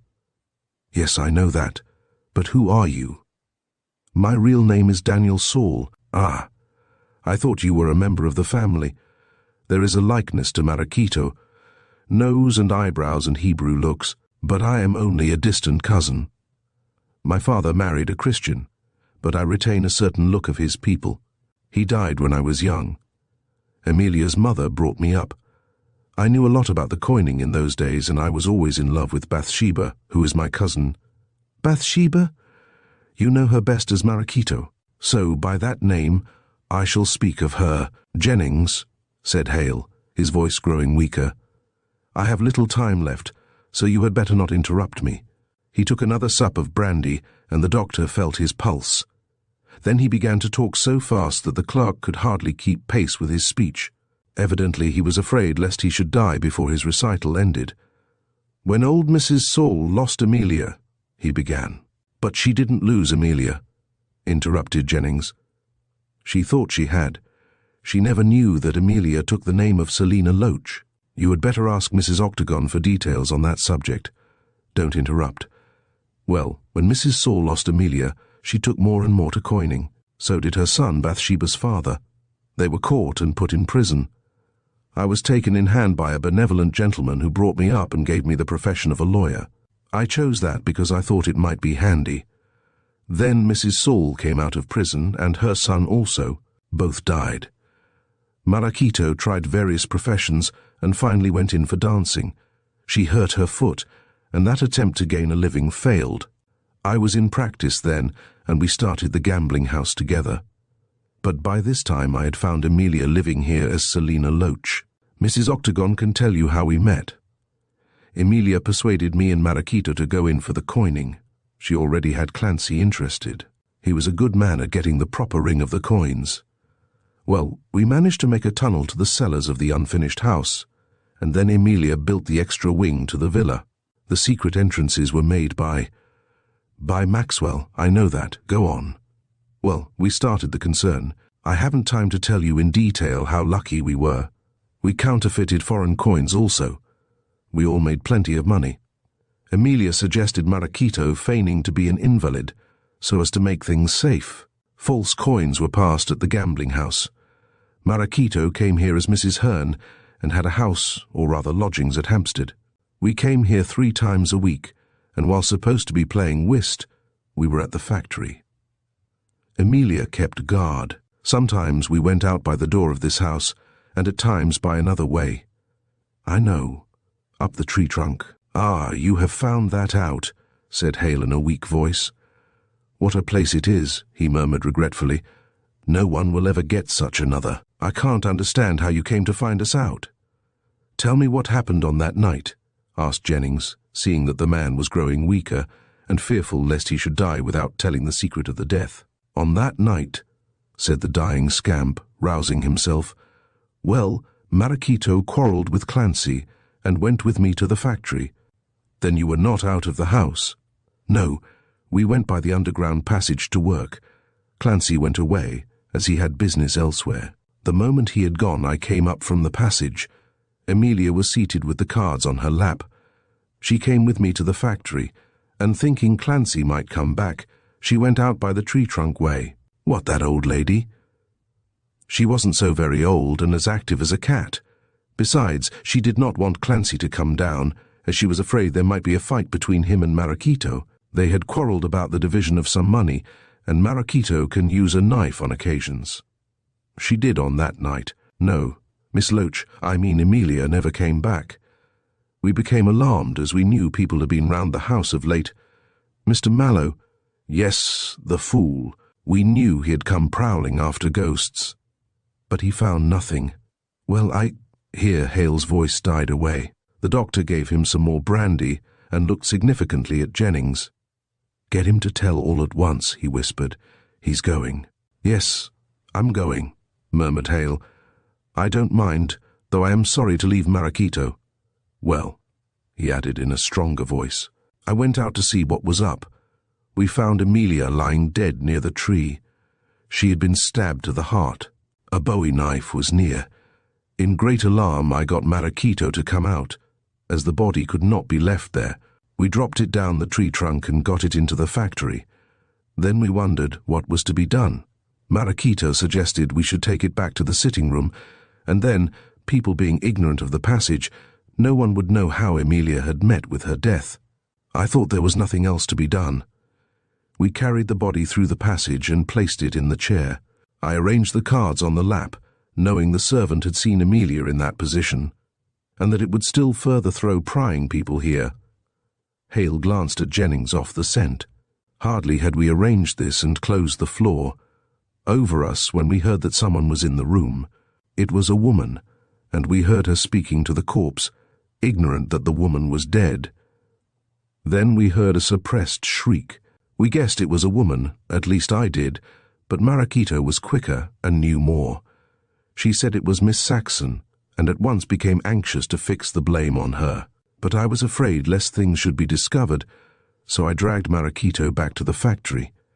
I believe Miss Saxon found the knife and then ran out, being afraid lest she should be discovered and accused. This was what Marachito wanted. She suddenly escaped from me and ran back to the secret entrance. By shifting the floor a little, she saw into the room. It was then 11. She saw also that the knife was gone, and it struck her that Miss Saxon could not be far off. She was not, said Jennings. She was hidden in the field of corn. Ah, I thought so. Well, Marachito fancied that if she was arrested with the knife before she could leave the neighborhood, she would be charged with the murder. But would Marachito have let her suffer? Asked Jennings, horrified. Of course she would, said Hale weakly. She hated Miss Saxon because she was engaged to Mallow, the fool. To get her caught, Marachito jumped up into the sitting room and rang the bell. At 11 o'clock? Yes, I believe. Hale's voice was getting weaker and weaker. She did ring bell, then closed floor. Servant came, aye. He stopped and his head fell back. Suddenly he half rose and looked wildly into blank space. Marachito, he cried strongly. The game's at an end. Fly, my love, fly. We have fought and lost. Marachito, oh my. His voice died away. He stretched out his hand, fell back and died with a look of tender love on his pallid face. Poor wretch, said Slane pityingly. At least he loved truly. Chapter 24, Revenge. The capture of the coiners caused an immense sensation, and the papers were filled with descriptions of the raid. Jennings came in for much congratulation, and his feat considerably improved his position with the authorities. He was confined to his bed for some days by his wound, and meanwhile, events transpired in which he would have been considerably interested had he heard of them. They had to do with Marachito. Since her flight from the Soho house, nothing had been heard of her, although every inquiry had been made. Guessing that Jennings knew much more than was suspected, she was wise enough not to go to the Rexton factory, and congratulated herself on her foresight when she read the accounts of the raid in the papers. But she was furiously angry at losing all, when on the point of realizing her desires. She had sent her money to be banked abroad. She hoped, by means of threats, to induce Mallow to give up Juliet, and she had trusted to win his love by assiduous attentions. But the trick played by Jennings which revealed her deception, and the raid on the factory and the consequent death of Hale, upset her plans and caused her to take refuge in hiding. She did not fear being arrested, especially as her arch-enemy, the detective, was confined to bed, so she had time to make her plans. Marachito particularly wished to revenge herself on Mallow and Juliet. She still loved the young man as much as ever, despite his contemptuous rejection of her suit. But she blamed Juliet Saxon for the hardening of his heart, and it was on the girl that she determined to revenge herself. At first she intended to call at the Shrine of the Muses, but thinking she would meet with opposition from Mrs. Octagon, likely to prevent the realization of her malignant wishes, she changed her mind. It was no use visiting Mallow, as with him she could do nothing. Therefore she resolved to write to Lord Caranby and arrange a meeting with Juliet at his rooms in the Avon Hotel. Then, when in the presence of the girl, she hoped to revenge herself in a way likely to cause Mallow exquisite pain. Thus it happened that Lord Caranby, who was very ill and confined to his rooms, received a letter from Maracito, asking him to invite Miss Saxon to a meeting with the writer. "I see that the game is up," wrote the artful Maracito, "and I am willing to put things straight. I know much which will be of service in clearing up matters, as I was a partner with Hale and Clancy in the coining. I do not mind admitting this, as I am not afraid of the police arresting me. I can look after myself, and I am quite sure that you will not betray me when I call at your rooms. I also have something to tell you about my dead Aunt Amelia, whom you so deeply loved. Therefore, if you will arrange for me to meet Miss Saxon, and allow me to make a clean breast of it, all will be well." When Caranby received this letter, his first idea was to send for Mallow, but he reflected that Cuthbert was bitterly angered against Maracito and would probably hand her over to the police. Caranby, from a remembrance of his love for Amelia, did not wish this to happen. Therefore, he refrained from letting Mallow learn of Maracito's determination. He hoped to get the complete truth from her and arrange matters once and for all.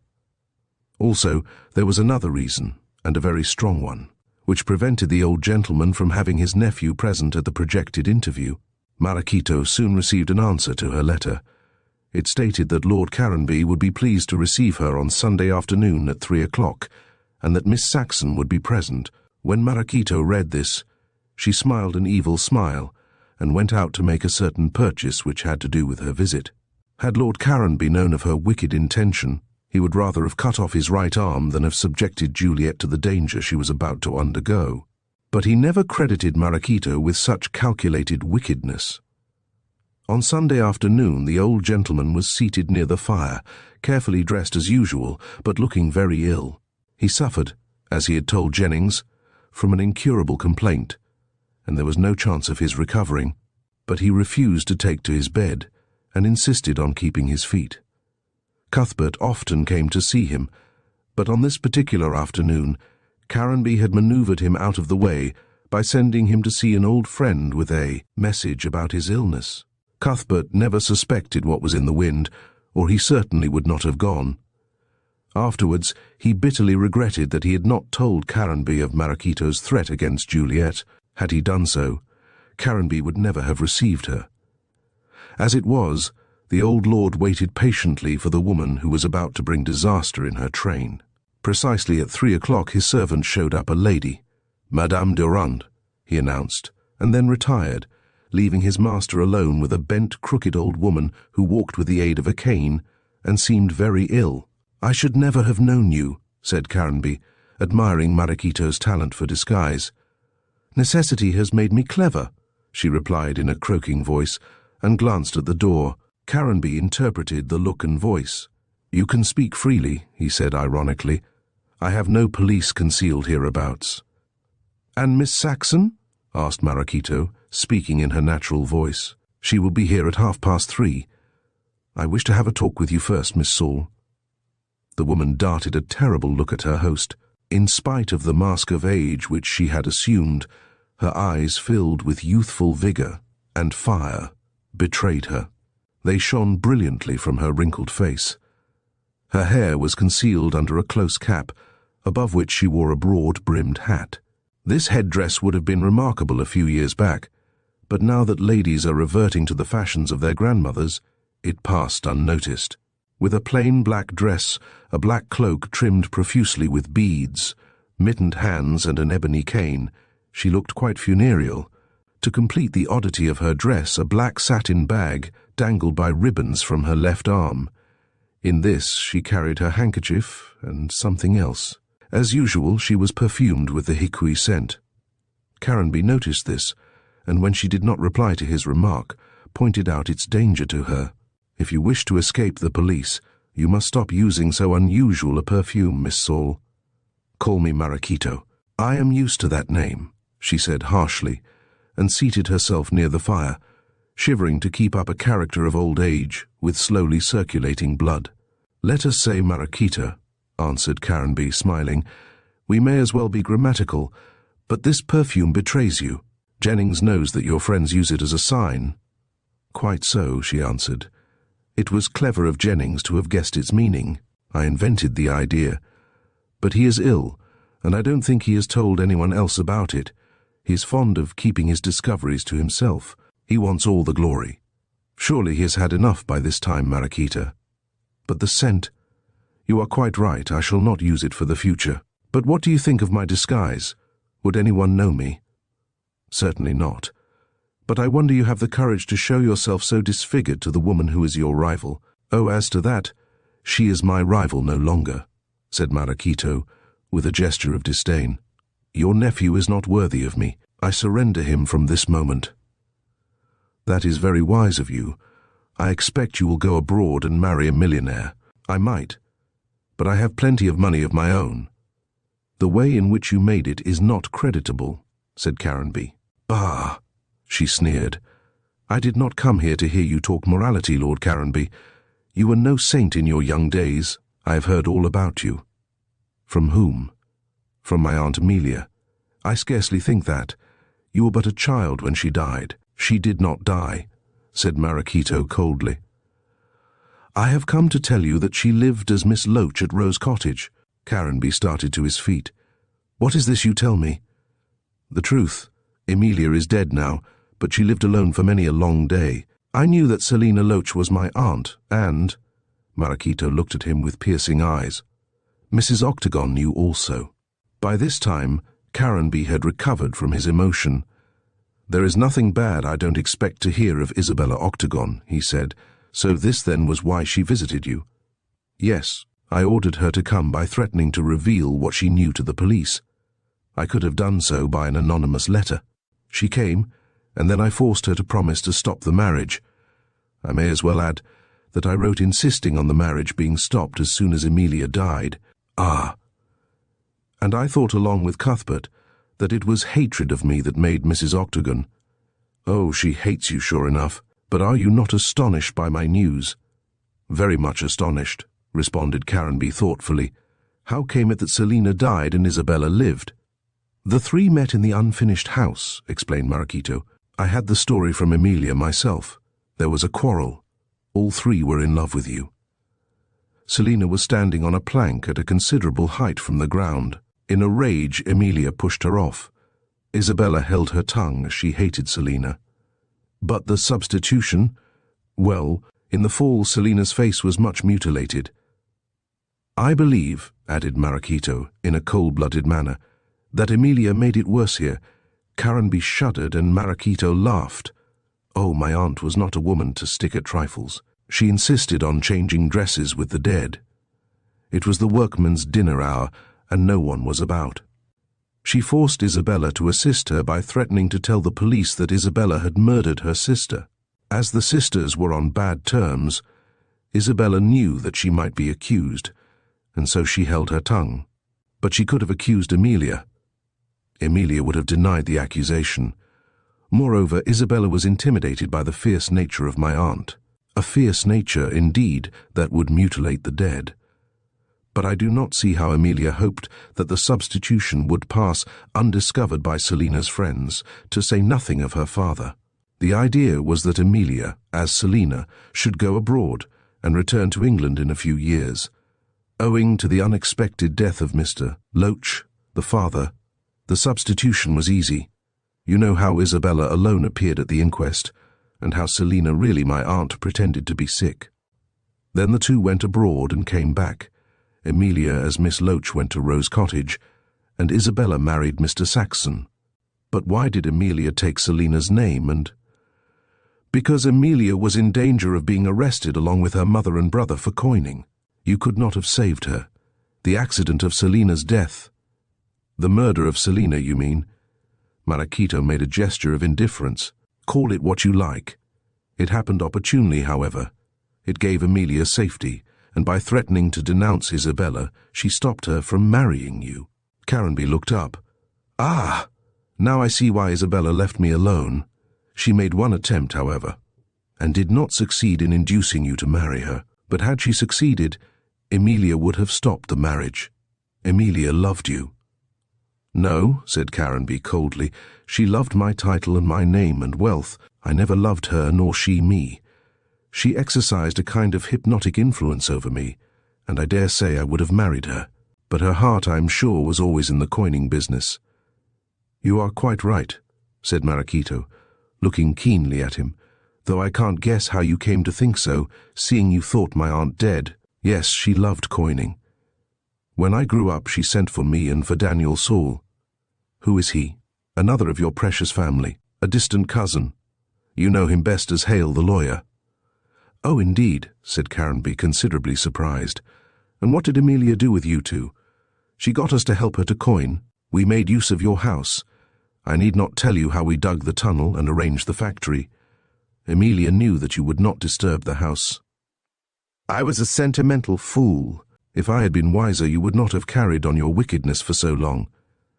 "Oh, we have other factories," said Marachito coolly.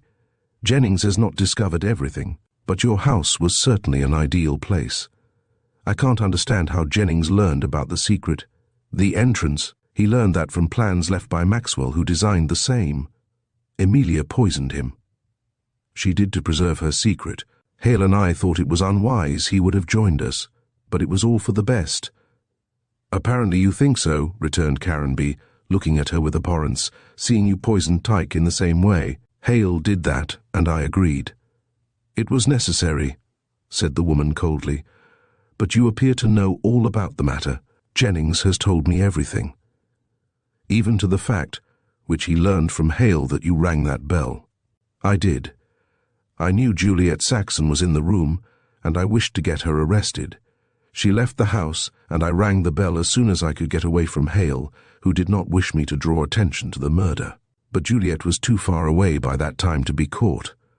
"Why did you wish to hang the poor girl?" "Because I loved Cuthbert. I would have hanged her with pleasure," said Marachito vindictively. "I hate her." "Then why do you wish to see her today? To tell her that I give up your nephew? That is not in accordance with the sentiments you express now." Marachito made a gesture of indifference and made no reply. Caranby now began to suspect that she intended harm to Juliet, and wondered if she had any weapon about her. That dangling bag could easily carry a stout knife or a neat little revolver. And Marachito, as was evident from the deaths of Maxwell and Tyke, had no idea of the sacredness of life. Caranby wished he had kept Cuthbert at hand to avert any catastrophe. He was about to ring and order his servant not to bring Miss Saxon into the room when Marachito roused herself from her reverie. "Do you wish to know anything further?" she asked. "No. I think you have told me everything." She smiled scornfully. "I have told you very little. But for the rest of the information you must apply to Mrs. Octagon." "Ah, supposing I wish to learn who killed Amelia?" "Mrs. Octagon can tell you," said the woman significantly. "Do you mean to say—" "I say nothing.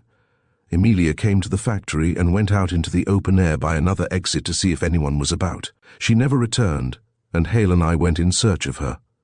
We found her dead, and I know all this. Hale confessed it, but he does not know who killed her. Do you?" "I can't say for certain, but I suspect Mrs. Octagon stabbed her." "But how could Mrs. Octagon get the knife?" "Basil got that from Mallow's room.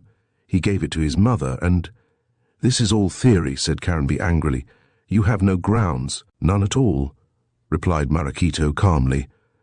"But if anyone had a wish to kill my aunt, Mrs. Octagon had. Amelia kept a tight hold over that woman and made her do what she wished."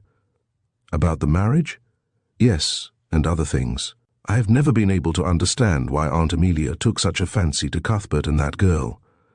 But she certainly wished to see them married. She asked Juliet for a photograph of your nephew, and Juliet gave her one. I took it, and that girl Susan Grant stole it from me." It was strange that the photograph should have gone back to the cottage. Aunt and I quarrelled over the marriage. She knew I loved Cuthbert, but she would never help me to marry him. It was all Juliet with her pa. I detest the girl. I could do nothing while Amelia lived. She knew too much. But after her death, I made Mrs. Octagon stop the marriage. "I think Mrs. Octagon will consent now," said Caranby calmly. "I doubt it. She hates you too much. However, she can, for all I care, Lord Caranby. I have done with Cuthbert. The old man hoped she had done with Juliet also, for he was still uneasy. The expression of her face was most malignant. More than ever persuaded that she intended harm, Caranby again was about to summon his servant and forbid the entrance of the expected girl, when suddenly the door opened and Juliet, looking bright and happy, entered. She started back when she saw the supposed old woman, who rose. Caranby jumped off the sofa with an activity he had not shown for years, and got between Juliet and her enemy. Marachito burst into tears. "Ah, you will be happy with Cuthbert," she wailed, while a fresh burst of tears stopped her speech, and she groped in the satin bag for her handkerchief. Juliet looked amazed. "Who is this, Lord Caranby?" "Signora Gredos." "Marachito!" cried Juliet, starting back with an indignant look. "I never expected to meet that woman." "You call me that?" cried Marachito, flashing up into a passion. "I am the woman Cuthbert loves." "He does not. He loves me. You so old and—" "Old!" shrieked Marachito, snatching off her hat and cap. "I am young, and much more beautiful than you. Look at my hair."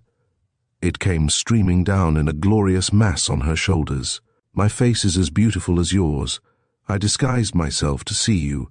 I hate you. I loathe you. I forbid you to marry Cuthbert. How dare you? How dare? I dare all things, even this." Marachito raised her arm, and in her hand Caranby saw a small bottle she had taken out of the bag. "What will Cuthbert say to your beauty now?" She flung the bottle straight at Juliet. It would have struck her in the face, but Caranby, throwing himself between the two, received it fair on his cheek. It smashed, and he uttered a cry. "Vitriol! Vitriol!" he shrieked, his hands to his face, and fell prone on the hearth-rug. His head struck against the bars of the grate, and a spurt of flame caught his hair.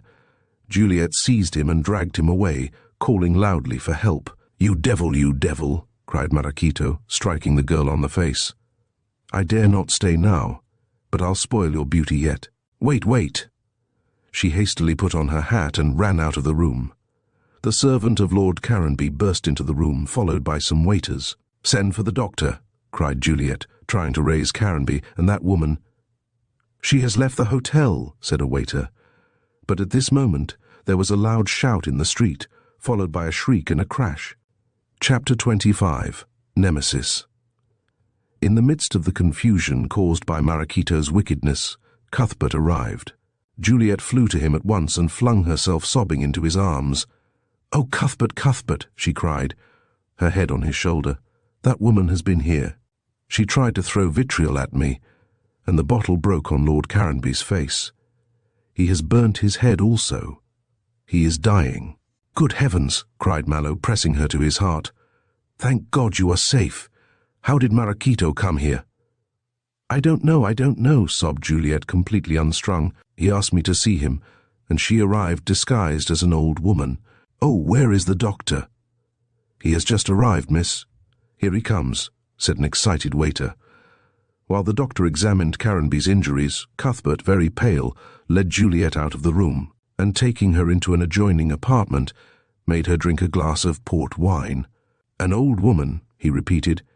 "It must have been the disguised Marachito, then, who was killed." "Killed? She is not killed. She came here, and—" Juliet began to tell the story over again, for she was badly frightened. Mallow interrupted her gently. "Marachito is dead," he said. "She was run over by a motor car a quarter of an hour ago. Was that her cry we heard?" "I don't know," replied Cuthbert gloomily.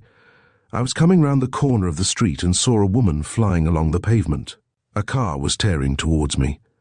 I had just time to see the woman as she passed, and note that she was old. She caught a glimpse of my face, and with a cry ran into the centre of the street. I never thought she was Marachito, and could not understand why she acted as she did. I cried out in alarm, and ran forward to drag her back from before the approaching motor. But it was too late. The car went over her, and she shrieked when crushed under the wheels. The impediment made the car swerve, and it ran into a lamp-post. The occupants were thrown out. I fancy someone else is hurt also. Marachito is dead. I heard a policeman say so. I then saw a waiter gesticulating at the door of the hotel, and fancied something was wrong. I ran along and up the stairs. But I never expected to find you here, Juliet, much less to witness the death of that wretched woman." "I am sorry," faltered Juliet, as she sat with his arms round her. "I don't know why she wanted to throw vitriol at me. She failed to hurt me, and I think she has killed Lord Caranby. And I must see to my uncle," said Mallow, rising. "Stay here, Juliet." "No, no," she said, clinging to him. "Let me go home. Get a cab. I dare not stop. That terrible woman. She will never hurt you again. She is dead." "I wish to go home. I wish to go home." Mallow saw that the poor girl was quite ill with fright, and small wonder, considering the catastrophe of the last half hour. To have vitriol thrown is bad enough, but when the act leads to 2 deaths, for Marachito was already dead, and it seemed probable that Lord Caranby would follow, it is enough to shake the nerves of the strongest. Mallow took Juliet down and placed her in a cab.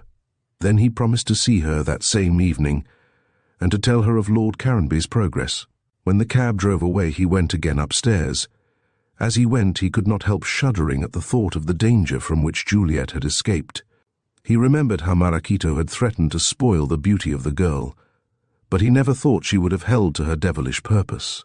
Moreover, he could not understand how Marachito in disguise came to see Caranby. The disguise itself was an obvious necessity to escape the police. But why should she have been with his uncle, and why should Juliet have come also? It was to gain an answer to these questions that Cuthbert hurried to the sitting-room. Lord Caranby was no longer there.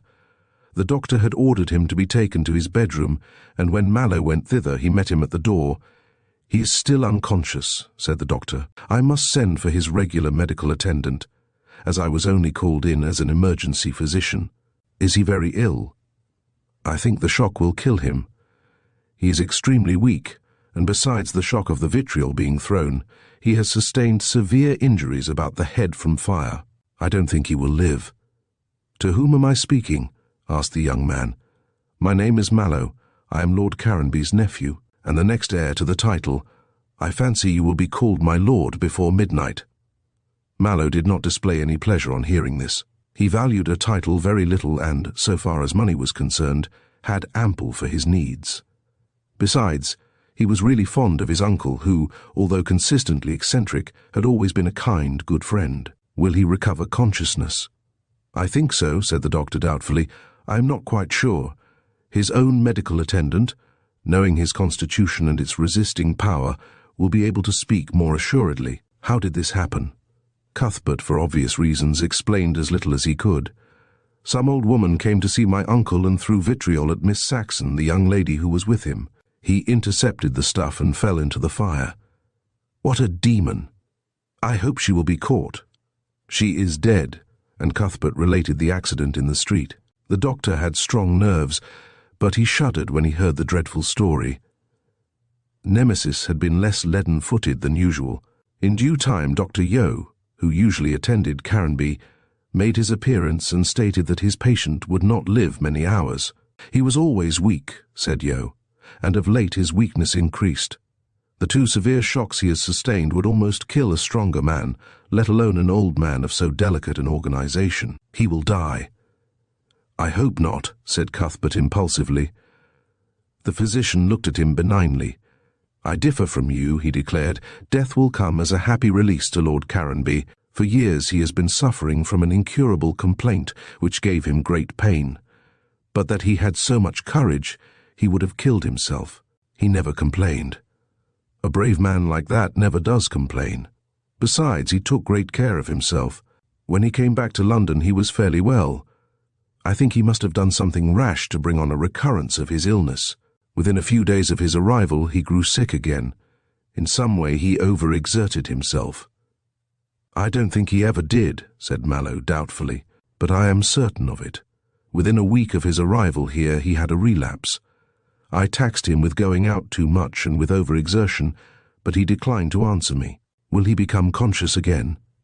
"I think so in a few hours, but I cannot be sure. However, you need not be alarmed, Mr. Mallow. His affairs are all right. In view of his illness, I advised him to make his will. He said that he had done so, and that everything was in apple pie order. It is not that, Doctor. I wish to ask him some questions. Will you remain here?" "Till the end," replied Yeo significantly. "But it will not take place for a few hours so far as I can see. I wish to go out for an hour. Can I with safety?" "Certainly.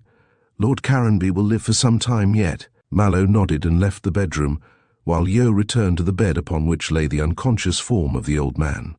Cuthbert took a walk to the end of the street where the wreckage of the motor car had now been removed, and asked the policeman what had become of the victims. He was informed that the chauffeur, in a dying condition, had been removed to the Charing Cross Hospital, and that the body of the old woman, so the constable spoke, had been taken to the police station near at hand. "She's quite dead, and very much smashed up," was the man's report. Mallow thanked him with £half-a-crown, and having learned the whereabouts of the police station, he went there. He introduced himself to the inspector and, as the nephew of Lord Caranby, received every attention, particularly when he described how the vitriol had been thrown. Cuthbert thought it as well to say this, as the waiters at the Avon Hotel would certainly inform the police if he did not. He looked at the body of the miserable woman in its strange mask of age. "She went to see Lord Caranby in disguise," said the inspector. "You can see her face is made up. Does his lordship know who she is?" "Yes. And Mr. Jennings, the detective, knows also. Perhaps you do yourself, Mr. Mallow." Cuthbert nodded. "She is Maraquito. The—" "What?" "The gambling house coiner we have been looking for." "The same. Jennings can tell you more about the matter than I can. I'll get Mr. Jennings to come here as soon as he is on his feet, and that will be tomorrow most probably." "But why did Maraquito throw vitriol at Lord Caranby?" "Jennings can tell you that," said Mallow, suppressing the fact that the vitriol had been meant for Juliet. "Perhaps it had something to do with the raid made on the unfinished house, which, you know, belonged to my uncle. Bless me, so it did. I expect, enraged by the factory being discovered, Maraquito wished to revenge herself on your uncle. She may have thought that he gave information to Jennings about the place." "She might have thought so," said Mallow. "I am returning to the Avon Hotel. If you want to see me, you can send for me there. But Jennings knows everything. What about his lordship?" "He will die," said Cuthbert abruptly, and departed, leaving the inspector full of regrets that Maraquito had not lived to figure in the police court. He looked at the matter purely from a professional standpoint, and would have liked the sensation such an affair would have caused. When Mallow came back to the hotel, he found that his uncle had recovered consciousness and was asking for him. Yo would not allow his patient to talk much, so Cuthbert sat by the bedside holding the hand of the dying man. Caranby had been badly burnt about the temples, and the sight of one eye was completely gone. Occasionally Yo gave him a reviving cordial which made him feel better. Towards evening Caranby expressed a wish to talk. The doctor would have prevented him, but the dying man disregarded these orders. "I must talk," he whispered faintly. "Cuthbert, get a sheet of paper." "But you have made your will," said Yo rebukingly. "This is not a will. It is a confession. Cuthbert will write it out, and you will witness my signature along with him, Yo." "A confession," murmured Cuthbert, going out of the room to get pen, ink and paper. "What about?" He soon knew, for when he was established by the side of the bed with his writing materials on a small table, Caranby laughed to himself quietly. "Do you know what I am about to say?" He gasped. "No. If it is nothing important, you had better not exhaust yourself. It is most important, as you will hear. I know who murdered the supposed Miss Loach." Cuthbert nearly dropped the pen. "Who was it?" he asked, expecting to hear the name of Mrs. Octagon. "I did," said Caranby quietly. "You? That's impossible." "Unfortunately, it is true. It was an accident, though. Yo, give me more drink. I must tell everything." Yo was quite calm. He had known Caranby for many years, and was not at all disposed to shrink from him because he confessed to having committed a murder. He knew that the Earl was a kind-hearted man, and had been shamefully treated by 3 women. In fact, he was secretly glad to hear that Amelia Saul had met her death at the hand of a man she had injured. But he kept these sentiments to himself, and after giving his patient a strong tonic to revive his energies, he sat by the bedside with his fingers on the pulse of the dying man. Caranby rallied considerably, and when he began his recital spoke in stronger tones. Cuthbert dipped his pen in the ink, but did not dare even to think. He was wondering how the death of Amelia had come about, and also how his uncle had gone to the unfinished house on the same night as he had done. Remembering how Basil stated he had been chased by someone unknown, Cuthbert began to fancy he saw light. However, at this moment, Caranby began to speak, and as every moment was precious, both men forbore to interrupt him unless desirous to have a clearer understanding on certain points. "When I came back to England," said Caranby, "I never thought that Amelia was alive. Owing to the clever way in which the substitution was effected by Isabella, I always thought Selina lived at Rose Cottage. Several times I tried to see her, hoping she would marry me, but she always refused. I was puzzled at the time, but now I know the reason. I never thought of looking at the unfinished house. It was a piece of sentimental folly my shutting it up, but afterwards, as time slipped by, I never troubled about looking into the matter. As Cuthbert will tell you, laziness is a vice with me." "Go on with the story and save your strength," said Yo softly. "Yes." Caranby heaved a sigh. "I haven't much left. Well, Cuthbert, you told me about the ghost supposed to be haunting the house. I asked you to go down and see. You came here one night and left at 8 o'clock to go down to Rexton. I never expected you to follow. Why did you not come with me?" "Because I was keeping something back from you. On the previous day I received a letter. There was no name to it, and the writing was disguised. It advised me to see Selina Loach, and said I would be surprised when she spoke to me, because then you would recognize the woman you believed to be dead." "Exactly," said Caranby faintly, "but at the time I knew nothing, and was much puzzled with the letter. On that night I intended to tell you, but I did not. Then I thought I would go down to Rose Cottage and prove the truth of the letter. I went almost immediately after you, Cuthbert." "What, in your state of health?" "Yes, I was stronger then, and have been less strong since," murmured Yo. "I understand now why you refused to tell me how you had overexerted yourself. I had my secret to keep," said Caranby coldly. "Some more drink, please."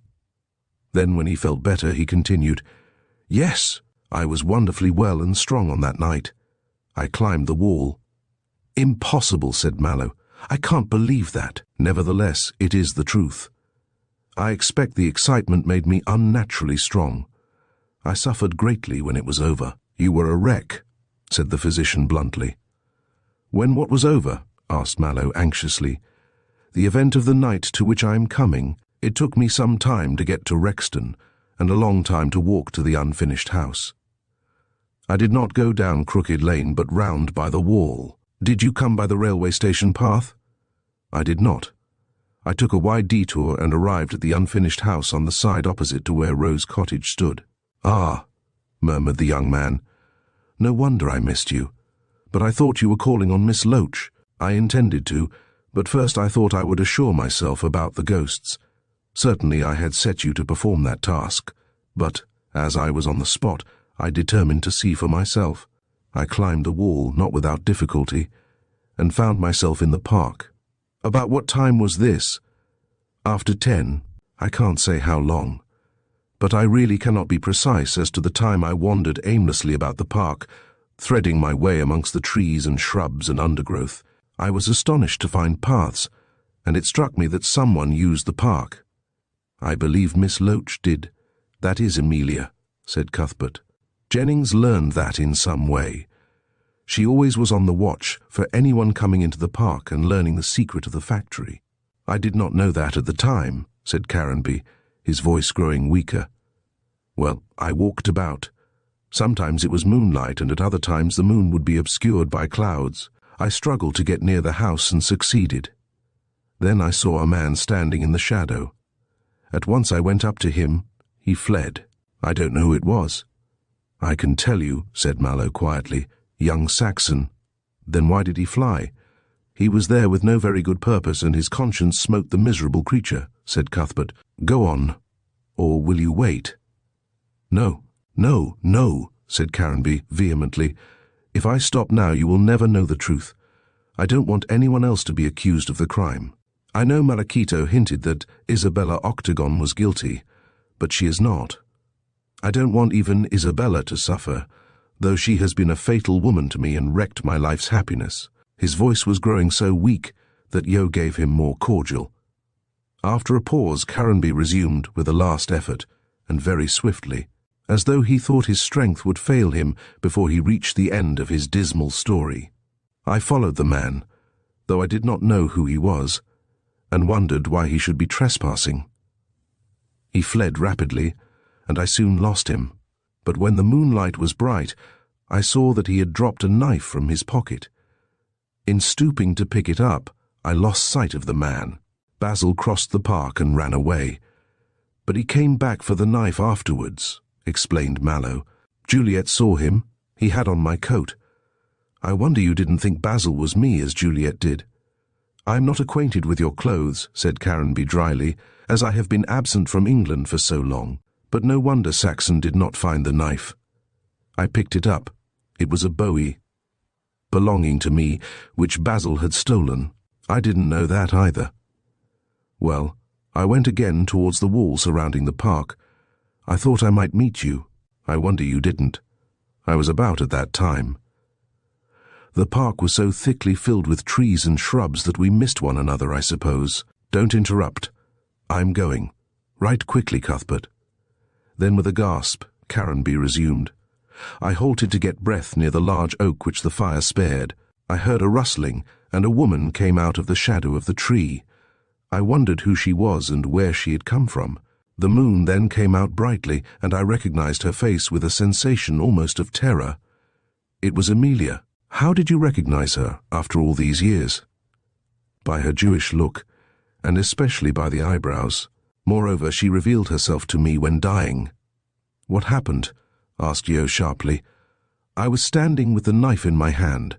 Amelia, seeing that I was an intruder, came swiftly towards me. She had a revolver in her hand, but did not fire.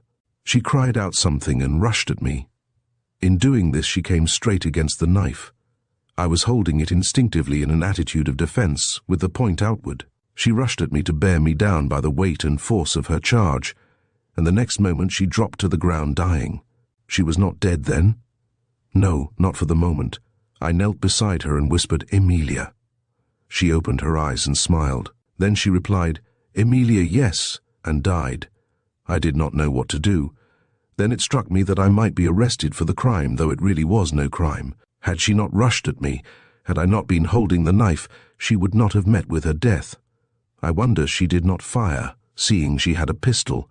Perhaps she recognized you, said Yo, glancing at Cuthbert, who was writing rapidly. No, had she done so, she would never have attempted to hurt me. She thought I was some spy searching for the factory, and without giving herself time to think dashed forward, believing I would give way and fly. It was all over in a second. I made up my mind to go at once.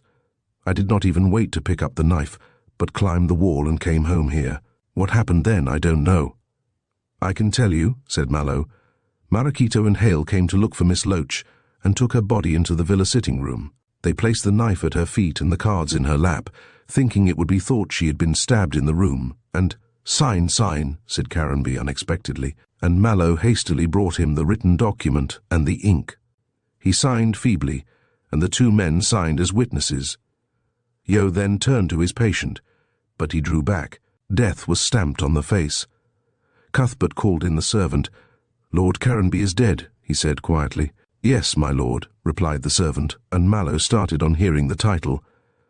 But he was now Lord Caranby, and his uncle was dead. Chapter 26. Cuthbert's Enemy. Before leaving the death chamber, Mallow, now Lord Caranby, sealed the confession in the presence of Yo, and went with him into the sitting-room. What will you do with that? Asked the doctor, indicating the envelope with a nod. I shall place it in the hand of my lawyers to be put with family papers, replied Cuthbert. I am sure you agree with me, Yo, that it is unnecessary to make the contents public. My uncle is dead. Even were he still alive, I should advise you to say nothing, replied Yo grimly. The woman deserved her fate, even though it was an accident. She destroyed Caranby's life. He would have married Selina Loach and have been a happy man but for her. There I think you wrong her. It is Isabella Octagon who is to blame. She has indeed been a fatal woman to my poor uncle. But for her, he would not have been prevented from marrying Selina, and thus have fallen into the toils of Emilia. Emilia would not have murdered Selina. and the result would not have come out after all these years in the death of my uncle at the hands of Bathsheba Saul. Who is she? Maracito. But you don't know the whole story, nor do I think there is any need to repeat the sordid tragedy. I will put this paper away and say nothing about it to anyone save to Jennings. The detective, said Yo, surprised and startled. Do you think that is wise? He may make the matter public. No, he won't. He has traced the coiners to their lair, and that is enough glory for him. When he knows the truth, he will stop searching further into the case. If I hold my tongue, he may go on and make awkward discoveries. Yes, I see it is best you should tell him. But Miss Saxon? She shall never know. Let her think Maracito killed Amelia. Only you, I and Jennings will know the truth. You can depend upon my silence, said Yo, shaking Cuthbert by the hand. Well, and what will you do now? With your permission, I shall ask you to stop here and arrange about necessary matters in connection with the laying out of the body. I wish to interview Mrs. Octagon this evening. Tomorrow I shall see about Caranby's remains being taken down to our family seat in Essex. There will be an inquest first. I don't mind. Maracito is dead and nothing detrimental to the honor of the Mallows can transpire. You need say nothing at the inquest as to the bottle being thrown at Juliet. I'll do my best. But she will be questioned. I intend to see her this evening myself. What about Mrs. Octagon?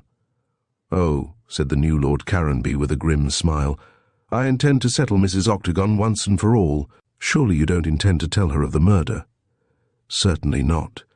She would make the matter public at once, but her knowledge of the real name of Amelia, and her hushing up of the murder of her sister, will be quite enough to bring her to her knees. I don't intend that Juliet shall have anything more to do with her mother. But I'll say very little.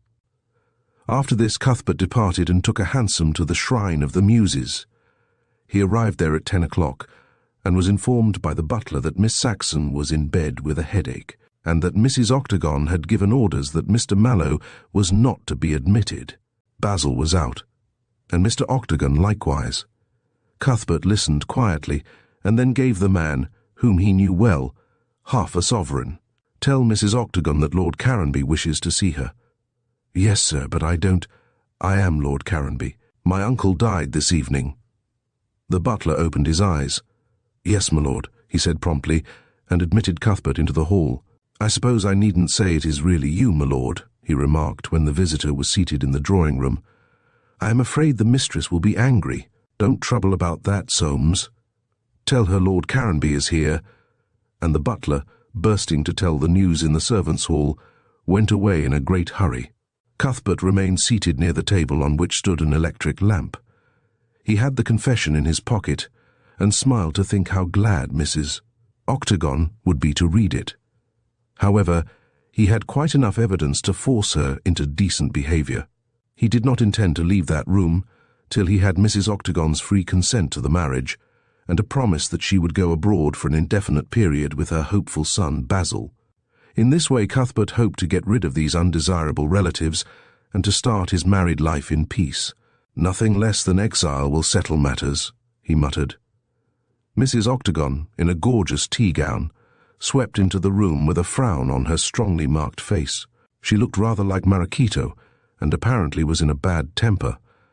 Mallow could see that she was surprised when she entered, as, thinking Lord Caranby was incapacitated by the accident described by Juliet. She did not know how he came to call at so late an hour. Moreover, Lord Caranby had never visited her before. However, she apparently was bent on receiving him in a tragic manner, and swept forward with the mien of a Siddons.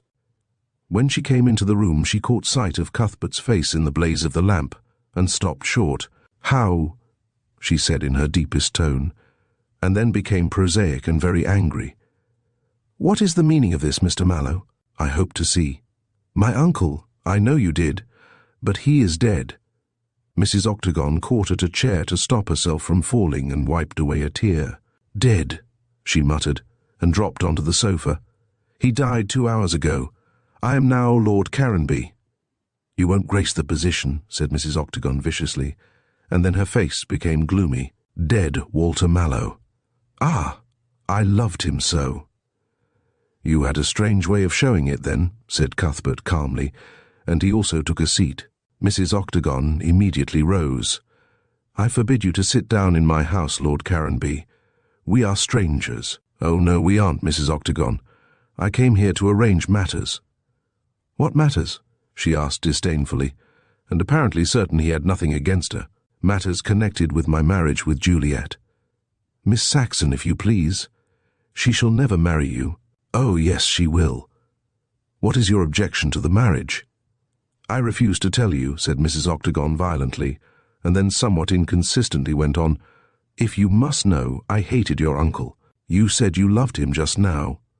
"And so I did," cried the woman, spreading out her arms. "I loved him intensely. I would have placed the hair of my head under his feet. But he was never worthy of me. He loved Selina, a poor, weak, silly fool. But I stopped that marriage," she ended triumphantly, "as I will stop yours." "I don't think you will stop mine," replied Cuthbert tranquilly. "I'm not to be coerced, Mrs. Octagon." "I don't seek to coerce you," she retorted, "but my daughter will obey me, and she will refuse your hand." "I don't care if you are 50 times Lord Caranby. Juliet should not marry you if you had all the money in the world. I hated Walter Mallow, your uncle. He treated me shamefully, and I swore that never would any child of mine be connected with him. Selina wished it, and forced me to agree while she was alive. But she is dead, and Lord Caranby is dead, and you can do nothing. I defy you, I defy you. We may as well conduct this interview reasonably. I shall not let you remain here any longer. Go." She pointed to the door with a dramatic gesture.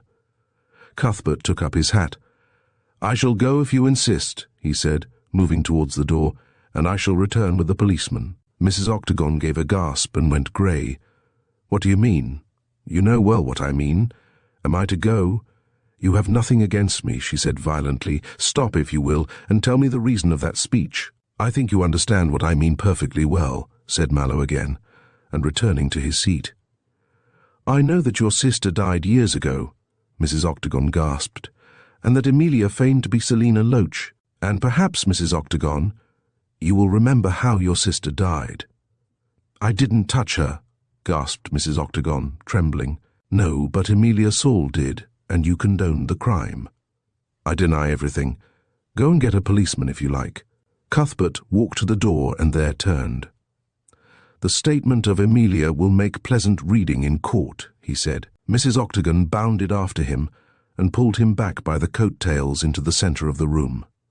Then she locked the door and sat down. "We won't be disturbed," she said, wiping her face upon which the perspiration stood. "What do you know?" "Everything, even to that letter you wrote to my uncle, stating he should see the pretended Selina Loach. This was a chance shot on Mallow's part, but it told, for he saw her face change.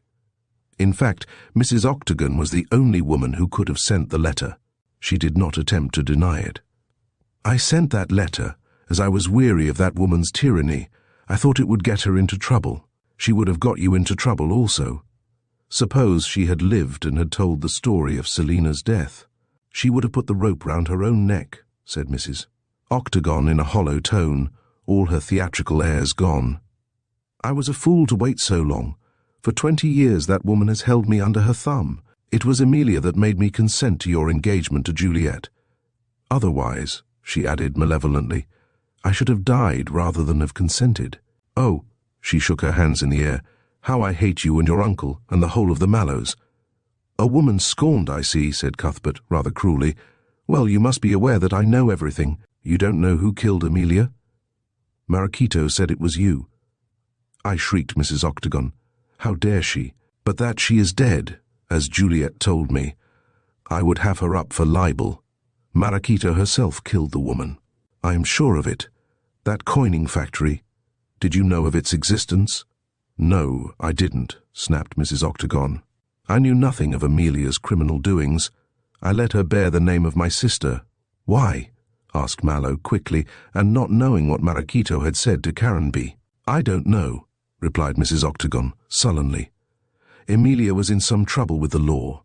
Her brother and mother were afterwards arrested for coining. She might have been arrested also, but that I agreed to hold my tongue. Emilia pushed Selina off the plank. Then she turned and accused me. As it was known that I was on bad terms with Selina, I might have been accused of the crime, and Emilia would have sworn the rope round my neck. Emilia made me help her to change the dress, and said that as the face of the dead was disfigured, and she was rather like Selina, which she certainly was, she could arrange. I did not know how she intended to blind my father. But my father died unexpectedly. Had he not done so, the deception could not have been kept up. As it was, I went to the inquest, and Emilia as Selina pretended to be ill. I saw after her and we had a strange doctor. Then we went abroad, and she came back to shut herself up in Rose Cottage. I tried to marry Caranby, but Emilia stopped that. Why did she? Because she loved Caranby in her tiger way. That was why she insisted you should marry Juliet. She always threatened to tell that I had killed Selina, though I was innocent. If you were, why need you have been afraid? Circumstances were too strong for me, said Mrs. Octagon, wiping her dry lips and glaring like a demon. I had to give in. Had I known of that factory, I would have spoken out. As it was, I wrote to Caranby when in a fit of rage, but afterwards I was afraid of what I had done, as I thought Emilia would tell. She certainly would have done so had she not died so opportunely. Do you mean to say that I killed her? I tell you, Marachito did so. What makes you think that? Asked Mallow, delighted at the mistake. Because she was always fighting with Emilia about you. Marachito wished to marry you, and Emilia would not let her. After Emilia died, Marachito saw me, and we arranged to stop the marriage, and I know all about that. I saw you, or rather my uncle saw you enter Marachito's Soho house. I went on Basil's account also, said Mrs. Octagon sullenly. However, I have told you all. What do you wish to do? I wish to marry Juliet. Then I refuse, said Mrs. Octagon savagely. In that case I'll tell. You will disgrace Juliet. Besides, the law can't touch me. I am not so sure of that. You were an accessory after the fact.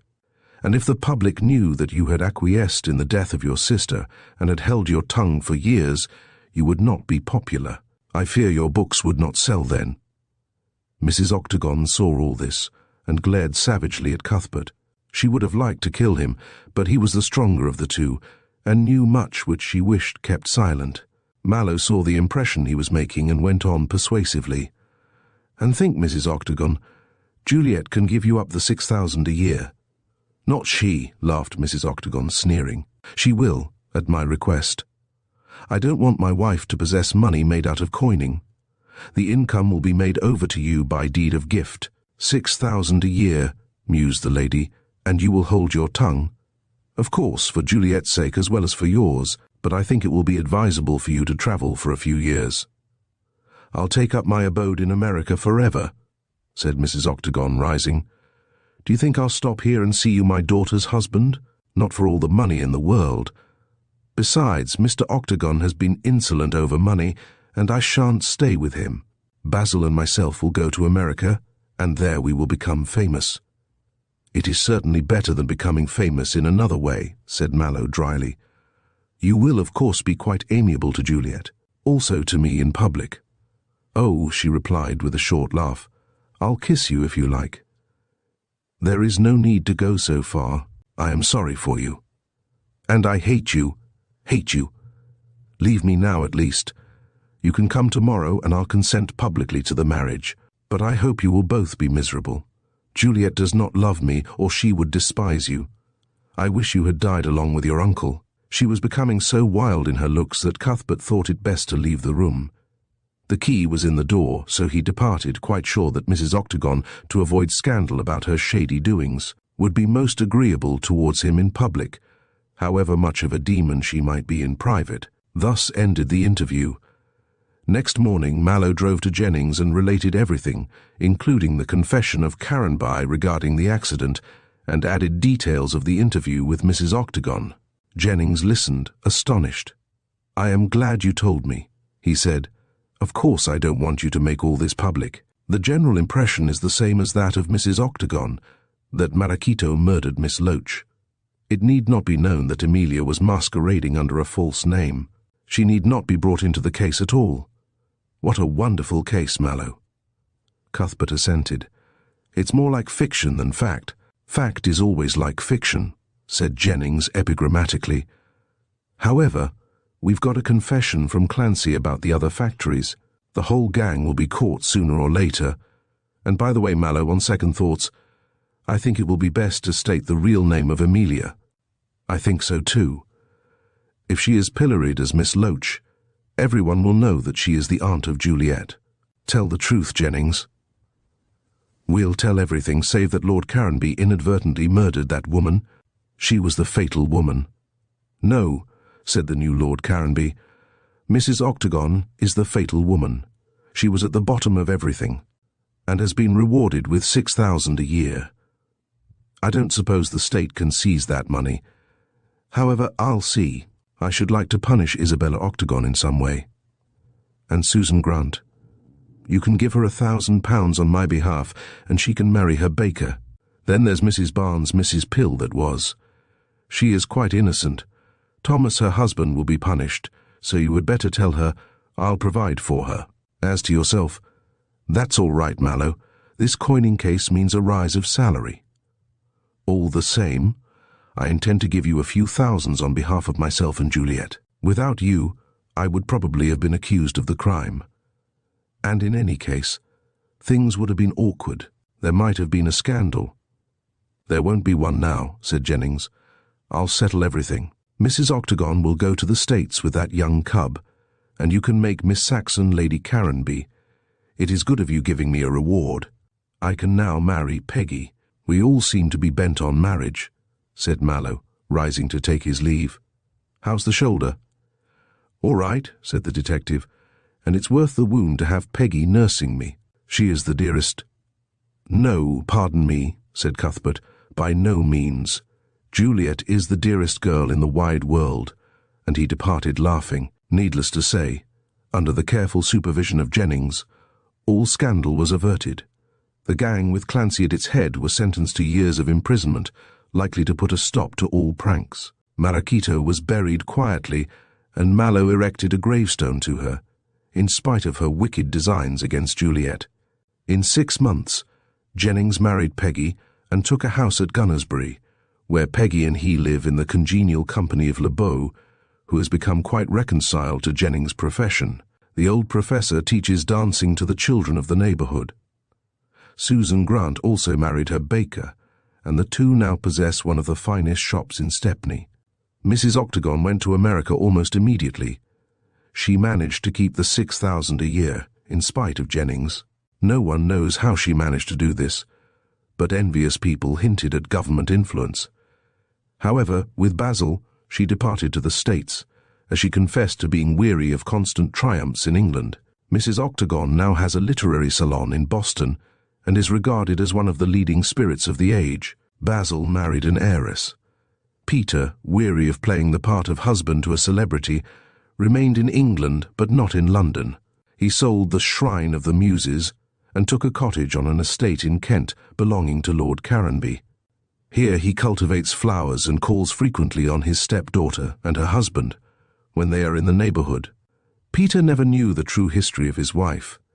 He always refers to Mrs. Octagon with respect, but shows no disposition to join her in America. Peter has had quite enough of sham art and sham enthusiasm, and Cuthbert was married to Juliet within the year. The wedding was quiet on account of his uncle's death, and then Lord Caranby took his bride for a tour round the world. To this day, Lady Caranby believes that Maracito murdered Miss Loach, and knows also from newspaper reports that the pretended aunt was really Amelia Saul. Mrs. Octagon also expressed surprise at the infamous imposture, and quite deceived Juliet, who never learned what part her mother had taken in the business. In fact, Juliet thought her mother was quite glad she had married Cuthbert. "Mother really liked you all the time," she said to her husband when they set off on their honeymoon. "I doubt that," replied Lord Caranby dryly. "She told me that it was always the dream of her life to see me your wife, but that Maracito had threatened to ruin Basil. Oh, that is the story, is it? Well, Juliet, I am much obliged to Mrs. Octagon for loving me so much, but with your permission, We will not see more of her than we can help. As she is in America, we will see very little of her," sighed Lady Caranby. "Besides, she loves Basil more than me. Poor boy. I hope he will get on in America." "Of course he will. He will marry an heiress, and Cuthbert's prophecy proved to be correct. Don't let us talk of these things any more, Juliet. This dreadful murder nearly wrecked our life. My poor uncle talked of a fatal woman. Maraquito was that to us." "And I?" asked Juliet, nestling to her husband. "You are the dearest and sweetest angel in the world, and you are the greatest goose," said she, kissing her husband fondly. "We have had enough of fatal women. Let us never mention the subject again." And they never did. Thank you for joining Storytime Haven for Fergus Hume's The Secret Passage, a journey through suspense, secrets, and masterful twists. As the last clue is uncovered and motives laid bare, we're reminded that even the simplest lives can harbor mysteries. If you enjoyed this tale of deception and intrigue, be sure to join us again for more classic mysteries and timeless stories. Until next time, stay curious and keep searching for hidden passages in the stories of life.